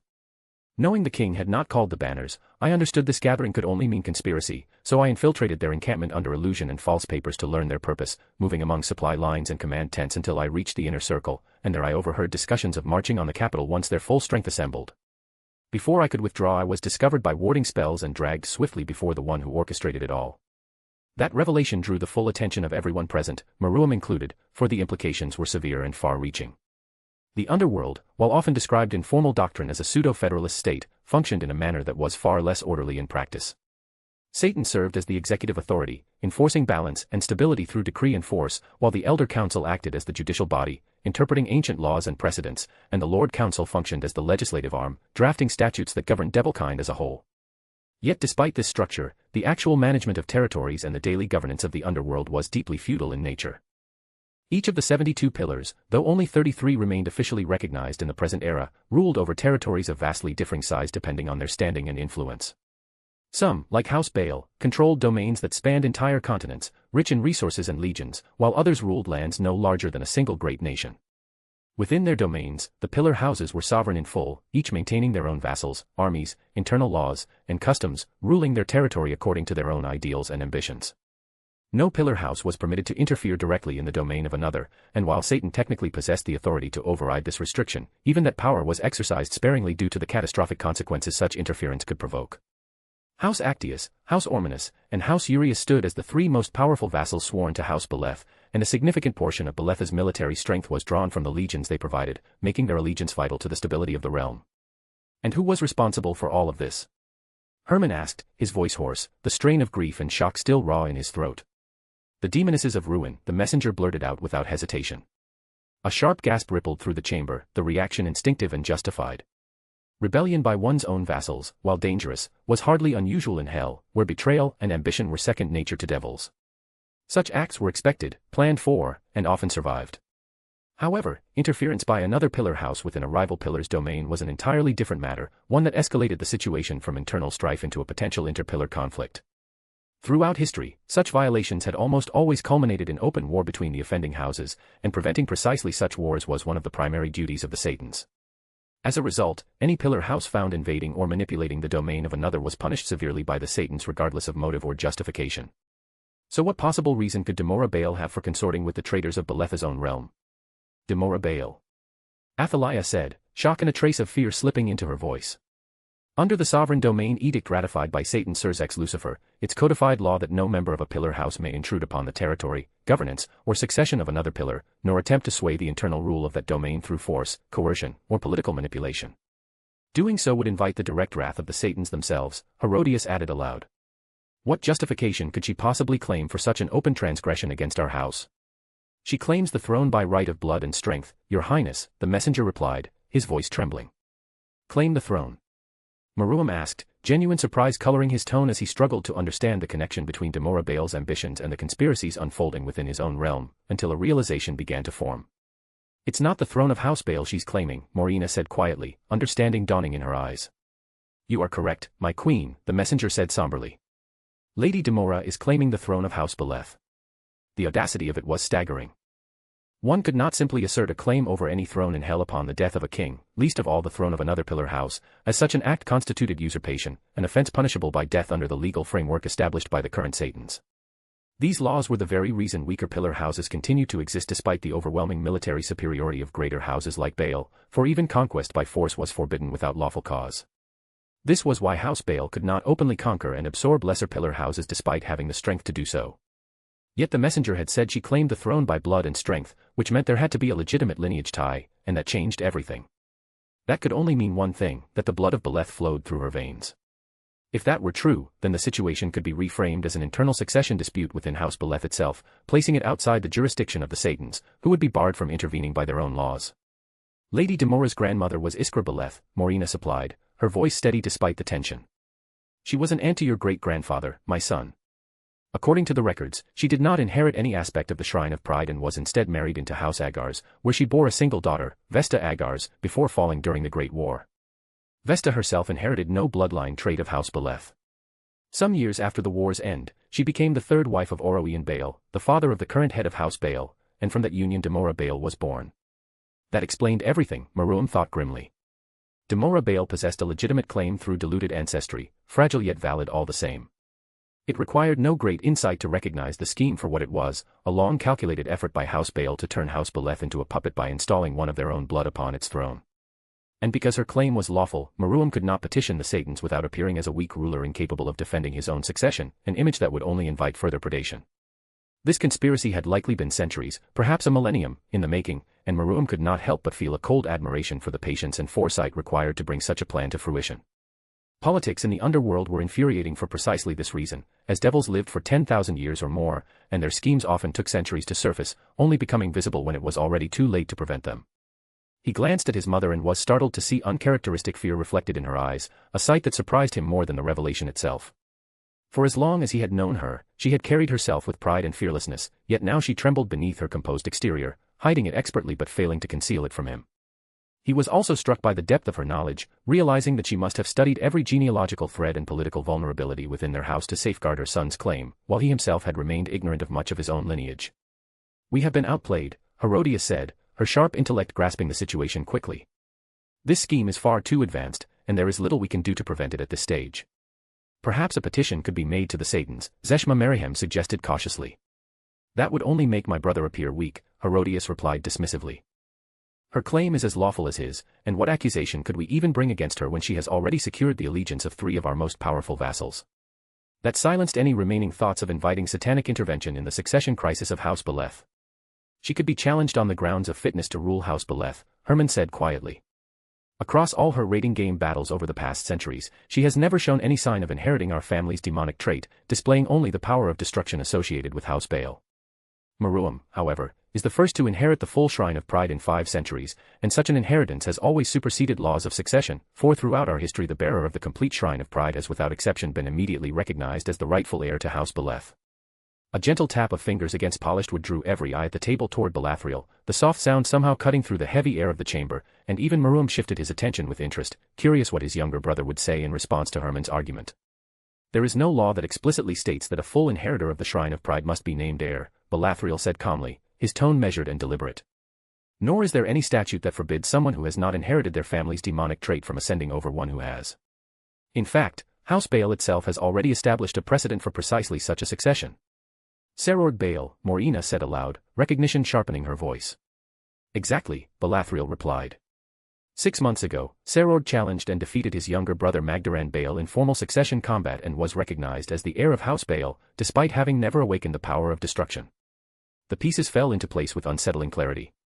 It suddenly made sense why Lord Bael had never attempted to remove Serord through assassination or some unfortunate accident, despite the apparent affront to tradition.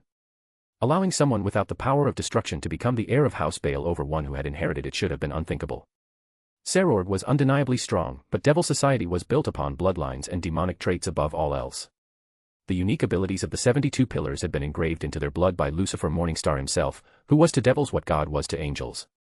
Those demonic traits were more than powers, as they were symbols of divine selection, proof that a lineage had been chosen by the creator of their race to rule devilkind. Members of the 72 pillars who failed to inherit their house's demonic trait were often deemed unworthy, shunned by Lucifer Morningstar, and quietly erased from political relevance. That was why a pillar house with no living inheritor of its demonic trait was considered extinct, even if descendants bearing the name still lived. The trait was the core identity of the pillar, and without it, the house was hollow. To allow someone without that inheritance to rule was akin to appointing an atheist as the supreme pontiff of a faith, yet House Bael had done exactly that by elevating Serord. They had used him to establish a precedent, laying the groundwork so that Demora's claim would appear lawful rather than outrageous. Meruem could not help but feel a flicker of admiration at the depth of Zekram's cunning, seeing how even events within another house had been woven seamlessly into a scheme aimed at House Beleth.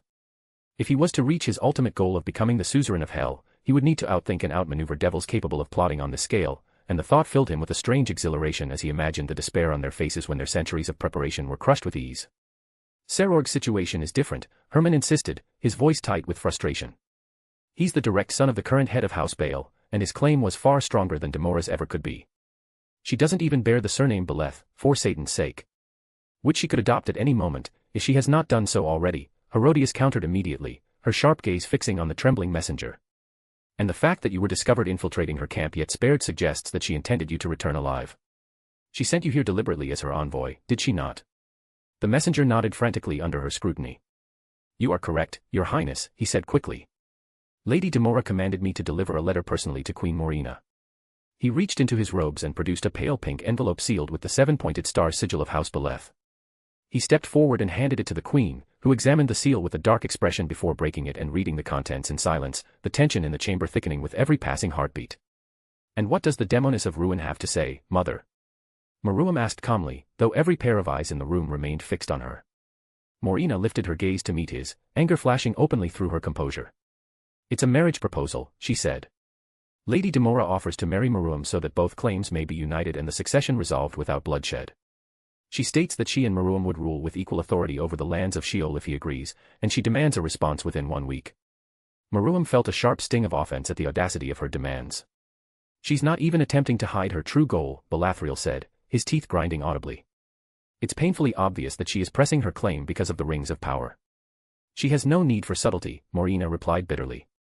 "She's an ultimate class devil, among the strongest female devils still living, and she commands a formidable peerage.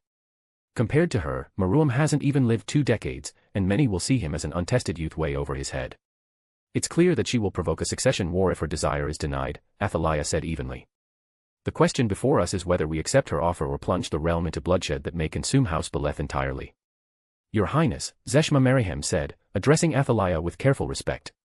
"Lady Demora's status as an ultimate class devil, combined with the allegiance of House Actius, House Ormanus, and House Urius, grants her both legitimacy and overwhelming manpower.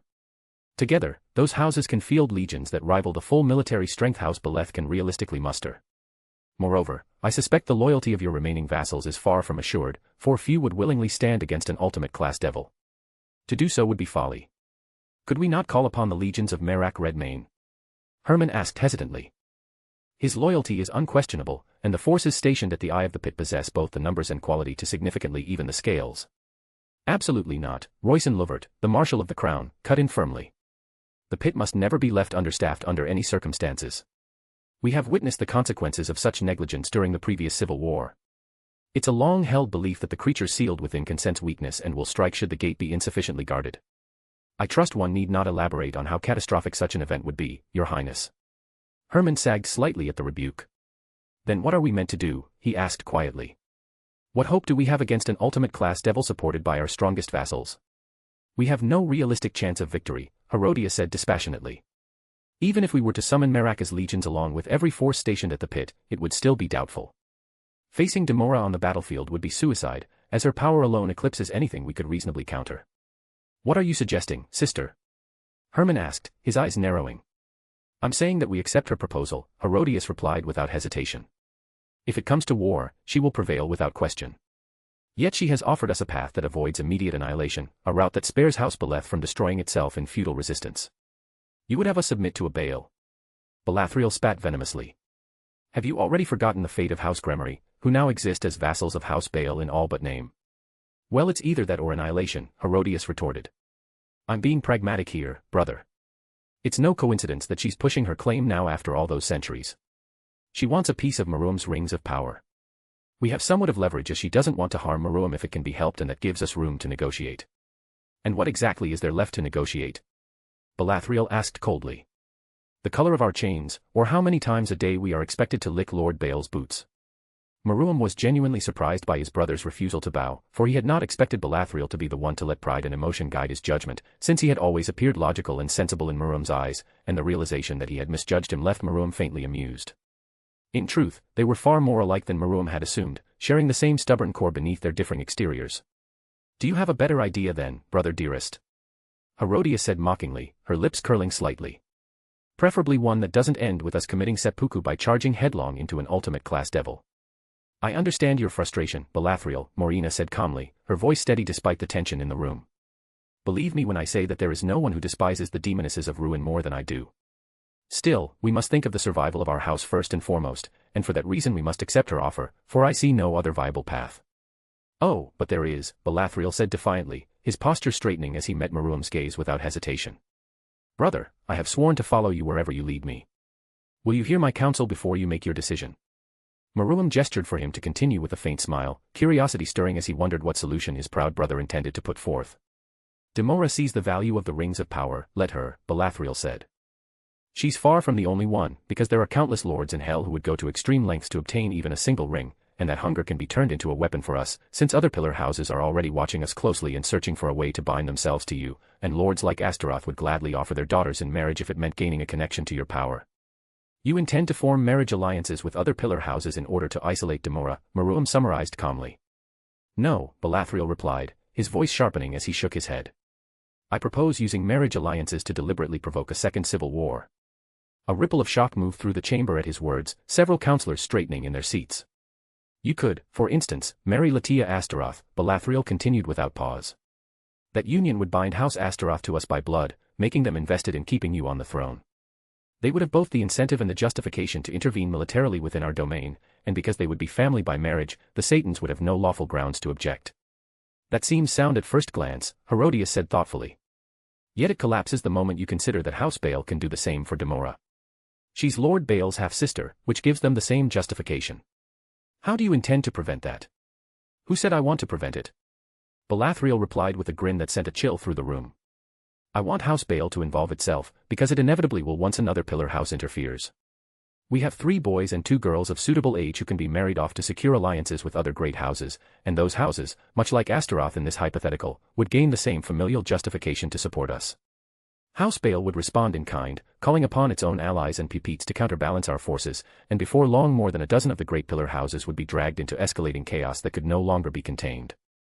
Meruem found himself deeply impressed by his brother's cold pragmatism, for Belathril had not hesitated to offer himself and their siblings alike as bargaining chips to purchase loyalty through marriage, setting aside all personal sentiment for the sake of strategy.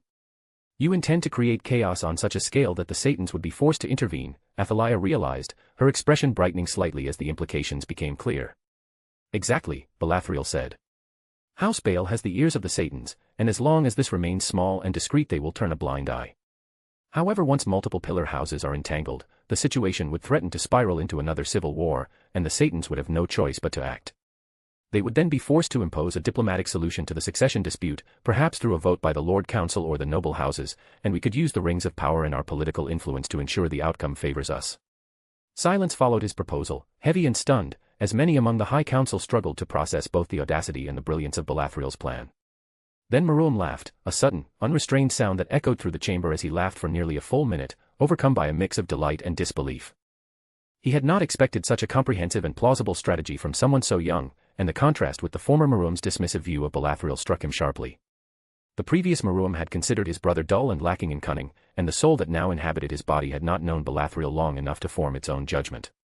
To discover now that his brother possessed such intelligence and ruthlessness filled him with genuine joy, for it meant he was not alone, that he had found someone capable of standing beside him as a true right hand. Brilliant, Meruem said at last, his laughter subsiding into a wide smile. Simply brilliant, brother. Your suggestion is excellent, yet I cannot accept it. Belathril stared at him in genuine surprise, whether caused by the praise, the sincerity behind it, or the use of brother instead of half-brother. It was difficult to tell, though the expression it produced was undeniably amusing. May I ask why, brother, he said, tasting the word carefully. Of course you may, Meruem replied merrily. I can't accept your plan, despite having full faith that it would succeed, for a very simple reason. He paused, deliberately, letting the silence stretch as every eye in the chamber fixed upon him. Demora killed our father, Meruem continued, his voice turning suddenly cold. Or, at the very least, she conspired to see him dead alongside Lord Urius. And that, brother, I cannot forgive.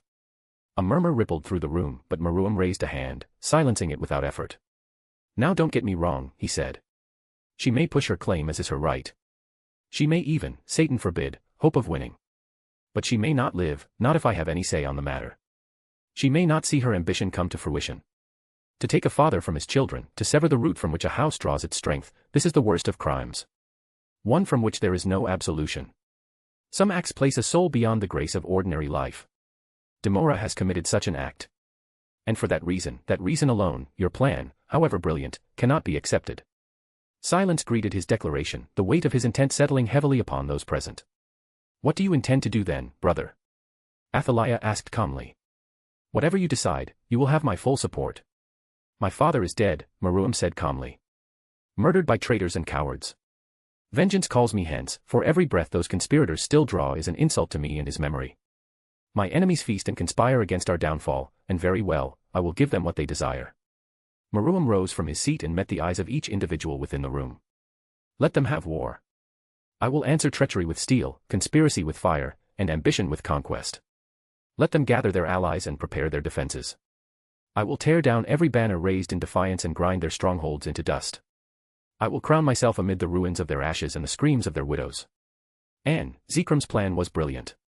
Demora, being an ultimate class devil, would easily subdue Meruem and turn him into her puppet, only he miscalculated how powerful Meruem is. Chapter 12, Chapter POV, Herman. All happy families are alike, each unhappy family is unhappy in its own way. He had read the sentence in the quiet of the eastern wing, seated beneath a tall window where grey light filtered through stained glass and painted the marble floor in fractured hues. The words had immediately caught his attention. Even back then, when he had been a child, he had been aware of the strain and distance among his family, so it was no wonder that such an opening line would grab his attention. Herman was the youngest son of an illustrious noble house, though their house had seen better days, and he was aware of the mockery whispered by the rest of his kind behind their backs. The name Beleth still meant something. His ancestor had been one of the 6 legendary devils who were granted the title of a king alongside Baal, Paimon, Person, Belial, and Zagan, a lineage spoken of in reverent tones across devil society. Power and prestige followed it. From a distance, his family were a portrait of perfection. He had 2 elder brothers and 2 elder sisters, a number of offspring almost unheard of among devils, especially considering how close they were in age. With devil fertility so low, it was common for siblings to be separated by centuries. It could be seen clearly in cases such as Lord Surzex, who was old enough to have fought in the Civil War generations ago, while his sister Rias was around Herman's age. Within that context, his own family's clustering of births seemed almost unnatural. As with many things, they had been an exception here as well. With his eldest sister Athaliah excluded, the rest of his siblings had been born within the same decades. Herman suspected that this closeness in age was part of the reason conflict simmered so easily among them. What should have strengthened their bond and drawn them together instead sharpened every comparison and magnified every slight difference in talent and recognition. At the heart of this division was one single individual. Meruem. Meruem, the eldest son, the prodigy, the once-in-a-millennium genius who is the wonder and terror of their generation. Brilliance radiated from him with such casual abundance that it bordered on cruelty. Many praised him. Rivals feared him. Servants adored him. Even strangers found themselves drawn toward his gravity. He seemed to love everyone. Everyone except his siblings. From them alone he withheld his goodwill and his love. Herman could not understand it, what they have done to be such a sore to his eyes. What was it that made them unworthy of his affection? Why could he not laugh and joke with them as he did with strangers? Could he not see that they, too, loved him and wished nothing beside to stand by his side as his equals? As his brothers? With them, he was meticulous, especially in identifying their faults. Affection that flowed freely toward outsiders dried into scrutiny within the family walls. Praise became a comparison. Guidance became an examination. A raised brow from Meruem carried more weight than any public reprimand. He observed, and in that observation was quiet judgment. When those crimson eyes settled on someone, Herman felt as though every weakness and doubt had been stripped bare. He knew his other siblings felt the same, even if Herodias concealed it with practiced composure and Belathriel responded with stubborn defiance. Yet despite everything, they loved Meruem. How could they not? To witness Meruem was to witness brilliance in motion. His mind moved with terrifying clarity. His presence filled rooms with a warmth that felt indistinguishable from sunlight. Loving him felt instinctive, almost biological. He disdained them and Herman could not understand. Each sibling found a method to endure the strain. Belathriel chose obsession in bettering himself, to be so strong so that he wouldn't have to cower beneath Meruem's gaze. If he couldn't win his love by virtue of his blood and then by his competence. He trained until his muscles tore and reknit. He pushed magic through channels that trembled under the pressure. Bones fractured, healers were summoned, training resumed before the splints were fully removed. His palms were calloused, his shoulders permanently scarred. Every strike he delivered into the stone pillars of the courtyard carried a single, desperate prayer: look at me. Acknowledge me. Love me. Belathriel possessed prodigious talent. His control over demonic energy surpassed most seasoned nobles. His discipline bordered on ascetic devotion. Herman saw it clearly. He saw the unnatural endurance, the refusal to collapse beneath exhaustion. Belathriel saw only Meruem's shadow stretching over his efforts, swallowing them whole. It was a tragedy that he could not recognize his own ability standing so close to someone who eclipsed them. Herodias chose apathy instead, taking everything with a stride. Her posture remained flawless. Her voice carried an even cadence. In assemblies, she appeared indifferent to Meruem's gaze, as though his approval held no value to her. Herman knew better. He remembers the muted cadence of her sobbing in the privacy of her chambers. Herman felt only lamentation. He possessed neither Belathriel's ferocity nor Herodias' composure. He understood his own limitations. He was painfully average compared to his prodigious siblings. His magic was steady and unremarkable. His intellect was competent, though it lacked the sharp brilliance of Meruem or the refined mastery of Herodias. He had no natural inclination for combat like Belathriel, no political instinct like his sisters, no singular domain of magic where he excelled. His presence did not command attention. His presence did not command attention. He could study for decades and still remain several paces behind Maruam's effortless stride. The realization that he was ordinary within a family of exceptional individuals settled slowly and left him hollow. He had seen it in the way his father's expression dimmed when Herman presented what he had learned from tutors or the academy.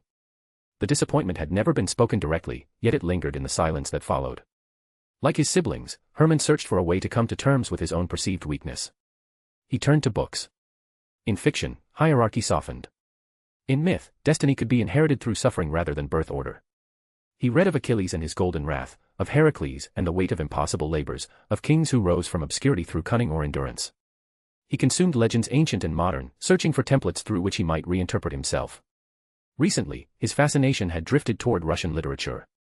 An oddity among devils. The Russians wrote of guilt as though it were oxygen.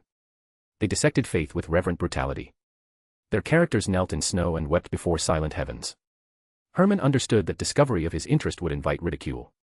A devil reading Dostoevsky invited mockery of the highest order.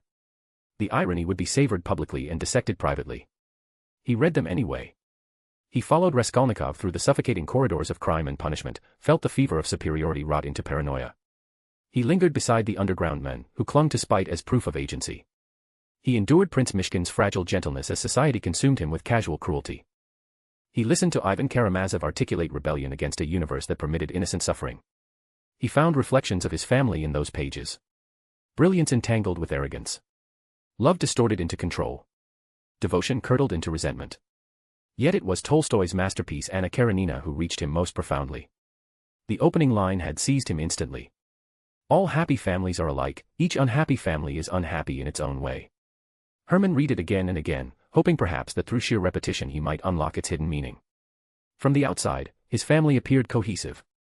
They attended galas together, their movements synchronized, their smiles perfect. Within the estate, unhappiness manifested uniquely in each sibling. And Maruam stood at the center of it all. Herman considered the possibility that Maruam required distance. That accepting their affection might dilute his greatness. That accepting them as his equals might threaten identity. To remain unparalleled, he needed them striving. To remain elevated, he needed them reaching upward. He wanted to understand his brother. He believed that through understanding Maruam he might eventually understand himself as well. In Tolstoy's pages, characters pursued understanding of themselves with relentless introspection. They questioned motives, faith, morality. They flayed their own illusions. Herman adopted the same practice. He catalogued his envy, his admiration, his shame. He traced the origin of each emotion to its source. He examined the way his chest tightened when Maruam praised a foreign dignitary. He measured the dull ache that followed family gatherings. If peace were ever to exist among them, it would require comprehension of the fractures that defined them. Tolstoy sought to understand families unraveling beneath pride and desire. Herman sought to understand his own before the unraveling became irreversible. He had all the time in the world. Devils were long-lived species. Centuries would pass. Empires would shift. Admirers and rivals alike would decay into obscurity. Maruam's brilliance would persist. Herman would persist as well. What was 1,000 years to analyze the anatomy of love withheld? What was 10,000 years to search for a way to stand before his brother without shrinking beneath his gaze? He did not know whether happiness was attainable for his own. He knew only that their unhappiness was uniquely theirs. And he intended to understand it, even if it required an eternity. He arrived a few leagues away from the war camp and stepped out of the magic circle bearing the 7-pointed star of House Beleth, the sigil flaring once beneath his boots before fading back into dormant embers. A short distance ahead of him rose a vast barrier of condensed demonic force that enclosed the entire encampment in a wide circle. The ward shimmered faintly against the darkened sky, its surface layered with runes that pulsed in steady intervals. Pikemen and archers stood guard before it in ordered ranks, their armor polished, their weapons angled forward with disciplined precision. Beyond the line of defense the camp extended across the plain until it blurred into the horizon. Thin fingers of smoke rose from hundreds of cook fires. Mailed soldiers sat beneath sparse trees and honed their blades with patient strokes. Others inspected armor straps or murmured over maps spread across wooden crates. Familiar banners bearing the crests of House Beleth's vassals stirred in the wind, each sigil announcing loyalty that had survived the current succession dispute. A formation of devils approached through the air as Herman advanced, their black wings extended wide and beating in coordinated rhythm. They descended before the ward in disciplined order. The devil at their head wore silver armor inlaid with amethysts that caught the light in subdued flashes, and a dark striped cloak fell from his shoulders to his greaves.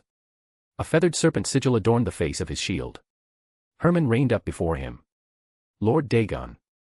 Lord Dagon lifted his visor and inclined his head in a formal bow, his retinue following the gesture in unison. Prince Hermann, he said with respect. His Majesty awaits you. He hesitated slightly over the title. Meruem had not yet been formally crowned, and with another claimant pressing her own right to the throne, uncertainty in address was understandable. Where will I find my brother? Hermann asked. Would you prefer to rest before meeting him? Lord Dagon inquired with careful politeness. No. I will see him at once. As you wish, Your Highness. Lord Dagon turned and issued a series of crisp commands to his retinue. 3 devils stepped forward and began chanting in low synchronized tones. Their hands traced sigils through the air, and a circular aperture opened in the barrier, its edges rippling outward to allow passage. Hermann passed through the ward and into the heart of the camp. Meruem's forces occupied leagues of territory. Countless tents had been erected in careful rows, arranged according to rank and function.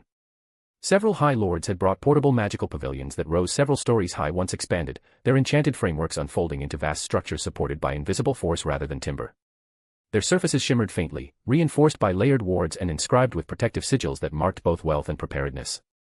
Hermann recognized the crests of House Meriham, Luvert, Nurgle, and Tammuz displayed proudly upon them. Soldiers called out respectful greetings and bowed as he passed. Lesser devils paused in their duties and stared openly at the youngest prince, curiosity evident in their expressions. He guided his mount through the ordered avenues of the encampment until he reached the largest pavilion at its center. It towered above the others, draped in the red and gold of House Beleth, the golden 7-pointed star emblazoned prominently upon its broad surface. Its position at the heart of the camp ensured that no one could mistake where authority resided. Guards stood at its entrance in polished armor, halberds crossed in ceremonial formation. Hermann dismounted, nodded to them, and entered. Inside, he found his brother. Athaliah stood beside Meruem, clad in her strange armor, sharing wine with him as though this were a private gathering rather than the eve of war. Hermann observed how much closer she had grown to Meruem in recent weeks. She had been the first among their siblings to declare him the rightful king despite being the elder. Her loyalty appeared sincere, without calculation or hesitation. Hermann wondered again about the incident involving the cult of Faramek Sul. He knew that Meruem had led the effort to eradicate the troublesome sect. During that conflict Athaliah had lost her queen, Amraz.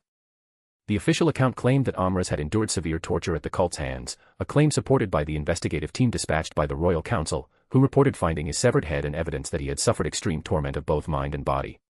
The case had been ruled a suicide brought on by unbearable suffering. It had been declared that Amraz had taken his own life, despite the fact that his body had been dismembered and scattered across the forest, each limb mutilated beyond recognition. The ruling had been labeled mysterious and final. The media had mocked it relentlessly. A devil committing suicide was considered disgraceful and indicative of weak will. Anyone with basic intelligence understood that it had not been suicide. Amraz had been deliberately killed in a manner intended to humiliate and terrify. His remains had been displayed with barbaric cruelty. No one voiced that conclusion openly. Meruem himself had been a witness. Few would dare to contradict a prince. Hermann worried for Athaliah. He had never been particularly close to her, yet he found it troubling that she appeared largely unshaken by the death of her queen, who had once been her most trusted subordinate. There were elements of that event that did not align cleanly. Hermann suspected that Meruem was connected to the deeper truth of it. He hoped that whatever had transpired had not harmed Athaliah in ways that were not visible. Athaliah noticed him first. Hermann, she said with a welcoming smile. Sister, he replied, then turned toward Meruem and bowed. And Your Majesty. Meruem remained seated, reclining slightly in his chair, though amusement flickered in his crimson gaze. I'm not a king yet, he said evenly. Only a candidate. A mere formality, my son, Queen Morina said, and Hermann finally allowed his eyes to settle upon the woman he had been avoiding. The fourth queen terrified him. She was known as the mistress of 1,000 plots and regarded as the most formidable queen House Beleth had ever produced.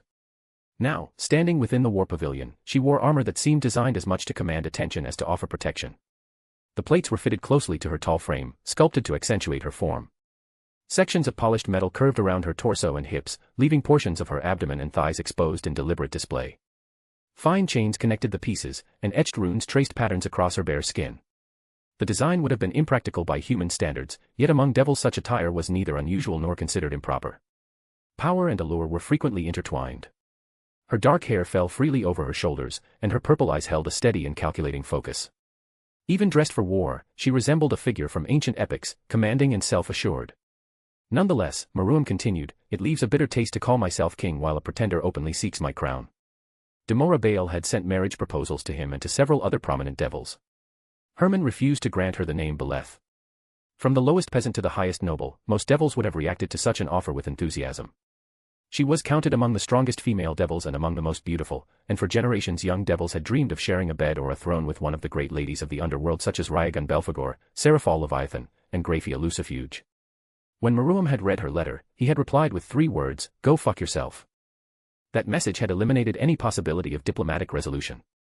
Thus he had called his banners, summoning those still loyal to House Beleth and preparing to confront Demora Baal in open war. Had you acted with greater restraint, you would have been crowned by now with an ultimate class devil as your wife, Queen Morina said sharply. This story again. Miriam replied in a bored tone.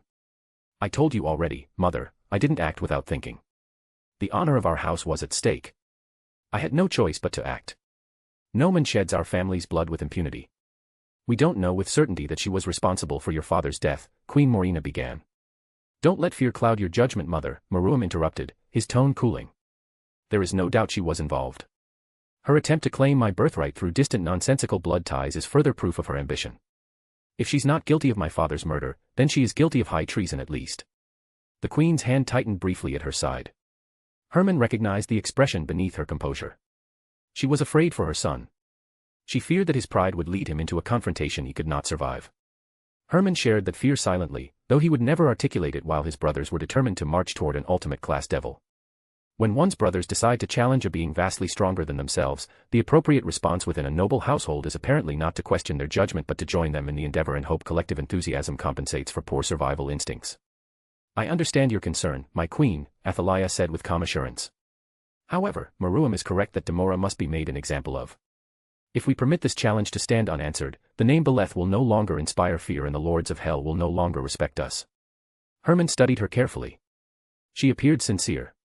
She seemed to believe they had a realistic chance of victory against the demoness of ruin. In his private estimation, that belief bordered on optimistic delusion. Defeating an ultimate class devil was not an undertaking suited for high-class combatants. The disparity in power was severe. As far as Hermann was concerned, Demora could likely dismantle their entire command structure while missing several limbs, deprived of sight, and taking a piss, and she would still retain sufficient strength to dictate the pace of battle. The gulf between high-class and ultimate-class devils was less a matter of skill and more a matter of existence. I would prefer my son alive and whole over the approval of the lords of hell, Queen Morina said with visible frustration. If they neither respect nor fear us, Athaliah replied quietly, then they will remove us when opportunity presents itself. That statement required no elaboration. Queen Morina did not argue further. She withdrew into contemplative silence, the weight of impending war settling heavily within the pavilion. Hermann observed them all and wondered how much of what stood before him would remain unchanged once Demora Baal answered their challenge. Now with that out of the way, Meruem said dismissively as his gaze settled on Hermann with measured attention, why are you still standing? Take a seat, brother, and help yourself to a drink. The tone made it clear that only at that moment had it occurred to Meruem that Hermann remained on his feet. Sitting without the permission of the king or acting king was considered a discourtesy, and Hermann had chosen to remain standing rather than risk offense. He had assumed it was deliberate, a subtle display of authority meant to remind him of his place within the hierarchy of the pavilion. It appeared instead that Meruem had simply forgotten to extend the courtesy. Hermann crossed the room toward the central table. The polished surface was spread with maps weighed down by daggers and goblets. He took a glass from the tray, and Meruem poured wine for him without comment. So then tell me, brother, what news do you bring me? Meruem prompted. Not good news, I am afraid, Hermann replied carefully. Oh. Meruem said with mild curiosity. How is Balathriel faring? It's his first campaign after all. After calling his banners, Meruem had divided his forces into 2 major hosts. He had retained command of one half and entrusted the other to Balathriel, sending him east to relieve House Beleth, which had come under siege by rebel forces. The decision had been personal as well as strategic. The second queen, Elira Beleth née Zeminier, was Balathriel's mother, and House Beleth had long been fiercely loyal to House Beleth. The fact that Grachurius had chosen to besiege them indicated both their importance and the threat they posed to the rebel coalition. Lord Zeminier attempted to contain the rebel raids by scattering smaller companies along his borders, Hermann began, his voice steady. Those detachments were defeated before they could consolidate. The rebels then engaged the main host of Zeminier in open battle and routed them. Lord Zeminier was taken captive along with several of his most prominent bannermen and warriors. His eldest son managed to lead a handful of survivors back to their fortress, where Lord Grachurius has placed them under siege. The remainder retreated to their individual strongholds. Belathriel had been furious upon receiving the report, cursing the delays that had slowed his march. The reality of war logistics had offered little comfort. Moving tens of thousands across great distances required time, and teleportation circles were of limited use when faced with the task of transporting entire legions. Armies moved at the speed of supply wagons and marching feet. "That is bad news," Maruam said calmly, displaying no visible alarm. "And where is Belathriel now?" "He has established a position in the eastern reaches of Beleth's Schwanz with his legions and is drafting plans to relieve House Zaminier," Hermann answered. "It doesn't look as though things are going the way he originally planned them," Maruam observed. "He was to secure Zaminier and then rendezvous with the main host at Black River before we advanced together." That had indeed been the plan, though it had relied on Lord Zaminier retaining control of his situation long enough to coordinate with reinforcements. The assumption that an allied lord would act with strategic foresight had proven optimistic. Depending on others to behave rationally often resulted in disappointment, which was a lesson Hermann felt the campaign was reinforcing with admirable consistency. "What shall we do, brother?" Athaliah asked, her voice measured. "With our present strength it's unlikely we can defeat the combined legions of House Actius and House Ormanus, and that is without accounting for Demora herself, who could render much of our force irrelevant by her mere presence." Maruam had assigned nearly a third of his total strength to Belathriel's command. The division had left him at a disadvantage, particularly in the face of an ultimate-class opponent. Maruam's expression shifted into contemplation, though it was Queen Morina who spoke first. "We must halt our advance and await Prince Belathriel's return. To engage Demora as we stand now is tantamount to self-destruction." "I'm certain the Demoness of Ruin will patiently grant us time to reorganize," Athaliah replied with dry sarcasm. "Why would she exploit the fact that we are divided and deprived of a significant portion of our officers and legions? It's evident she anticipated this and maneuvered us accordingly." "You appear eager to test your strength against her, Princess," Queen Morina said evenly. "If it would satisfy you, perhaps we can arrange a personal duel." "What would you have us do, then?" "Surrender." Athaliah shot back. "I would have you think," Morina answered, irritation entering her voice.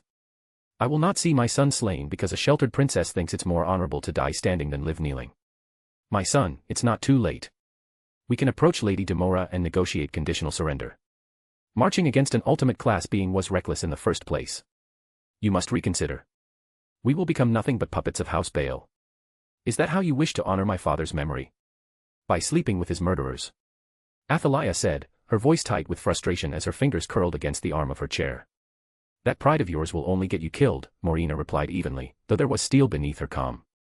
"The fact that you cannot conceive of a way to avenge my late husband without directly placing yourself and his other children in danger only shows your immaturity. Bowing to Demora now doesn't mean we will remain on our knees forever. We will bide our time and strike when an opportunity presents itself. Revenge is a dish best served cold."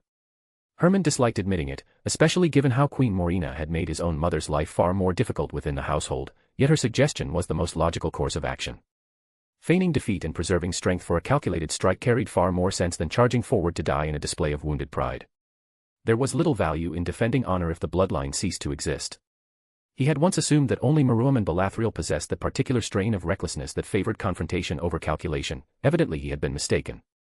Athaliah carried the same spark, the same willingness to gamble everything for the sake of dignity. Hermann found himself wondering whether it was a proof of his father's absolute failure in installing any sense of survival instinct in his children or proof that stupidity was genetic. It was a thought he kept to himself. His gaze shifted to Maruam, waiting as the fourth queen and the first princess continued their exchange. Morina's words flowed with coherent logic and carefully veiled insults that landed precisely where intended, while Athaliah countered through force of will and stubborn conviction, occasionally displaying a remarkable leap in reasoning to keep her argument alive. The exchange might have continued indefinitely had Maruam not gently tapped the table to draw their attention. "What should we do then, brother?" Hermann asked quietly. "We will proceed with the original plan," Maruam replied with calm certainty. "I have absolute faith in Belathriel. He will not fail me." The statement stunned Hermann. He could not recall ever hearing Maruam articulate such trust in any of them. Judging from the expressions on the faces of Queen Morina and Athaliah, he was not alone in his surprise.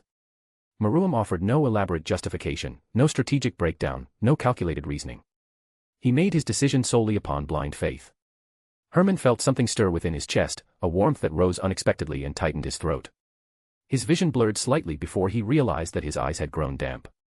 It was remarkable that a simple acknowledgement of confidence could carry such weight. Even though the faith was directed at Belathriel, it altered the atmosphere within the pavilion. For once, one of them had been openly trusted rather than measured. Herman allowed himself a small smile. No, he agreed softly. He will not. Later that day, Herman sat in his assigned sleeping quarters with a book open across his lap, a dense volume detailing the Treaty of Starfall Reach, the accord that had formally reintegrated the defeated faction of the last civil war into the emerging political order. The treaty was widely regarded as a model of effective diplomacy and was commonly credited to Zikram Bale and Sirzek's Gremory for stabilizing a fractured underworld through calculated compromise and institutional reform. The book itself, however, was tedious in execution. Its tone was less an objective examination of political maneuvering and more a sustained argument in favor of Bale's supremacy. The contributions of other influential houses, particularly House Agars and several of the Satans who had negotiated critical concessions, were mentioned only briefly before the narrative returned to elevating Zikram's foresight and authority. Sirzek's was portrayed in almost reverential terms, his actions framed as decisive turning points regardless of their actual strategic weight. Herman observed that the author applied a subtle methodology in shaping perception. Emphasis was placed on moments where Bale leadership intervened, while events that required collective agreement were described as natural progressions toward outcomes that Bale had already envisioned.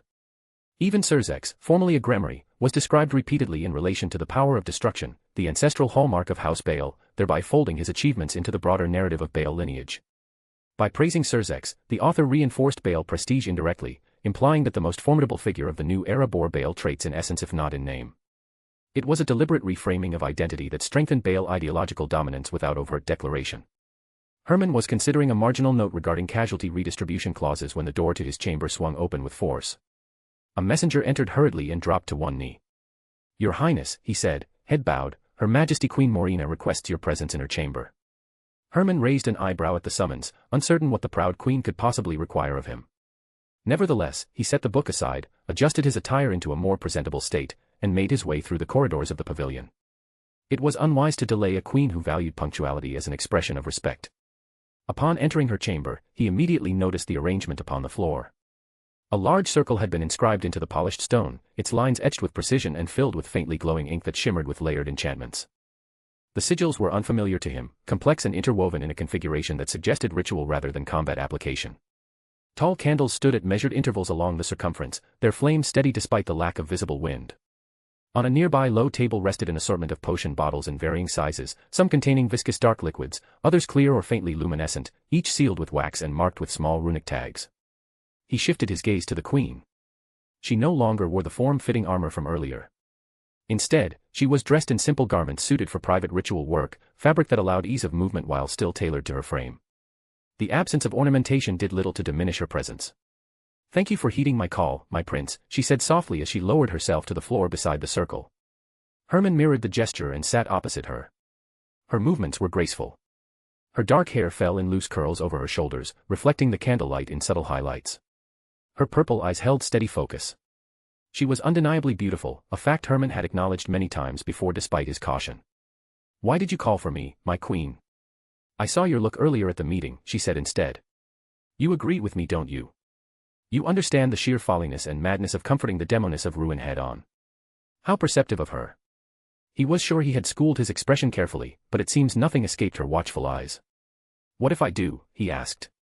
"Then we may assist one another," she said calmly. "You have always differed from your siblings. You lack the Luciferian pride that defines so many descendants of Beleth. You understand that compromise and temporary submission can serve as tools for long-term preservation." He studied her, uncertain of her intention. Her assessment was not entirely inaccurate. He did not share the instinctive defiance that characterized Maruam or Belathriel. "It's perhaps the result of you having no extraordinary qualities like your siblings," she said calmly, studying him with a measured gaze. "Don't look at me like that, it's not a bad thing to be ordinary, especially in a house filled with extraordinary people. That ordinariness can be your strength if you let it be." He let out a quiet, humorless chuckle.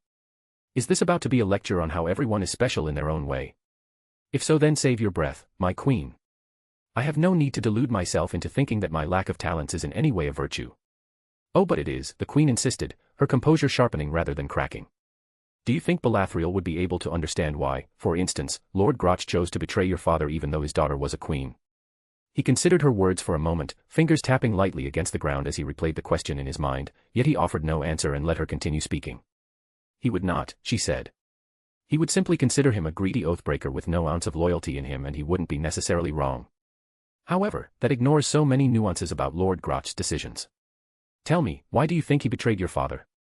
Insecurity, he answered after a brief pause. Just so, she said with a faint nod.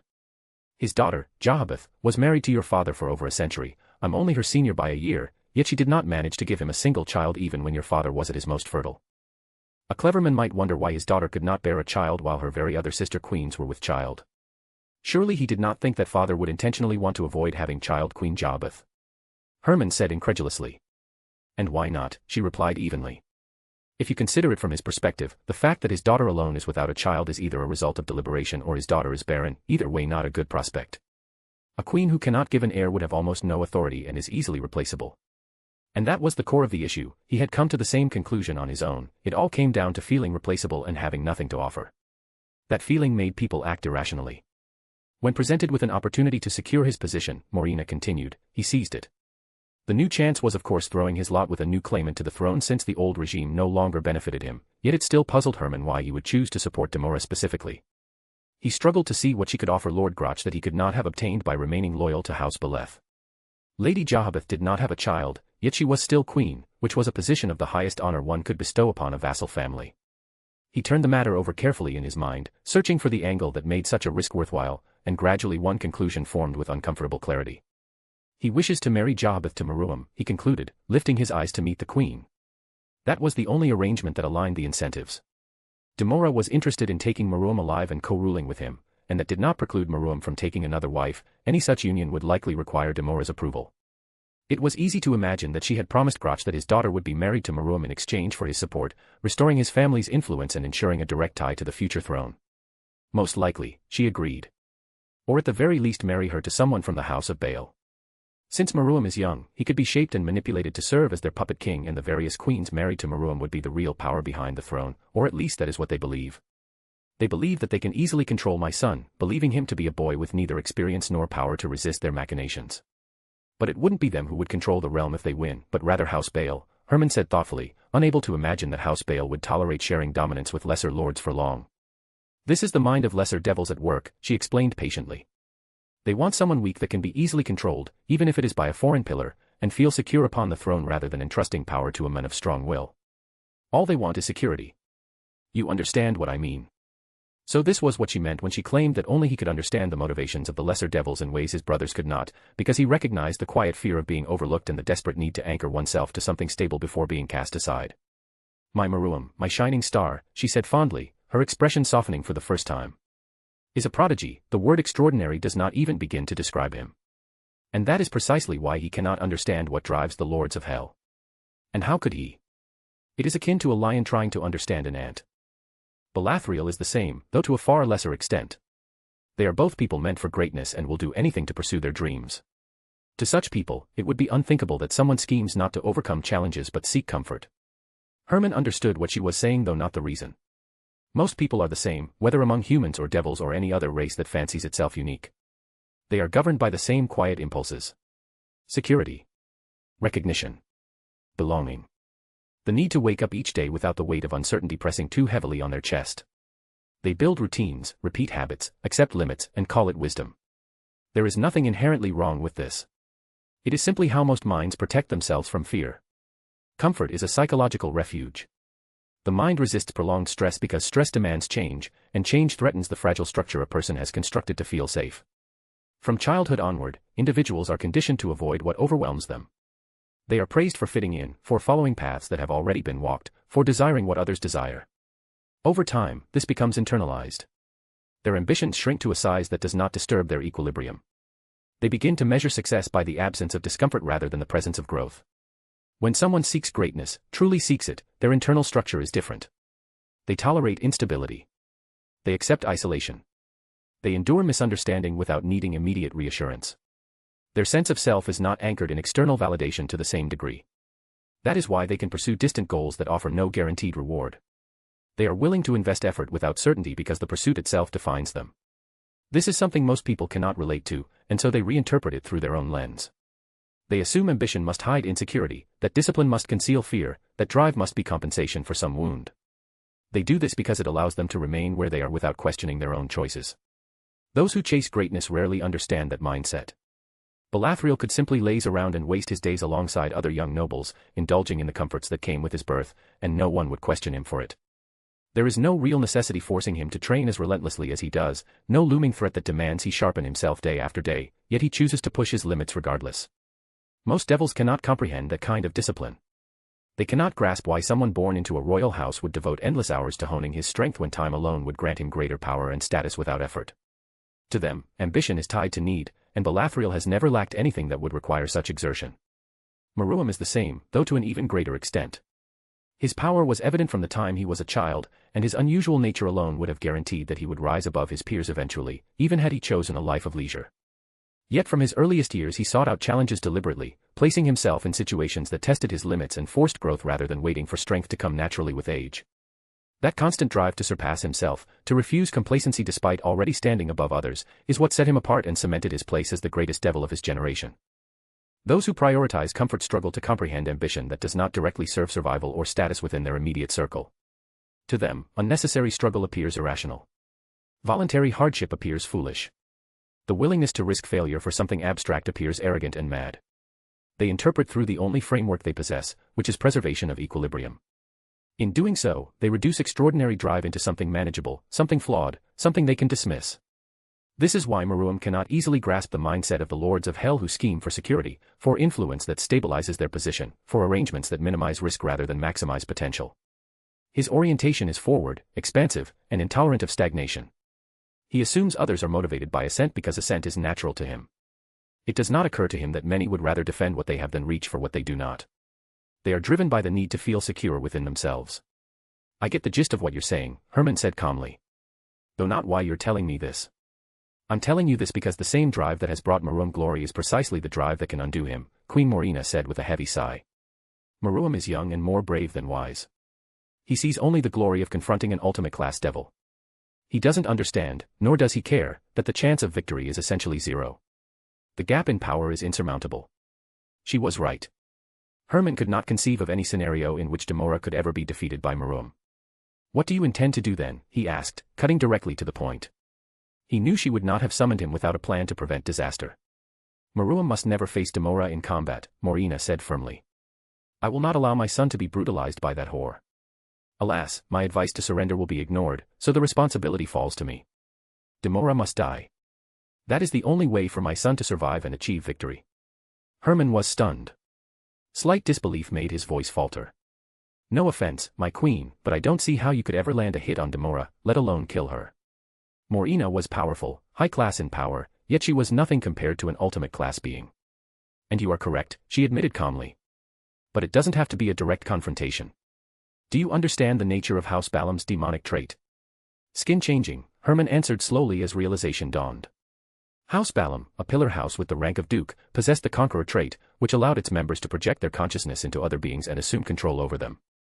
At the highest levels, multiple hosts could be simultaneously commanded, effectively rendering them puppets. Are you able to warg into an ultimate class being? Herman asked skeptically, aware of the limitations imposed by differences in power. Under normal circumstances, I could not, she said calmly. However, there exist forbidding techniques that make it theoretically possible. One is called abyssal overreach, which could allow me to possess someone far stronger than myself. There must be a significant risk in attempting that, Herman said. Unfortunately, she admitted. I may lose my body permanently in the process and become a wandering spirit, or even be enslaved if Demora's will prove stronger than mine. That is why I called you. You are to serve as an anchor. Even if I fail in the battle of wills, you will stabilize me and pull me back into the physical world. Why not Meruem? He would consider this method boring and refuse to participate, she said with a hint of sadness. Herman said nothing further. He knew his brother well enough to understand why. What must I do? He asked. If the opportunity to protect his family existed, he would not hesitate to risk himself. Morina seemed pleased with his agreement and immediately began issuing instructions in a calm, methodical tone while moving about her chamber with practiced familiarity. She activated several wards as a precaution, her fingers tracing symbols along the walls and across the floor until faint lines of light shimmered briefly before settling into invisibility. The air grew heavier as layers of protection folded over the room. She then arranged several herbs and potions upon a low table, crushing some into fine paste and pouring others into shallow bowls, applying them carefully upon the strange mark on her back in deliberate order, never hesitating as though she had rehearsed this ritual many times in her mind. When the preparations were complete, she stepped into the center of a drawn circle and began to chant in a low, rhythmic voice while moving in slow, deliberate steps around its edge. The circle responded to her incantation, glowing an eerie red that pulsed in time with her voice. Gradually, the sigil of House Beleth emerged within it, a three-headed entity with flaming eyes and a serpent's tail, one head that of an ox, the second that of a man, and the third that of a ram. The symbol burned bright against the floor, casting shifting shadows along the chamber walls. The queen then lay on her back upon the veil she had prepared.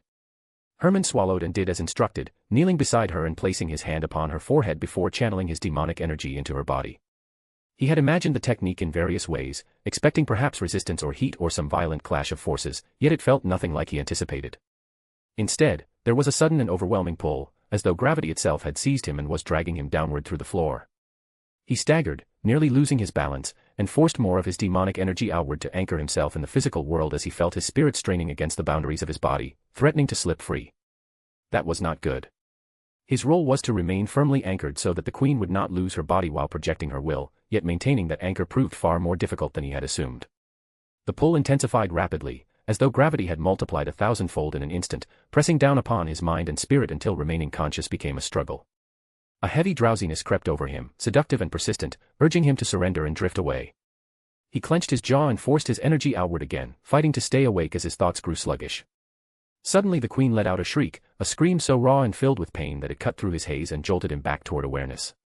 He did not understand what had triggered it, and before he could even form the question in his mind the world around him dissolved.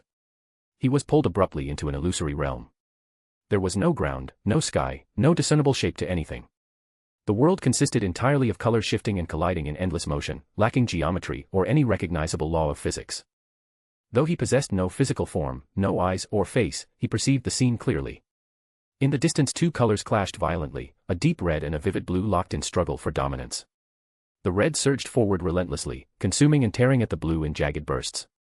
Without knowing how, perhaps through instinct or through the sheer oppressive presence of the red, he understood immediately that the red was Demora Bale and the blue was Morina, and that she was being ripped apart piece by piece. She is losing, he realized, panic tightening around his thoughts. He attempted to move toward her, to intervene in any way possible, yet he could not move at all. It was as though he were fixed in place, unable to shift even the slightest fraction, forced to watch helplessly as the blue orb weakened under the assault. He could not allow Morina to be destroyed. Regardless of the hardship she had caused his mother, she was still family, and he refused to let his brother become an orphan. So he did the only thing available to him. He screamed. He screamed again and again into the formless expanse, hoping that somehow his physical body would respond, that someone in the real world would hear and intervene. Nothing answered. No help came. The terrible realization settled over him that he had been just as reckless as his brothers. What had he been thinking when he agreed to this plan? How could he, a mere middle-class devil in strength, possibly anchor a high-class devil in a clash of wills against an ultimate-class devil? The arrogance of it struck him with brutal clarity. It was madness to believe he could stand as support in such a confrontation, and the weight of that foolishness pressed upon him as he understood they might very well die here because of that decision. He remained powerless while the blue orb continued to be torn apart by the red. How quaint, a voice echoed through the shifting colors. Herman recognized it instantly as belonging to his brother Maruam. Confusion cut through his panic as he struggled to comprehend how Maruam's voice could exist in this place or whether it was some hallucination born from the strain.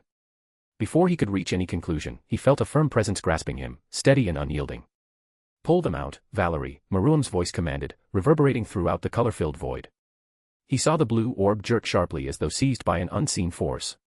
The red surged forward in protest, and the final image burned into his awareness was the red presence forming something akin to an excited grin, watching them retreat with a haughty gaze.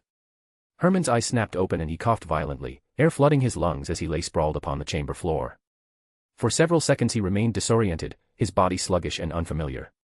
He turned his head and saw the queen nearby, equally dazed, lifting a trembling hand to massage her forehead. "What were you thinking?" Maruam's voice cut through the room. Herman forced himself upright and met his brother's crimson gaze, which held no warmth. Beside Maruam stood a delicate girl with wheat blonde hair and a gentle disposition, whom Herman instinctively knew to be Valerie, the one who had pulled him from the illusion. Maruam," Morina stammered, shocked at her son's sudden presence. Who again argued that confronting an ultimate-class devil was folly. Maruam said calmly. "I did not expect her will to be so strong," Morina admitted, trembling, hugging herself as if a child discovering a monster beneath the bed. "You did not think at all." "Full stop," Maruam said, anger simmering beneath control. "Had I not arrived in time due to Herman's scream, you would have been dead. How in the fuck did you think you could defeat Demora in a battle of will with only a middle-class devil to anchor you?" Maruam's icy gaze swept over them, and Herman shuddered despite not being its primary target. He lowered his eyes, unable to withstand that intensity, and glanced toward the queen instead. She trembled like a leaf caught in a storm, tears streaming freely, incapable of meeting Marum's gaze. Herman felt an unexpected sadness at the sight.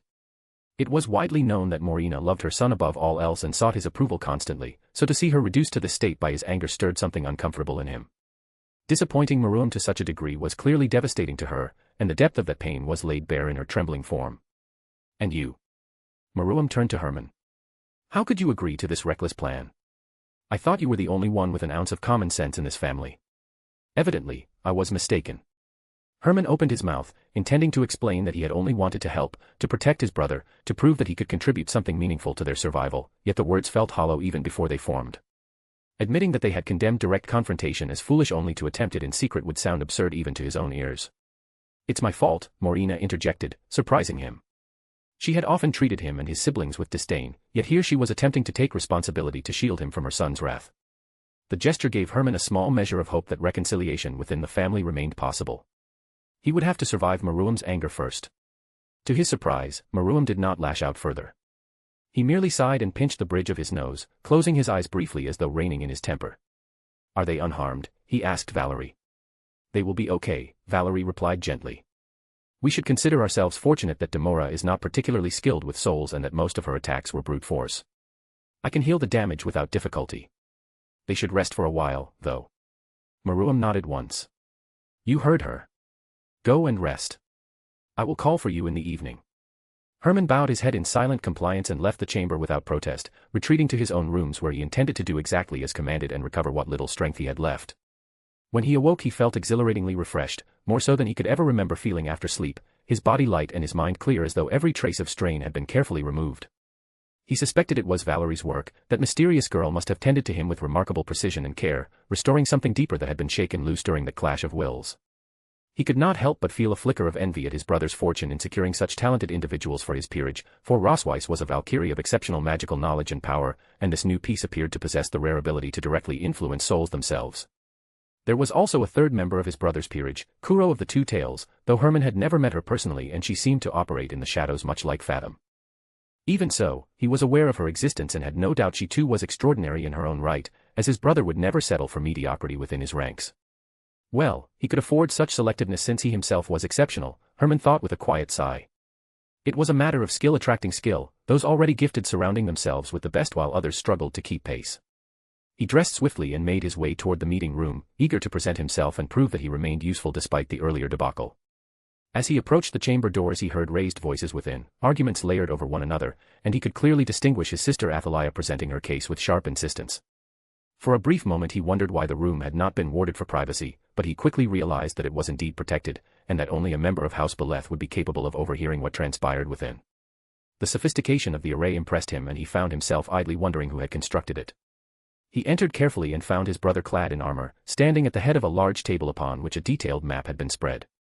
Around him gathered representatives of the noble houses aligned with their camp, each leaning forward to point at positions and routes as they debated strategy. No one paused at his arrival. A few offered brief nods of acknowledgement before returning to the discussion without missing a beat. Athaliah, however, turned and gave him a long, searching look. I see that rumors of your demise were greatly exaggerated, she said playfully, though her eyes lingered as if confirming he was truly intact. Hate to disappoint, sister, I like living, he replied with a faint grin. I trust you are healthy. Marum said calmly, his gaze flicking toward him for the briefest moment before returning to the map without waiting for a response. You will take command of a small retinue and go out to deal with a few soldiers who have been harassing our scouts. With pleasure, brother, Herman answered readily, grateful for the opportunity to make himself useful after the recklessness of earlier in the day. He opened his mouth to ask how many soldiers could be spared for the task, yet the question never left his lips. The door banged open once more and a messenger strode in hurriedly before dropping to one knee before Marum. Your Grace, he said, head bowed, Lord Dagon bids me tell you that legions bearing the banners of House Actius and Ormanus alongside many others are moving down the river. Marum's lips curved into a grin. About damn time, they have been marching at the pace of a snail, he said with quiet satisfaction. Perfect. Return to Lord Dagon and tell him to fall back. He is not to engage them until we arrive, but I want him to harass their flanks and draw them closer to us. Your wish is my command. The messenger rose and took his leave without delay. Tell the heralds to call the assembly, and send word to Belathril that I am marching against Demora, Marum instructed, turning briefly toward Athaliah. As you will, Athaliah replied, already moving to carry out the order. Pale fog drifted low across the riverbanks, rolling in slow currents over the dark water before spilling onto the camp in thin, ghost-like strands. The pre-dawn air was sharp and damp, clinging to armor and leather alike as devils and their mounts stirred to life. Saddles were tightened with hurried hands, wagons creaked as they were loaded and secured, and the last of the watchfires were stamped out, sending up brief spirals of smoke that vanished into the mist. Trumpets split the silence with urgent blasts that demanded haste. Soldiers vaulted onto snorting coursers while men at arms buckled sword belts and fastened breastplates as they moved. Hermann stood apart from the bustle, clad in perfectly crafted armor of gold and silver that caught what little light the horizon offered. A red cape flowed from his shoulders, marked boldly with the 7-pointed star of House Beleth. From far across the field a war horn answered, its note deep and resonant, carrying a cold weight that seemed to press against the chest. The soldiers assigned to Hermann were already formed when he reached them, their expressions set and weapons ready. He rode to the front, taking his place as their commander. The sky remained dark, streaked faintly with purple as dawn threatened to rise. Hermann led his contingent forward at a measured pace, his soldiers falling into ordered ranks behind him, each company clustering beneath its respective captain. Across the open ground Prince Maruam's army spread into disciplined formation, banners lifting as the wind strengthened, armor catching faint light as though the field itself had grown iron spines. Above, Athaliah rose into the air, her dark wings unfurling wide as her heraldry flared to life. One by one her aerial soldiers followed, wings beating in unison until the sky itself seemed crowded with shadowed forms. Archers took position in 3 long lines stretching east and west across the heavens, quivers resting at their hips as they calmly strung their bows. Between their lines, short-range fighters carrying spears arranged themselves into tight aerial squares, while behind them ranks of soldiers bearing spear, sword, axe, and stranger weapons hovered in disciplined reserve. On the right wing 5,000 heavily armored cavalry assembled, their armor polished and their lances upright in rigid order. Lord Dagon commanded them from the front, his standard snapping above his head. Behind him clustered the heraldry of lesser noble houses sworn to House Beleth, their banners rising in layered colors that marked their allegiance. Maruam positioned himself upon a low hill overlooking the field. Around him the rest of the host gathered into place, half filling the sky and half spread across the earth, 7,000 strong. Even at a distance he was impossible to ignore. Beneath him loomed his mount, the source of both reassurance and dread among their ranks. The creature was a massive 3-headed shark, each jaw lined with teeth as tall as a grown man. Its hide glistened like wet steel, and its countless eyes blinked independently, scanning in all directions at once.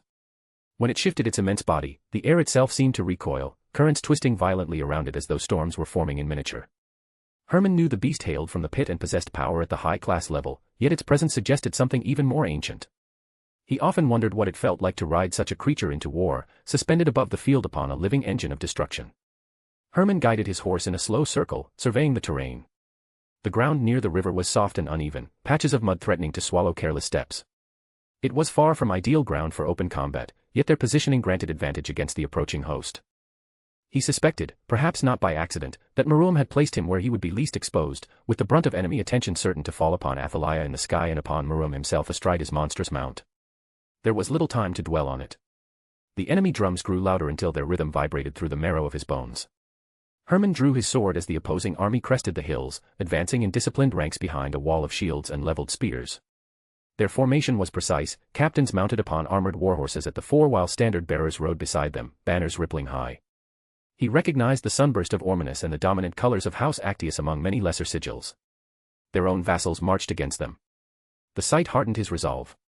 A war horn sounded again, long and low. House Beleth's trumpets answered, bright and defiant. Unease tightened his chest. This was his first true battle, and none of his generation had known war before this day. Before fear could settle fully, a sharp hiss cut through the air as the first volley of arrows rose from their side. Athaliah's archers loosed in disciplined waves, shafts streaking across the darkened sky in dense arcs. The enemy broke into a run beneath the incoming storm, shouting war cries that quickly dissolved into cries of pain as arrows tore through shields and armor alike. Bodies fell and formations wavered as subsequent volleys descended without pause, forcing gaps and disorder through what had been a solid advance. Hermann lifted his great sword and roared a command. His soldiers answered as one and surged forward. Ahead, a crescent of enemy spearmen braced behind tall oaken shields marked with Ormanus sunburst, planting their feet to receive the charge. Hermann extended his hand and focused. Invisible force erupted outward in a crushing wave. The tightly packed formation buckled as shields splintered and bodies were hurled backward, the pressure breaking cohesion in an instant. Horses reared and crashed as the compressed ranks were flung apart, spears snapping under strain. He drove the telekinetic force downward and outward, ripping open a path through what had been a disciplined wall moments earlier. His stallion lunged through the gap as men stumbled aside in terror of the unseen weight pressing upon them. Herman rose in his saddle and cut left and right with his greatsword, each swing deliberate and heavy. A flight of arrows descended toward him and he raised a finger with a sharp word. The incoming shafts shattered midair, splintering into fragments that scattered harmlessly. The enemy line faltered, retreating under the sustained invisible assault. 3 foes closed around him in desperation. He severed the head of the first spear that thrust toward him, then twisted in the saddle and raked his blade across the second man's face in a brutal backhand. The third fell as his telekinetic grip seized and hurled him aside. To his left a fireball streaked toward Maruam in a blazing arc. Herman reacted instinctively, snapping his focus toward it and crushing the spell before it could reach its target. He wheeled his horse and charged the caster. The men raised his shield overhead in panic, yet Herman circled him, driving crushing pressure down upon the metal until the devil's legs buckled and he slipped, collapsing onto his back. Herman ended him swiftly and pressed onward, striking another opponent from behind with a sweeping cut that jarred his arm from the force of impact. For a brief moment he pulled back, scanning the field. Above, hundreds of devils converged upon the 3-headed shark in a desperate swarm. The creature surged through them with terrifying momentum, its massive jaws snapping shut around armored bodies while currents of displaced air tore enemies from the sky. Upon its back Maruam lashed out with a blazing whip of fire that carved incandescent arcs through the air, each strike leaving trails of burning ruin. His laughter carried across the battlefield as flames rained downward in sweeping torrents, reducing clustered foes to falling embers. Suspended above chaos, clad in gleaming armor and wreathed in fire, he appeared less a prince and more a god of war incarnate. To the east Herman glimpsed Athaliah cutting through aerial opponents with efficient precision, issuing commands mid-flight as her soldiers maintained formation around her. Confidence surged through him as he pressed the attack. The enemy lines were buckling, much of their strength drawn toward Maruam and his mount, only to be consumed by relentless flame. We are winning, he thought with astonishment. Yet one question persisted. Where is Demora Baal? The answer came without warning. A pressure descended upon the battlefield so suddenly and so completely that motion itself seemed to halt. The clash of steel ceased mid-strike. Cries died in their throats. Devils on both sides stiffened or collapsed outright, some dropping to their knees as though crushed by unseen hands. Herman felt the weight slam into him and was driven down, one knee striking the earth as breath left his lungs. He forced his head upward toward the sky. Maruam had halted as well, suspended above the field and staring ahead. There she was. Demora hovered with her wings unfurled, her expression serene as she surveyed the battlefield below. The pressure radiating from her was suffocating, an absolute dominance that silenced thousands without a word spoken. This was the reality of an ultimate-class devil. Entire armies reduced to stillness by mere presence. Herman had understood her power in theory, had heard it spoken of in measured tones at court, yet experiencing it directly stripped away any illusion of parity. The hope he had felt moments ago drained from him as he recognized that their earlier advantage had existed only because she had not intervened. They had been allowed to struggle and believe victory was possible. Against a being of this magnitude, their efforts seemed insignificant, and the knowledge hollowed his resolve. Were you waiting until the battle was dire enough so you could make a cool entrance? Maruam's voice rang out across the stunned field, light with mockery. Herman stared at him in disbelief. Even under that crushing pressure his brother unfurled his wings and rose higher, flying to meet Demora directly as though her aura were nothing more than a strong wind. A dramatic entrance is what separates a one-note villain and a supervillain, Demora replied with a smile. And besides I wanted to make a good impression on my husband-to-be. Maruam laughed openly. Dance with me then, Demora. Show me what you've got. And, this chapter is more character-focused than plot-heavy, but I hope you enjoy it. Also, how do you feel about the shifting POVs? I can tone that down in the future and mainly tell the story from Maruam's perspective if you prefer. Personally, I think multiple POVs offer unique perspectives on events and allow for deeper character exploration, but I'm open to feedback. Chapter 13, Chapter POV, Demora. I had everything. I am fine, and yet there is something missing, says my deeper self. Something important, like the last piece of a puzzle that refuses to reveal its shape. I search for it, yet I cannot find it. Strange, isn't it? To stand in rooms filled with abundance, to hold comfort in both hands, to know that every door opens when I approach and still feel the quiet echo of absence. I was never denied. The world bent gently around my wishes. Gold, laughter, music, admiration, all of it arrived before I even learned to ask. People would say I am fortunate. They see a life without hunger, a path without thorns. And perhaps they are right. But somewhere beneath the silk and certainty, there is a whisper I cannot silence. It speaks in moments between breaths, in the stillness after applause fades, in the strange emptiness that lingers, even after joy has visited. It asks me a question no one else seems to hear: is this all? I wander through my days like a traveler, who has reached every destination only to realize the map was incomplete. What am I missing? A purpose. A struggle. A love that does not arrive easily. Or perhaps it is something more fragile, something that cannot be gifted, purchased, or inherited. Fulfillment. Yes, that word circles me like a distant star. Close enough to see, too far to touch. I search for it in beauty, in knowledge, in the eyes of others, hoping one of them will reflect the answer back to me. But the mirror remains silent. And so I continue searching, because I possess everything except the one thing that would make it enough. Demora smiled as she rose to meet him. The battlefield fell away beneath them. Tens of thousands of soldiers looked like black scales spread across the cracked plain. Standards snapped in the hot wind. The dead already stained the earth in long dark smears.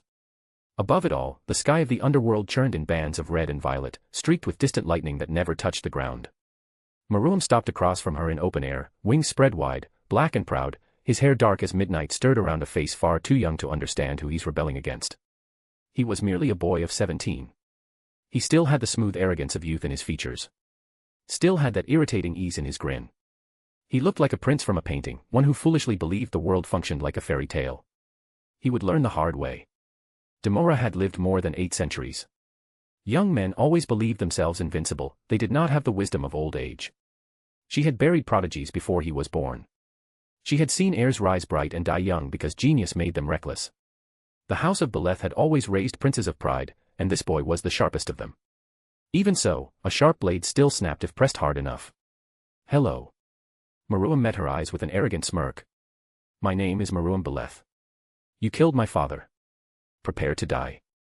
You should have knelt when you had the chance, she said. Maruam tilted his head. That line sounds better when the speaker can back it up. She did not laugh. You have no idea what you're up against, boy. Surrender and you shall have my mercy. You wish to surrender to me? Maruam asked lightly. I'm afraid I'm all out of mercy. You destroyed any I might have had when you killed my father. It seems you of House Beleth are all the same. Demora sighed. Generation after generation proving that pride is all you possess. Pride without wisdom or restraint. You will soon learn what every fool eventually learns, pride is the blade that turns in the hand of the one who wields it. His smile remained. His eyes changed. The king's eye awakened. His pupils sharpened, and color moved through the air around him. Demora could not see what he saw, yet she felt the gaze pass over her demonic power, over the currents in her wings, over the weight of destruction coiled in her body. It felt invasive and chilling. You admit it then, he said quietly. You killed my father. I admit nothing, she replied, unimpressed. Your father was a fool who couldn't even see his own father-in-law sharpening the knife behind his back. I had hoped you would prove a touch wiser. Her gaze swept over him dismissively. Evidently, I was mistaken. His face was light. His aura was not. The pressure around him deepened. Flames spilled into existence at his shoulders in curling arcs of gold and crimson. They circled him like obedient beasts, then drew into a spiral, finally forming 3 huge layers of circles behind him, each circle bigger than the last. Demonic energy flooded his body and reinforced every part of him. The air around him began to bend from the heat. Art of destruction, web of the end. Demora raised one hand and released a thread of destruction. It left her fingertip as a pale violet line, thin as silk, silent as thought. The air in its path vanished. Heat and dust along with everything in its narrow path vanished. Maruam's head tilted. The line passed beside his cheek and kept going into the far horizon where a mountain hanging over the underworld plain lost its peak in a clean, soundless cut. A second later the upper half collapsed. Fire erupted from the wound in the rock. The shockwave rolled back over the battlefield and flattened banners, trenches, and ranks of soldiers on both sides.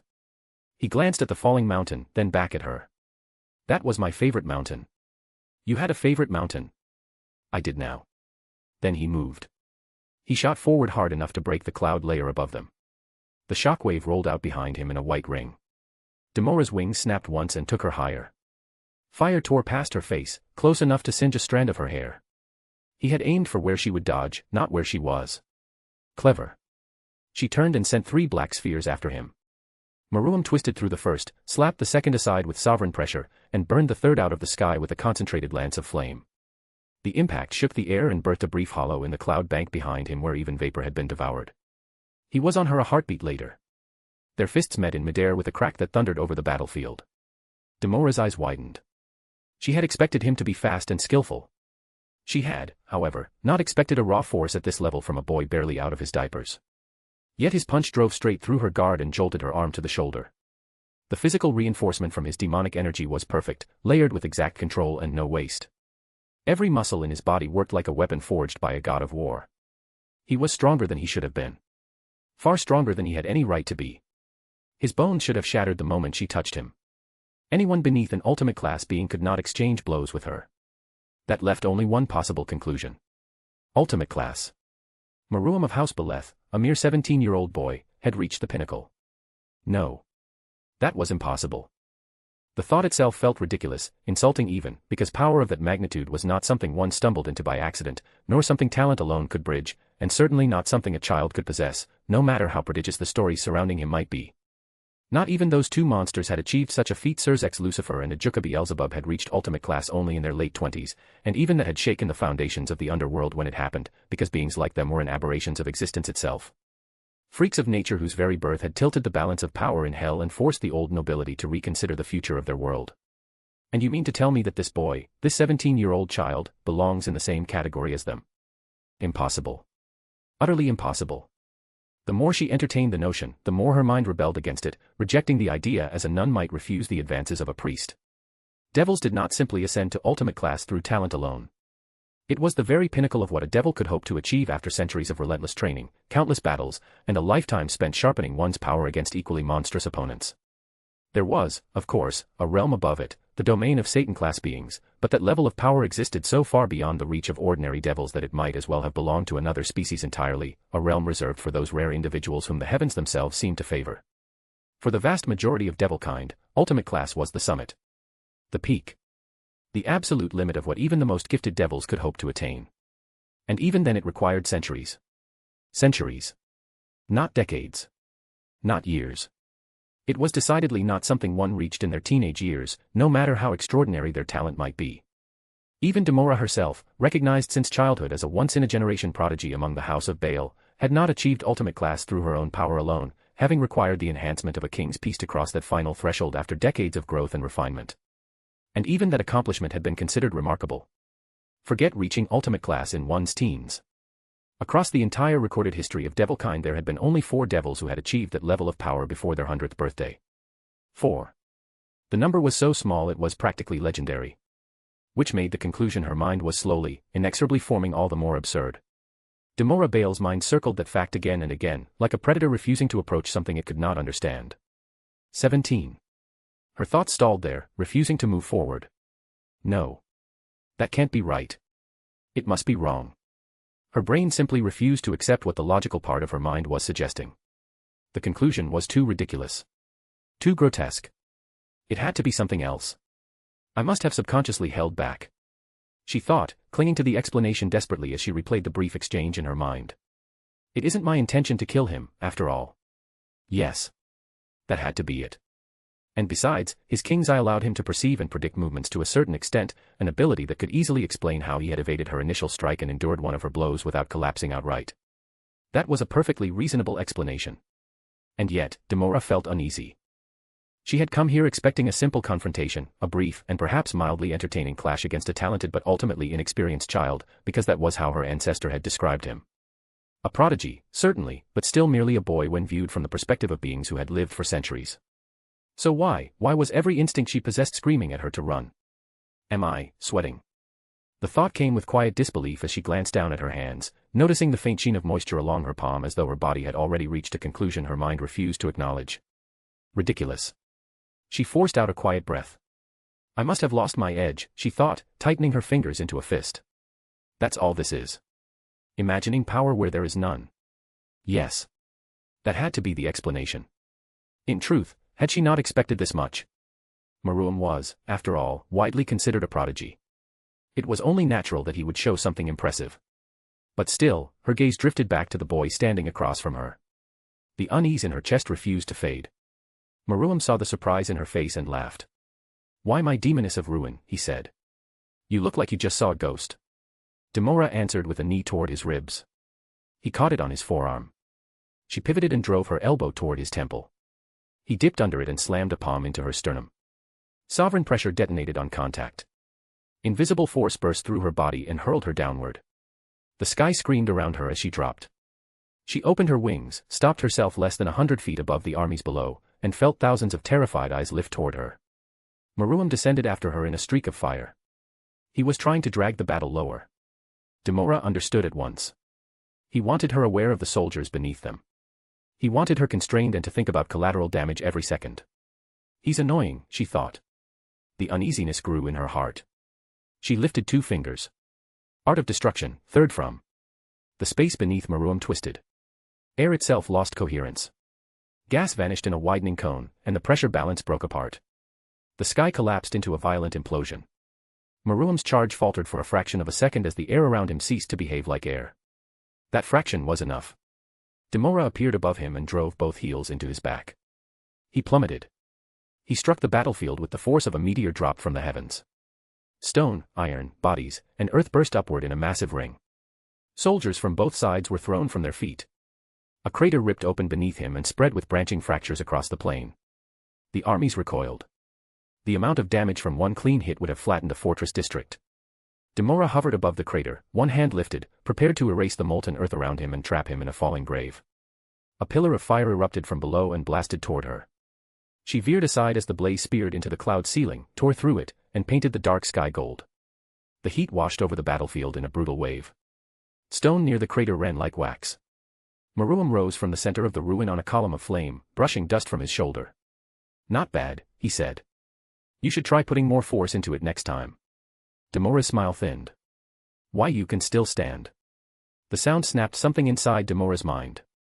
For a moment she simply stared at him without speaking, her thoughts scattered in a haze of disbelief so deep that she could not form a coherent reply.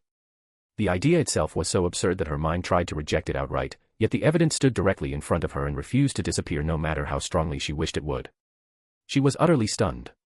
Shock gripped her so completely that she could neither respond nor even decide what she wanted to say. Her thoughts kept circling the same impossible conclusion again and again, each repetition only making it feel more ridiculous than the last. It made no sense. There were devils who had lived for thousands of years who had never come close to reaching ultimate class. Many of the most powerful nobles in the underworld spent centuries training, gathering knowledge, refining their bloodlines, and mastering ancient techniques, and even then most of them never crossed that final threshold. And yet here stood a child, an infant by the standards of her people, declaring that he had already reached the pinnacle of power most could only dream about. If anyone had told her this story a few hours ago, she would have laughed in their face. She would have assumed it was some elaborate insult or mockery meant to undermine her authority, and the fool who dared to suggest such nonsense would likely have been executed before sunset for wasting her time. Yet the boy in front of her was not lying. She knew that with absolute certainty. She had felt it already. She felt it the moment she descended onto the battlefield earlier and released her pressure across the army below. Thousands of soldiers had collapsed instantly beneath the weight of her aura, devils from noble houses and veteran warriors alike dropping to their knees as the presence of an ultimate class being crushed the air itself. That reaction had been expected because it was the natural response of weaker beings when confronted with someone who stood so far above them in strength. Everyone had fallen. Except him. Meruem had simply laughed. She had seen it again when she struck him for the first time. Her punch had landed cleanly with the full weight of her physical strength behind it, the kind of blow that would have shattered the body of any high-class devil instantly and scattered their remains across the sky. That was the natural difference between those levels of power. A high-class devil could not withstand the full physical force of an ultimate-class strike. Instead, the boy had absorbed the strike without his body collapsing into ruin, and the calm expression on his face had not even faltered as he met her attack with strength equal to her own. She had seen it again in the way he moved across the battlefield with a speed her eyes struggled to follow despite centuries of training. The evidence had been there from the beginning. She simply had not allowed herself to accept what it meant. The conclusion had become unavoidable. What was meant to be a simple conquest of a declining household had transformed into something far more dangerous. A campaign that should have been routine now carried the potential for complete disaster. House Beleth was ultimate class, and that single fact changed everything. They had made a grave mistake. Even so, retreat was impossible. She had already committed her forces and revealed her intentions, and the boy himself had made his stance perfectly clear. He had stated openly that he would not negotiate and that he had no interest in compromise.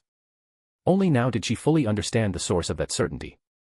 Until this moment she had dismissed his attitude as the arrogance of youth, the reckless confidence of a child who had not yet learned the limits of his own power.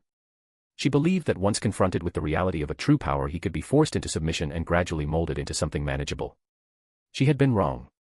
The child of flames could never be tamed. Art of destruction, first from. The earth beneath him blackened in a circle a mile wide. Solid matter vanished in expanding layers.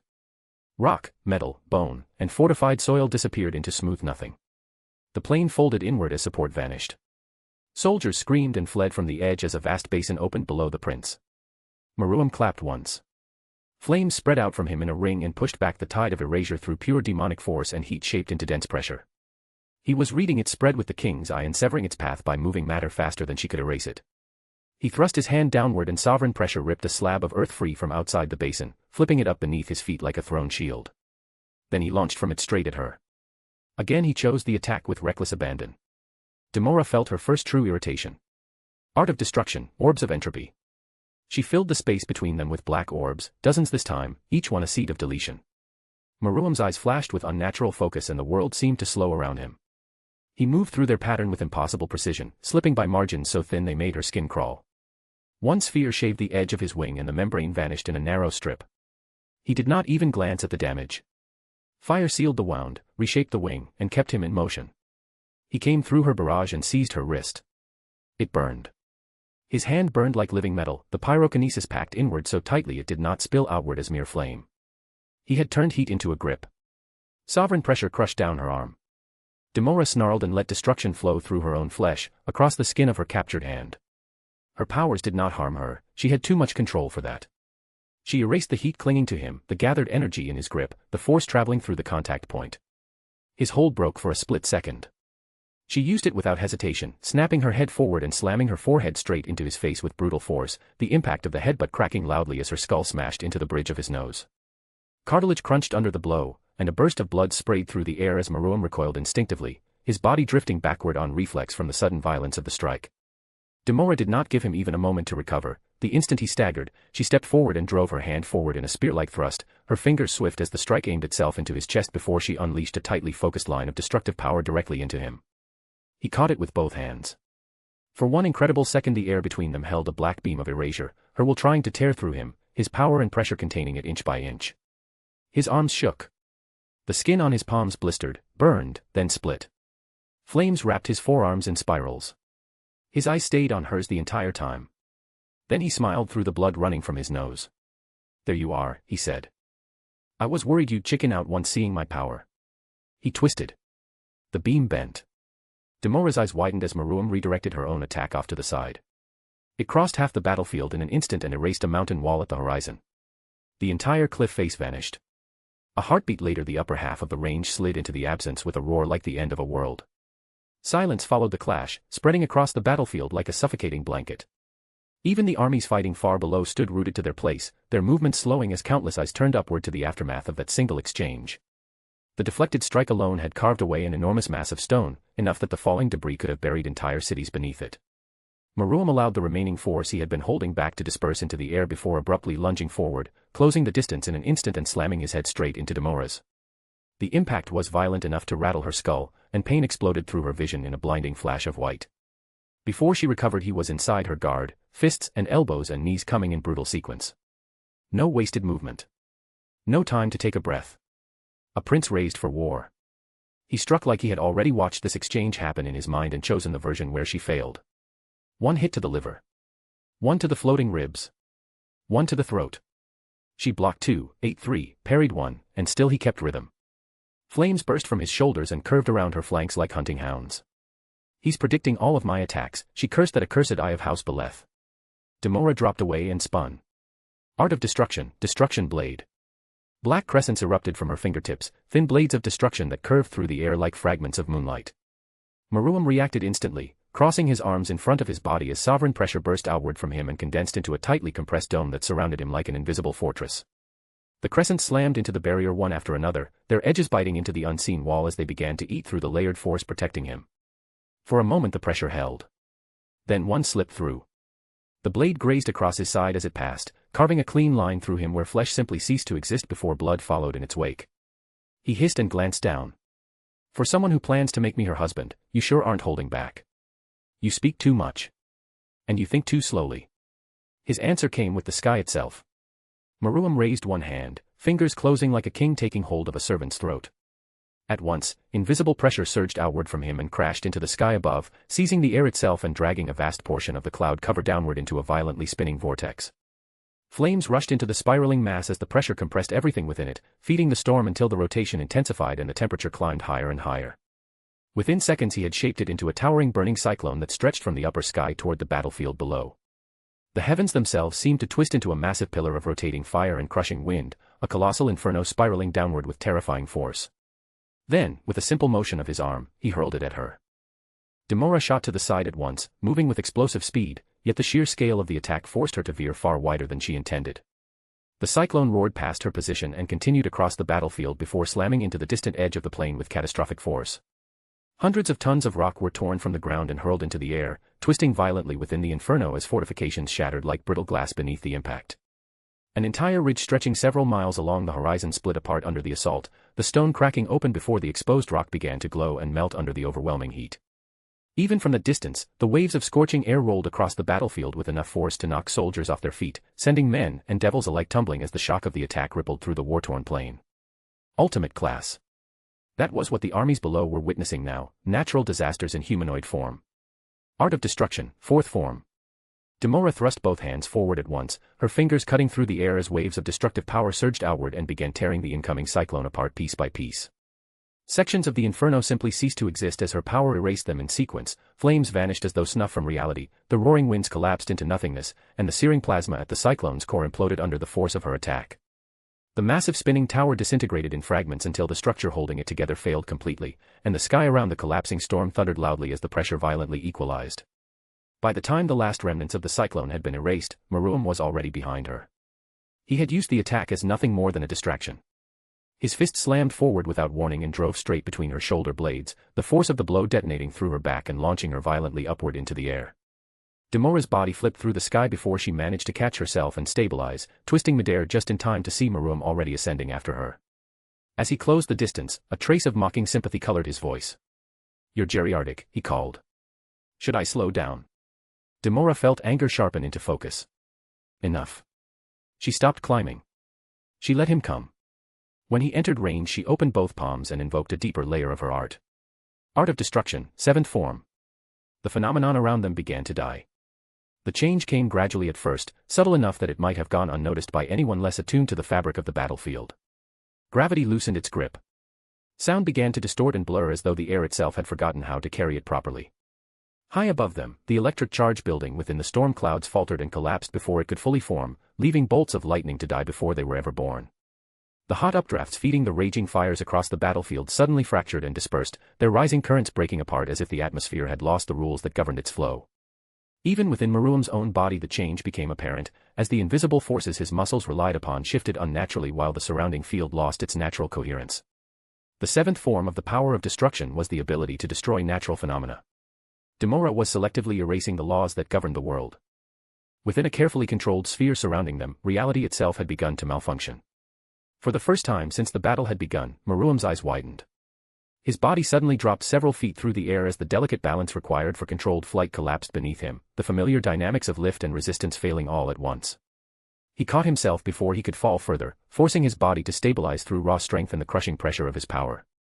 His wings continued to beat against the air, though the currents no longer supported them correctly, forcing him to rely more on brute force than natural aerodynamics. Even his fire reacted strangely. The flames that had once roared fiercely around him now sputtered and stretched thin, their structure weakening as the patterns of heat transfer that sustained them began to break apart. The fire was still his. But the world no longer knew how it was supposed to behave. Watching the disruption spread through his powers, Demora allowed a slow, satisfied smile to form. "There," she said. "Now we fight on my terms." She lunged. Without stable gravity or normal airflow, movement became treacherous for anyone less skilled. Demora had mastered this kind of battlefield long ago. She glided through dead zones of physics and met him with a black-edged kick to the jaw. His head snapped sideways. She drove a palm at his heart.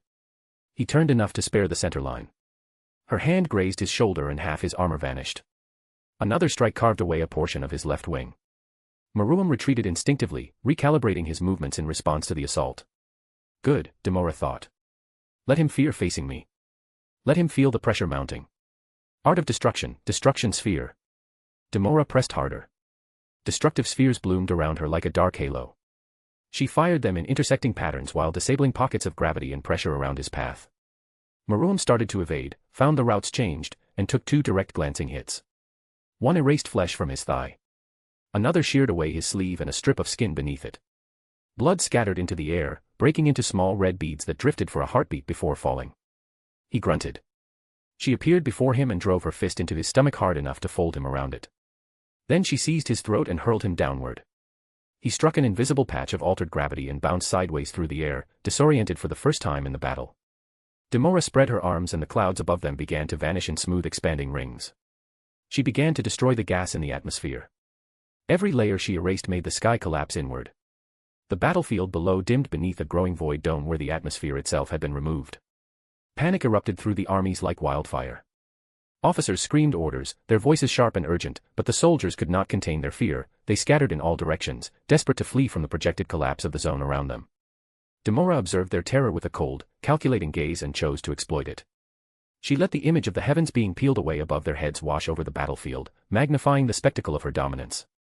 A ruler needed power and theater both. She looked down at Meruem, who had righted himself below her, breathing hard, body marked now by blood and missing pieces. "You see," she called. "This is power. This is what your father only glimpsed, understood only half-heartedly, could never fully understand. His precious pride means nothing in the presence of true strength." The words were chosen carefully to provoke him. She watched his face as for the first time, the grin left him. The air changed. Meruem lifted his head slowly. Blood ran from his split lip and broken nose. One eye was half-shadowed by scorched hair. Yet the thing that met her gaze was not the hot rage she expected or even the cold rage of a prince. She saw only indifference in his eyes. "And why is that?" he asked calmly. Demora answered with a shrug. "Because he was too weak. You are strong, so you should know. The lesser devils could never understand us." He vanished. Demora's instincts screamed. She threw destruction in every direction around herself. Black arcs ate through the air, through cloud, through the edges of her own dead zone. Meruem came straight through a gap that should not have existed. The king's eye, she realized in annoyance. He had read the structure in her technique and found the slightest seam in her storm of annihilation, a microscopic weakness, and seized it with flawless timing. Before she could react, his hand closed over her face, an iron grip in the heart of the maelstrom she had created. Then flame erupted, a violent, searing explosion that tore through the battlefield, scattering fragments of destruction and sending a shockwave that rattled even her bones. It was no ordinary blaze now. It burned with such concentrated violence that even Demora felt her own destruction strain to keep up with the assault. He slammed her downward through the air, through the failing zone of altered laws, through the thinning atmosphere she had erased, and back toward the battlefield at terrifying speed. The ground rushed up. At the last moment Meruem twisted and flung her across the plain. Demora tore through 3 ridges, shattered a watchtower ruin, and carved a trench miles long before she stopped. Mountains of dirt and broken stone rose behind her. Fire spread where her body had passed. Soldiers fled in waves from the shock front. Pain throbbed through her skull and spine. She stood up slowly. Meruem descended through the smoke and landed on a floating slab of rock above the trench she had made. He looked down at her with open contempt. "You are right. My father was weak," he said calmly. "But he had one thing you lack." "Oh. And what would that be?" "Pride." Demora laughed, a deep musical laughter full of mirth and irony. "Pride, you say? What use is pride if it brought him to his own death? Did his pride make his death in any way more dignified than those that don't have? No. He died like any other dog. He met his death bravely, of that I'm sure. Whatever can be said of my father, he was no coward." Meruem looked at her with disgust. And he would certainly never boast of borrowed power. Her heart stilled at that accusation. "Does he know? Did you think I wouldn't know that power of yours was not earned?" Meruem mocked. He extended one hand. Every flame on the battlefield answered his summons. Burning siege towers cracked and splintered, ignited standards flared like beacons, and pools of spilled oil erupted in sudden, furious tongues of fire. Sparks danced across broken armor, and even the great river of molten stone along the far ridge writhed and surged, drawn into the growing inferno. Fire from miles around converged in impossible streams, each line spiraling upward to meet behind him, forming a vast, burning mantle that draped the battlefield like a cloak of living flame. The light was so brilliant it turned the entire plain into the glow of a second dawn, and the soldiers below shrank to mere insects beneath this terrible, incandescent sun.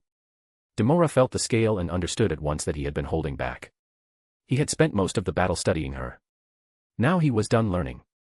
The sea of flame compressed, layer after layer, until it became 12 enormous lances floating behind him in a circle, each one radiating a blinding white core while plasma bled violently along their edges.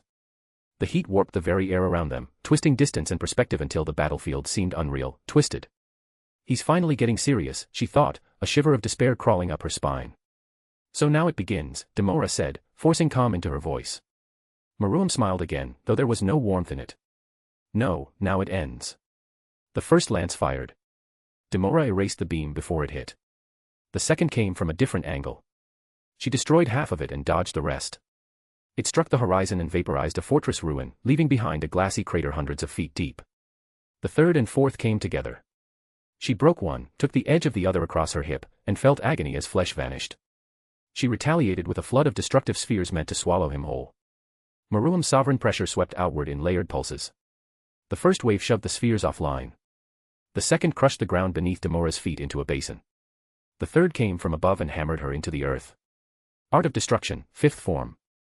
She roared and shattered the pressure with a burst of destruction aimed at his demonic energy itself. At last, the effect hit. The invisible force around her ruptured. Maruam actually staggered as a portion of his active power field was erased on contact. Demora surged from the crater, one wing half ruined, dress torn, hair wild around her face, and launched herself at him with both hands coated in black radiance. Their next clash tore the battlefield apart. His fire met her destruction. His pressure met her erasure of force, heat, and momentum. They crossed the sky in flashes so fast the armies below saw only bursts of light and black gaps opening in the air. Every collision birthed storms. One exchange erased a lake in the distance when a mist crescent clipped its shore and devoured the water in a widening swath. Another sent a wave of pressure rolling across the plain that flattened entire regiments where they stood and opened trenches beneath their feet. A third clash ignited the cloud cover over half the battlefield and turned it into a burning red ceiling. Demora fought with everything she had. Maruam fought with joy. He laughed as one fey as he parried her attacks. She hated it. The laughter and mockery in his gaze. He enjoyed this. Even bloodied and wounded, even against a power that could erase the world piece by piece, he treated the battle like a game he had already solved. He baited reactions. He stepped into danger to gather information. He let her think she had broken his rhythm, then punished the assumption a second later. Every time she tried to widen the field and overwhelm him with scale, he narrowed it to a contest of precision where his instincts and speed ruled. Every time she tried to force a close exchange, he used pressure and flame to shape the terrain around their bodies and turn it into another trap. He learned too quickly. No. He had always known this was how it would go. The realization chilled her. He had been toying with her. Demora shot past him and spun, trying to take his head with a whip of destruction stretched along her leg. Maruam ducked under it, caught her ankle, and looked up at her upside down. "You're improving," he said. "I'm proud of you." She screamed and exploded a sphere of erased gravity between them. The effect ripped her free and threw them apart. Maruam laughed. Demora landed hard on a high spire of broken rock at the far end of the battlefield. She was breathing harder now. Her body had begun to feel the damage. Destruction could remove many things. Fatigue was stubborn. Pain was worse when pride forced one to ignore it. Maruam settled in the air across from her. "You killed him," he said. It was no longer a question. Demora stared at him, then decided the truth would wound more than denial. Yes. The battlefield seemed to hold its breath. Maruam was silent. Then he nodded once. All right. That was all. He disappeared again. This time she could not track him even with 8 centuries of experience guiding her instincts. He moved with the king's eye feeding him perfect paths, with fire accelerating his body, with pressure clearing resistance, with a mind that had finally stopped testing and started killing. The first hit shattered her right arm. Sovereign pressure crushed the bones before his fist even landed. The second tore through her side in a blast of flame that cauterized and burned at once. The third came from below and launched her into the sky so high the battlefield shrank into a dark coin. Demora fought to regain control. Her wings fluttered desperately. Maruam met her there. He seized her head, drove his knee into her face, and hurled her downward. She spun helplessly. He chased. 12 flame lances reformed behind him like a crown. One by one they struck. The first pinned her path. The second burned away her left wing. The third detonated under her and broke her descent into a stagger she could not correct.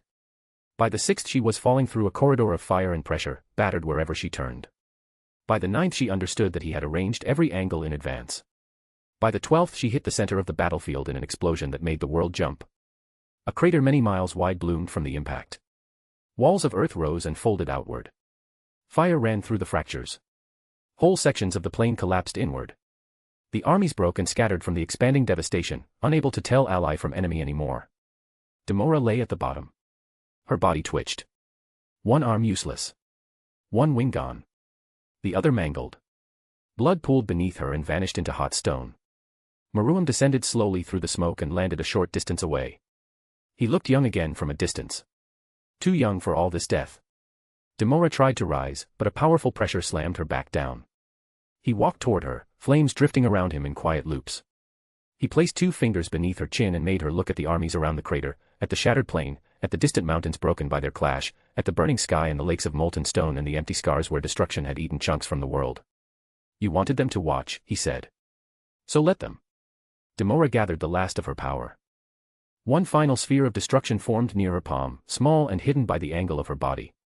Enough for a killing stroke if he leaned closer. Enough to erase his heart. The king's eye flicked once to her hand. Of course. Meruem smiled. Is that all you've got? He mocked. You who claimed my throne and sought to make me her boy toy. Look at you now, weak and defeated. Sovereign pressure crushed her wrist flat. The sphere winked out. Demora screamed. He stood and raised his hand. Illusory pink-colored fire gathered above his palm. The color was strange and unnatural, a pale rose hue that seemed almost gentle at first glance, yet the energy contained within it hummed with terrifying density. The fire began to stretch. It lengthened and sharpened until it formed the shape of a narrow spear hovering above his hand, its surface burning white at the core while faint ripples of pressure spread outward from it into the surrounding air. Demora's breath caught. Something about that flame felt wrong. Not dangerous in the usual way. She had faced countless destructive attacks in her life and she could sense physical power instinctively, yet this did not feel like ordinary fire. Strangely enough, she had the feeling that the flames were for something worse than burning. A cold fear crawled up her spine. What is that? She asked hoarsely. What are you doing? Meruem glanced at the spear as though examining it for the first time. I'm the devil and I'm here to do the devil's work. His tone was casual. Demora's instinct screamed. Then he drove the spear down.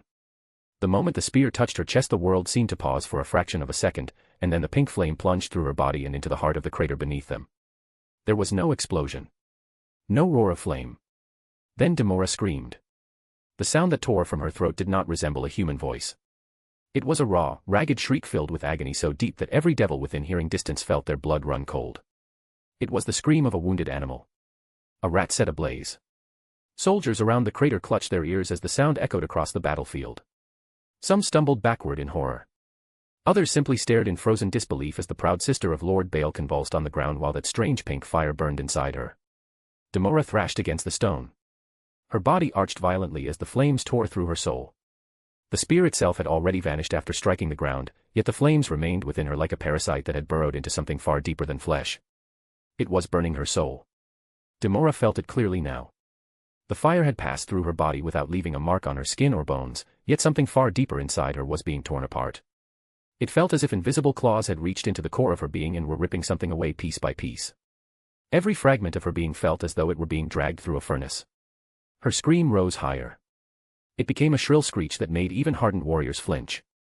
Meruem stood above her calmly while the spear of soul fire remained embedded through her body and deep into the earth below. The pink flames flickered softly, almost peacefully, while the invisible pressure around them continued to hum with contained force. Seconds passed.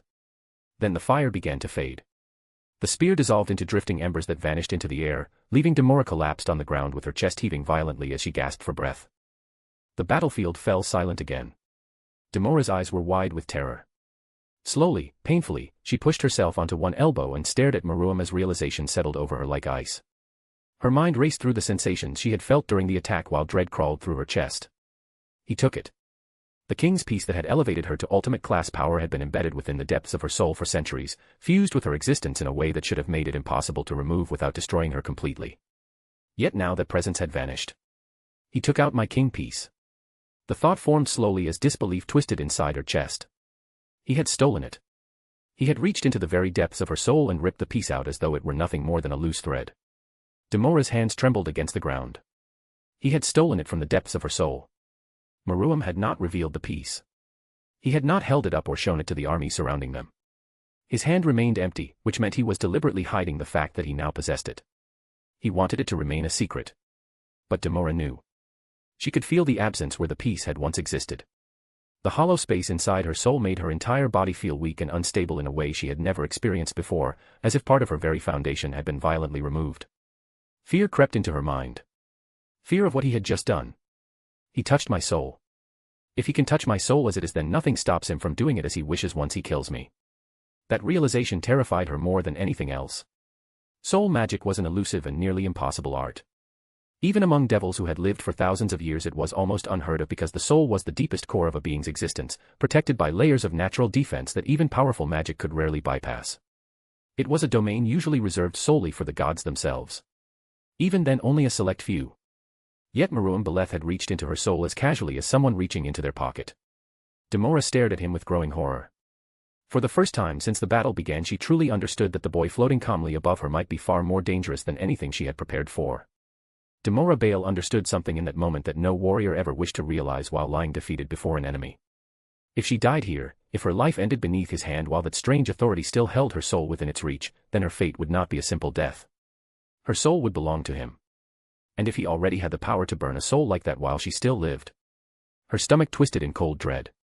Devils knew what could be done with souls in the hands of someone capable enough to manipulate them. Even the most skilled magicians treated that domain with fear and caution, because once a soul fell under another's control there were very few limits to the torment that could be inflicted upon it. And Meruem had already shown that he could reach into the deepest part of her existence and alter it. That meant if she died here her soul would not pass on. It would fall into his hands. The realization ignited a flicker of madness in her thoughts.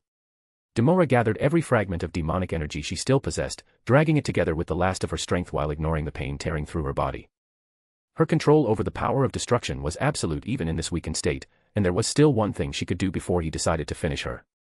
If she erased her own soul there would be nothing left for him to claim. The thought came with a strange calm acceptance. Better oblivion than whatever awaited her otherwise. Her demonic energy surged violently as she directed it inward, forcing the destructive nature toward the core of her own existence with the clear intention of erasing herself completely. The power of destruction stirred inside her again like a dying star gathering its last heat and condensed around the center of her being. She pushed the command through her mind with everything she had left. Art of Destruction, 11th form. Destroy. Nothing happened. Demora blinked. For a moment she thought her senses were failing from exhaustion. She pushed again. Her demonic energy stirred faintly within her body, yet it did not obey the command she gave it. The destructive power that had answered her will for centuries now remained strangely still, as though it had suddenly become something foreign inside her. A faint tremor passed through her fingers. No.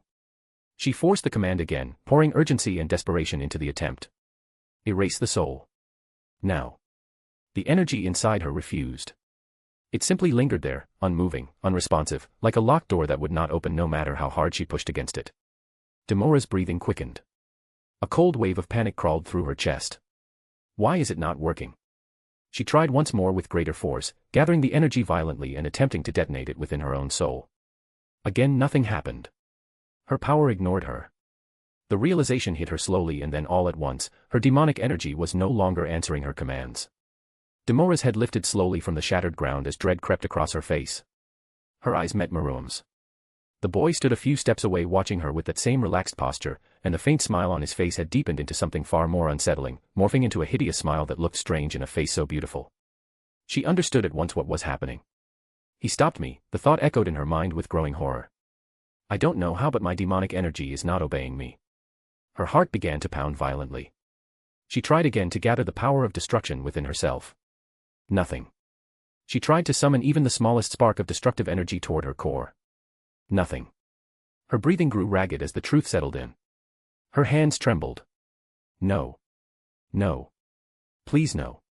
No, no, no. Her mind began racing as panic spread through every thought. I cannot even die. The simple fact shattered the last piece of composure she had left. Her chest tightened as fear surged upward like a rising flood. If she could not destroy her own soul, then the only path left was the one she had tried to avoid. Her soul would remain intact. And if Meruem chose to take it fully this time, there would be nothing she could do to stop him.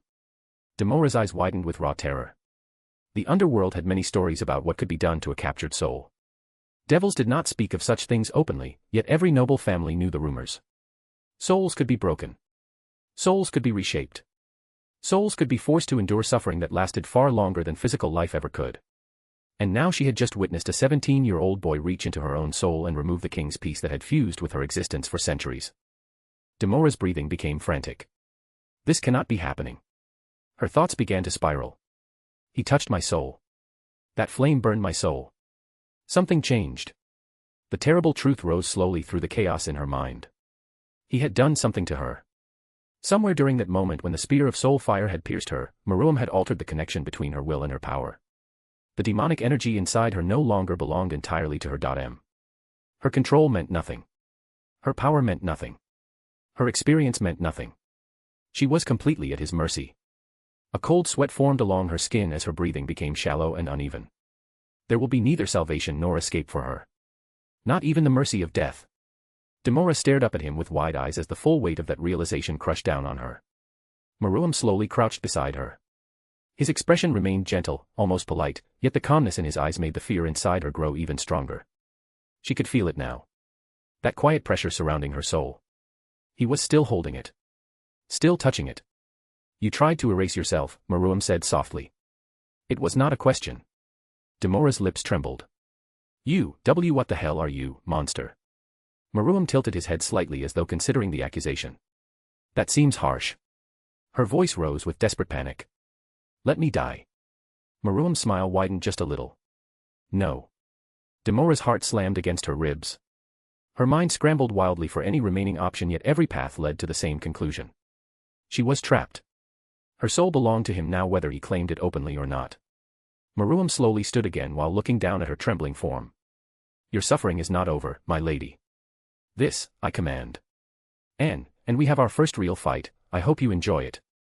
I recently watched The Princess Bride, and it was an amazing film, so naturally there are some references to it in this chapter.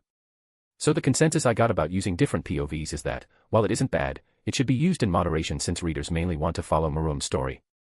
I'll keep that in mind for future chapters. Chapter 14, Chapter POV, Belathriel. Belathriel Beleth had been angry for 3 days. The anger had begun when the first full report reached him, sealed in the colors of House Beleth and stained with mud and blood from the hands of the messenger who had carried it through smoke and half-collapsed roads to reach the eastern column of the Beleth host. He had read it once in silence, then a second time more slowly, and by the end of that second reading he had crushed the metal cylinder that held the message so completely that it flattened inside his hand. Lord Zeminier had blundered. That was the simple truth of it, and the truth offended him more than the defeat itself. Lord Zeminier had scattered companies across his borders to contain raiders who had never intended to hold ground in the first place, and those small detachments had been cut apart before they could join one another, after which Grach had turned upon the main Zeminier host and broken it in open battle. Lord Zeminier had been captured alive, several of his strongest bannermen had been taken with him, and the remains of his forces had split in 3 directions, with some retreating to their own keeps, some dying in the fields, and the eldest son dragging what survivors he could back behind the walls of the family fortress. Their Lord Grach had enclosed them and settled into a siege with every road watched and every approach held. Belathriel had cursed the delays that had slowed his own march, yet even in the heat of his anger he knew his rage at the road was only a surface thing. The truth lay elsewhere.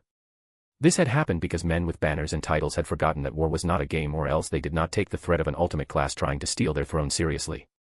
Supply wagons broke and the roads narrowed. Crossing the river with a huge army along with all the supply and weapons slowed an army to a crawl. If only there was some form of magic that could accelerate their march.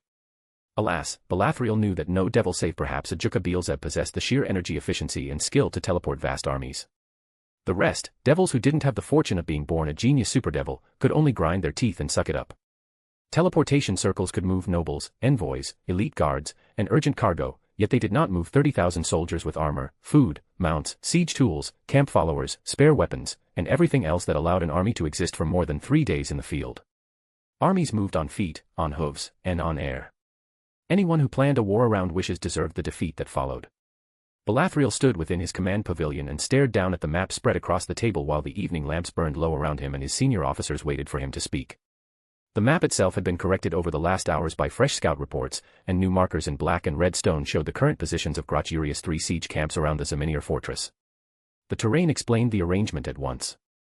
The fortress of House Ziminar sat in a rough basin of black stone and marshy channels fed by sulfur streams that ran from the eastern volcanic shelf, and no single camp could fully contain the stronghold without leaving routes open through the broken ridgelines. So Lord Grach had divided his force. One camp to the north near the hard ground above the sulfur flats. One to the west overlooking the main road. One to the southeast beyond a narrow channel where supply trains could move with relative ease. It was sensible. It was also vulnerable. His marshal, Lord Yaxon, cleared his throat softly. My prince, if we strike tomorrow in full force from the east we can drive into the nearest camp and break part of the siege before the others close. And then what? Balathriel looked up. Then we force Grach to fight us in the open. Lord Yaxon frowned. Balathriel let the silence sit for a moment.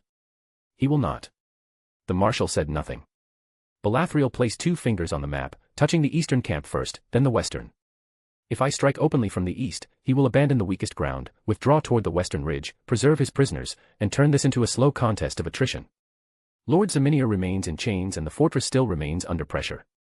His outer detachments continue to hold the roads. It would be the height of stupidity to believe we could be anyone. No, we would only announce our presence for no gain. Captain Vost, commander of his outriders, leaned over the map with interest. Then you mean to approach unseen? Yes, Balathriel replied. My brother is waiting for me. I don't have time to waste time in a battle of attrition here. I need to finish this as quickly as possible and continue marching. To do that I must strike Lord Grach unaware and finish him off before he could react. For the first time in his life, Maruam had chosen to trust him. But Balathriel was also more than aware that this was a test, and he had no intention of failing it. Several officers exchanged glances. Balathriel noticed and almost smiled. Maruam would have smiled openly and enjoyed their uncertainty. Maruam liked the moment when people realized they had been following 2 steps behind his thoughts without knowing it. Balathriel had always understood that about his older brother. Maruam played with perception. He let men underestimate him because he found the expression on their faces amusing when the truth arrived. Balathriel had neither the patience nor the taste for that sort of theater. He preferred clarity, and that clarity led him to the same conclusion his brother would likely have reached within minutes. Grach's camps must be blinded, split further, and struck in confusion. He straightened and looked at the gathered commanders. Lord Urius believes he controls the pace of this campaign because Zeminier broke before we arrived and because our movement must have seemed predictable. He expects relief from the east. He expects time to prepare. He expects to hear of US through riders, sky scouts, and messenger ravens before ever seeing a Beleth banner near his camps. He will not receive that courtesy. That filthy traitor likely thinks I would directly attack him due to my experience, Balathriel thought. Let him. Never interrupt your enemy when he's making a mistake. Captain Vost's eyes sharpened. You want every scout dead? Yes, Balathriel said. Every outrider, every observer post, every raven loft, every courier line between his camps and his rear must be cut. I want the sky empty and his roads silent. I want him blind enough that he mistakes his own shadow for safety. Even blinded, he still has enough numbers to give us a fight. We outmatch him in quality, though his siege lines are set and his camps are fortified. One of the older bannermen spoke then, Lord Orman of the Ashvanes, a hard and practical devil who had served House Beleth since before Balathriel's birth.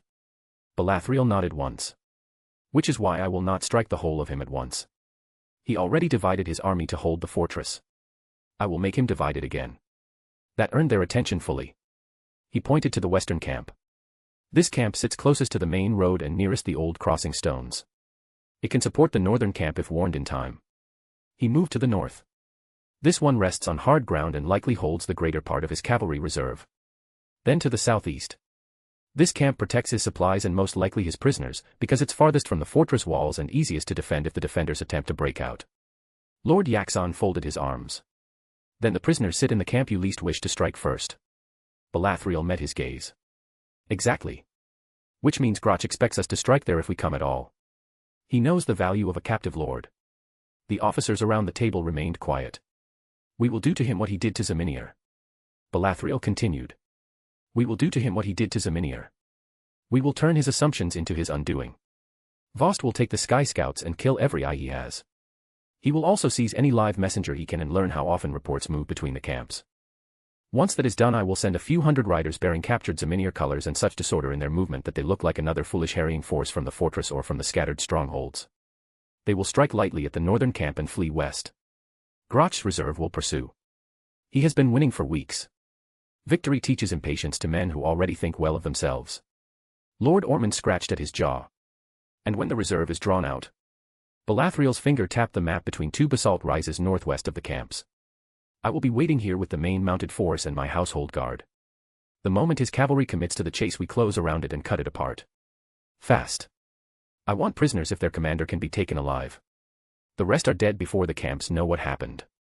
Yaxon looked down at the map for a long moment. That removes his quickest response force. Yes, Balathriel said. Break the quick hand, then smash the separated body. Captain Vost gave a slow nod. Then during the night you strike the camps. 2 camps, Belathriel corrected. We hit the north and the west together after midnight. Lord Yaxon takes the northern assault and I'll take the western. The fortress will see the fires and hear the horns. If Lord Zaminir's son has any sense left, he will sally from the gates against the western camp's rear once he sees their lines pulled outward. Lord Ormond's gaze shifted toward the southeast marker. And the third camp?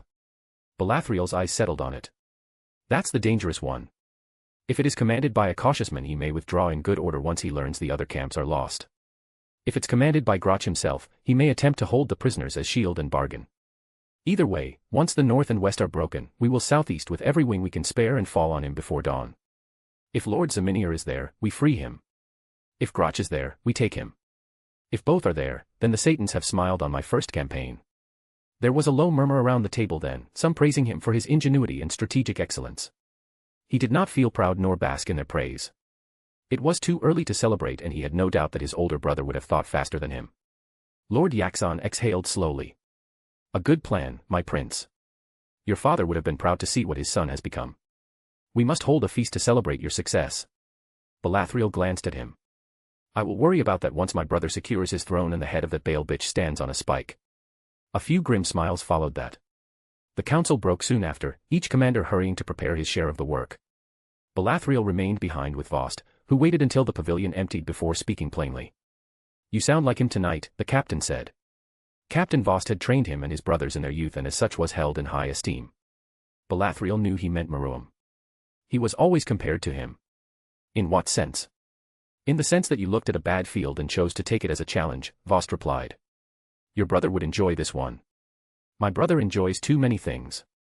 Belathriel's mouth tightened faintly. Vost allowed himself a small snort. True enough. Belathriel's thoughts turned, briefly and against his will, toward Maruam. Ever since his return from exile, he had changed, and that much could not be denied by anyone with eyes to see. He carried himself differently now, with a steadiness and restraint that had not been there before, and there were moments when he seemed calmer, sharper, almost easier to stand beside than the boy Belathriel remembered from years past. Yet that change did not erase what used to be. Belathriel could not stop himself from wondering what would happen once Maruam finally wore the crown and no higher authority remained to check his will. Would he remain as he was now, measured and composed, or would power peel away that calmer exterior and reveal the old nature beneath it? The question returned to Belathriel again and again, never fully leaving him, because he knew too well what Maruam had once been like in the privacy of their household, and he knew too well what kind of fear that boy had planted in his mother and in himself during their younger years. At times Belathriel found himself asking, with a quiet bitterness he never voiced aloud, whether he was fighting to place a tyrant upon the throne, the same tyrant who had turned his childhood and his mother's life into something unbearable. The fear did not come from childish resentment alone, because fear learned in youth rarely died cleanly, and Maruam had once ruled the household around him with a cruelty that required no crown to make itself felt. Belathriel had not forgotten the sharp edge in his brother's smile from those days, nor the ease with which he could make the entire atmosphere of a room feel hostile simply because he wished it. It was difficult to look at the brother Maruam had become and completely separate him from the one Belathriel had known before exile changed him. Then there was Queen Mona, and that thought darkened matters further. Belathriel could not think only of Maruam in isolation, because a king never rose alone, and the ascent of one branch of the family always strengthened those attached to it. If Maruam became king, then Mona's standing would rise with him, and Belathriel had no certainty that she would feel secure enough in that new position to leave the other queens in peace. Perhaps power would make her less vindictive because she would no longer need to assert herself through petty cruelties and quiet humiliations. Perhaps it would do the opposite and give her even greater freedom to torment those she had always regarded as lesser rivals. Belathriel did not know, and the uncertainty gnawed at him because his mother would remain vulnerable if the court turned cold around her. None of this meant he would betray Maruam. That line, at least, remained firm within him. Maruam was still his brother, still of his blood, still the heir of House Beleth, and Belathriel would not become the kind of man who abandoned his own house because of fear of what might be. Loyalty still mattered to him, perhaps more than it did to many others who spoke of it so easily. Yet loyalty did not forbid caution, and blood did not erase the need for prudence. It did not hurt to have a safety net, especially in a household where affection and danger had often walked side by side. That was why this campaign mattered so much to him, far beyond the immediate military necessity of relieving House Zaminir. He needed to succeed in his first command cleanly, decisively, and without a single foolish error that others might hold against him later. He needed his bannermen to see him as competent in war, disciplined in judgment, and worthy of respect in his own right rather than merely as Maruam's brother or Elira's son. He needed victories that could not be dismissed and results that would force even the most cynical lords to acknowledge his value. Because if Meruem did become king, then Balathriel wanted enough standing, enough prestige, and enough support among the vassals of House Beleth that his brother would be forced to think carefully before treating him with contempt or turning old habits upon him again. Power respected power, and if affection could not be trusted, then influence would have to suffice. He did not intend to fail. It would stain his mother's blood, the strength of House Beleth, and the confidence his brother had placed in him. By midnight the first part of his plan had already begun. Vost's scouts moved through the air and across the broken country in silent pairs, killing enemy observers one by one with a patience that Balathriel admired. Some died with a blade between the ribs before they could cry out. Some were dragged from rocks and watchposts into the darkness. A few messenger birds were taken alive from small portable cages carried by outriders, though most were slain before they ever spread their wings. One captured courier yielded useful details after a brief conversation with Yaxon's interrogators.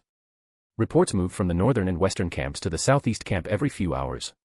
The reserve commander in the north was an aggressive lesser lord named Varkas who had won praise in the earlier field battle against Zaminir. The western camp's commander was slower and older, a logistics-minded noble who trusted his palisades. Grach himself was believed to be in the southeast camp near the supply grounds and the prisoner compounds. Balathriel read the report, then burned it. Good, he said.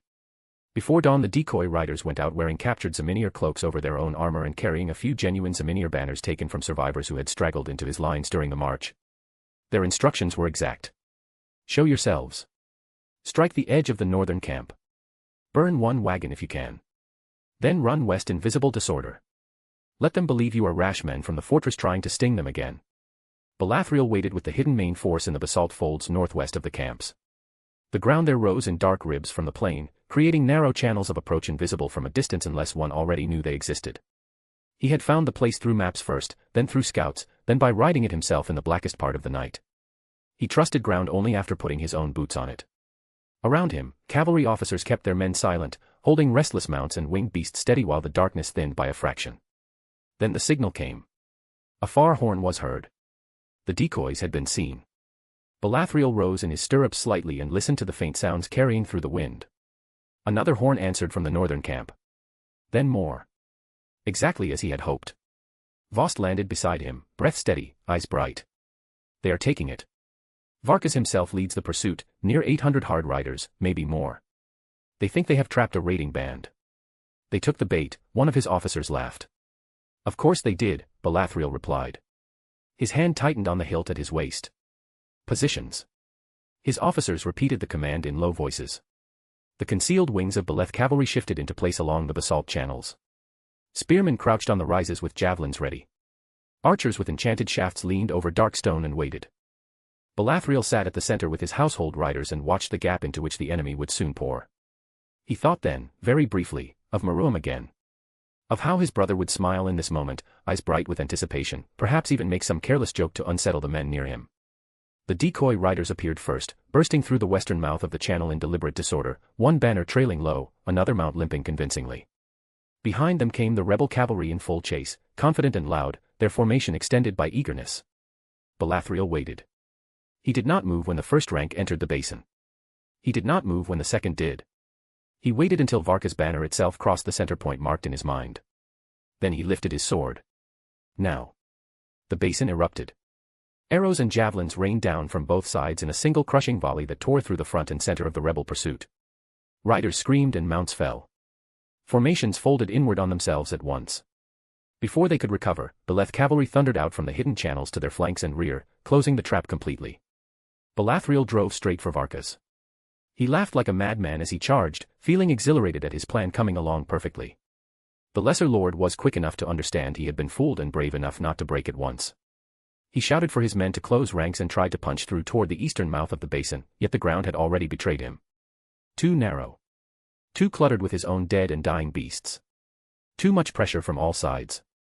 Balathriel struck the first man before him from the saddle with one hard downward cut that split helm and collarbone together, then wheeled into the next, his household guard following in tight formation behind him. All around, the basin dissolved into short violent struggles between men who had expected a chase and instead found annihilation. Varkas saw him coming and turned to meet him. Their first clash rang sharp in the dim light. Varkas was stronger than Balathriel had expected, broad in the shoulders and vicious in the wrist, and for 3 quick exchanges he fought with enough fury that Balathriel felt a small grim respect. Then the prince feinted low, let Varkas commit to the wrong line, and drove his blade through the gap under the rebel lord's arm. Varkas jerked, stared, and tried to speak. Balathriel twisted the blade free and let him fall. The rest was butchery. Some of the rebel riders tried to surrender once they understood the scale of their defeat. Balathriel allowed a few officers to be taken. The rest were cut down. The entire engagement lasted less than a quarter hour. By the time the sun was fully above the eastern ridges, the northern reserve of Groch Urias had ceased to exist. Balathriel stood among the dead while Vost wiped blood from his cheek. One rider escaped the first volley, the scout captain said. He made for the northern camp. I sent men after him. Balathriel nodded. He will not matter now. Let one rumor run. Confusion grows faster when men have only half the shape of the truth. Vost grinned. That one was Meruem. Balathriel ignored the remark, though privately he knew it was true. The next hours were spent in exacting preparation. Prisoners were questioned. Bodies were stripped for useful insignia and information. The decoy force rested and rearmed. Messengers rode under heavy escort to the scattered Zeminier survivors who had begun to edge back toward the fortress once whispers of Beleth's arrival reached them through hidden routes. Balathriel also sent word toward the fortress itself by means of a local guide and a tiny flight of trusted skyrunners who knew the old drainage cuts beneath the western wall. The message was brief. When the northern camp burns, hold. When the western camp burns, strike from your gates with everything you have. Aim for the rear. Take no plunder until the field is ours. He signed it with his seal and added one line by hand for the eldest son of Zeminier. If you fail me now, I will drag you from your own hall later and explain war to you personally. Lord Yaxon read that addition over Balathriel's shoulder and coughed to hide a laugh. Your mother's kin will remember your courtesy. I hope so, Balathriel said. Through the day his forces remained hidden, shifting under cover where necessary and feeding on cold rations to keep smoke from betraying them. By evening the battlefield looked unchanged to any eye within the camps. That was the beauty of silence. Men trusted quiet far too easily. At nightfall Balathriel gathered his principal commanders around a smaller field map scratched directly into the dirt. We begin after midnight, he said. Yaxon, your column goes north and strikes first. Fires on the outer tents. Horns only after the palisade is breached. Make as much disorder as possible and pin whatever remains there. I will take the west at the same time. Once the fortress sallies, we collapse that camp from both sides. The instant it breaks, signal southeast. 3 green flares if the Lord is confirmed there. 1 white if Groch is there without him. 2 red if both. And if the southeast commander withdraws at first alarm? Lord Ormond asked. Then we pursue in full mass before dawn, Balathriel answered. He will have prisoners, wagons, and siege gear. He cannot move quickly enough. Vost studied him for a moment. You are calm. Balathriel looked at the men. Should I not be? It's your first campaign. Balathriel glanced toward the dark horizon where the Zeminier fortress sat hidden beyond the night. Then let it be a glorious one. The attacks began under a moon half veiled by drifting ash clouds from the eastern fissures. Yaxon's strike on the northern camp opened the battle. Flames rose almost at once, sharp orange against the black plain, and the first horn calls cut through the night like tearing metal. Shouts of confusion followed. Men waking in darkness to fire, screaming beasts, collapsing tents, officers calling for formations that could not be formed fast enough. Balathriel heard all of it while he led the western assault forward at a hard, controlled pace. The palisade of the western camp had been built for siege routine, not for sudden war in the heart of the night. Sentries died before they could issue full warning. Ladders went up. Gates shuddered under rams and concentrated demonic energy blasts. Then the line broke and Beleth soldiers poured through. Balathriel crossed the breach with the first wave. The western camp fought harder than he expected. Its older commander, Lord Hesper, proved no fool when stripped of preparation. He formed his nearest infantry into a compact line around the boat slips by the channel and tried to move men across to aid the northern camp once he saw the flames there. For a few minutes the struggle narrowed into a vicious contest along the water's edge, with Zeminir's fortress walls looming dark beyond and Beleth soldiers trying to force the crossings before Hesper could stabilize his defense. Then the first stones fell from above. The defenders in the fortress had seen the signal. Heavy rocks, iron pots, and enchanted bolts rained from the walls onto the western camp's improvised crossing point, smashing boats, crushing packed ranks, and turning the narrow edge of the channel into slaughter. Hesper shouted for his men to pull back, yet in that same moment Balathriel drove the center of his force into the rebel line and split it open. The western camp began to die. Still it might have held in fragments had the fortress remained shut. It did not. The gates of House Zeminier opened with a roar of chains and old machinery, and from them came the battered survivors within, led by the eldest son in bright ruined armor. There were cries raw from hunger and rage. They crashed into the rear of the western camp with a force made greater by desperation, and suddenly Hesper's men found enemies before them, behind them, and above them from the walls. Balathriel saw the collapse happen in real time. A line wavered. Another folded. A banner fell. Then whole sections of the camp gave way and men began throwing down arms or fleeing blindly into the dark. He rode straight for Hesper and found the old lord trying to rally near a half-burned supply cart. "Surrender," Balathriel called over the noise. Hesper spat blood and lifted his blade. Balathriel killed him 2 heartbeats later. By then green fire rose from the north. Yaxon had taken the camp. Balathriel wheeled his mount toward the southeast horizon just in time to see 3 green flares climb into the night one after another. Lord Zeminier was there. "Sound advance," Balathriel ordered at once. "Every wing southeast. Leave enough to finish this field and hold the crossings. The rest with me." Men cheered despite their exhaustion. There was no time for rest. The victory at the west and north had broken 2/3 of Grot's siege, yet the heart of it remained where the prisoners and the rebel leader were most likely held. Balathriel gathered every mobile force he could, joined briefly by the eldest son of Zeminier and a few hundred of the fortress defenders who were still capable of fighting, and drove toward the southeast camp before the survivors there could withdraw in good order. The ride through the dark was savage and fast. The plain between the camps was already full of rumor and fear, with isolated rebel units blundering into one another, some trying to reinforce, some trying to flee, none possessing clear instruction. Beleth cavalry cut through them wherever they formed. Fires from the earlier camps painted the night behind them and made the southeast position visible from far off, its lines tighter and clearly more disciplined. Grotch was there then. Balathriel felt certain of it. He slowed only once he reached the final rise before the camp. There he halted with his leading officers and looked down at the last enemy position of the night. This camp was larger than the others and built with more care, its palisade reinforced, its prisoner pens set toward the center, its wagons already being ordered into motion. Whoever commanded below had understood the danger and was trying to save what could be saved. The eldest son of Zeminier, Lord Caldrus, rode up beside him breathing hard. He looked exhausted, furious, and ashamed all at once.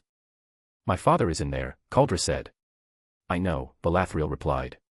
"We should strike at once." Balathriel glanced at him. "We will."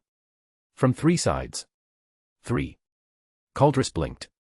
"Ormond circles east with the fresh riders and hits their wagons," Balathriel pointed.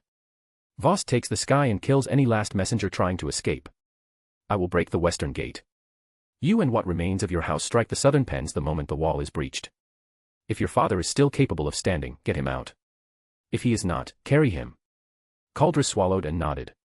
"I owe you more than I can speak. You owe my brother better allies than this campaign has shown him." Balathriel's tone remained flat. Shame flashed across Caldrus' face. Good, Balathriel thought. Let him remember. The final assault began moments later. Ormond's riders hit first, slamming into the wagon lines on the east and setting them ablaze. The fire spread quickly through dry coverings and stacked provisions. At the same moment Vost's flyers descended onto the rear watchtowers, killing signalers and sending bodies tumbling from the platforms. Then Balathriel led the main charge into the western gate. The impact shook the palisade from end to end. Demonic energy punched open weakened joins while rams shattered the bar behind the gate. Balathriel entered through splintered timber into a camp already convulsing under attack from multiple directions. Rebel soldiers fought with grim discipline around the center where the prisoner pens and command tents stood, and at their heart, under a black-red banner marked with the sigil of Urius, stood Grotch himself. He was taller than Balathriel had expected, armored in dark plate, his sword already wet. Around him clustered veterans holding the line while servants tried to prepare a retreat for the command staff. So there you are, Balathriel thought. Lord Grotch saw him too. For a moment the battle narrowed to that recognition. 2 lords measuring the other in a single glance while men died around them. Then Grotch barked an order and the rebel center tightened around the prisoner pens. He means to bargain, Caldrus shouted from somewhere to Balathriel's left. Only if we let him speak, Balathriel replied. He drove his line forward harder. The fighting in the center was the worst of the night. Grotch's veterans were disciplined enough to form a shielded block under pressure, and for several brutal minutes they held against repeated charges, using the narrow spaces between command tents and the pens to limit the effect of Beleth cavalry. Balathriel dismounted when he saw the ground would no longer favor mounted work and advanced on foot with his household guard, cutting step by step through the packed resistance. He heard prisoners shouting behind the pens. Heard Caldrus calling his father's name. Heard the deep commands of Grotch Urius trying to keep control. Then the line opened just enough. Balathriel went through. He and Grotch met in the center of the collapsing camp beneath a rain of drifting sparks from the burning wagons. You are the second son, Grotch said, breathing hard but steady. I had hoped for the elder, the better one. Balathriel raised his blade. As always, you overestimate your importance. Grotch laughed once. He sends a child still sucking on his mother's teat after me. He sends victory where it is needed. Balathriel's eyes hardened. They came together at once. Grach was powerful and heavy in the arm, being low high class in power, the sort of fighter who trusted pressure and endurance to break a younger opponent. Balathriel quickly understood why he had beaten Lord Zaminier in the earlier battle. He did not waste movement. He struck to wound, to unbalance, to herd, and every exchange carried showed his immense experience. Yet he was tired. The earlier camps had fallen faster than he could fully adapt to, and the effort of trying to hold the final position while preparing retreat had cost him precious order. Balathriel pressed him without mercy, driving him backward through mud and blood between the command tent and the prisoner pens. You should have stayed in the west, Grach grunted through a lock of blades.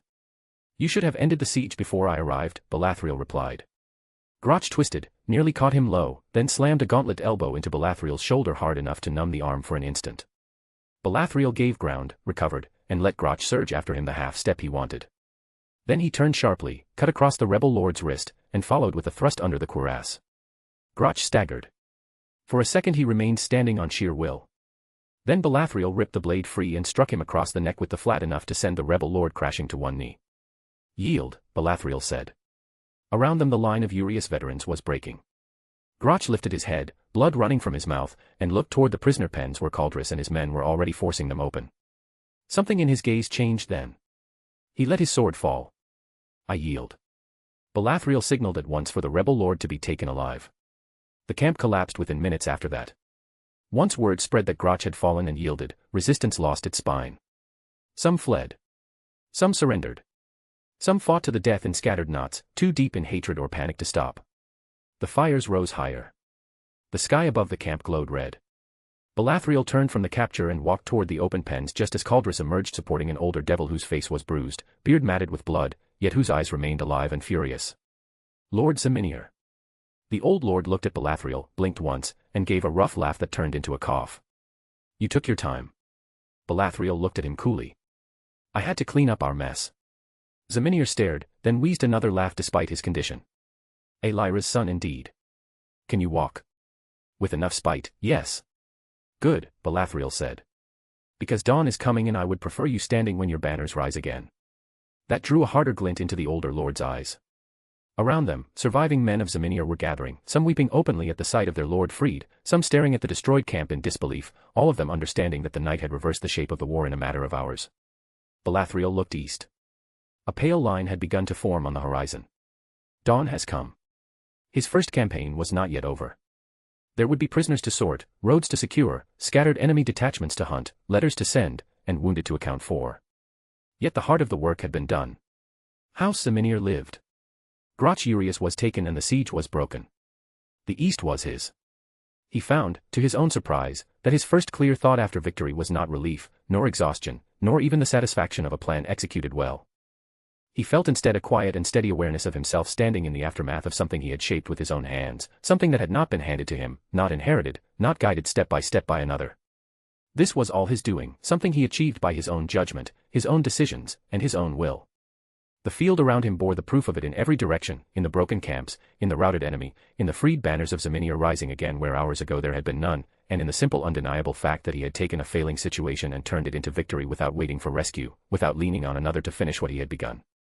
For a long moment he stood there and let that realization settle fully, allowing it to take shape within him with a clarity that felt new and strangely steady. And he smiled. His thoughts still turned toward his siblings, because they always did, yet this time the comparison did not come with the same weight it once carried. He could already imagine how the report would be received, how Maruam would listen with that same calm curiosity, asking questions, picking apart the details, perhaps offering a comment that sounded like praise while still carrying that familiar edge of amusement. He could imagine Hermann standing beside him, quieter as always, noticing the small moments where things could have gone wrong, seeing the near failures that others would overlook. That image no longer unsettled him. For the first time, it did not feel like he was measuring himself against them in a way that diminished what he had done. He did not feel the need to prove that he could match Maruam in the same way, nor did he feel overshadowed by the ease with which his brother seemed to move through things that others struggled to understand. He did not have to be that kind of man. He had won this battle in his own way. Not through instinctive brilliance that bent the flow of events around him, not through effortless dominance that made everything look simple, but believing in himself. He had seen the field for what it was, accepted the mistakes already made, and shaped the outcome step by step until victory became inevitable. There was strength in that, a different kind of strength than the one his brother wielded, yet no less real for it. Belethriel drew a slow breath as the morning light spread across the battlefield. He was not merely the lesser brother. The idea settled into him with a quiet certainty that did not need to be spoken aloud or proven to anyone else at that moment. He did not need to stand in Maruam's shadow to have worth, nor did he need to imitate him to be considered strong. There was a place for him in this house, in this war, in what was to come, and it was a place he could claim through his own merit. Belethriel almost smiled at the thought. He looked once more across the field that he had won, then turned to his waiting officers with a steadier posture than before. There was still work to be done. POV, Maruam. Well, the maps will need to be redrawn a bit, he thought with quiet amusement as he surveyed the devastation their clash had wrought. What had once been a vast stretch of wilderness had been reduced to a scorched expanse spanning more than 10 miles in every direction. It had been broken apart by force so overwhelming that even the stubborn geography of the underworld had failed to endure it. Where a mountain range had once stood, jagged and old, there now remained only shattered remnants of stone scattered across a wide expanse, entire peaks reduced to uneven fields of rubble and molten rock that still glowed faintly from the heat buried within them. Some fragments still burned slowly, their surfaces cracked open to reveal veins of red light that pulsed like wounds that refused to close. The ground had split in long, violent fractures that stretched for miles, deep chasms cutting through the earth in irregular patterns, their depths filled with thick smoke and slow-moving fire that crawled along the broken edges. Rivers of molten stone flowed lazily through those fissures, carrying heat and light across the devastated land, pooling in low areas where entire sections of forest had once grown. There was no forest anymore. What remained of it stood as blackened silhouettes, skeletal trees stripped of life, their branches twisted and brittle, some still burning with a dull orange glow that refused to die. Ash covered everything. It fell from the sky in a constant drifting haze, thick enough in places to obscure vision, turning the air heavy and dry with the taste of scorched earth and something far worse that lingered beneath it. The smell of burning flesh carried through the wind. It was everywhere, faint in some places, overwhelming in others, mixing with the sulphurous stench rising from the broken ground and the bitter scent of smoke that clung to every breath. Bodies lay scattered across the ruined battlefield, some reduced to unrecognizable shapes, others preserved in the final moments of their deaths, their armor warped, their weapons melted or shattered, their forms caught in the aftermath of a clash far beyond their understanding. Fires stretched for miles, vast burning zones where the land itself seemed to reject the idea of extinguishing them. The demonic energy released during the battle had altered the nature of those flames, feeding them with something deeper than fuel, something tied to the environment itself. They burned without clear source, consuming what remained and lingering even where there was nothing left to devour. Above it all, the sky had changed. Storm clouds churned violently in layered spirals, drawn together by the disruption caused by the collision of two ultimate class beings, their movements twisting the air itself into unstable currents. Lightning flashed within those clouds in erratic bursts that spread across wide sections of the sky, illuminating the devastation below in harsh crimson light before fading again into darkness. The wind moved in unpredictable directions, carrying ash, heat, and fragments of debris across the ruined landscape in slow, relentless waves.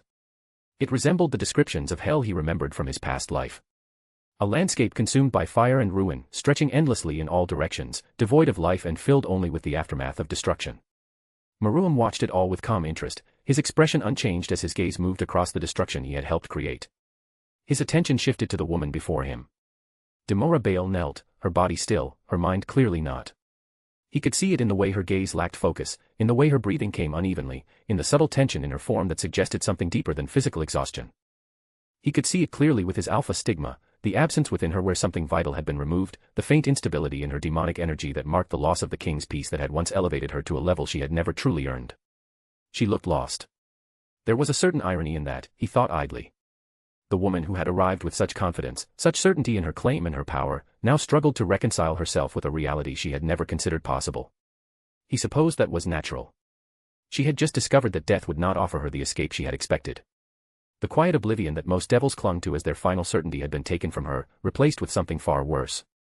The one who had defeated her possessed the ability to touch, alter, and claim her soul itself, and now she stood on the edge of a reality where even her end belonged to someone else.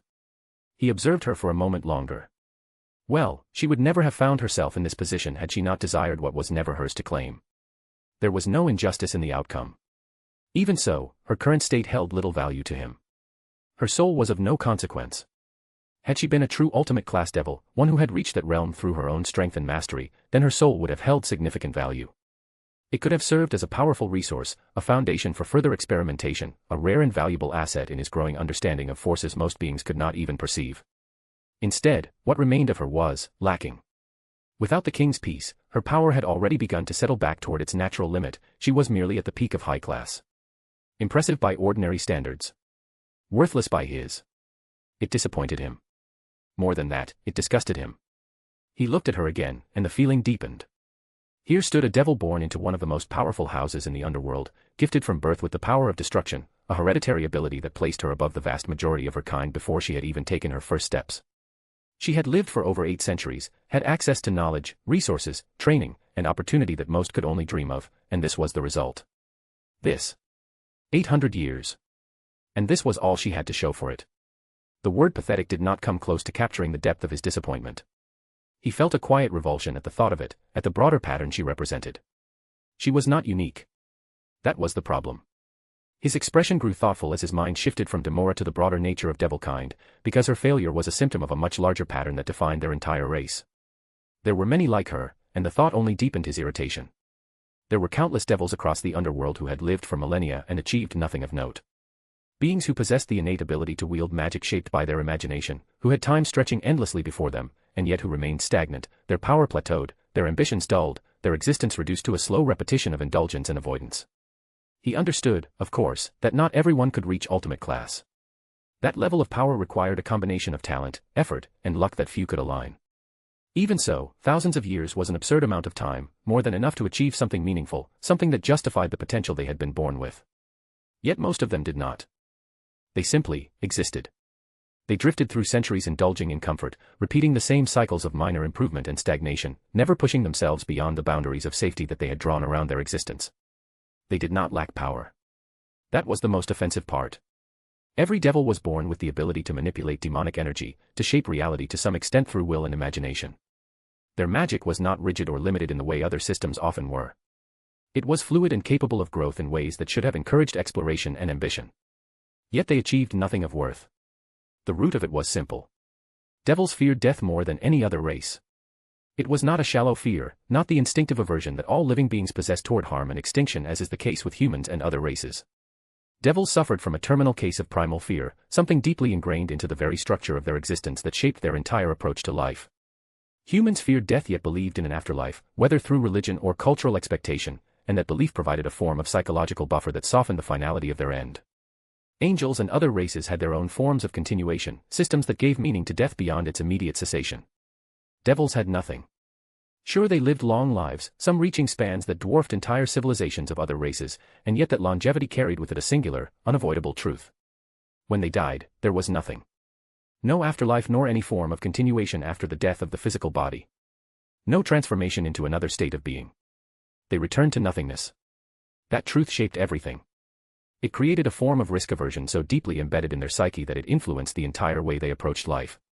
Every action was weighed against the possibility of death, every ambition tempered by the question of whether it justified the risk, and over time this constant calculation eroded the willingness to push beyond safe boundaries. Every attempt to push beyond their limits came with the possibility of failure risked annihilation. And because of that, they became cautious. Caution bred fear, fear settled into comfort, and comfort slowly hardened into stagnation. They chose stability over growth, comfort over struggle, indulgence over discipline. They feared the absence of existence more than they desired greatness. That fear shaped their culture, their priorities, their entire understanding of what it meant to live. They built systems that rewarded longevity and preservation, that encouraged maintaining one's position rather than risking it for something greater. They surrounded themselves with pleasures, distractions, and minor pursuits that filled time without demanding true effort. Maruam had observed this pattern repeatedly since his transmigration, and the more he considered it the more obvious it became. Devils did not lack for potential. What they lacked was an incentive to truly pursue that potential. Growth required risk. Improvement required failure. Strength required pushing oneself into situations where death was a real possibility, because only under that pressure did the limits of one's ability become clear. Striving requires sacrifice. Sacrifice required risk. Risk led to the possibility of death. And death meant nothingness. So they stopped striving. They convinced themselves that what they had was enough, that their position within the hierarchy of the underworld was acceptable, that there was no need to push further when the cost of failure was so absolute. Over time, that mindset hardened into complacency, and complacency turned into decay. They preferred the slow accumulation of minor gains over the possibility of significant advancement paired with significant risk. It was rational in a sense. From their perspective, survival was the highest priority because it preserved the only thing they truly had. The ability to continue experiencing the pleasures and indulgences that defined much of their culture. Why risk everything for the possibility of becoming stronger when remaining where they were already allowed them to live comfortably for thousands of years? Effort became something reserved for moments of necessity rather than a constant drive. Maruam found it contemptible. He had lived as a human before, in a world where time was limited, where the awareness of mortality created urgency, where individuals were driven to achieve something within the narrow span of their lives because they knew that span would end. That awareness created pressure, and that pressure created growth. Devils lacked that urgency. Their lives stretched so far into the future that the concept of time lost its weight. There was always more of it. Always another century. Another millennium. Another opportunity that could be taken later, postponed indefinitely without immediate consequence. So they delayed. They postponed effort. They avoided hardship. And eventually they became incapable of pursuing anything beyond their current state. It was deeply repugnant. Time was the most valuable resource they possessed, and they squandered it. Centuries passed, and they remained the same. They could have been more. They chose not to be. He looked down at Demora once more, her form still trembling slightly as the weight of her situation pressed down on her mind. She was a perfect example. Given everything and yet achieved so little. And now reduced to something even less. Maruam exhaled slowly, his gaze drifting back toward the ruined landscape, the fires still burning across the broken land, the storm above continuing to churn without sign of fading. The underworld was filled with beings like her. And that, more than anything, explained why so few ever reached true heights of power. They were unwilling. And that, in his mind, was far worse. Maruam turned his gaze toward the vast armies gathered across the shattered battlefield, and what met him was a sight that would have seemed absurd to anyone who had not just witnessed what he had done.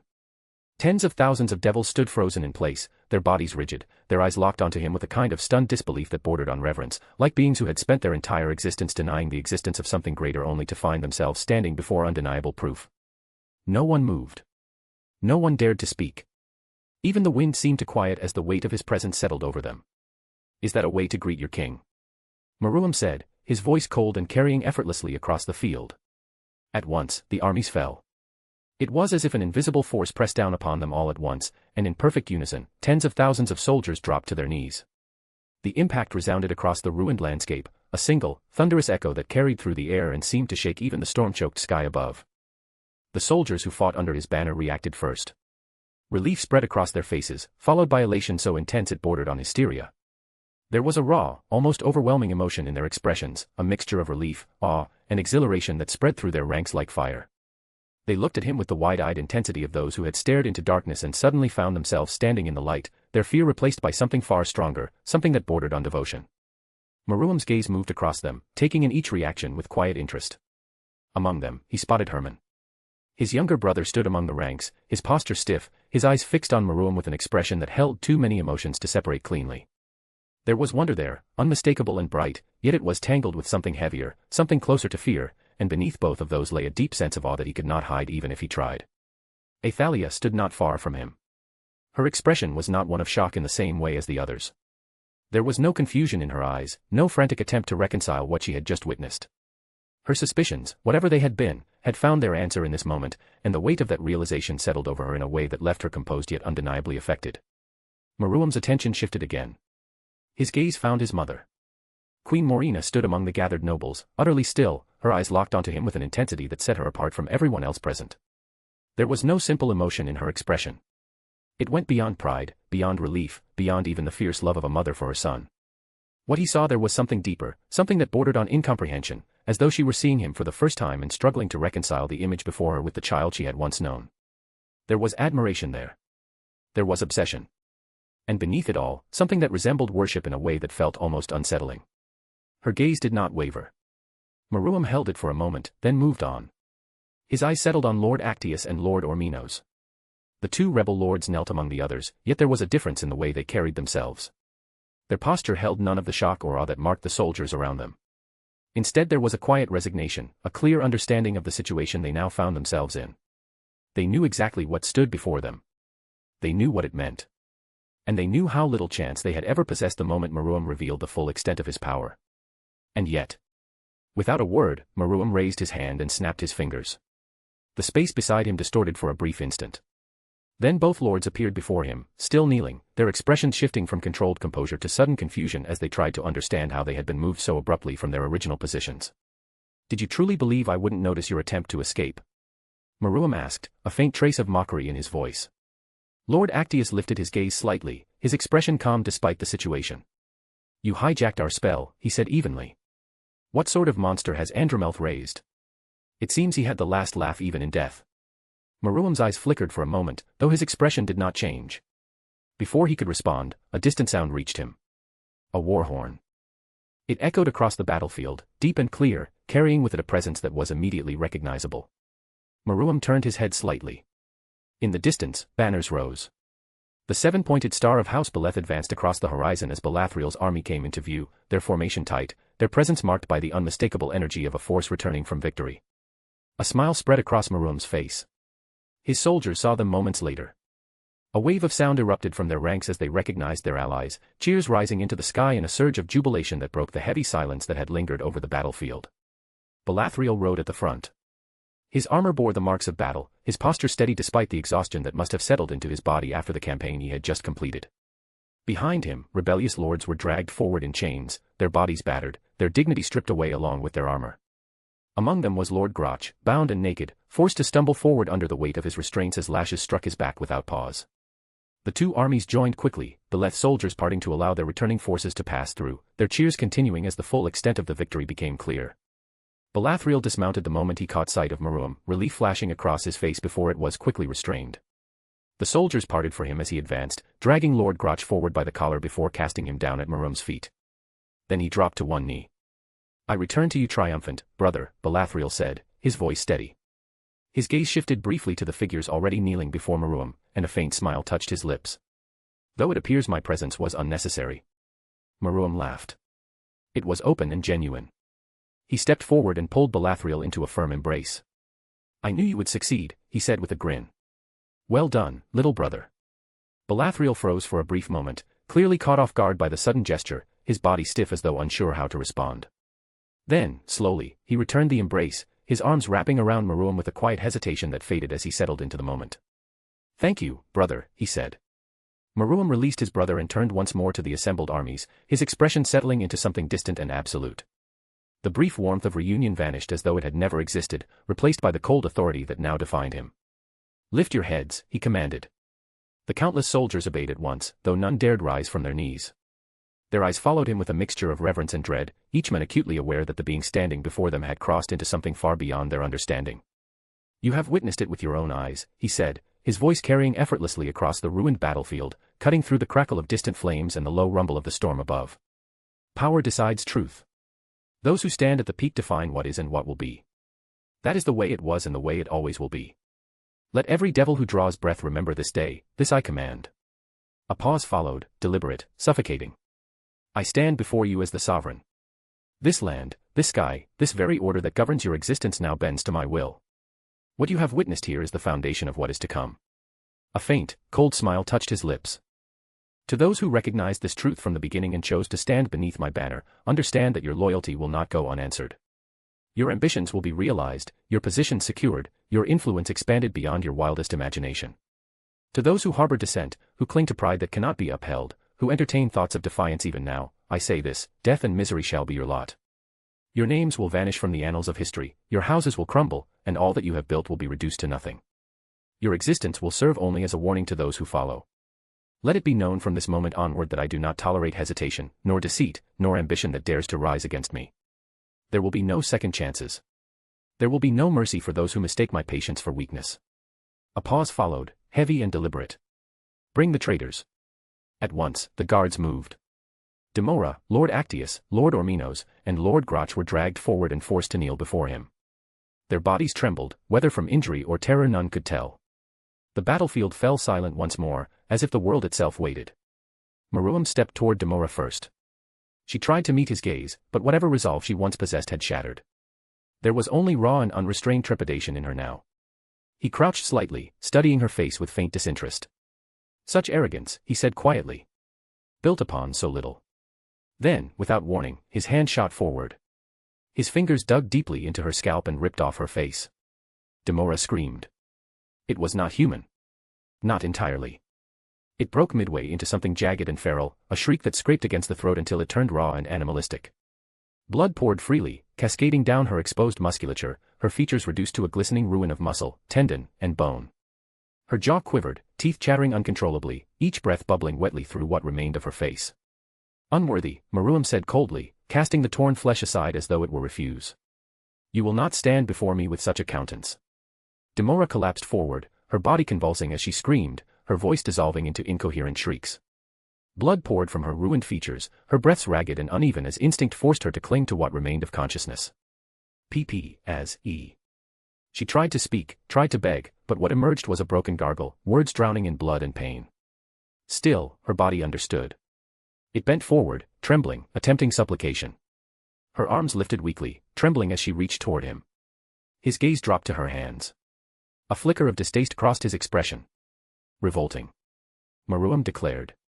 "Your hands are far too filthy to seek clemency from a king." Before she could complete the motion, he seized her arms. With a sharp motion, he ripped them out. The sound of bone snapping and flesh tearing echoed sickeningly as both arms were ripped from her body at the shoulder, blood erupting outward in violent bursts. Her scream escalated, if such a thing were possible. It rose beyond pain, beyond coherence, into something primal and unending. A shrill, tearing wail that seemed to shred itself as it climbed higher, cracking and splintering into a chorus of agony. It echoed, rebounded, multiplied into an unbearable, continuous note of suffering that clawed at the ears and refused to die. Her body convulsed violently, shoulders jerking with phantom motion, as though her arms still existed and begged to be used. She tried to crawl, to bow, to do anything, but there was nothing left to offer. Only misery. His eyes gleamed. He watched her unravel with a detached fascination, as though witnessing a spectacle crafted solely for his fleeting interest. And already, that interest was beginning to fade. Around them, the army stood frozen. They did not dare to move. They could not. What unfolded before them had long since surpassed cruelty. It had become something older, more primitive. Something that reached past fear and into paralysis. Warriors, nobles, traitors, loyalists, every one of them stood frozen. Lord Actius, Lord Orminos, Lord Grotch tried to run yet their bodies refused. Terror had hollowed them out, leaving only trembling shells that could neither flee nor fight. Their legs quivered uselessly, their breath came in shallow, panicked bursts. And still they remained exactly where they were, trapped within their own flesh. Lord Grotch broke first. "My lord, please," his voice collapsed into itself as he threw his forehead toward the ground, words tumbling over one another in frantic desperation. "I was forced, corrupted, Demora threatened me, I had no choice, please, I beg you, mercy, mercy." Maruam did not raise his voice. "I did not grant you the right to look at me," he said, each word measured, absolute. "Much less the right to speak." His hand moved again. They sank into Grotch's eye sockets with terrifying ease. There was a wet, crushing sound as they sank into the sockets, followed by a sharp, tearing motion as Maruam pulled them free. The eyes came loose with strands of tissue still attached, blood spilling down Grotch's face in thick streams as his scream erupted, his body convulsing as he clawed blindly at the ground. The sound was unbearable. A broken, guttural cry that carried far beyond the battlefield. Either a result of instinct or reason, Actius and Orminos understood. With frantic desperation, they slammed their foreheads against the ground, again and again, desperately avoiding even the possibility of meeting his gaze. They did not speak. They did not dare breathe too loudly. They reduced themselves to something less than servants, less than animals, anything that might escape notice. Maruam straightened, his gaze drifting over the writhing forms of Demora and Grotch. A faint smile touched his lips. He snapped his fingers. A magic circle formed instantly beside him, intricate and radiant, pulsing with power. From within it emerged three figures. His first and second bishops Kuroka Tuju and Valerie Teeps. And his queen Rosweiss. Each carried a massive barrel, tall enough to swallow a man whole. "Open them," Maruam ordered. They obeyed without hesitation. The lids were removed and the world seemed to recoil. What lay within was clear. Pure. Almost luminous in its stillness. Holy water. A ripple of terror spread through every devil present. Even the most seasoned among them recoiled instinctively, their bodies reacting before thought could intervene. The very presence of it caused discomfort, a deep, instinctual rejection that manifested as unease and dread. Holy power was the antithesis of their very being. That which burned their very essence. That which reduced devils to nothing. Maruam observed them calmly. He did not need to hear their thoughts. He already knew the questions forming in their minds. Why? How? How had he obtained it? Why had he brought it? What does he intend to do? "Proceed," he said. The guards moved immediately. "Put her in." The order fell casually. Demora's scream spiked the moment the command was understood, rising into a desperate, broken frenzy as the royal guard seized her. She thrashed weakly, her ruined face twisting, blood and saliva spilling freely as she tried to form words that no longer existed. It did not matter. They dragged her to the barrel. For a moment, just a moment, her body resisted. No. No. She was lifted and forced into the barrel. The moment her body touched the surface, her scream reached a new height. The holy water reacted instantly. Her skin blistered and peeled in seconds, sloughing away as though it had never belonged to her. The liquid hissed softly as it consumed her, eating through muscle, through tissue, exposing glimpses of bone beneath before even that began to darken and degrade. Her scream, if it even can be called that, transcended sound. It became something else entirely, a continuous, splintering shriek that rose beyond the limits of a voice. It wavered, broke, reformed, climbing higher and higher as if trying to escape the reality of what was happening to her. She tried to climb out. She tried. But the guards were ready. With remarkable quickness, and something disturbingly close to amusement, they drove her back down with their spears. Each time she rose, half dissolved, convulsing, they forced her under again, like butchers keeping livestock submerged. Again. And again. Until she was no more. The stench spread. A thick, suffocating reek of burning flesh and something far worse, something unnatural, filled the air. The other traitors were forced to watch. Lord Grotch was next. He sobbed incoherently as he was dragged forward, his sightless gaze rolling uselessly as he pleaded, begged, screamed for mercy that would never come. He was thrown into the second barrel. His body arched violently. His body convulsed violently as the holy water consumed him, his screams erupting into a hoarse, broken roar as his flesh began to dissolve, sloughing away under the surface. He attempted to rise, to escape, but was forced down again and again, his movements growing weaker as the liquid ate through him. Then came Actius. Words poured from him in a frantic stream, promises, apologies, prayers. Anything and everything, his voice cracking, breaking, collapsing under the weight of his terror. The Prince of Sheol did not listen.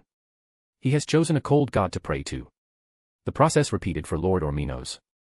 Soon, all three barrels echoed with the same sound. Endless screaming. Bodies breaking down under forces they could not resist. The air grew thick with heat, smoke, and the unbearable stench of burning flesh. And still, no one moved. No one dared. Through it all, Meruem stood in silence, watching. Then, through the haze, a figure approached. Queen Morina. She moved slowly, her hands trembling, yet her steps did not falter. In her grasp she carried a crown, held with reverence, as though it were something sacred.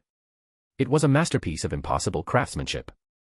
Forged from dark gold that seemed to drink in the surrounding light, its surface was adorned with intricate engravings that traced the history and authority of their house.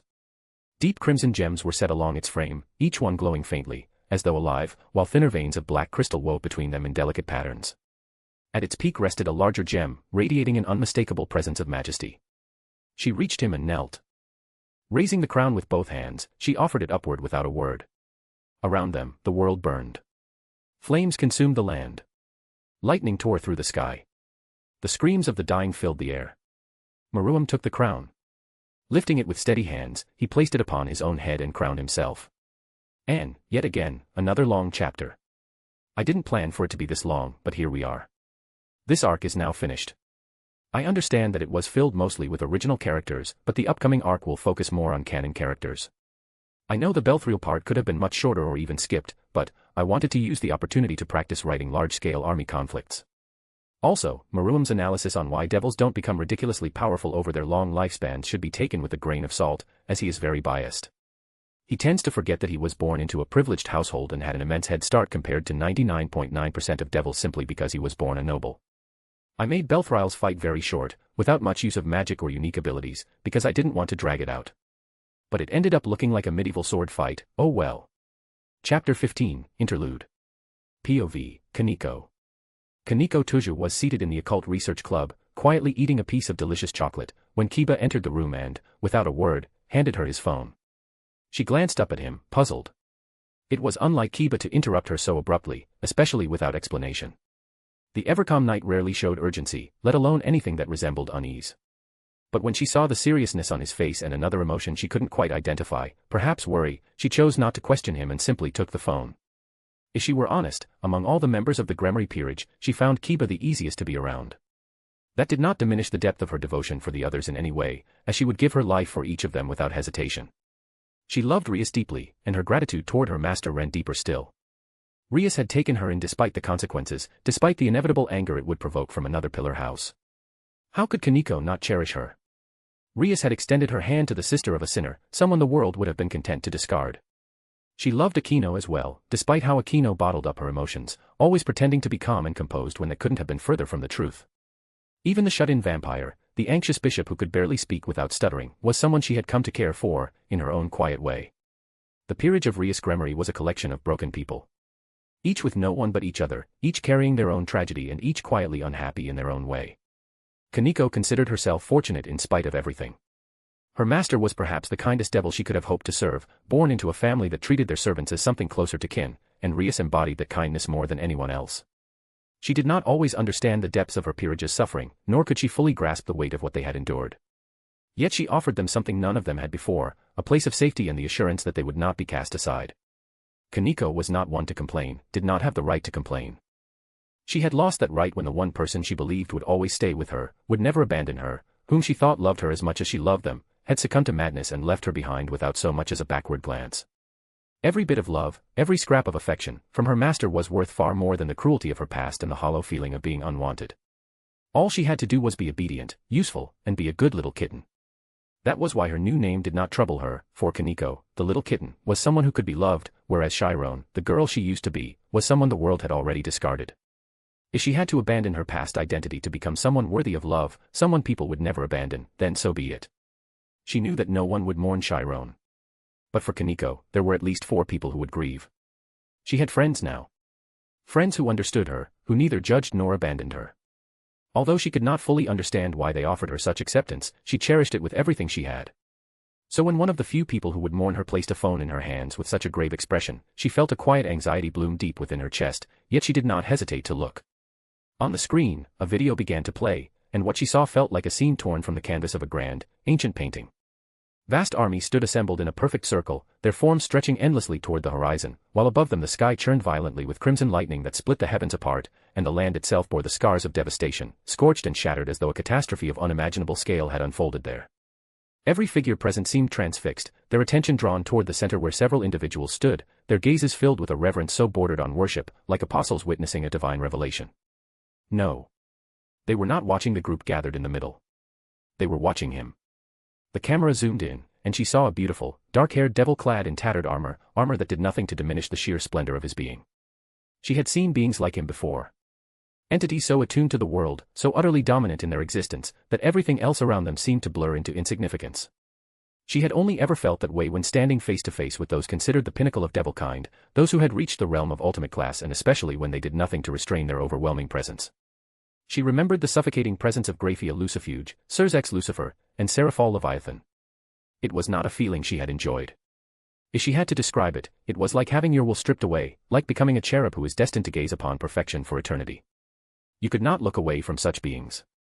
To do so would feel like a tragedy, as though you were denying yourself the right to witness something divine. And looking away felt just as unbearable, like the dull, pounding aftermath of a heavy drink. Kaneko watched, utterly bewitched, enthralled as the devil crowned himself amid blood and smoke. So captivated was she that she could not, notice anything else. The countless figures kneeling before him may as well have not existed at all. She kept watching. Somewhere in the distance, she could hear a voice calling her name, but she ignored it. She did not want to miss even a single second of the figure on her screen. It would be a tragedy to miss even a moment of this symphony of perfection. Kaneko-san.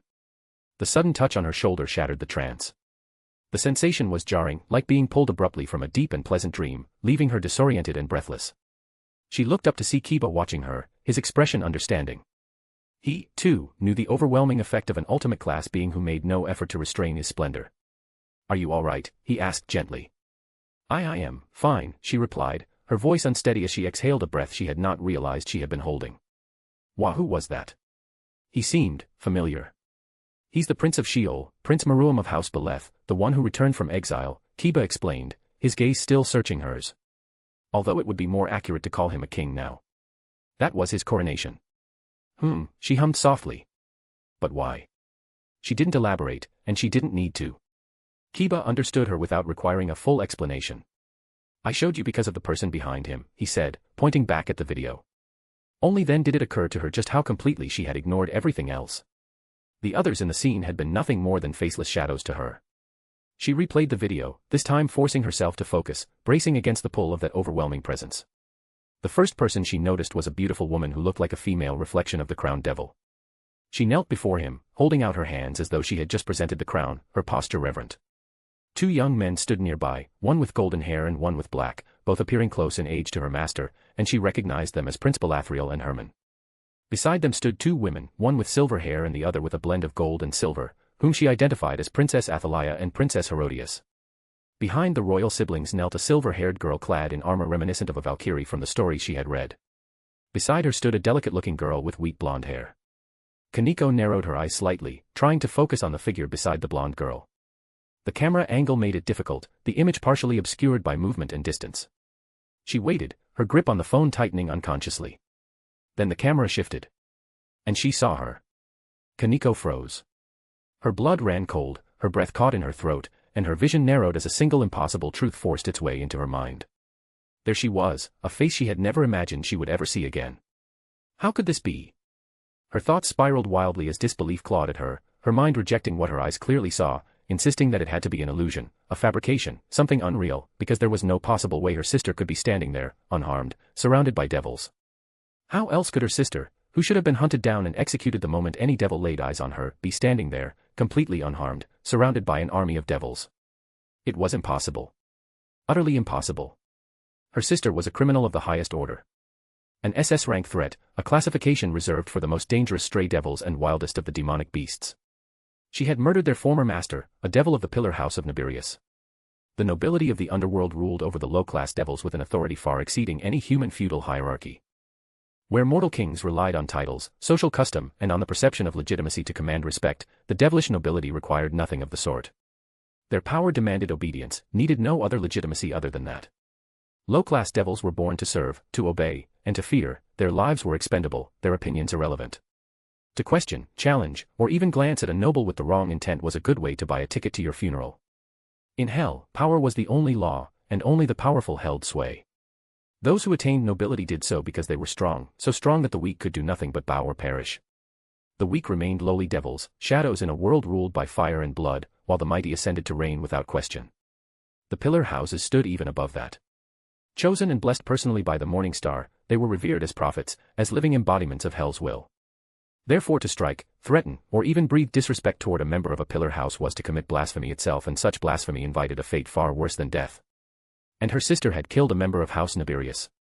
It was a cardinal sin in the eyes of devil society. A servant daring to strike down their master, such an act defied the very order of their world.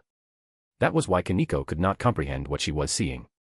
There was no possible way her sister could be standing among legions of devils, without being immediately executed for a crime. KK. Kurokane-sama, she whispered, her voice trembling as though each syllable had to fight its way past a tightening throat, her mind refusing to assemble the fragments of what she was seeing into anything that made sense.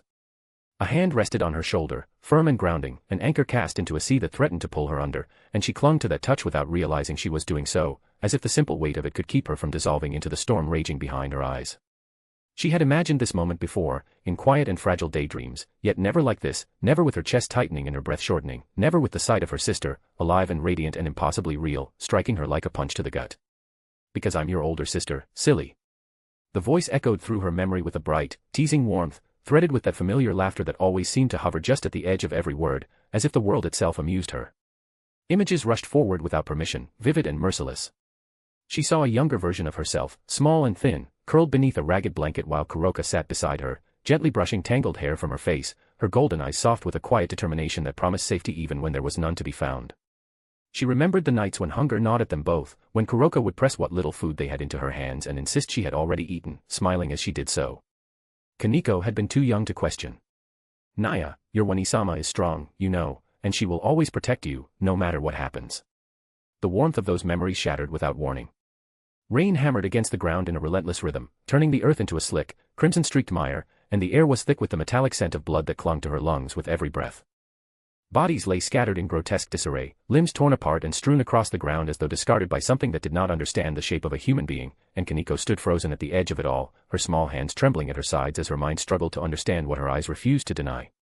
Kuroka stood at the center of that nightmare, her figure drenched in red, her golden eyes gleaming with something wild and unrecognizable, something that twisted the image of the sister Kaneko knew into something monstrous.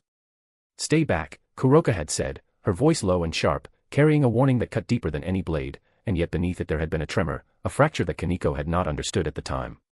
Why are they? Kaneko had tried to speak, but the words broke apart as she stared at the bodies, at the way the rain washed over them, as if trying to erase what had happened and failing. Kaneko stood there unable to reconcile the sister she loved with the monster before her eyes. Kuroka's expression had flickered, just for a moment, and in that fleeting instant Kaneko had seen it, the grief, the fear, the unbearable weight pressing down on her sister's shoulders. And then, the tears. Golden eyes, wet and trembling, as her sister had left her alone in the lab. Why was she crying that day? Why leave me behind? You shouldn't be here, Kuroka had whispered, her voice suddenly fragile, her eyes glistening with unshed tears that caught the dim light. You must never become like me. And then she had turned away. Kaneko remembered reaching out, her hand trembling as she tried to grasp the hem of her sister's sleeve, only for it to slip through her fingers as Kuroka stepped back into the rain, into the chaos, into the darkness that seemed to swallow her whole. Wait, Nei-sama, please, don't leave me. The memory twisted again. Cold stone floors stretched endlessly beneath her bare feet, and towering figures loomed above her, their gazes sharp and merciless as they looked down upon her like judges passing sentence upon something already condemned. Voices echoed through the chamber, overlapping and suffocating. A stray. A potential threat. Connected to the perpetrator. Kaneko stood alone at the center, her small frame dwarfed by the enormity of the tribunal, her heart pounding so violently it felt as though it might tear itself apart. It wasn't me, she had said, her voice shaking, her hands clenched tightly at her sides as if she could hold herself together through sheer force. It wasn't me. I didn't do anything. The murmurs did not stop. I'm a good kitten, she had insisted, the words spilling out faster, more desperate, as tears blurred her vision. I will never hurt anyone. I promise. I will be good. Please. I will be a good kitten. Kaneko. The present snapped back into place with a jolt. Kiba's voice cut through the haze, steady and urgent, pulling her back from the depths where those memories clawed at her. Take a deep breath, he said, his hand tightening slightly on her shoulder. You're having a panic attack. Her body shook uncontrollably, like a fragile branch caught in a violent storm, and she barely registered the words leaving her mouth as they repeated over and over, a broken mantra carved from fear and desperation. It wasn't me. It wasn't me. I'm a good kitten. I will never do harm. I will be a good kitten. Please. I will be a good kitten. Warmth enveloped her suddenly, strong and unwavering, and for a moment it felt like being pulled from deep, suffocating water into air that she could finally breathe. Kiba's arms were wrapped around her, firm and protective, holding her as though he could shield her from the memories themselves. They remained like that, time stretching and softening, until her breathing slowed and the trembling began to subside, the storm within her gradually losing its strength. When she finally pulled back, her gaze dropped to her hands, now empty, and a faint realization surfaced through the lingering fog. I must have dropped the phone, she thought. I'm fine, Kiba-san, she said softly, her voice steadier now, though a trace of fragility still lingered beneath it. I'm fine now. I'm sorry about your phone. Don't worry about it, silly, he replied gently, holding the device out toward her. It's not broken. She hesitated for a brief moment before reaching out. May I? He placed it in her hand without question. This time, when she looked at the screen, the image of her sister did not send her spiraling, though her chest still tightened as she studied it closely, her eyes searching for something familiar within the figure that felt both known and impossibly distant. How? She asked quietly. We don't know yet, Kiba answered. We think she might be serving under King Maruam, though we cannot confirm that. He has not said anything since his coronation. Kaneko nodded slowly, her gaze never leaving the screen, her thoughts circling around the same question that refused to settle. Nei-sama, what are you doing? POV, Surzex. Well, he certainly has a style. Flabium Asmodeus yawned as he delivered his assessment. On the large screen, a young boy crowned himself amidst the gathered lords of hell. Nothing ever impressed the indolent Satan, and it seemed the prospect of a 17-year-old devil reaching the realm of an ultimate class stirred no particular interest in him. Surzex suppressed a sigh at his old friend and colleague's attitude. Would it truly pain him to treat the situation with the gravity it deserved? He wondered. He turned his gaze toward the other occupants of the spacious oval chamber, searching for a more serious reaction. There sat the companions of his youth, those who had stood with him through thick and thin, now seated as his equals and confidants. Unfortunately, seriousness had never been their defining trait.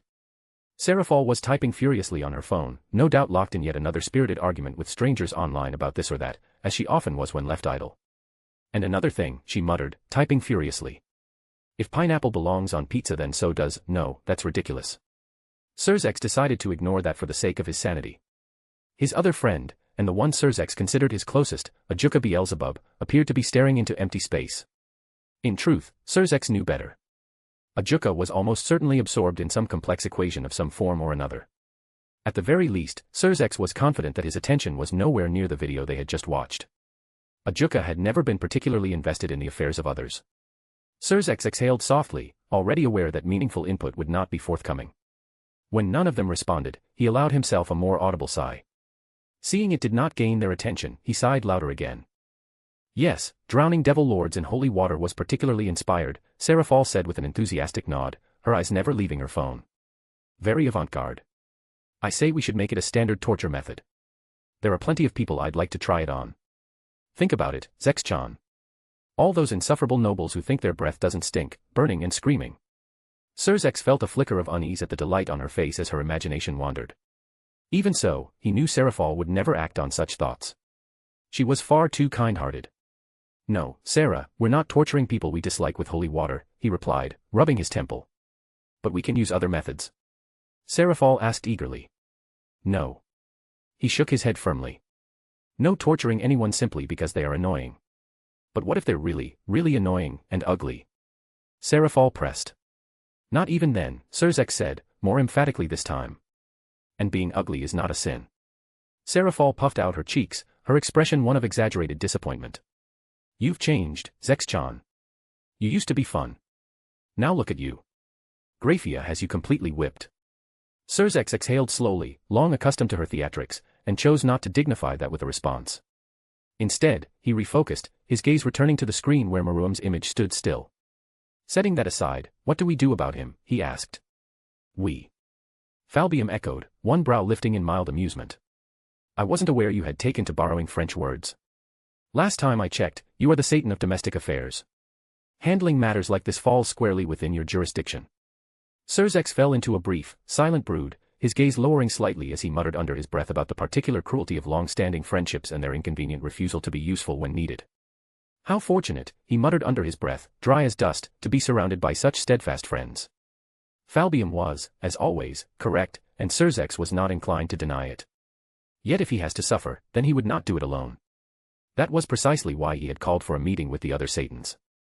Strictly speaking, the situation did not entirely fall within his domain either. The title of Satan was often misunderstood, even among devils themselves.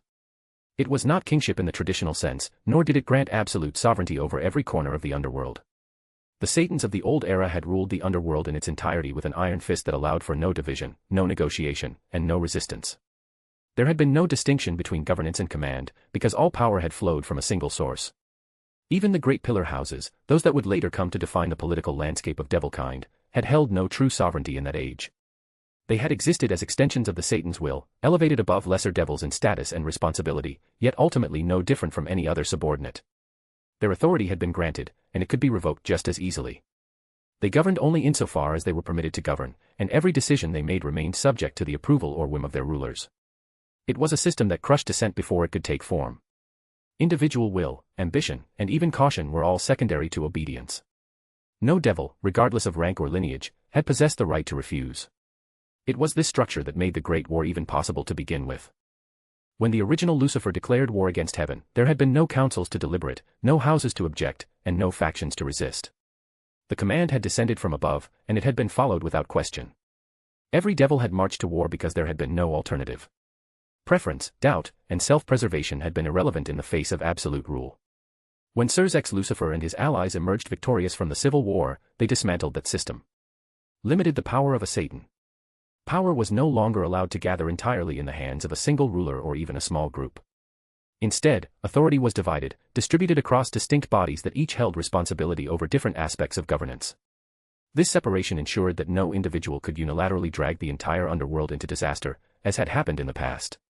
At the same time, the pillar houses were granted a degree of autonomy that would have been unthinkable under the old regime. Their territories became truly their own, not merely lands administered on behalf of a higher authority. Within their domains, they were sovereign, free to establish their own systems of rule, enforce their own laws, and pursue their own ambitions without direct interference. Xerxes, in his role as Satan, did not govern these territories in the traditional sense. His authority did not extend into the internal affairs of any single house. He could not dictate how a pillar ruled its lands, nor could he impose his will upon their internal structures simply because he possessed the power to do so. His domain lay in the inter-house relation. His role was one of enforcement and equilibrium. The Satan stood as the final arbiters when conflicts threatened to spiral beyond control, when ambition and rivalry between the great houses risked igniting wars that could engulf the entire underworld. That was when his intervention became both justified and necessary. Their authority allowed them to intervene, to impose decisions that no single pillar could defy without consequence. However, that authority was not something to be exercised lightly. In this way, the system ensured balance. So that no mad tyrant may force our race to an eternal war for his wounded pride again, thought Surzex. No house could dominate another without consequence, yet no Satan could dominate all houses without restraint. A 17-year-old has somehow reached the realm of the ultimate class, he said, his voice carrying a weight that silenced the room. An ultimate class at 17. So we've established, Serafal replied lightly. He's another one of your ilk, a super devil in the making. Though I fail to see how that concerns us. So far, he has done nothing beyond defending his claim to the throne. He poses no threat to us or to the stability of the underworld. Her reasoning was sound, and Surzex understood that. Even so, there was a persistent unease that he could not dismiss. It settled quietly in his chest, a sense of anticipation that something significant was approaching. He had lived long enough to recognize that instinct and to trust it. Whenever that feeling had surfaced in the past, it had never been without cause. And for reasons he could not fully articulate, that boy stood at the center of it. Not even Surzex or Ajuka reached ultimate class at such an age, Falbium added, his voice shedding its usual languor. They were both well into their late 20s when they crossed the threshold, as I recall. It is unusual, and perhaps even suspicious, that he has advanced so quickly. At the same time, unusual does not automatically mean dangerous. Maruam was always exceptionally talented, Serafal said, more thoughtful now. And let's be honest, Surzex and Ajuka never truly pushed themselves in that regard. They didn't need to. Their strength came naturally. Maruam, on the other hand, is said to be relentless. A complete training maniac, if the rumors are to be believed. Give someone that level of innate potential and pair it with that kind of discipline, it's hardly unthinkable that he would advance at an abnormal pace.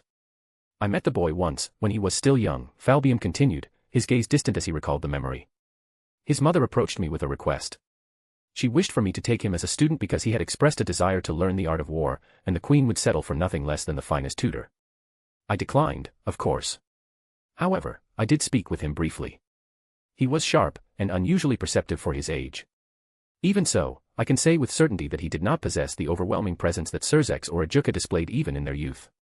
It may also be worth noting, Ajuka said, speaking for the first time, his gaze still distant, that both Surzex and I were born with high-class demonic energy reserves. Maruam was not.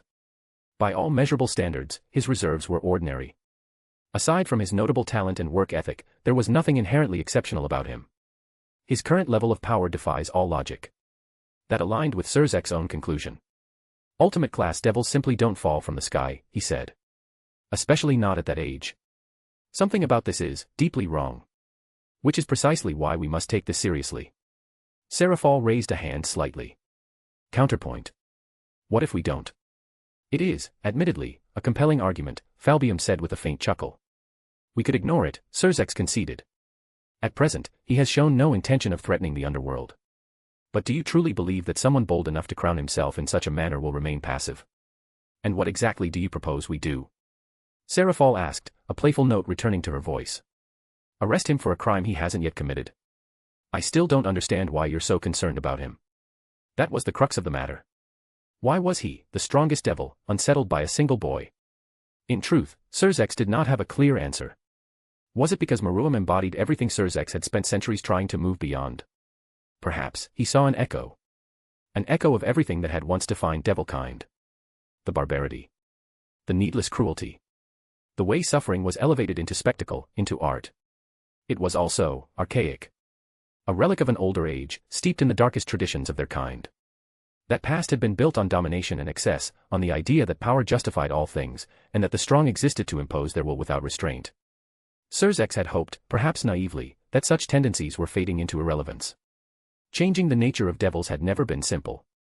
It was like attempting to redirect a river that had carved its path over millennia. And yet, progress had been made. Slow, incremental, but progress nonetheless. Over the past 5 centuries, something had begun to shift. It showed most clearly in the younger generation. Devils such as Rias, Sona, and Serorg led their peerages in a manner that would have once been considered absurd. They treated their servants as companions, as comrades, even as family. Bonds were formed through trust rather than coercion, and strength was no longer the sole measure of worth. What had once been an exception was gradually becoming the norm. And yet, that image of Maruam's ascension, crowned in blood and screams, felt like a fracture line running through all of it. A threat to everything Surzex had tried to build. What unsettled him further was the reaction. On the Devinet, the response had been disturbingly enthusiastic. Many devils praised him openly, celebrating his actions with a fervor that bordered on nostalgia. Finally, they said, a proper devil. You remember Zarkal of House Beelzebub, don't you? Surzex said, his thoughts drifting back to one of their most dangerous adversaries during the last civil war. At the Battle of Shattered Wings. The one where you and Graphia fought for 10 days and 10 nights. How could I forget? Seraphal smiled, a trace of nostalgia softening her expression. I remember the moment you intervened and forced our battle to end, only for all of us to be surrounded by the army of Demedosus Oracle Asmodeus, and the battle that followed. What a battle that was! My forces and yours together against the heir of Asmodeus and his legions. I remember the sky itself trembling under the weight of that clash, and then. Her expression shifted slightly as realization dawned. Ah. As realization dawned on her, Surzex allowed himself a faint smile. You remember the creature that appeared shortly after, he continued. The fly chimera that began attacking indiscriminately, striking both sides without distinction. At the time, none of us understood what we were facing. It was only later that we learned it had once been Zarkal himself. He had gained an enormous increase in power in an absurdly short span of time, only to lose all sense of self and transform into something monstrous. I remember thinking, even then, how profoundly unnatural that kind of growth was. I see, so that's what you're getting at, Seraphal said quietly, her tone shifting as understanding settled in. The others, too, showed signs of recognition. You think Maruam's sudden rise might be something similar? To this day, we don't know what truly caused Zarkal's transformation, Surzex replied calmly. We reached several conclusions, none of which could be confirmed. There was speculation that House Nibiros had some degree of involvement through their research and experimentation. If that assumption held any truth, then what we are witnessing now may be a refined version of that same principle. A method to elevate power rapidly without the loss of control that Zarkal suffered. That is a possibility, Ajuka Beelzebub said evenly. However, I believe you may be allowing that past incident to influence your judgment too strongly. Even if House Nibirius had achieved such a breakthrough, there would be no logical reason for them to entrust it to Maruam. From their perspective, House Beleth would be considered unreliable at best and traitorous at worst. I'm aware there are gaps in my reasoning, Surzex admitted without hesitation. But the fact remains, Maruam's growth defies all known precedent. And then there are the rings of power. Now Seraphal's attention sharpened instantly. Now that's something I find fascinating, she said, her voice bright with curiosity. How does a 17-year-old create artifacts of that caliber? I have not yet had the opportunity to examine them directly, Ajuka said, a rare hint of interest entering his tone. However, from all available accounts, they are extraordinarily sophisticated. Their construction suggests mastery across multiple advanced disciplines of magic. I find it highly unlikely that Maruam himself created them, despite his claims. The level of knowledge required far exceeds what someone his age should possess. Unless someone else created them and is supplying him from the shadows, Seraphal finished. Or he discovered a method left behind by someone else. My bet is the latter. Perhaps something hidden within the inheritance sites of the previous Satans. He has always been obsessed with uncovering those, hasn't he? That possibility raises even more questions, Surzex muttered. Naturally, Falbium said with a small shrug. But those are questions for another time. What does Lord Bale say? Anything regarding how his sister attempted to seize a sovereign pillar house, and died in the process.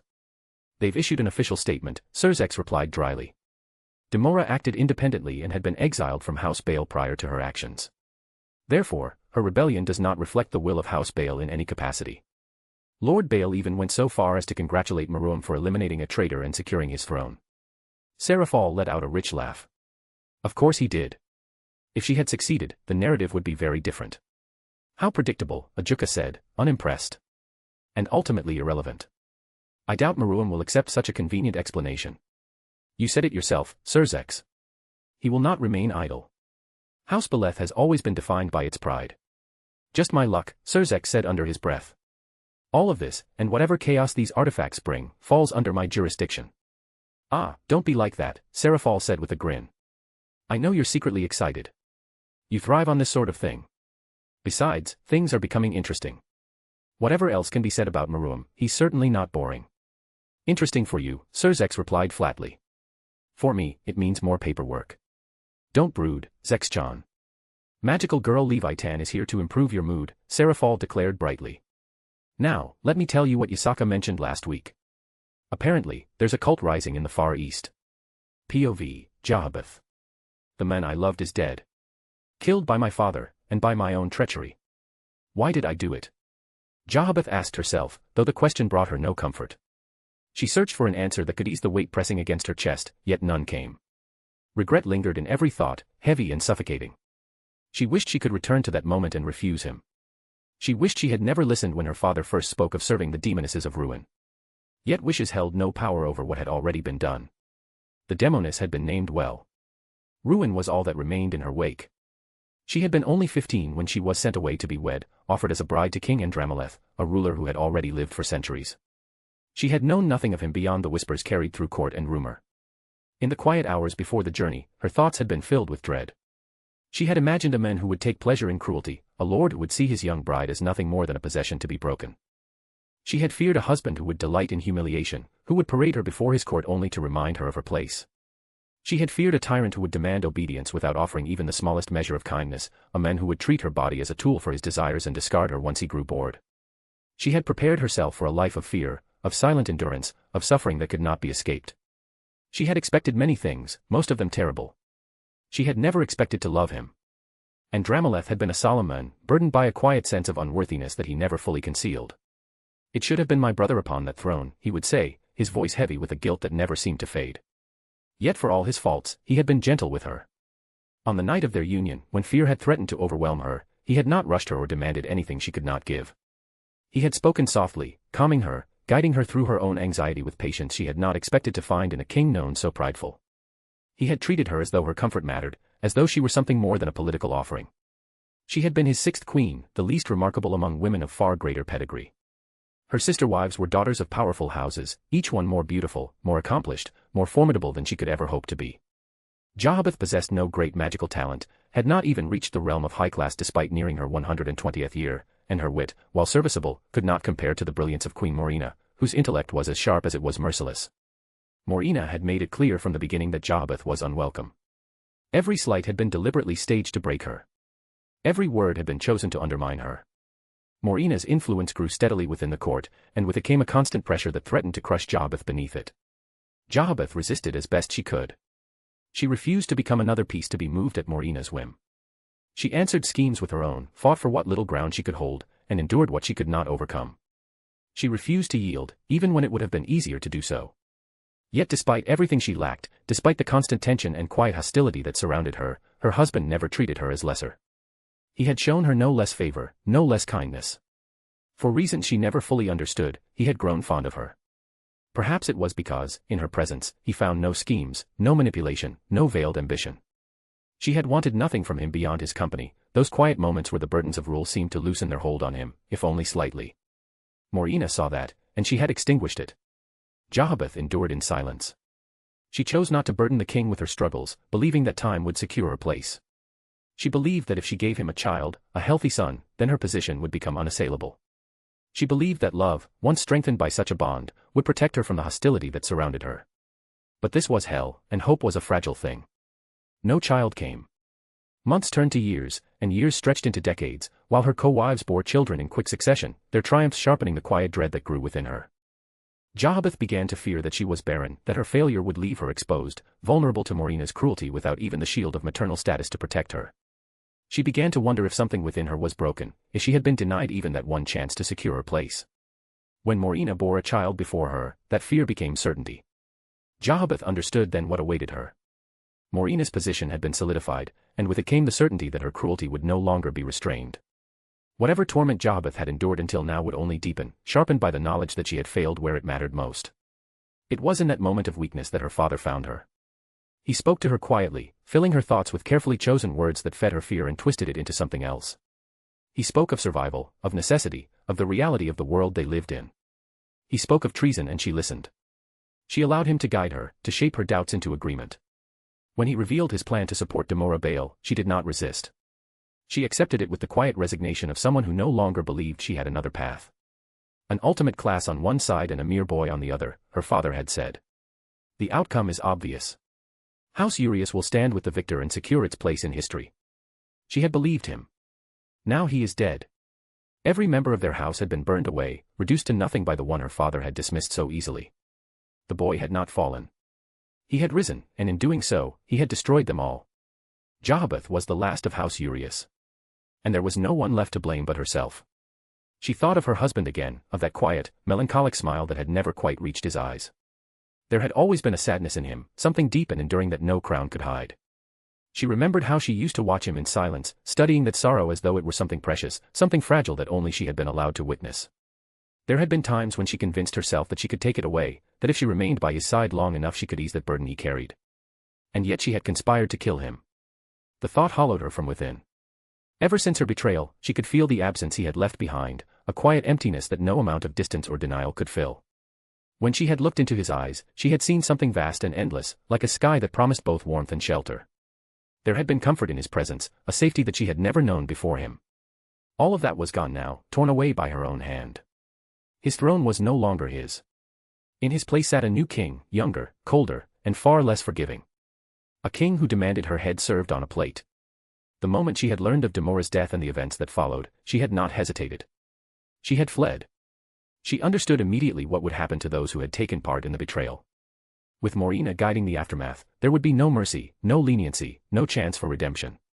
She had gathered her peerage and those few who still remained loyal to her, and she had escaped to the human world. Germany had been their refuge, Hamburg their temporary shelter. She had taken every precaution she could think of, changing teleportation routes, abandoning safe paths, moving constantly to erase any trace that could lead back to her. She had accepted that this would be her life from now on, an existence defined by flight and fear. It was not the future she had once imagined. She returned from her morning walk, the cool air still clinging faintly to her skin as she stepped into the luxurious hotel suite. The quiet routine had been one of the few comforts she allowed herself.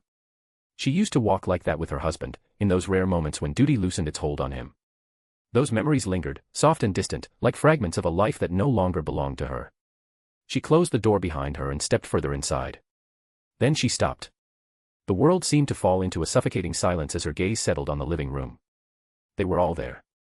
Her servants sat in their chairs exactly as she had left them, arranged in stillness that felt unnatural.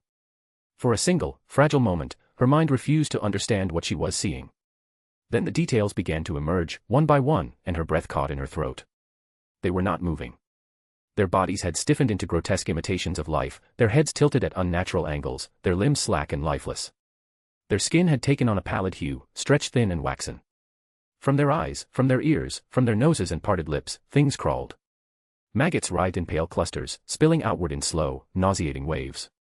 Beetles burrowed into flesh that no longer resisted them, disappearing beneath the surface before emerging again slick with decay. Thin, black insects poured from hollow sockets, their legs clicking softly as they spread across the room. The faint, wet sound of movement filled the air, a constant, crawling whisper that seemed to press against her ears. The faint scent of rot hung beneath the sterile perfume of the room, cloying and revolting. Her stomach twisted violently as the truth settled in. They're all dead, she realized, though the words felt distant, as though they belonged to someone else. Her heart began to pound, each beat loud and frantic, drowning out all reason. She is here. Oh Lucifer, no, she's here. She has found me. A cold terror wrapped itself around her spine, tightening with every passing second. I must run. As far away from here as possible. She turned and fled, her movements frantic, uncoordinated, driven by raw instinct. She did not stop to think, did not look back, did not allow herself even a moment of hesitation. She ran through streets, through alleys, through the edges of the city until Hamburg blurred into distance behind her. She kept running. She ran until her lungs burned and her legs trembled beneath her. She ran until the world around her became unfamiliar, the ordered streets replaced by empty stretches of land and silent roads. Time lost meaning as exhaustion crept in, slow and inevitable. At some point, she saw it. An abandoned industrial building stood alone in the distance, its structure broken and hollow, a relic left behind and forgotten. It rose from the landscape like a corpse, silent and waiting. I must have run for hours, she thought dimly. I need to rest. Just for a moment. She approached the building cautiously, her steps faltering as fatigue weighed heavily upon her. Her mind drifted back to the scene she had left behind, to the sight of her loyal servants reduced to something unrecognizable. How did she find us? She wondered, dread coiling tighter with every step. We covered our trail so carefully. Why does it always end like this? She was alone now. Truly alone. A sound broke the silence. It was soft at first, barely noticeable, like the faint rustle of something shifting just out of sight. Then it grew, multiplying, layering upon itself until it became impossible to ignore. She froze and turned slowly. The warehouse loomed before her, its dark interior stretching wide and empty. Within that darkness, something moved. Insects. At first there were only a few, crawling along the edges of the broken walls, slipping through cracks and shattered glass. Then more followed, and more still, until the space began to fill. They poured in from every opening, from windows and doorways, from the ground itself, as though the earth had split open to release them. Their movement was steady, purposeful, a tide that advanced without hesitation. They were not ordinary creatures. She felt it instinctively. Then came the sound of scratching.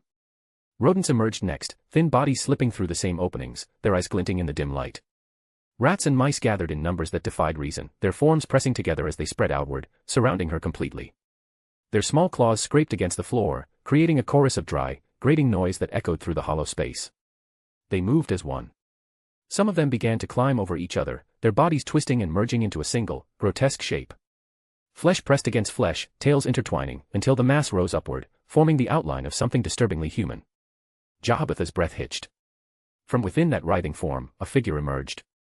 The rodents fell away in clumps, scattering across the ground as though they had never been more than a vessel. In their place stood a woman of striking beauty, her presence overwhelming in a way that carried both elegance and terror. Her hair was dark as midnight, cascading smoothly over her shoulders, and her eyes shone with a deep, regal purple that held a cold and merciless intelligence. She was adorned in exquisite jewelry, each piece crafted with meticulous care. Rings glimmered upon her fingers, bracelets encircled her wrists, and a necklace of fine design rested against her collarbone. Upon her head sat a delicate tiara, its intricate structure catching what little light remained and reflecting it in faint, cruel brilliance. An abandoned warehouse, in the middle of nowhere, Queen Morina said, her voice soft and composed, carrying a quiet satisfaction. A rather fitting place for your end, would you not agree, my lady? Jahabeth understood at that moment that there would be no escape. There had never been any escape.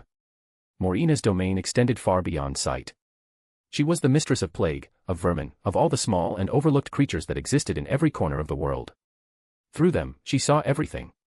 Through them, she followed. It had been foolish to believe she could hide. Did you truly think you would find peace after what you have done? Morina continued, her gaze unwavering. You conspired against my son. You played a part in the death of my husband. If you must blame someone, then blame yourself. You chose this path knowing where it would lead. Jahabeth remained silent. There was nothing she could say that would change what was to come. You always claimed to love him, Morina said, her tone sharpening slightly. You convinced yourself it made you special. Yet when the moment came, you betrayed him all the same. That is the value of your love. A flicker of anger stirred within Jahabeth. You understand nothing, she replied, her voice quiet, weighed down by something deeper than defiance. Perhaps, Morina said with a small, dismissive motion. It changes nothing. I remain the queen, and you stand before me as nothing more than a beggar. My son will lead our house into a future greater than anything that came before. It's my duty as his mother to clean up the riffraffs left in his wake. The creatures moved. They surged forward all at once, a living tide of chitin and fur that crashed against her. Teeth sank into her flesh with brutal force, tearing away pieces of her as though she were nothing more than carrion. Pain erupted instantly, overwhelming and absolute, spreading through her body in waves that left no room for thought. Rats latched onto her limbs, their jaws strong enough to rip through muscle and bone. Insects swarmed over her skin, crawling into every opening, burrowing beneath the surface, devouring from within. She felt them in her mouth, in her throat, forcing their way deeper as her scream was swallowed and replaced by a choking flood of movement. Her body failed her. Piece by piece, it was stripped away. The world dissolved into agony, into sensation so intense that it eclipsed everything else. She could no longer move, no longer see clearly, no longer form coherent thought. There was only the relentless consumption, the certainty that nothing of her would remain. At the very end, as she lay upon the cold ground, her awareness fading into nothingness, there was one final sound that reached her. The quiet, satisfied laughter of the Queen of Rot. Anne, writing the psychology of the abandoned child, could get quite angsty. Honestly, all the canon MCs have had such a shitty life.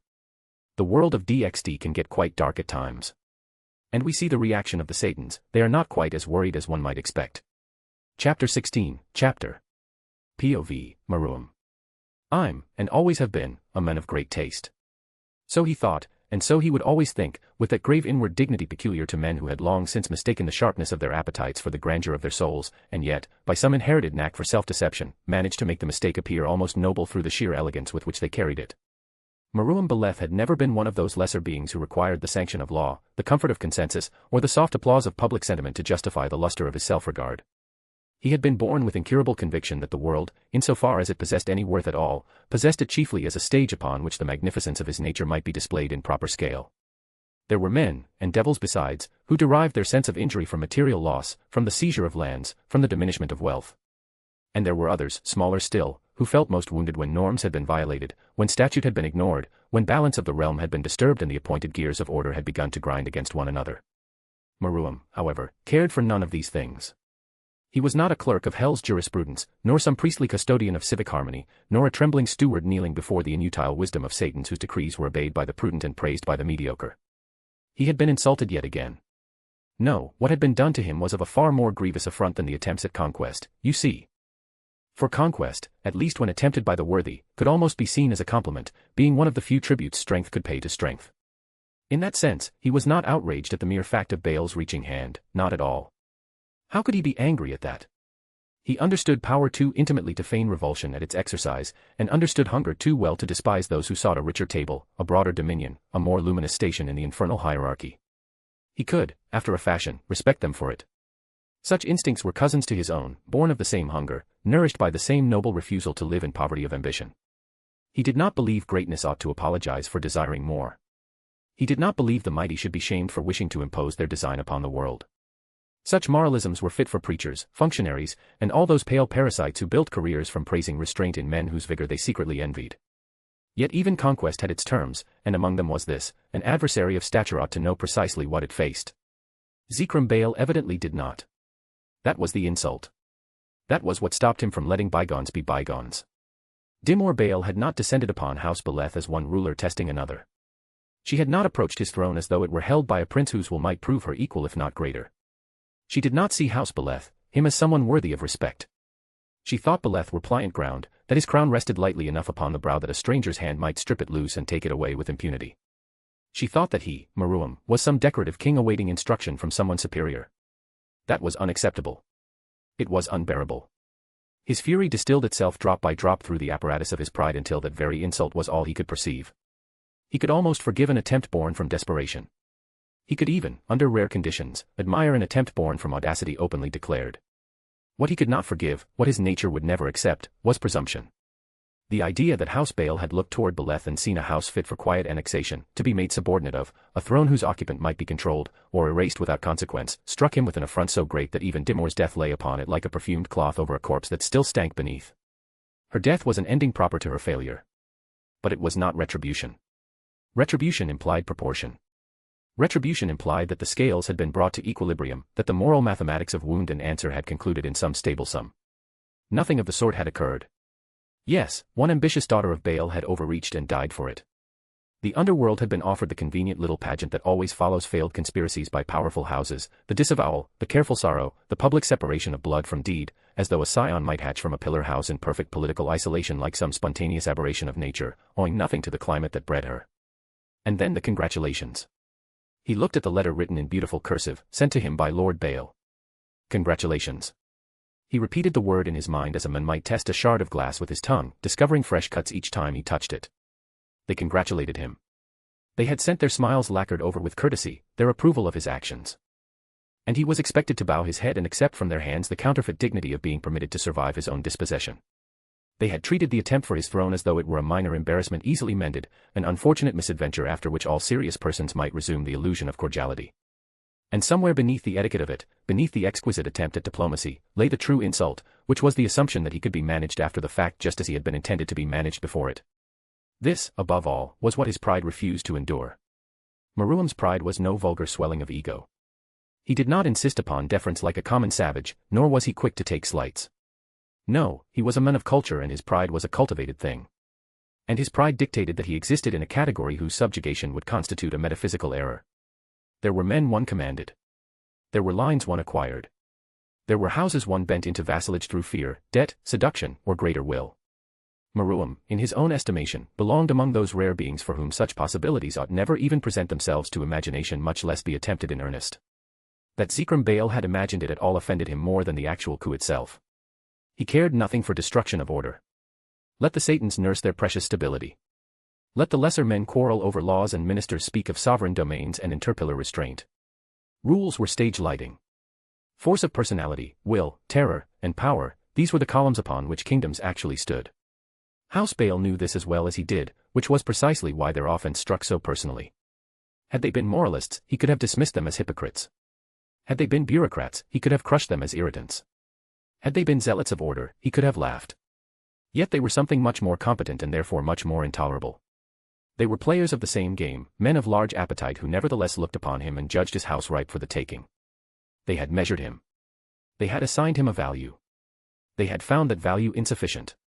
And because he was Maruam, because his spirit had been born with the peculiar curse of needing to appear immeasurable in the eyes of others, he found the very existence of that judgment a grave sin. The death of his father did not sit at the core of his wrath as others might have expected. His grief was worth less than his pride. He did not require sentimental attachments to justify vengeance. He required only the certainty that his dignity had been weighed and found wanting by those who ought to have known better. He knew their kind because he was their kind. He knew, too, that they would imagine his rage to be containable if they just apologized. Such thoughts almost amused him. Almost. Devils of coarser temperament often mistook polish for passivity. They observed taste, cultivation, and restraint, and imagined these qualities were forms of self-limitation, a sign of weakness. Maruam knew better. And it was for this reason, and this reason alone, that he could not accept the cheap narcotic of reconciliation, that treacly word men use when they wish the injured party to assist in burying the evidence of insult for the convenience of everyone else. No, what he desired was simpler and more difficult. He desired to impress upon House Beleth the irrevocable truth that he had been misvalued. He desired to carve this truth so deeply into their imagination that the very mention of Beleth would thereafter carry with it a taste of iron and an involuntary correction of posture. I'm, and always have been, a man of great taste. And there was nothing more distasteful than an insult left unanswered. He heard footsteps approaching the throne. He did not need to open his eyes to know who it was. His senses had long since adjusted to such things, picking up the presence with ease.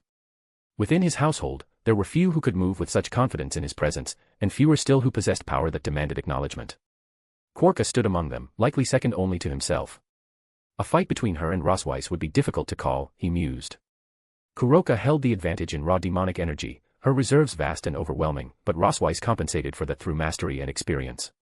As a Valkyrie under Odin, she had been shaped from childhood into a weapon, trained relentlessly across countless forms of combat until it became second nature. It would not be a one-sided battle.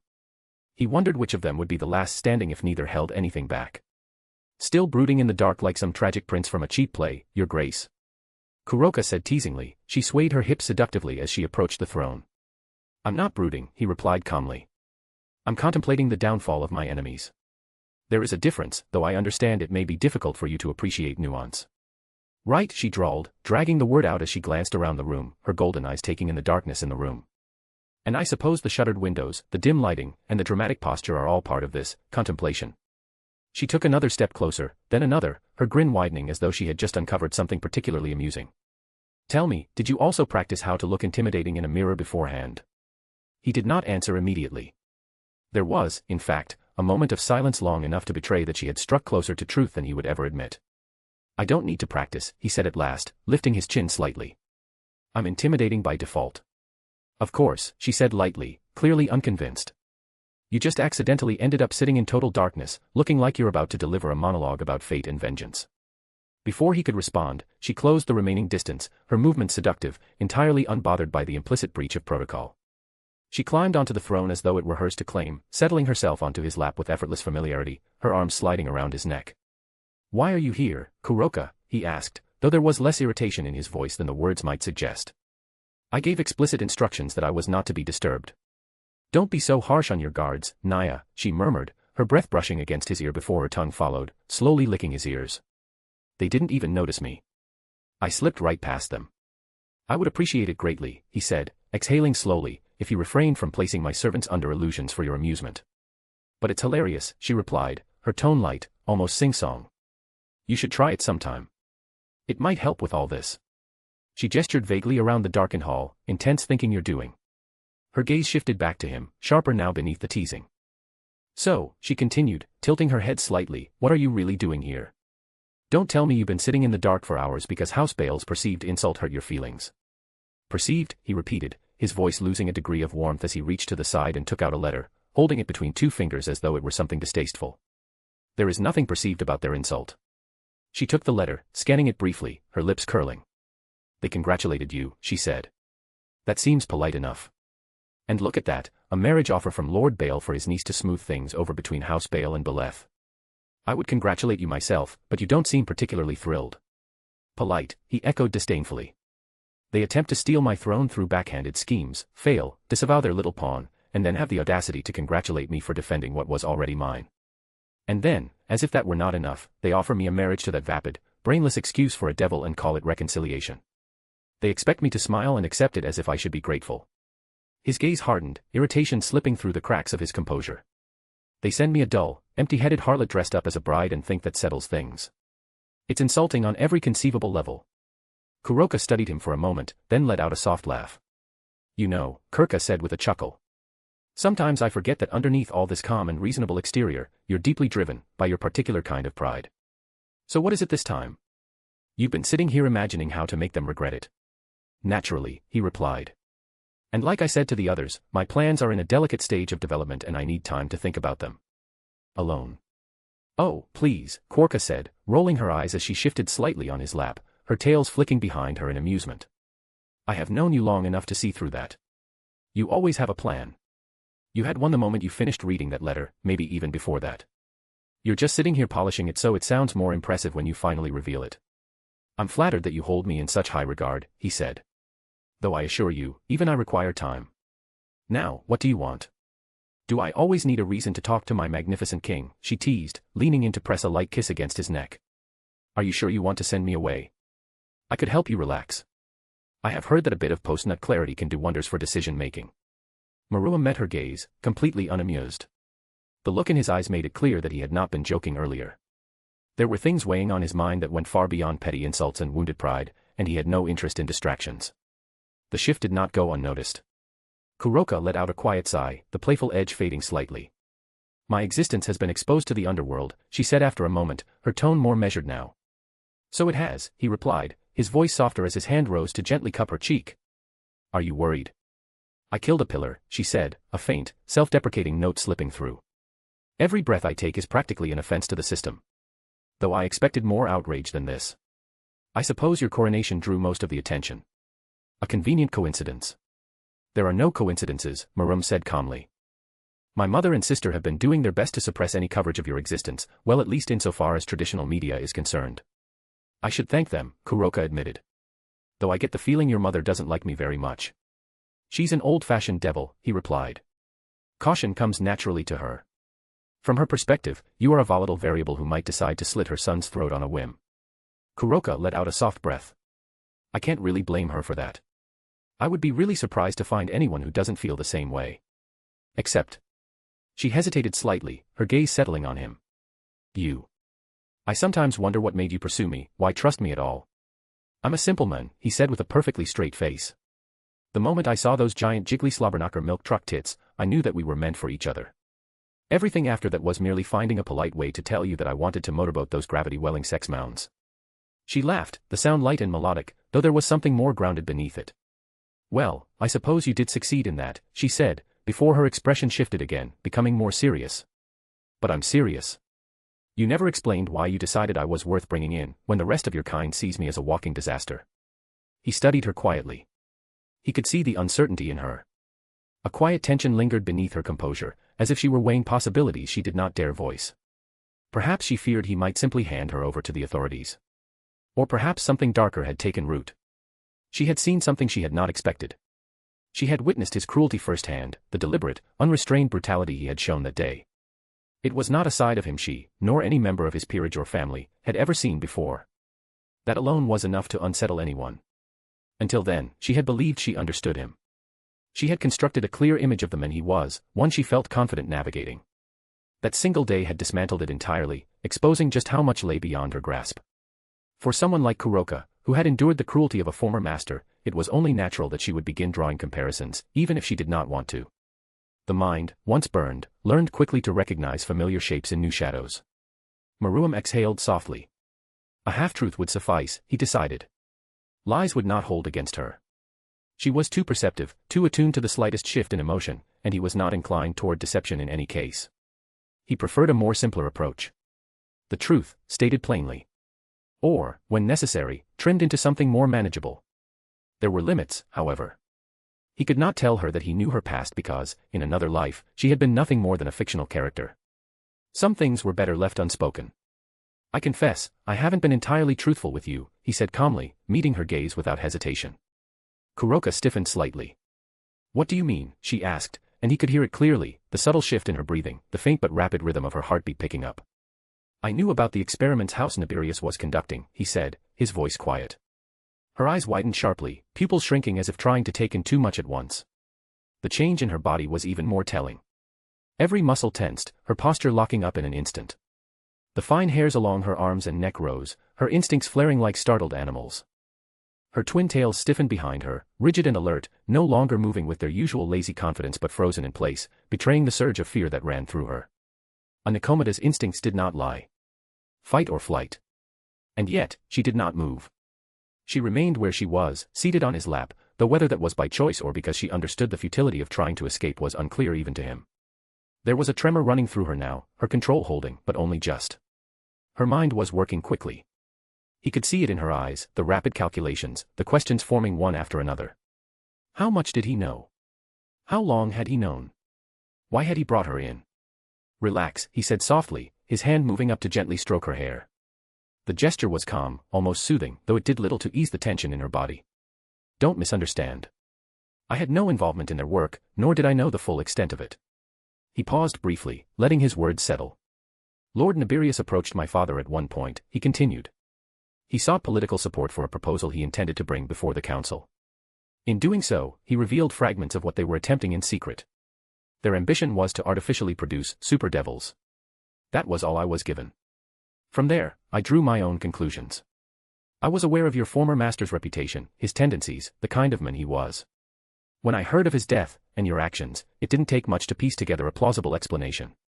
His voice softened slightly. I concluded that he likely turned his attention toward your sister, and that you killed him to stop it. He tilted his head just slightly. Was I wrong? If anything, she grew more tense. The fear in her eyes was no longer masked, though she still forced a smile onto her lips, brittle and unconvincing. That is quite a leap, master, she said lightly, though her voice betrayed her. Most people would not arrive at that conclusion so easily, and yet you did. Why recruit me after that? Because I believed the experiment would have increased your potential significantly, he answered plainly. And because, if my assumption was correct, you were dealt a particularly shitty hand. I chose to give you an alternative. And the fact that I killed a member of a pillar house, she asked quietly. That doesn't matter to you. Why would it, he replied, genuinely puzzled. And even if it did, I would hardly be in a position to judge you for it. I suppose that's fair, she muttered, her gaze lowering as she sank into thought. He said nothing, allowing her the space to process. He could have framed it differently. He could have softened the truth, presented it in a way that cast his intentions in a more favorable light, omitted the part where her potential had been a key factor in his decision. It would have been easy to make it sound better. But that was not what he wanted. Trust built on half-formed illusions tended to collapse the moment it was tested.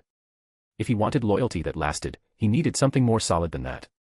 Honesty, even if incomplete, created a foundation that could endure. You promised you would help me reunite with my sister, she said quietly after a while, her voice barely above a whisper. I did, he replied simply. And I will. When? She asked, then caught herself. I know I'm being demanding and I don't want to put more pressure on you than you already have, but I.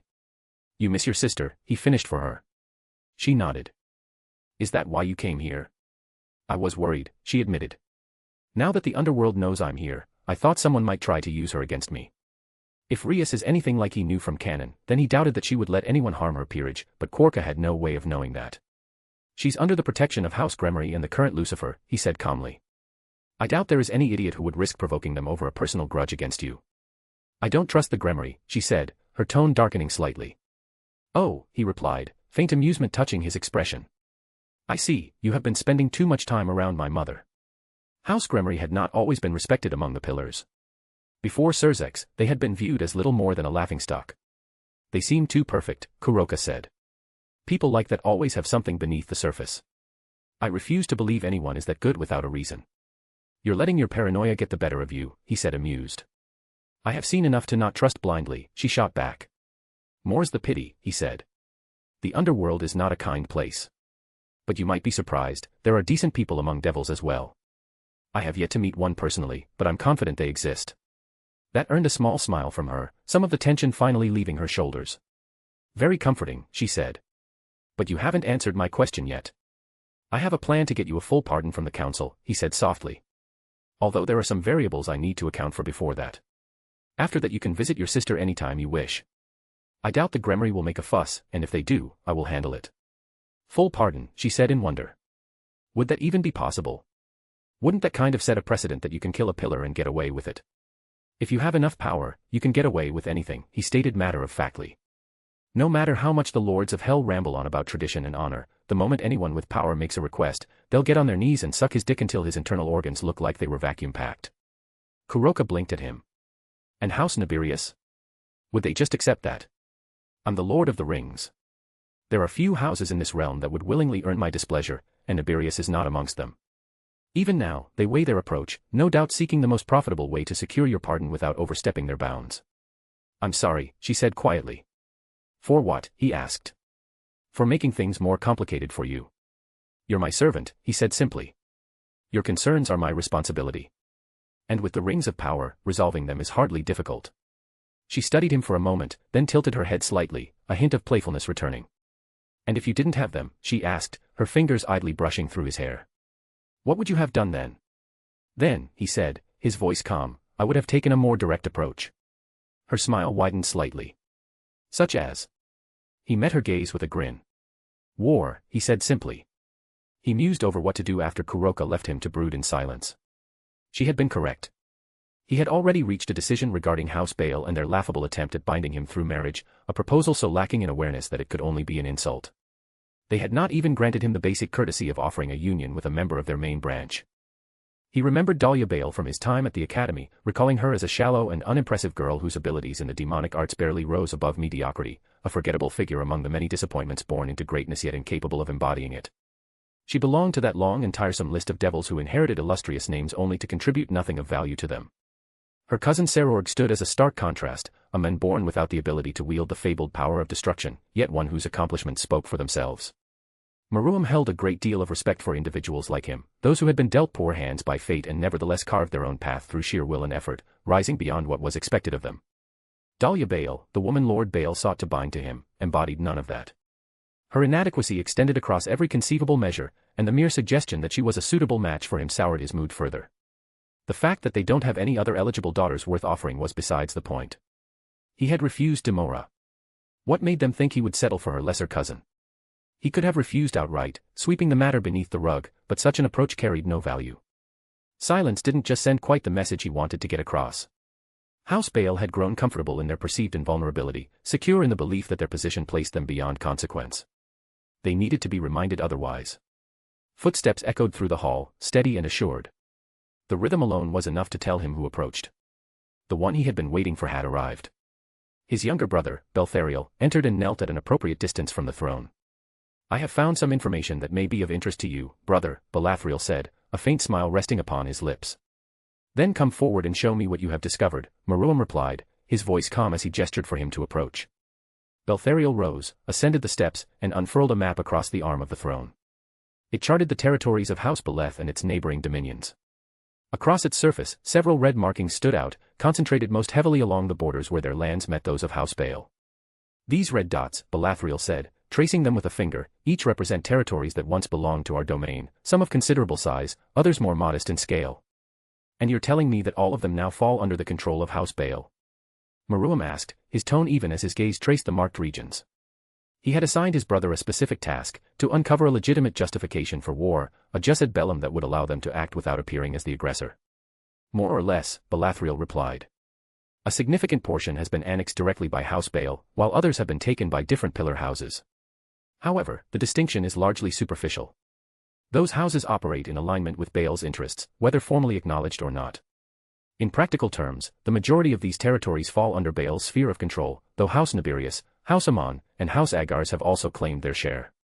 The original size of House Beleth's domain had once rivaled that of an entire continent, comparable in scale to North America, though that was before the emergence of the Eye of the Pit, after which their territory had diminished significantly. The extent of what had been stolen was surprising, though not entirely unexpected when viewed through the lens of opportunism that governed the Underworld. When did these acquisitions occur, and are you sure they constitute theft? Maruam asked, committing the map to memory. For all we know, they could have been given as dowry or part of some deal in the past. They're common enough. I thought so at first as well, Belethriel said. However, I have reviewed the records of every treaty our house has entered into with other pillars over the past 1,000 years, and I found no documentation supporting any such transfers. Then perhaps they predate those records, Maruam suggested. Belethriel shook his head. These territories are special, he explained.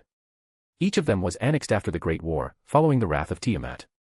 Some acquisitions are as recent as 4 centuries ago. An interesting pattern emerges when one examines the timing.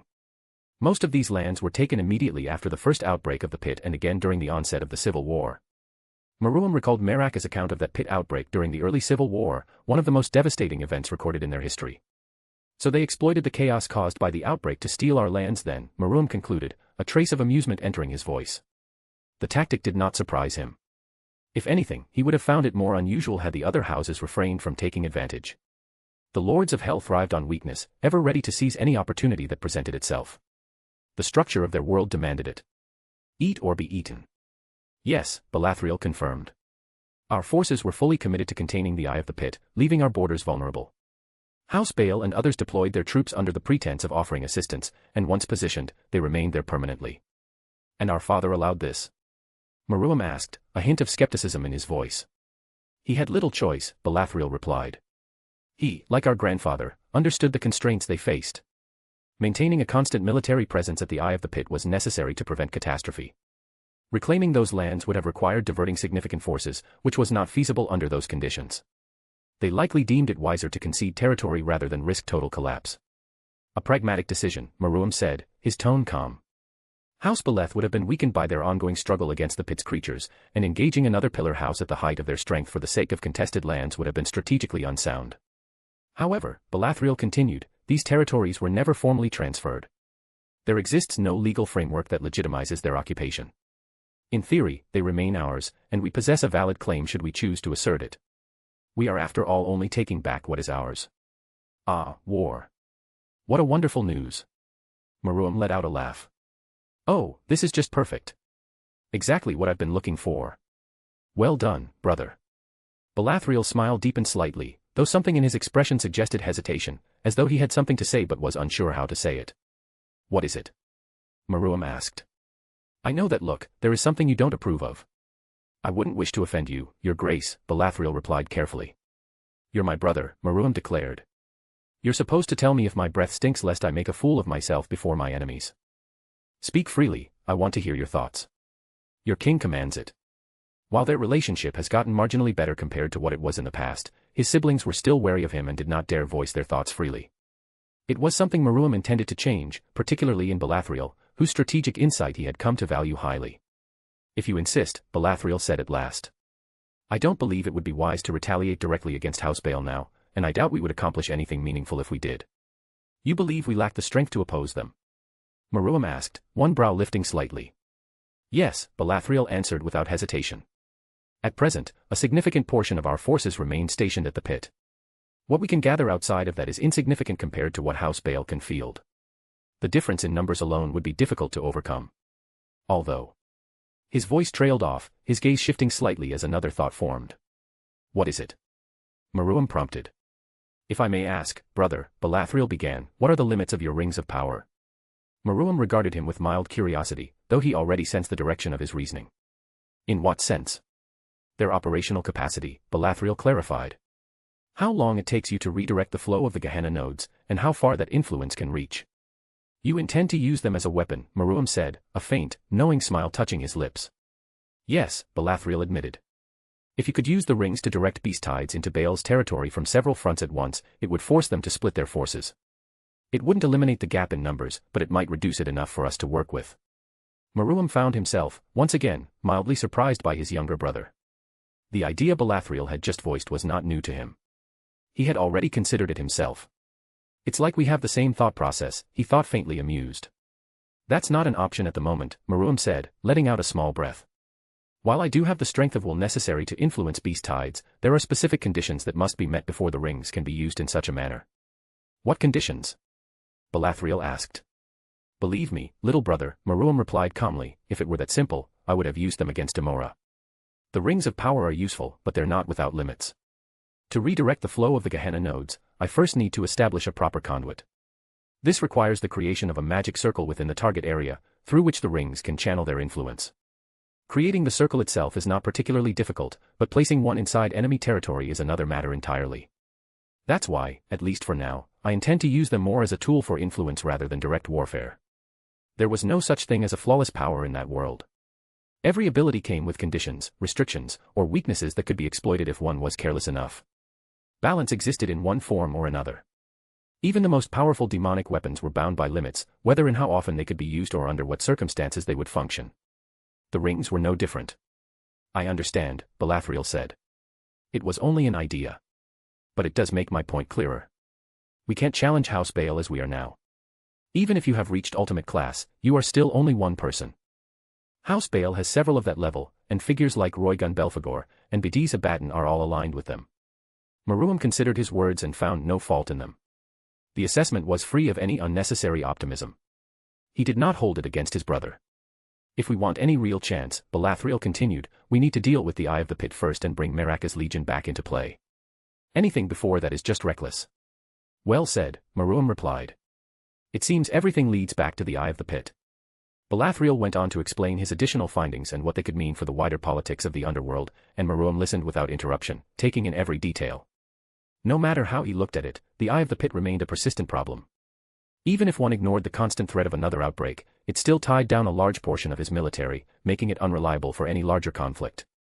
That alone was reason enough to deal with it. He needed those soldiers freed and available when he chose to use them. And then there were the resources. The pit was rich in untapped resources, an expanse filled with valuable minerals, industrial potential, and fertile land capable of sustaining large-scale agricultural development. If he managed to bring the pit under his control, House Beleth could rise to stand among the richest houses in the Underworld, possibly surpassing even the famously prosperous House Phoenix. The Underworld's barren nature forced its inhabitants to rely heavily on imports, creating a constant demand that could be exploited.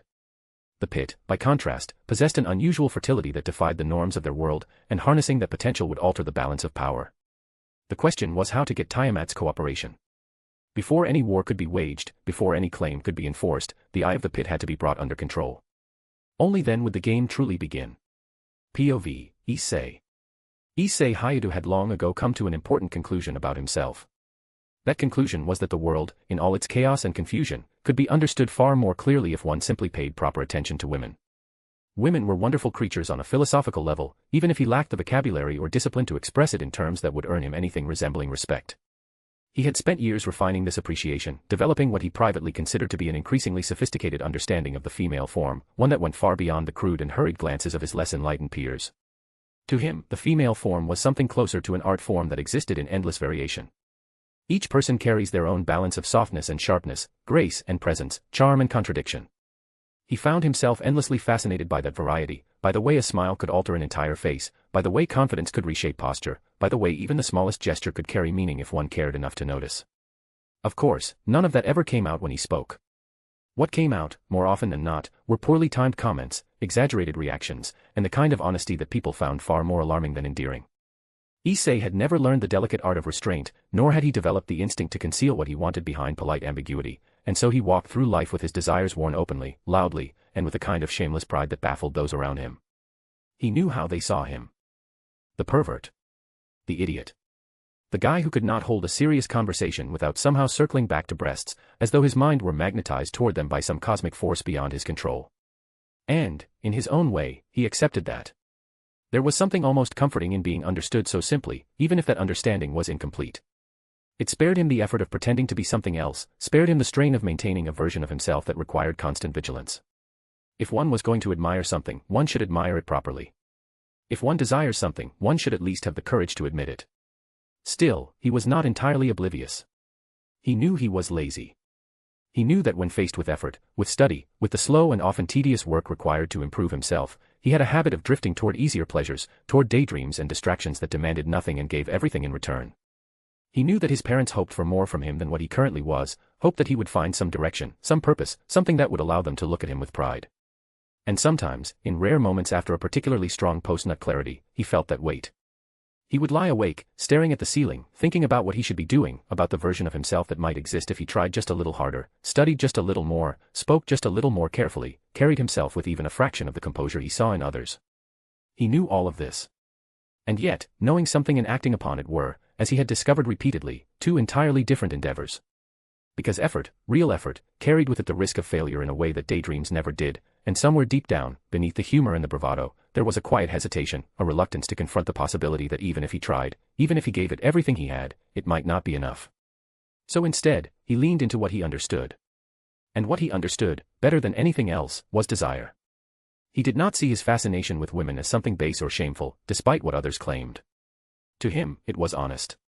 It was alive in a way that many other things in his life were not.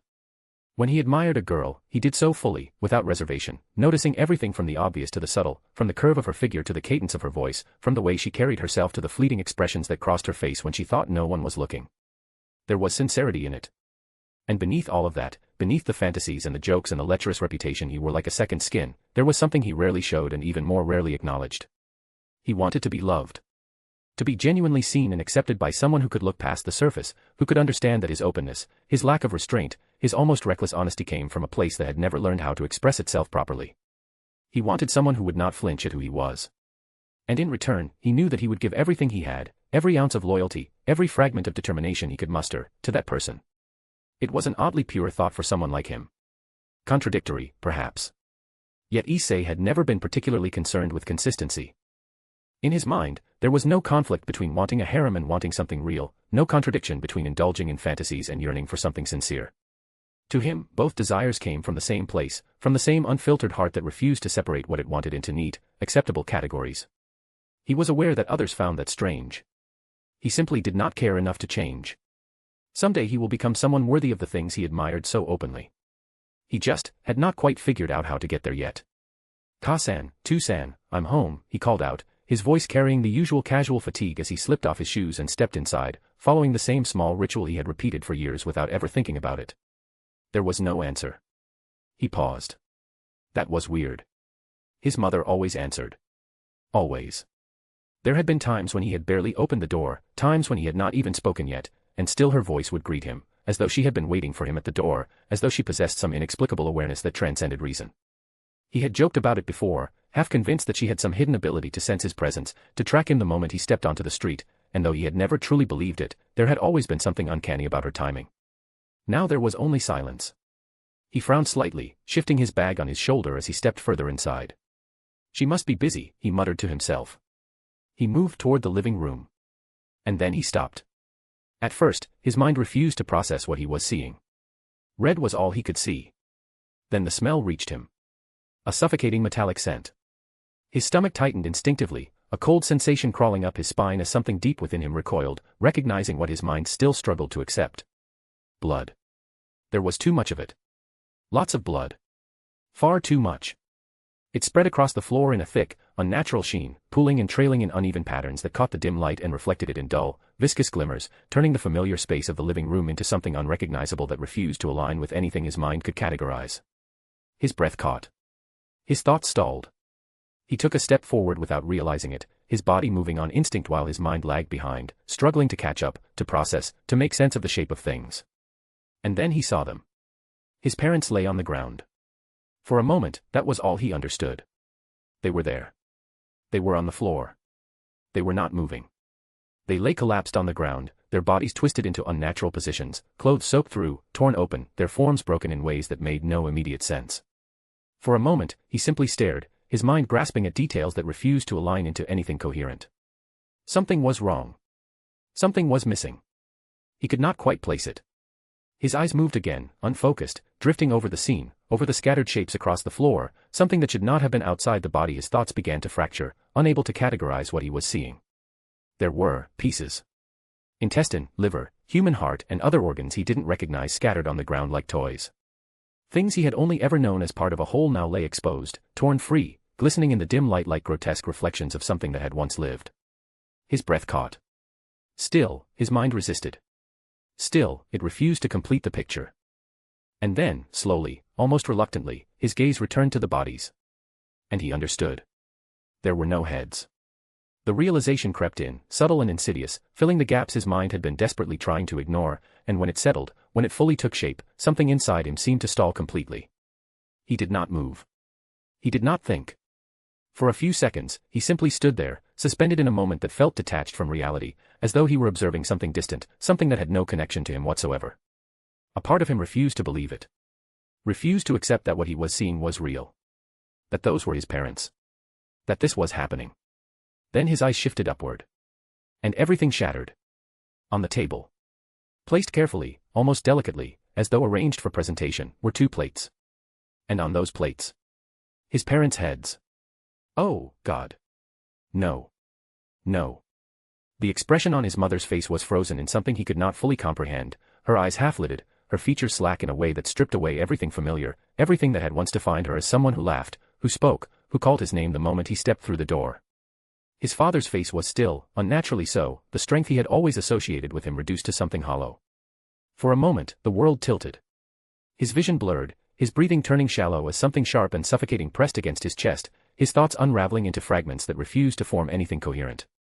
This was wrong. This was impossible. This was not real. It could not be real. His hands trembled slightly, his fingers curling into his palms as though grounding himself in sensation might anchor him, might pull him back into something stable, something understandable. It did not work. A sound escaped him, though he did not recognize it as his own, something strained and uneven, caught somewhere between breath and a scream. And then he noticed them. They sat there, on the couch, as though this were nothing more than an ordinary evening, like the horror that filled the room was merely decoration, something beneath their notice. A dark-haired boy with crimson eyes that held no warmth or any trace of anything resembling remorse. It was inhuman and he felt like insects were crawling his body just at the mere gaze. Beside him, a blonde-haired woman. Beautiful. That was the first thing his mind registered, almost involuntarily, even through the chaos of everything else, a beauty so striking that it felt out of place, surreal in the context of what surrounded her, her posture relaxed, her presence composed, as though she belonged in a different scene entirely. They were watching him. Waiting and observing for something in his face. As if his reaction were part of something they had anticipated, something they intended to witness. For a moment, Issei could not understand. His mind struggled to connect the pieces, to bridge the gap between what he saw and what it meant, to reconcile the calm, almost casual demeanor of the 2 figures before him with the brutality that filled the room. Then the realization came. They did this. Something inside him shifted. The disbelief cracked first, splintering under the weight of what he could no longer deny, and beneath it, something else began to rise. Something that burned through the numbness with sudden, overwhelming intensity. His breathing changed unsteady. Each inhale felt like it scraped against something raw, something exposed, as his chest tightened, his pulse pounding in his ears, drowning out everything else. His gaze locked onto them. And the confusion gave way to anger. His hands clenched.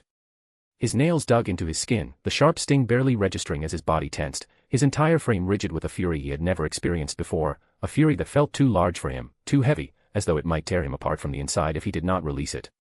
His thoughts narrowed. Focused. There was no room for doubt now. No room for hesitation. They had taken everything from him. And in that moment, Issei understood only one thing. They were responsible. And the anger that followed was absolute. His hands burned. No, burned was too simple a word for what overtook him in that instant. It was as though molten iron had been poured directly into his veins, as though something ancient and furious had awakened within his flesh and was now forcing its way into existence through him. The skin along his arm split with crimson light.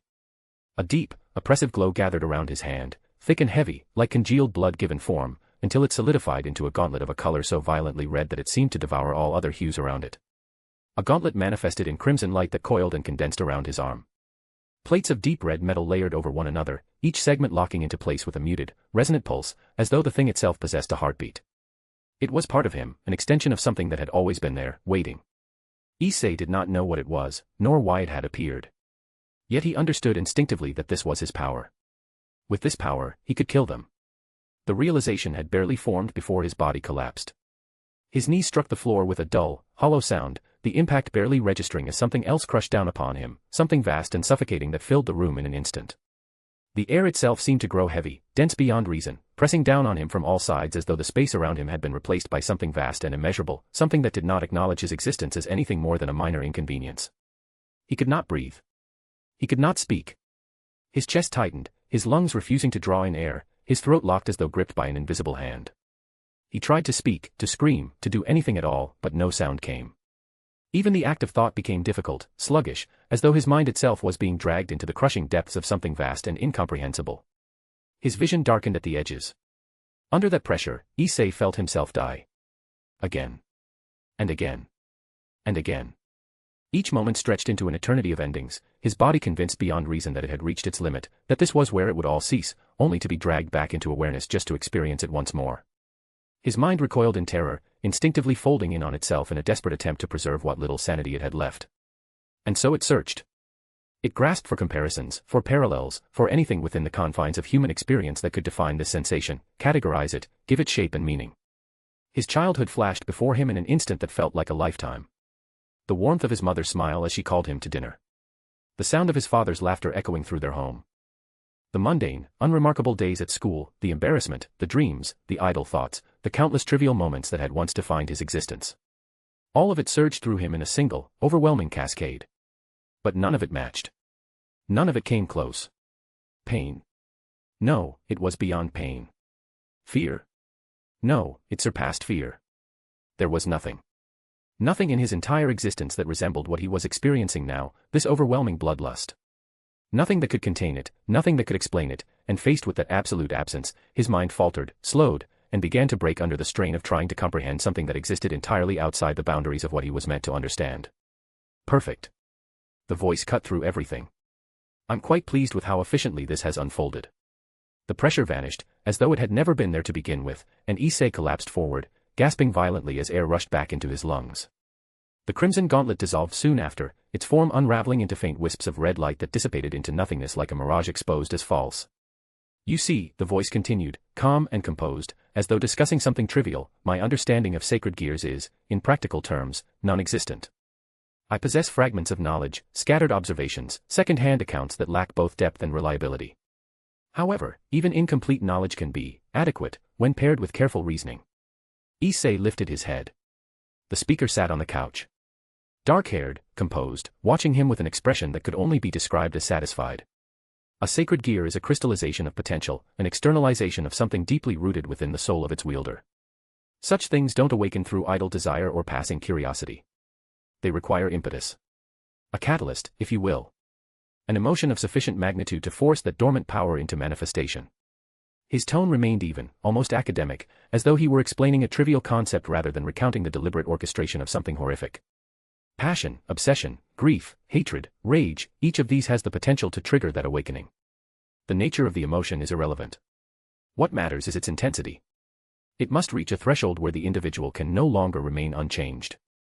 Where the mind fractures under the weight of it, and in that fracture, something new is allowed to emerge. His gaze flickered briefly toward the space where the blood had been. The challenge, of course, lies in calibration. Too little, and nothing occurs. Too much, and the subject collapses entirely, their psyche unable to withstand the strain, rendering the entire process wasteful. He leaned back slightly, entirely at ease. It would have been most unfortunate if the sight of your parents' corpses had broken you beyond recovery rather than provoking the necessary degree of emotion required to activate the boosted gear. Fortunately, that did not occur. Your mind, fragile as it is, managed to cling to something. Anger, in particular, proved effective. Issei stared at him. He understood nothing.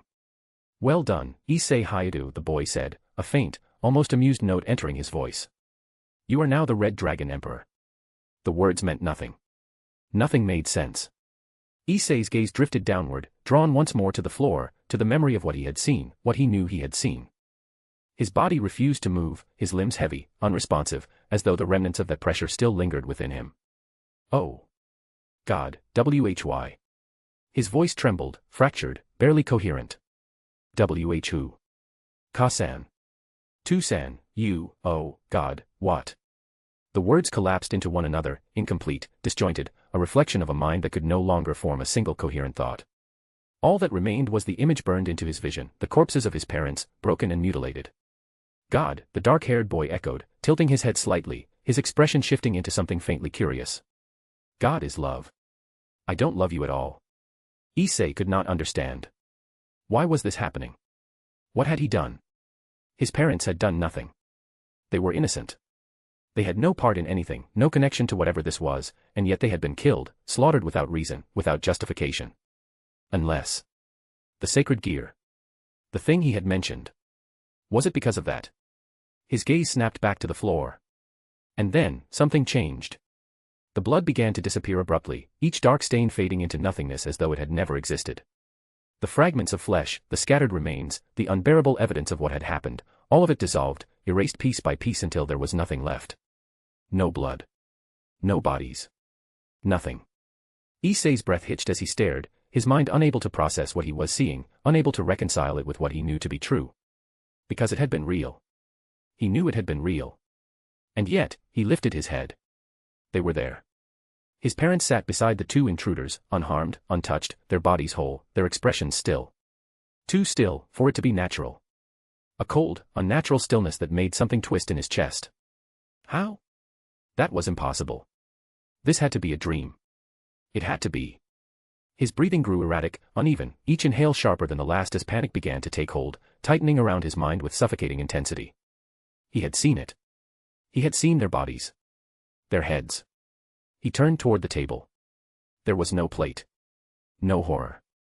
Only a simple dish, resting innocently in place, holding nothing more than a few biscuits. How? No. No, that was not possible. Am I losing my mind? Did I imagine all of that? Is this some kind of delusion? I simply placed you under an illusion. They are entirely unharmed. Needless cruelty is not my style. Issei's head snapped toward him. What? What was he saying? What illusion? What happened? You. The words came out weak, uncertain, as though even speaking had become foreign to him. He did not know how to react, what to believe, what to think. Everything he had just experienced contradicted everything he was now seeing.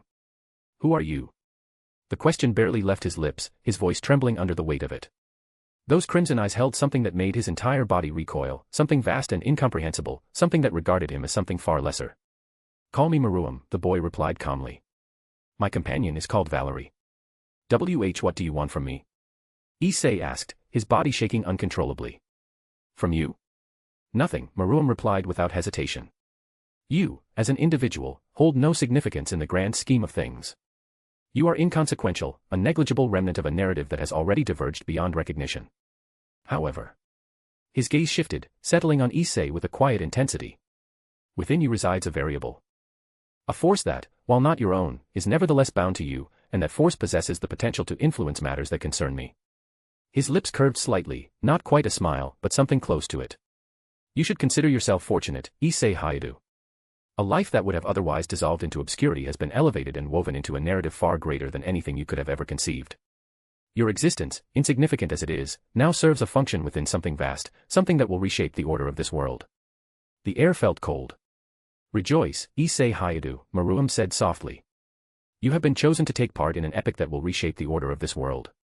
The world turned blank. And, the first part was meant to show the psychology of a man who was reborn in hell and immediately decided to become its king. The sheer ego required for that must be insane, and I hope I managed to get that across. I had originally planned for the next arc to begin here, but then I realized that someone with Maruam's ego wouldn't just let House Beleth go unpunished. So we'll be taking a short detour.